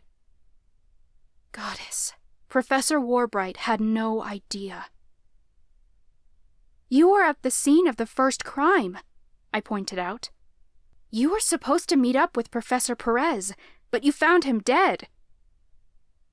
It wasn't him, Lucas said in realization. That's what Perez said when he died.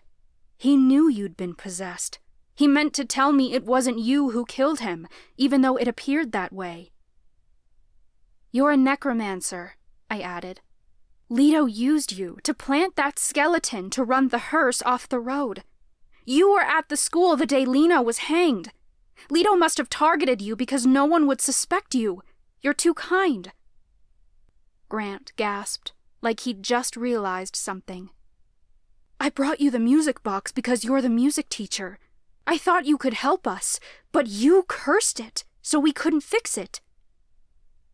Professor Warbright shied deeper into the corner. I don't remember a music box.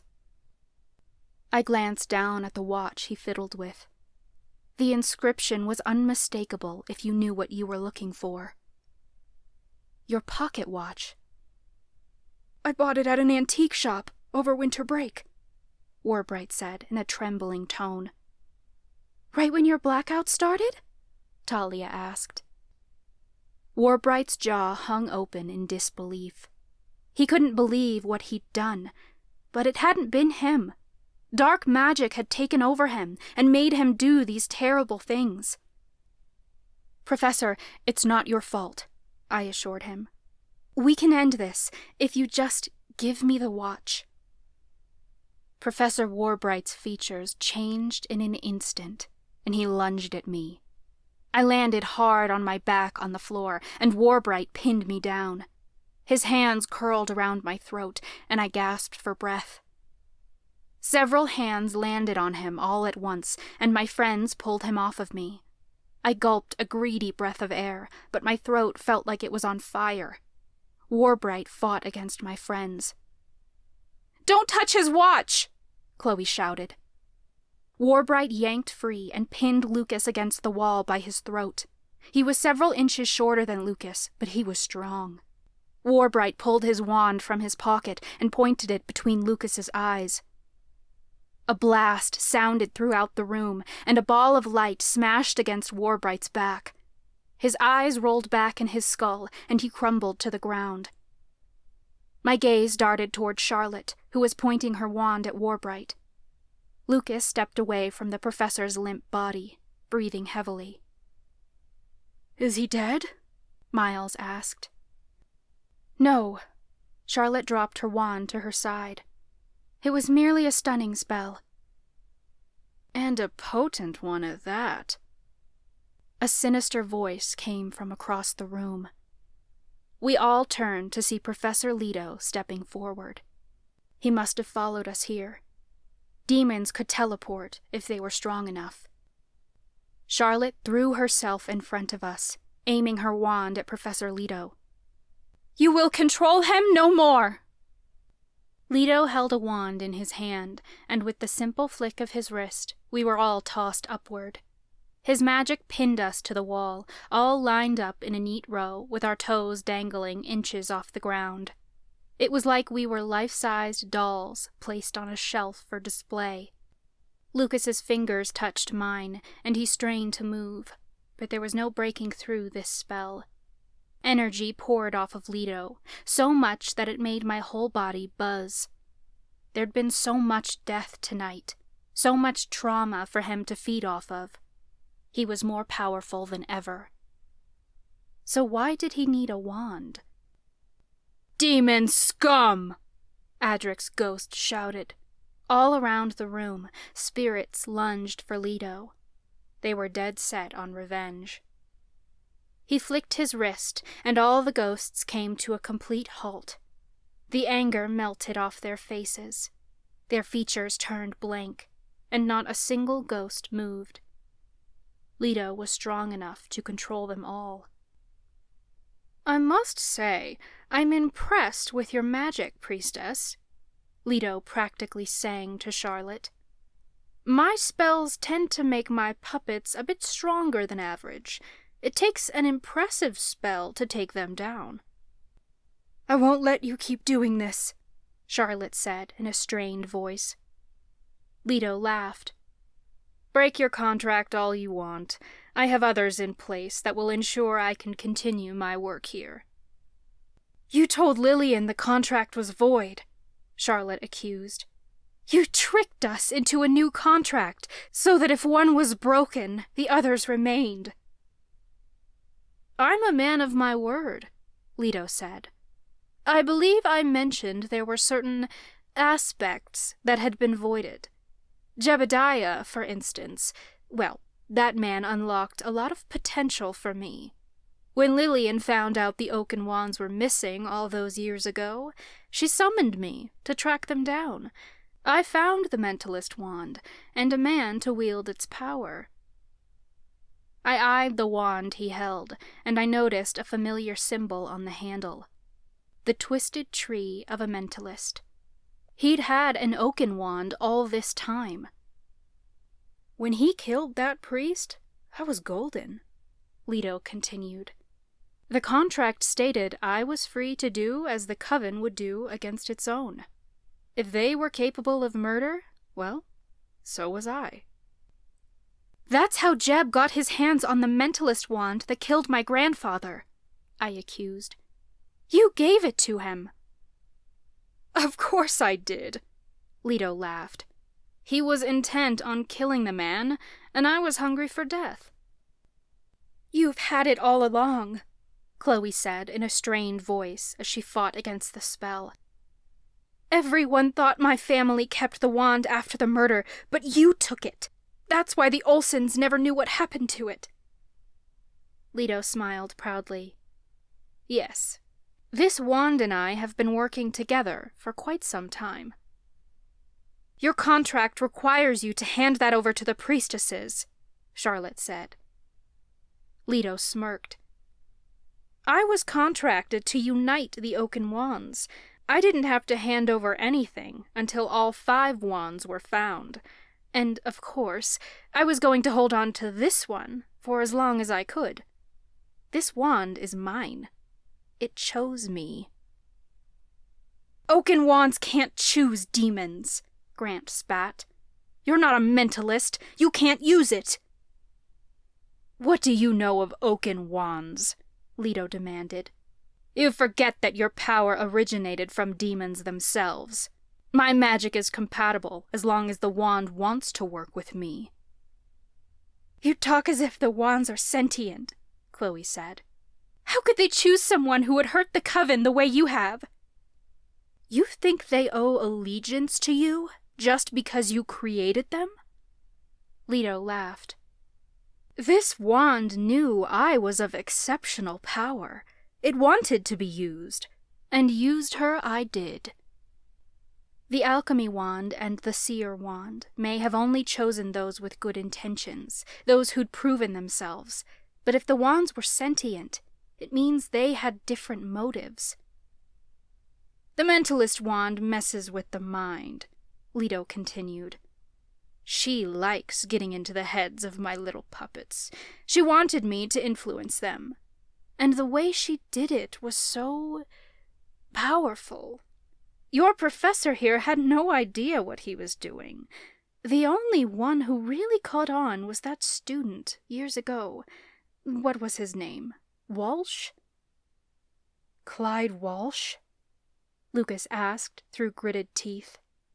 I recognized the name. He'd been driving the hearse the night it crashed. "Yes," Leto said brightly. He was enjoying parading his pride. "After Jeb murdered that priest, it unlocked a few things in my contract. I was able to kill as I pleased. Clyde was merely an innocent student who needed materials for his wand class. I gave him the wand with the inscription on it, and he carried out my will to perfection. He killed that awful female professor who'd been working with the priest to hide the Oaken Wands. She wouldn't tell me where he'd hidden them, so of course she had to go. Poisoned by the student's own brew. He must have realized something was wrong, because he pawned the wand to that shop owner. "And you killed Adric for kicks!" Talia shouted. Leto flicked his wand again, forcing Talia's jaw shut. "I took advantage of an opportunity. Walsh figured out the wand was cursed and that the priestesses were involved, so he stole it from the shop and mailed it to the priestess to send a message. It's his fault I was ever banished, so I had to deal with him when I returned." "You killed all those people in the Hearst tragedy to get to one man," Lucas spat. Leto laughed. "I killed those people because it was fun."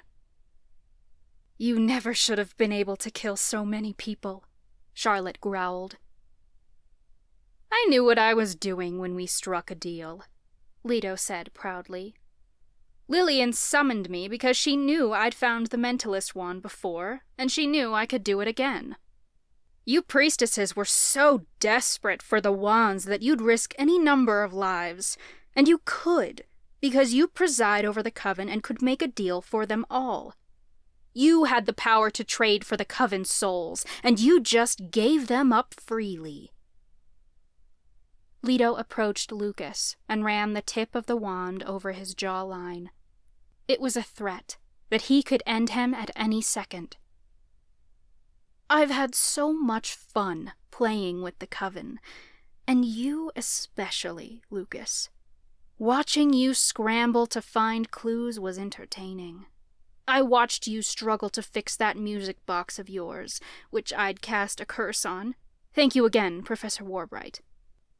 I especially loved when you tried tracking down my contract. What a pathetic little spell that was.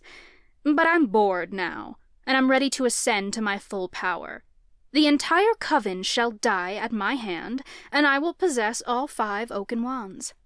All the power of the Miriamic coven will be mine. The gods will welcome me into their ranks, and Octavia Falls will be nothing more than a forgotten ghost town." Leto took a step back and pointed the Mentalist wand at Lucas's chest. "No!" I screamed as protection magic welled inside of me. I never got a chance to cast it. Leto was knocked to his feet, and Professor Warbright landed on top of him. He'd regained consciousness and tackled Leto to the ground. The spell that had been pinning us to the wall let up, and we all collapsed to the ground. Leto used his magic to toss Professor Warbright off of him. Warbright flew across the room and smashed into the dresser so hard it crumbled to pieces.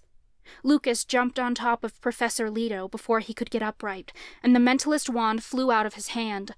It rolled across the ground and stopped at Chloe's feet. Lucas must have thought the wand was the source of his power, but Leto didn't need it. A single flick of his wrist swept us all off our feet. My friends and I screamed as his magic pinned us to the ground so hard I could barely breathe. Leto focused his attention on Lucas and used his powers to dangle him in the air. "You want to fight a demon? Fine. I'll give you a demon." His voice took on a deep, hellish growl as he shifted before us. Leto's attractive features morphed to become animalistic. His entire body grew to at least 8 feet tall, and he towered above us as his curved horns grazed the ceiling. His face became that of a ram's, and his eye sockets glowed bright red. His nails elongated into sharp claws, and massive, fur-covered feet burst from his shoes. He laughed, a deep, guttural laugh that sounded anything but human. Dark magic swirled out of the tips of his fingers and entered Lucas's body through his nostrils. It had to be some sort of torture magic demons learned in hell, because Lucas's whole body convulsed as he screamed out in pain. I'd never heard such a hollowing cry before. It was the sound I imagined a person might make if they were being skinned alive and their flesh was on fire. I couldn't move my head, but Leto had positioned me in a way that forced me to watch. Lucas's body trembled from head to toe. Rage flared in my bones, and I threw up a shield between them. Leto's demon magic was strong, though. He broke straight through my shield like it was a thin sheet of ice. We'd sorely underestimated this demon. He'd been gaining power for months, and he was capable of more than we could ever imagine. He paused for a beat and turned to me. He looked amused that I would even try to defend Lucas. "Wait your turn, little priestess. I'm going to torture each of you one by one, until your frail little bodies give out." He flicked his wrist, and the ghosts began swirling around us to his command. The air chilled around us, and I began to shiver. Leto was using the ghost's energy to drop the temperature. A ghost floated over to me, then plunged its hands into my chest. I screamed as the ghostly hand swept through my insides, chilling my body from the inside out. It was as if someone had sliced my chest open and placed a block of ice where my heart should be. Instinct kicked in, and I tried to create a shield. Over and over again, shields bloomed out of my chest, but it did nothing to deter the ghosts. Spirits surrounded us at all angles. Leto had grown strong enough that their hands turned solid, and the ghosts began striking me, leaving large welts all over my body. I tried to fight it, but I barely had the mental capabilities to find my magic, let alone control it. Echoing screams pierced the night. My eyes watered, and through the tears I saw the hungry look in Leto's eyes. He thrived off trauma. It gave him power. The ghostly hand inside of me drew away, moments before I thought my heart might give out. Killing us wouldn't satiate the demon. He had to make sure we suffered. I gasped for breath as warm blood filled my heart again. It was a pain I never thought I'd feel, like the sting of running your ice-cold fingers under warm water, except everywhere, inside and out. The moment I felt the air enter my lungs, it left again. Solid, cold hands curled around my throat. "You're no god," Lucas strained to say. "You never will be." "You wouldn't believe my power," Leto said. "I have your coven to thank for that. I used to be just a lowly demon, but all your trauma has made me strong.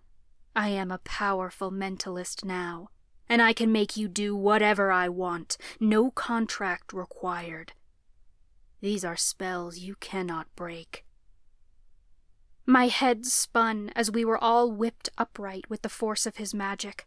I landed on my feet, but not to my own free will. Before my eyes, Lucas's flesh began to peel off his body. I saw the bone and muscle beneath his skin. "Lucas!" I screamed, the same time I heard him cry out for me. All around me, my friends screamed each other's names. Abruptly, Lucas's flesh appeared back on his body. He continued dangling in the air where the demon left him, but he was in one piece. "I can play with your minds," Leto said. "I can make you see whatever I want you to see." The scene around us shifted until we weren't in Pinewood Manor anymore. My friends and I stood on a large rock overlooking a lava pit. Steam rose around us, and it looked a lot like what I'd picture hell to be like. Sweat broke out on my brow, and I felt close to passing out from the heat.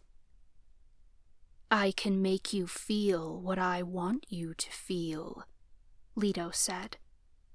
The false lava began to rise, and boiling bubbles popped, sending hot lava splattering over our skin. I screamed, but I barely heard my own voice over the sound of my friends crying out in pain. The lava may only be in our heads, but the pain was real. Leto laughed. I can make you do whatever I want you to do. The lava disappeared in an instant, and we stood in the bedroom at Pinewood Manor again. I spotted the mentalist wand at Chloe's feet, but none of us could move. "Stop it!" Talia begged. My head snapped in her direction, but not of my own free will. I began moving across the room toward her. I couldn't stop it. "Shut your mouth, you bitch!" I heard myself say, before I cracked my palm against the side of Talia's face. It had been so hard that Talia landed on the ground, and a welt formed on her cheek. I hadn't wanted to do it. Leto had become so powerful. He didn't need to trick me into a contract to become his puppet. I imagined Talia had no intention of punching me in the stomach either, but her fist sank into my gut. I dropped to my knees as my breath ceased. Talia brought her knee up into my jaw, and my whole body lurched backward as I was thrown to the ground. I lay flat on my back, staring up at my best friend who wanted nothing more than to kill me. It was the worst torture of all. Leto knew that we were stronger together, and that the way to break us was to turn us against one another. I knew Talia would never hurt me, but seeing her face above me as she beat on me was horrifying. I tried breaking the spell by connecting to Leto's power and siphoning it away from him. The physical beatings made my own power unreachable. Leto pitted each of us against one another. He forced Mile to slam Chloe's head into the wall, and he made Charlotte whack Professor Warbright with the broken bedpost. Grant pinned Lucas against the wall by his throat, until Lucas's face turned purple. I couldn't move. I was one of Leto's puppets now. I may be a talented supernatural, but he'd become a demigod, and I wasn't strong enough to overpower him. Leto threw his head back, and the room filled with his amused laughter. He was certainly enjoying the show. He flicked his wrists again, and half of us went flying to one side of the room, and half to the other. He pitted Charlotte against Chloe, and Miles against Talia. I was forced to stand in front of Lucas and punch myself in the jaw over and over again. Pain radiated through my knuckles and across my face. Tears welled in Lucas's eyes, knowing there was nothing he could do to stop it. Leto circled us, and hunger grew in his eyes. "I warned you not to make an enemy out of me." Lucas let out a scream through gritted teeth. "Go to hell." Leto laughed in that chilling, animalistic way. "Gladly." The ground beneath us started to shake, and Leto began to grow again. The ceiling groaned as he went from 8 feet to 12. He continued growing until the ceiling gave out completely. Debris rained down on us as he burst through the roof, becoming a giant demon that could squash us with a single step. He had to be 20 feet tall now. He lifted his arms, and we all levitated in the air. The mansion crumbled to bits. Shards of glass, broken doors, and dismembered furniture swirled around us like a tornado, and we were in the eye of the storm.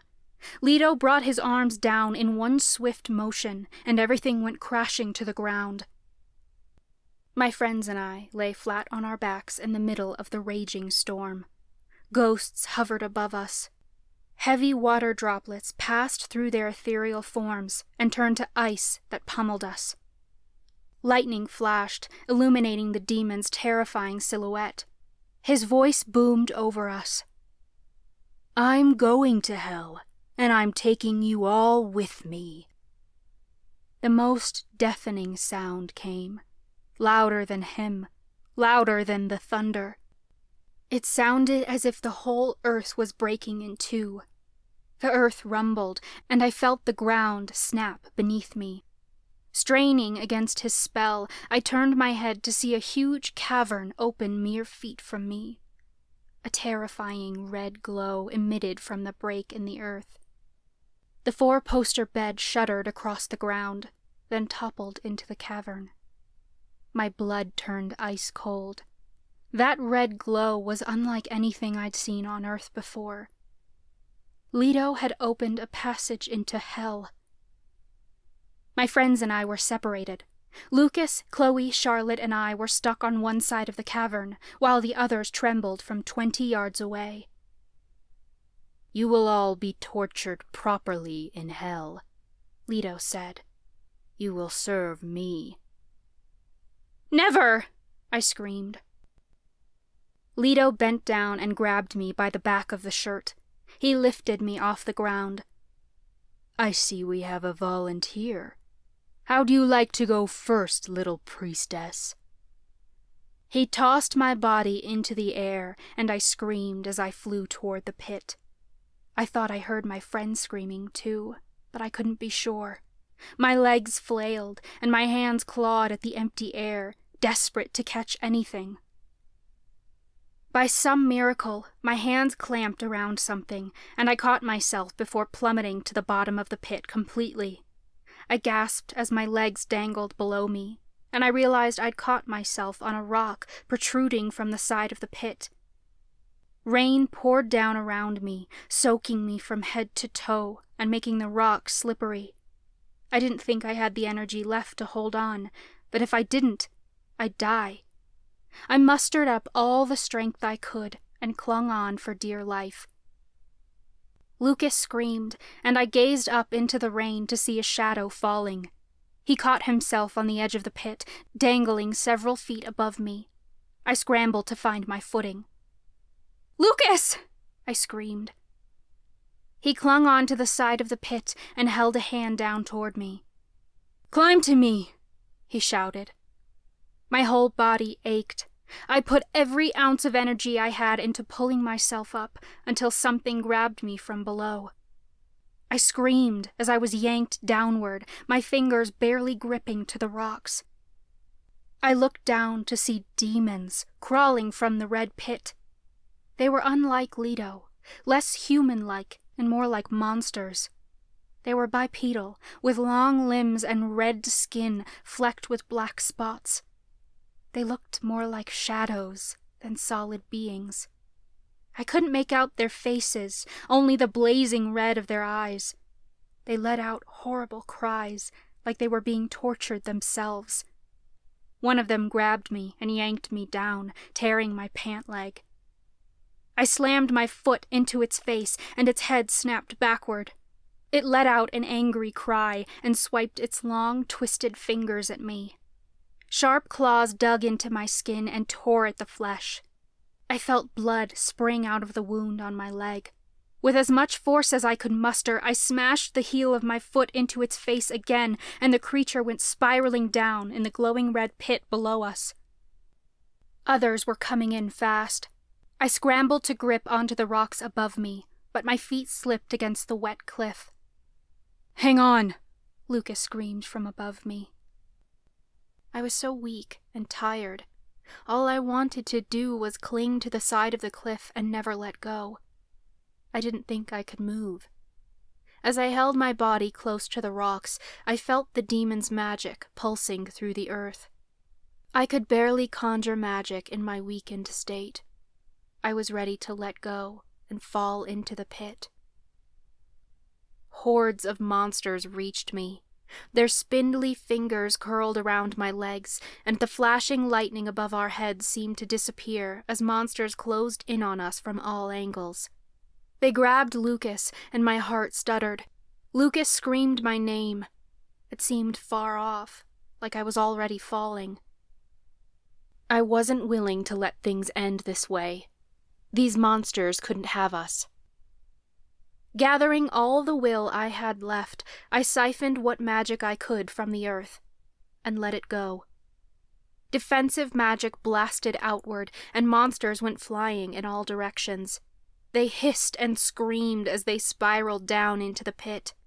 Gathering my strength, I created a shield below me, providing me a solid foundation to set my feet so I could climb to Lucas. He grabbed my hand and yanked me upward. We crawled out of the pit, but my legs gave out when I tried to stand. I landed face first in a puddle of water, which was only growing larger by the second. The rain was coming down so hard. Lucas lay beside me, like he too had lost all the fight left within him. Bruises mottled his entire body, and he looked at me like he was trying to find me, but couldn't see straight. Above us, Chloe screamed. "You're a pretty one," Leto said in his deep demon voice. "I know how you'll serve me."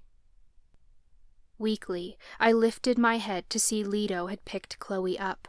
He clutched her in his massive demon hands and pushed her dark hair out of her face. "Let me go, you filthy pig!" Chloe screamed, trying to struggle out of his grasp. Leto laughed. "As you wish." He lumbered over the pit and held Chloe over top of it. He was going to drop her in. "No!" I rasped as I tried to push myself upright. No one heard me over the roar of the wind.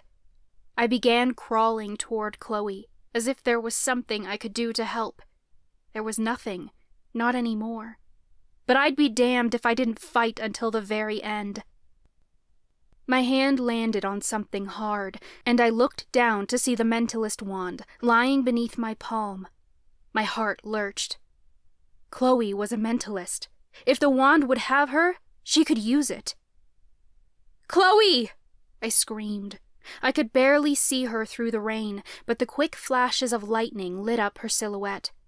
Grasping the mentalist wand, I drew my arm back and threw it as hard as I could. The wand soared through the air and disappeared. I had no idea where it had gone. It had vanished into the night. The demon opened his fingers, and Chloe screeched as she went tumbling downward. My stomach twisted into tight knots as Chloe fell to her death, straight into the abyss.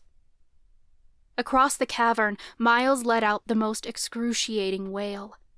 Lightning flashed, showing him on his knees, cursing the skies as Chloe met her bitter end.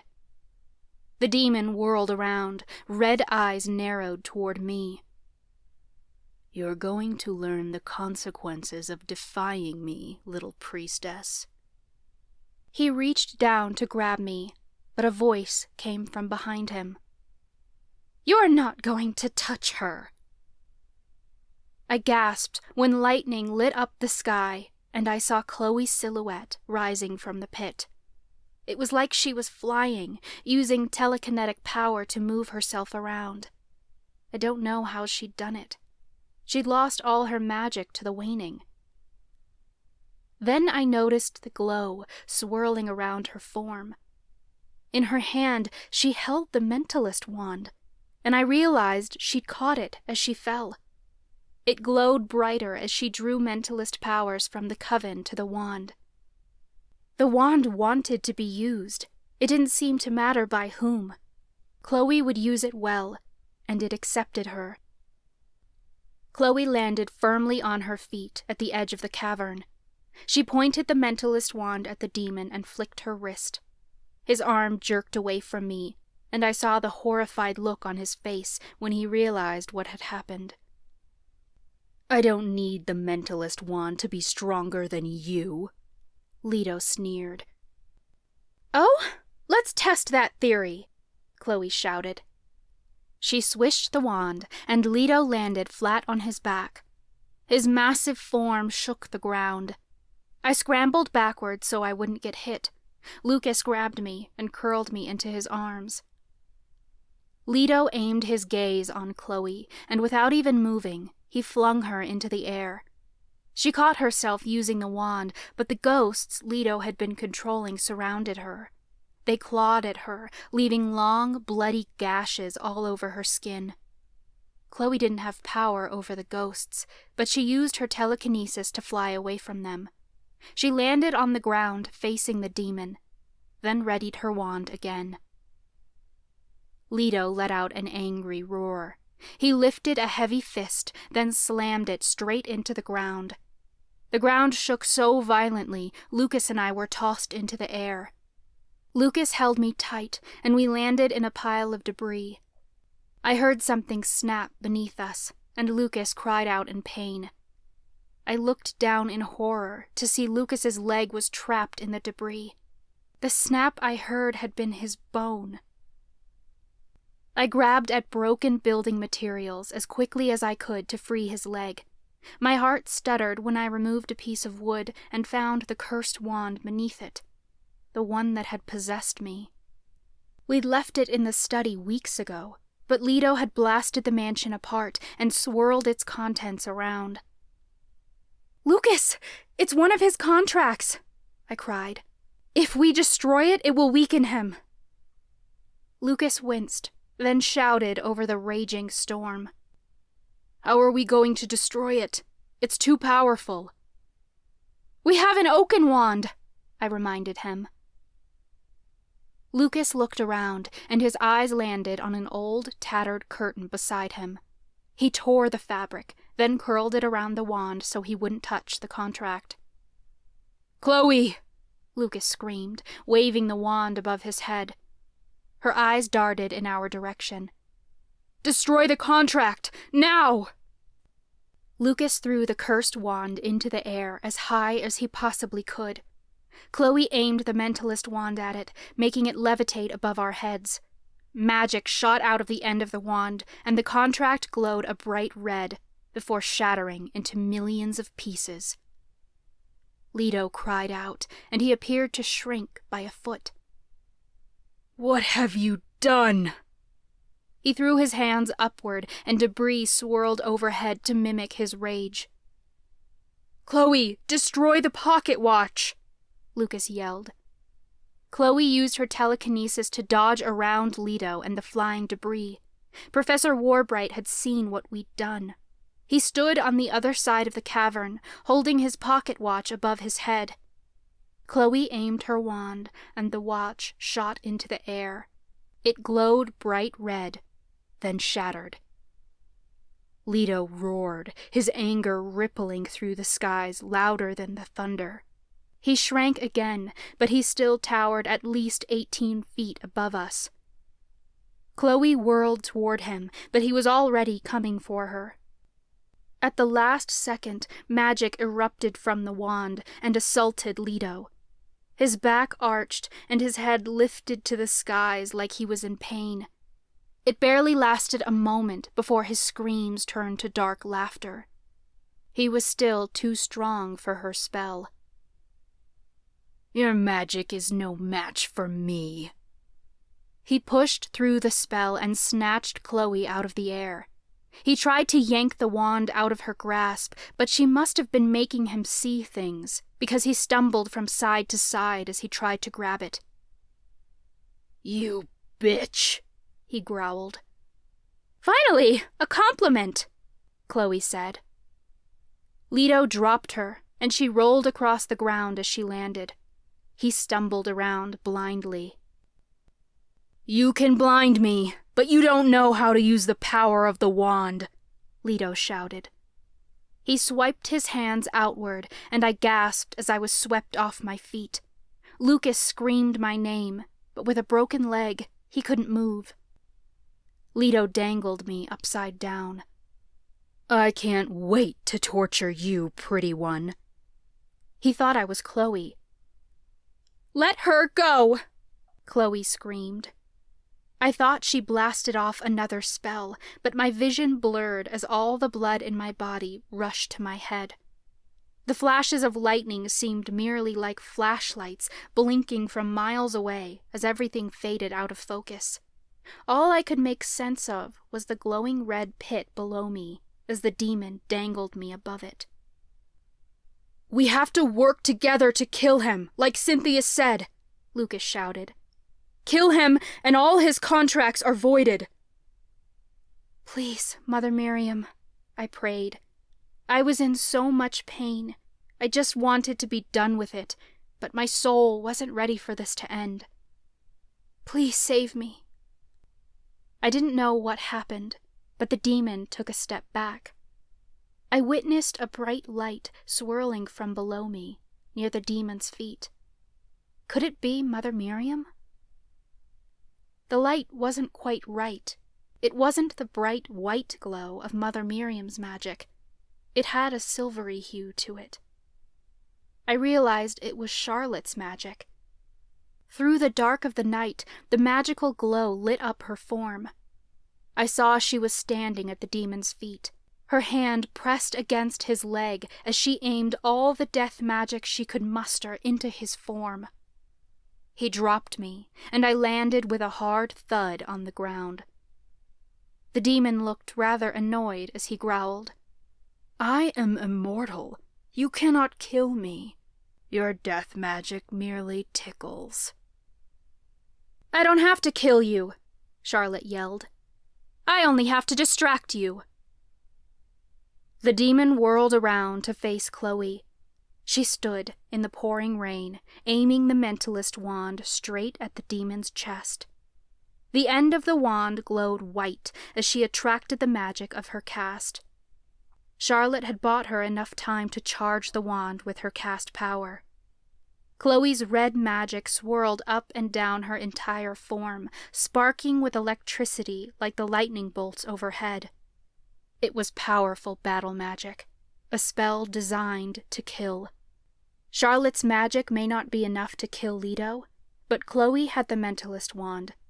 That made her power stronger than ever. Leto lunged for the wand. Boom. Magic exploded out of the end of Chloe's wand, blasting toward the demon. His claws swiped at the mentalist wand and knocked it out of Chloe's hand. The wand went spiraling through the air and straight into the pit. It happened in the blink of an eye, but the spell had already been cast. Telekinetic magic, strong enough to move mountains, slammed into the demon's chest. He was blasted backward, straight into Priestess Charlotte. Charlotte tumbled over the side of the pit, her screams echoing as she plummeted to her death. The demon clawed at the empty air like he may be able to climb the raindrops. He fell backward, straight toward the pit. He never made it. Chloe's killing spell enveloped his entire form. The demon's skin glowed a bright red. Then he exploded into ash. Around us, the ghosts broke free of the hold he had on them. They were swept back up into the music box, which sat in the rubble mere yards from me. The top slammed shut, trapping the ghosts inside once again. Everything seemed so silent, even though the storm raged around us. It was nothing compared to the calm that overcame me, knowing the demon was gone. The red of the pit faded, and the ground shook as the cavern closed, leaving only a gap a few feet wide. Cautiously, I crawled through the sopping rain to the edge of the cavern. There was nothing but blackness below me. The monsters were gone. The demon was gone. Charlotte and the mentalist wand were gone. The portal the demon had opened in the earth had sucked them all into the abyss. Except the demon. He had exploded into ash. As the dust settled, our cats came out of hiding. Issa meowed as she rubbed up against me. I stroked her wet fur. "You did it, Chloe!" Miles exclaimed as he jumped over the narrow cavern. He was joined by Grant, Talia, and Professor Warbright. "Your spell was powerful enough to kill him." Chloe breathed heavily. "I'm not sure I could have done it alone. You heard what Cynthia said about her contract. The only way out was if a priestess sacrificed herself for the coven. Charlotte may not have signed that contract, but she was a priestess. She put herself into the line of fire and died for it. She broke the contract, which made Leto weak enough for that last spell to kill him." I got to my feet and limped over to Lucas. Blood trailed down my leg from where the monster sliced my skin. I helped Lucas break free of the debris, and we sagged against each other. I couldn't believe it was over. With Leto dead, all his contracts were void. He could never possess another coven member to kill for him again. The demon is gone, but the priestesses are still going to use the executors to hunt us down, I said. We need to leave. Now. Lucas winced. I don't think I have another portal left in me. We have to get out of this storm, Chloe said. Rain continued to pour down on us, and lightning flashed overhead. We were a long walk from shelter.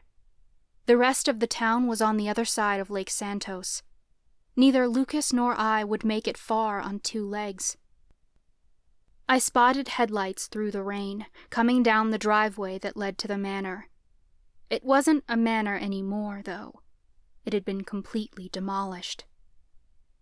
Someone got out of the car, and I heard a voice screaming into the night.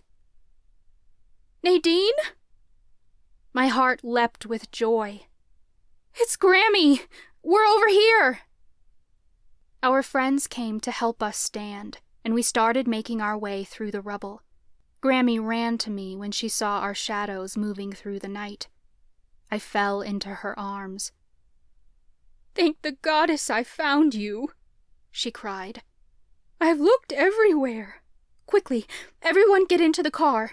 I'm taking you to the safe house. Grammy's hatchback didn't have enough seats for us all, but Miles, Lucas, and I sat in the cargo area behind the back bench. I was just grateful to be alive and out of the storm. Lucas wrapped an arm around me as Grammy drove us out of town. We're safe now, he whispered. I should have felt safe. The demon was gone, and we were finally escaping the priestesses. But as I watched the lights of Octavia Falls fade into the distance, all I felt was dread. I didn't know if I'd ever see my home ever again. I'd failed to stop the priestesses from tearing Octavia Falls in 2, and now I was running away from everything that had made me the witch I was today. I vowed that I wouldn't return until I was certain we'd reunite our coven, for good this time. That, or we'd die trying, because this could not happen again. No, Lucas, we're not safe, I said darkly. We'll never be safe. Not until this is done. And I intended to finish this. Once and for all, the Imperium Council was going straight to the abyss, where they belonged. Even if I had to take them down to hell with me. Chapter 25. Lucas. I woke to the sun shining through the floor-to-ceiling windows. Nadine lay curled in my arms on the bed, and she hadn't woken yet. A week had passed since we'd fled town. Helena had brought us to a big house a few miles outside of Octavia Falls. It was tucked deep in the forest and built into the side of the mountain. The house was all clean lines and big windows, which made me feel exposed, but the wards surrounding the safe house concealed us well. The house was huge, with enough beds for all of us. William used to rent it out as a mountain retreat. That was obvious by the smell of Faye still lingering on the sofa. We noticed it as soon as we walked in. We searched the lodge high and low for Faye intruders. We came to the conclusion that Faye hadn't been there in quite some time, back before William had made this our safe house. The Faye we'd helped last semester must have stayed here after they'd gotten what they needed from Hattie. Headmistress Verla had arrived later that night, along with Professor Warren and Onyx. Verla had made it out of the school alive, and she found the other 2 nervously awaiting our arrival at her house, like we'd planned. Things had gone completely off the rails that night. Settling into the safe house gave us time to recover, but it couldn't cure the trauma we'd endured. I dreamt of that night again, the pain that had permeated my bones when the demon used his spells on me, the horrors of watching him beat Nadine to near death. I knew the dreams weren't real, and yet they still felt like they were still happening. When I closed my eyes, I could see his burning red eyes behind my lids. Often I replayed how I could have killed the bastard myself and saved my friends from the pain. But there wasn't anything I could have done. He was gone, and I had to accept what had happened as reality. There was no going back and changing it. It was in the past, and I didn't live there anymore. Still, I got physically ill as my eyes roamed Nadine's body. She wore a thin nightgown which showed off the purple and yellow bruises all over her body. Her finger was in a splint since it had been stitched up after Avery's attack. Onyx had done a really good job on the stitches, and she put my leg in a cast using the medical supplies William had left us. She'd learned a lot working at the hospital, and we were lucky to have her here. Nadine would be able to take the stitches out tomorrow. The ones on her leg had to stay a few more days. Those cuts from the monsters had been deeper, and I was surprised she could move at all after what they'd done to her. I ran my fingers lightly down her arm over the mottled bruises. Every inch of her seemed to be covered with them. I had my fair share of bruises and fractures, and that made it all the worse because I knew exactly what it felt like to move wrong and feel the pain of the attacks all over again. Nadine stirred. Her ribs had been fractured in several places, and she hadn't gotten out of bed much since we got here. Nadine winced as she rolled onto her back. I startled. "Did I hurt you?" Her eyes fluttered open, and she got a light smile on her face when she saw me. No, you could never. Well, technically... Technically, you worry too much, she teased. The fight was over, and it was her light mood that reminded me of that daily. Without it, it was easy to slip into survival mode. To be honest, I wasn't sure I'd ever come out of it, but we were safe here at William's Lodge.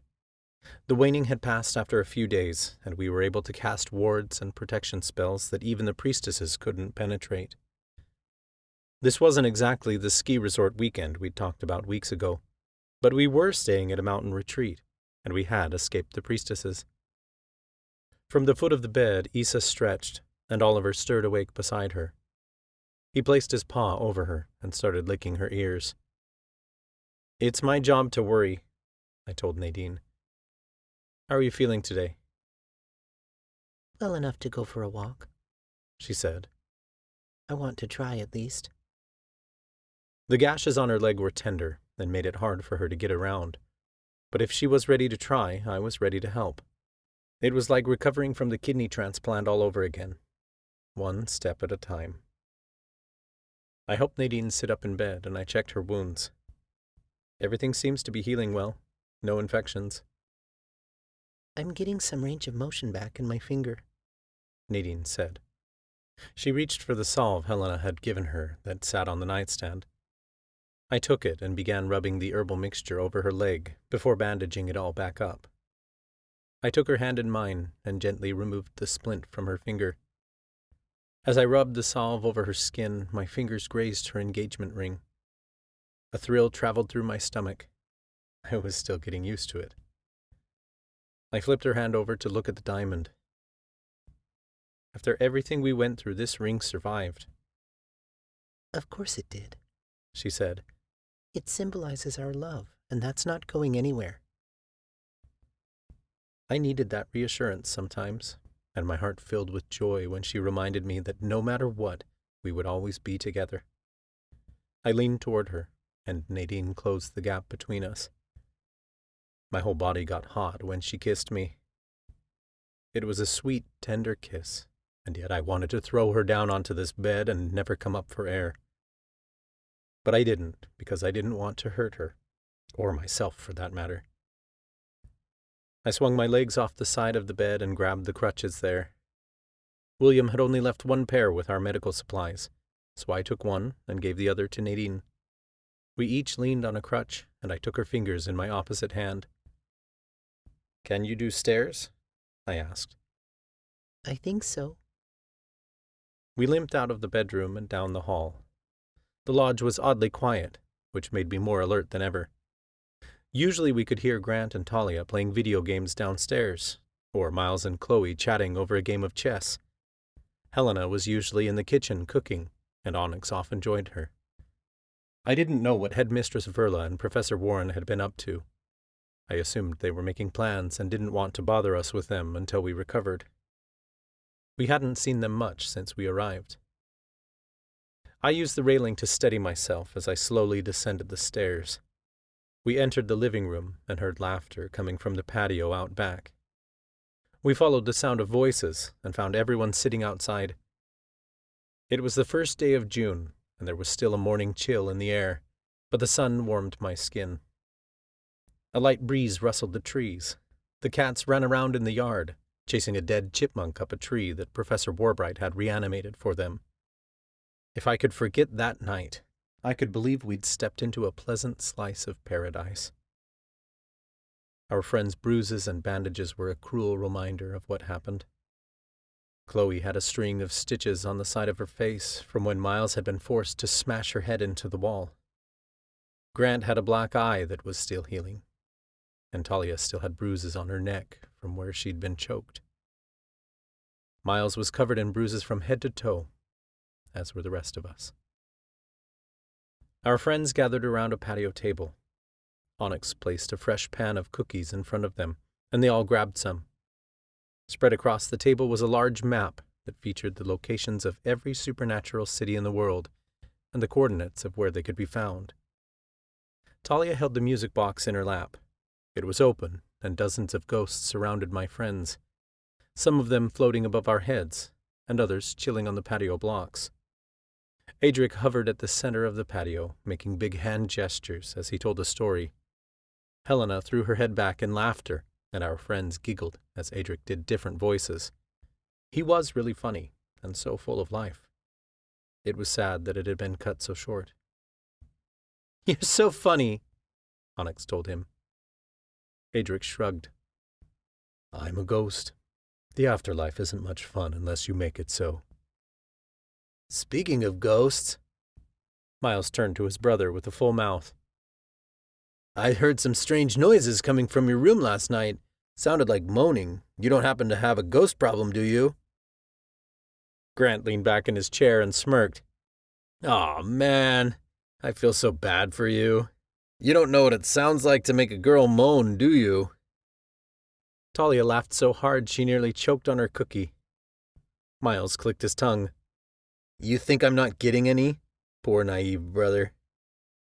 Chloe elbowed Miles lightly. Nobody missed the glance she shot him. "Wait." Grant's eyes darted between Miles and Chloe. "Are you two dating?" "Not officially. Well, I don't know. Maybe." Chloe pushed a strand of dark hair behind her ear and looked at Miles. He raised his eyebrows. "Maybe. Yeah? I mean, if you want to." Grant's jaw dropped, and Talia shot him an incredulous look. "Grant, you can't have missed their flirting all semester." Grant crossed his arms. "I think I would know if my brother was flirting." Onyx scrunched up her face. "Would you, though?" "We were not flirting," Chloe cried. You kind of were," Talia said. Helena gave them a pointed look. "Even I can sense the hormones rolling off you two." "All right, so we flirted," Miles admitted. "Sue us." Nadine chuckled, and all eyes turned to look at us in the doorway. "Nadine! Lucas!" Talia shoved the music box into Grant's hands and leapt from her chair. "It's so great to see you up and about." She threw her arms around Nadine, and they both winced. "Sorry," Talia said as she drew away. "It's fine," Nadine assured her. "I need all the hugs I can get." "In that case, come here," Helena said. She wrapped Nadine in a gentle hug, and I thought Nadine looked like she was about to cry. I didn't think she was sad, or even in pain. She looked happy to see all her friends laughing after everything we'd been through. "Where's Headmistress Verla and Professor Warren?" Nadine asked as she drew away. "They're on a call with one of our contacts inside the coven," Helena said. "They should be out soon with an update. Why don't you two have a seat? There's still some breakfast. She gestured to the patio table, where there was still a pile of pancakes, along with freshly baked cookies beside the map. "Thank you," I said, but I didn't move to grab food right away. Instead, I turned to Adric and the other ghosts. "Why are you all still here? The demon's dead. You can all move on. I thought your reapers would have come for you by now." Cynthia stepped forward, and Leroy joined her. Our reaper is right here, she said gently. A tingle of magic spread through my form, and I realized she meant me. "I can't help all of you at once," I said. There were so many of them. "I've never done it." "Then you don't know it's impossible," she pointed out. "Miles had enough power to pull us all onto this plane. Perhaps you can lead us to the next." I took a deep, calming breath, and magic surged through me. A portal bloomed at the end of the patio, shining a beautiful white light down upon us brighter than the sun. All the ghosts turned to look. They were the only ones that could see it besides me. Cynthia drew a sharp breath and clutched her husband tighter. "Oh, Leroy, we've been waiting for this for so long." Leroy smiled. It was so strange to see on a man who was supposed to be a killer. He turned to me. "Thank you all for freeing us. If there's anything we can do—" "You can move on," I said. "We'll rest easier knowing you made it to the other side." "And put in a good word with Mother Miriam for us," Miles piped up. Chloe nudged his shoulder playfully, but then added, "Actually, it couldn't hurt." I hobbled to the edge of the portal and reached out for the ghosts. "Come, it's time to go home." The ghosts took my hand one by one, then stepped through the portal into Alora. A weight seemed to lift off my shoulders with each one, like reaping their souls somehow freed my own. The last ghost passed through, and a gust of wind swept across the patio as the portal closed. Talia's music box began playing a lovely tune, and Grant sat up straighter. "Hey, it's working again." The patio doors opened, and Headmistress Verla and Professor Warren stepped outside to join us. Chloe sat up straighter in her chair. "Professor, Headmistress, what did you learn?" "You can call us by our first names, seeing as neither of us will be returning to the school," Verla suggested. Miles scrunched up his nose. "Jonathan and Clarice? That's too formal. I think I'll stick with calling you by your last names." Verla nodded. "All right, Verla and Warren it is." We all gathered around the table again. Nadine kept close to my side. "We were able to get in touch with Hattie, who has agreed to keep us informed on developments within the coven," Verla told us. "What we know is that a coven-wide memorial took place this morning, and the school's been shut down for repairs. The school board isn't sure they're going to use spell work again to expand. It's too dangerous. As for the priestesses, they are working to find a new Mortana priestess as soon as possible, and it sounds like they may be moving up the induction ceremonies in order to restore a 5-caste Imperium Council." "They can't do that," Nadine said. "Mira's not even a real curse breaker." "The coven doesn't know that, though," Professor Warren reminded her. "Will the induction ceremony even work before Halloween?" Talia asked. "It's traditionally done on Halloween because our spells are stronger then." "Stronger, yes," Verla stated. "But the induction ceremony can still be performed. The Imperium Council will soon have 5 members again. We can safely assume that their priority will lie in finding the Oaken Wands. We all know how catastrophic it will be if the Imperium Council possesses them all. We must find the remaining wands before the priestesses do."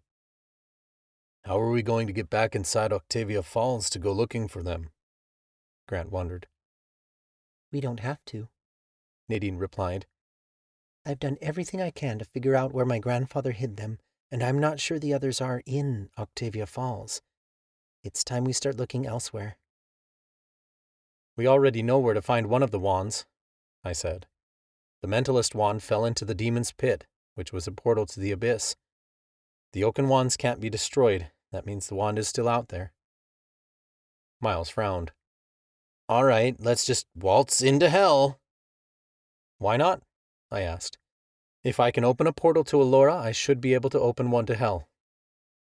You can't be serious, Helena protested. I am serious, I stated. The Coven's magic is everything. It's what makes us the Miriamic Coven. We need to unite the wands to end the waning, and we know where one is. Grant stood. How about before we go jumping into the abyss, we think of some better options? You're still learning your Reaper powers. You've never opened a portal to hell. The least I can do is try. I lifted my palm. I knew how to cast portals now, so maybe I could do it. Sparks flew through the air, but the portal never opened. A mere moment passed, and my head was already spinning. Grant grabbed my arm to stop me. I know you want to get the Mentalist wand, but we don't know what the abyss is really like. This isn't the same as opening a portal somewhere on Earth. You're trying to access an entirely new realm, and you're either going to hurt yourself trying or you could unleash something dangerous. Chloe was quick to take charge. We all need time to recover. We're not diving headfirst into hell without a plan. I say we take the summer to rest and figure this out. The whole summer? I balked. Helena gestured to Nadine and me leaning on our crutches. If you think you're going to fight monsters with those injuries, you're sorely mistaken. You're going to need all summer to get your strength back. I can't believe you're even suggesting going to the abyss. I agree, Verla stated. We know the Mentalist wand is in hell, but the priestesses don't. They're not going to go after it, so we should put all our effort into finding the Mortana wand and the Cursebreaker wand before the council gets to them first. We're going to have to go to hell at some point, though, Nadine said. It's risky, but we need to unite the wands. We said when we started that we'd walk through hell and back to restore the Coven's magic. Well, the time's come to do just that. But Chloe's right. We need to be prepared. What are you suggesting? Talia asked. For one, we need a way to get into the abyss, Nadine pointed out. As of right now, Lucas's powers aren't strong enough to portal us there, though they might be strong enough to get us out. We also need a safeguard against the waning, in case we get stuck there. We're not going without backup plans. That's a tall order to fill, Miles said skeptically. So we split up, Nadine suggested. We can go in groups, I added. I set my crutch aside and leaned over the map. I can portal us to different magical locations. We can gather information about the wands from other races. You're staying here, Helena demanded, pointing a finger at Nadine and me. Nadine's jaw dropped. If we're going to research the wands and how to get through hell alive, Lucas and I are staying here, Helena repeated firmly. Neither of you are in any condition to leave. Besides, if you are all going to go off on your adventures, you need a central point of contact. This is your one safe house. If the priestesses get word that you're roaming other magical cities, there will be nowhere left for you to hide. You know as well as I do the priestesses have contacts and spies all over the supernatural world. The rest of you might be able to blend in, but spies will recognize Nadine in an instant. Besides, she needs to be here to maintain the wards and protection spells. The spells we're using are too strong for any one cast to maintain them alone, but a Cursebreaker can stabilize the magic so we aren't caught. And Lucas needs to remain behind so he can portal everyone in and out. I didn't know if Helena was saying it because it made logical sense, or because she didn't want to see her granddaughter dive headfirst into danger. I was almost certain it was the latter. If we want to learn anything about hell, our best bet is Malovia, Talia said. Monsters are flooding into Malovia all the time. The Fae are literally sitting on gateways to hell. If anyone knows anything about getting there and back, it's them. I guess that means Grant and Talia are going to Malovia for summer break, Miles said. Grant scowled. Yeah, what a vacation. If you think this is going to be easy, I suggest you back out now. I, however, am up for the challenge. Miles drew himself upright. He He wasn't scared of shit. Chloe and I will go to Hokavale. It's neutral territory full of supernatural outcasts from their societies. If you want rumors, you start there. There have to be whispers of the Oaken Wands. If we don't find anything there, we'll see what we can learn from the Elementi. Their tribe isn't far from Hokavale. I can travel to Atlantis and see what the Merfolk know, Onyx offered. If the Wands ended up with other magical societies, we have to cover them all. Verla nodded in agreement. Then I'll see what I can learn from the vampires. I'll go to Celestial City, Professor Warren suggested. The angels know a lot about historical relics. They may know something about the Oaken Wands. Nadine bit her lower lip. Are you guys sure you should be going off alone? Merfolk are allies to the Miriamic coven, Onyx said. I'll be all right. Jonathan and I can handle ourselves, Verla added. Helena was obviously staying. She'd been over the top with Nadine's recovery lately. I could tell she was really worried. She wasn't letting her granddaughter out of her sight any time soon. That only left one person. I turned to Professor Warbright. You can join us if you'd like. Warbright nearly trembled at the suggestion. He reached for his pocket watch, but it wasn't there anymore. I noticed he did that a lot, like he was searching for comfort. I would love to help, but I can't, Warbright admitted. After everything I've done, I owe it to the coven to leave. Professor, it wasn't your fault, I told him. I wish I could agree with you, he said sadly. After what I've done, the coven will never take me back. It doesn't matter that I was possessed. The priestesses will convince everyone that I killed those people, and I'll hang. I must seek asylum and never return to Octavia Falls. There's an island in the Pacific Ocean owned by the United Supernatural Union. It's neutral territory, and there's an opening for a Miriamic teacher at the Dark Institute for Supernatural Offenders. That's where I'll be going for a while. The way he had said, a while, told me he was more or less planning to stay there forever. He was wrecked by guilt, and no matter how much we told him he wasn't responsible, he didn't believe us. I'd heard of the Dark Institute, and to put it shortly, it wasn't a nice place. It was more or less a prison school where the supernatural world sent all the kids they wanted nothing to do with. I couldn't help but think Warbright was choosing to go to this island as a way to punish himself, teaching magical delinquents how to use their magic. I didn't think he'd be able to survive a place where the very students he was supposed to be teaching were dangerous inmates. Either way, the man had a lot to work through. I wasn't sure how much of the last few months he remembered. It was clear he needed help, and I hoped he found that someday. I turned toward the map of the supernatural world and surveyed it, spreading my hands across its span. Everything was on the line. If we didn't find the rest of the Oaken Wands, there was no point in continuing to fight any longer, because we couldn't unite the coven without them.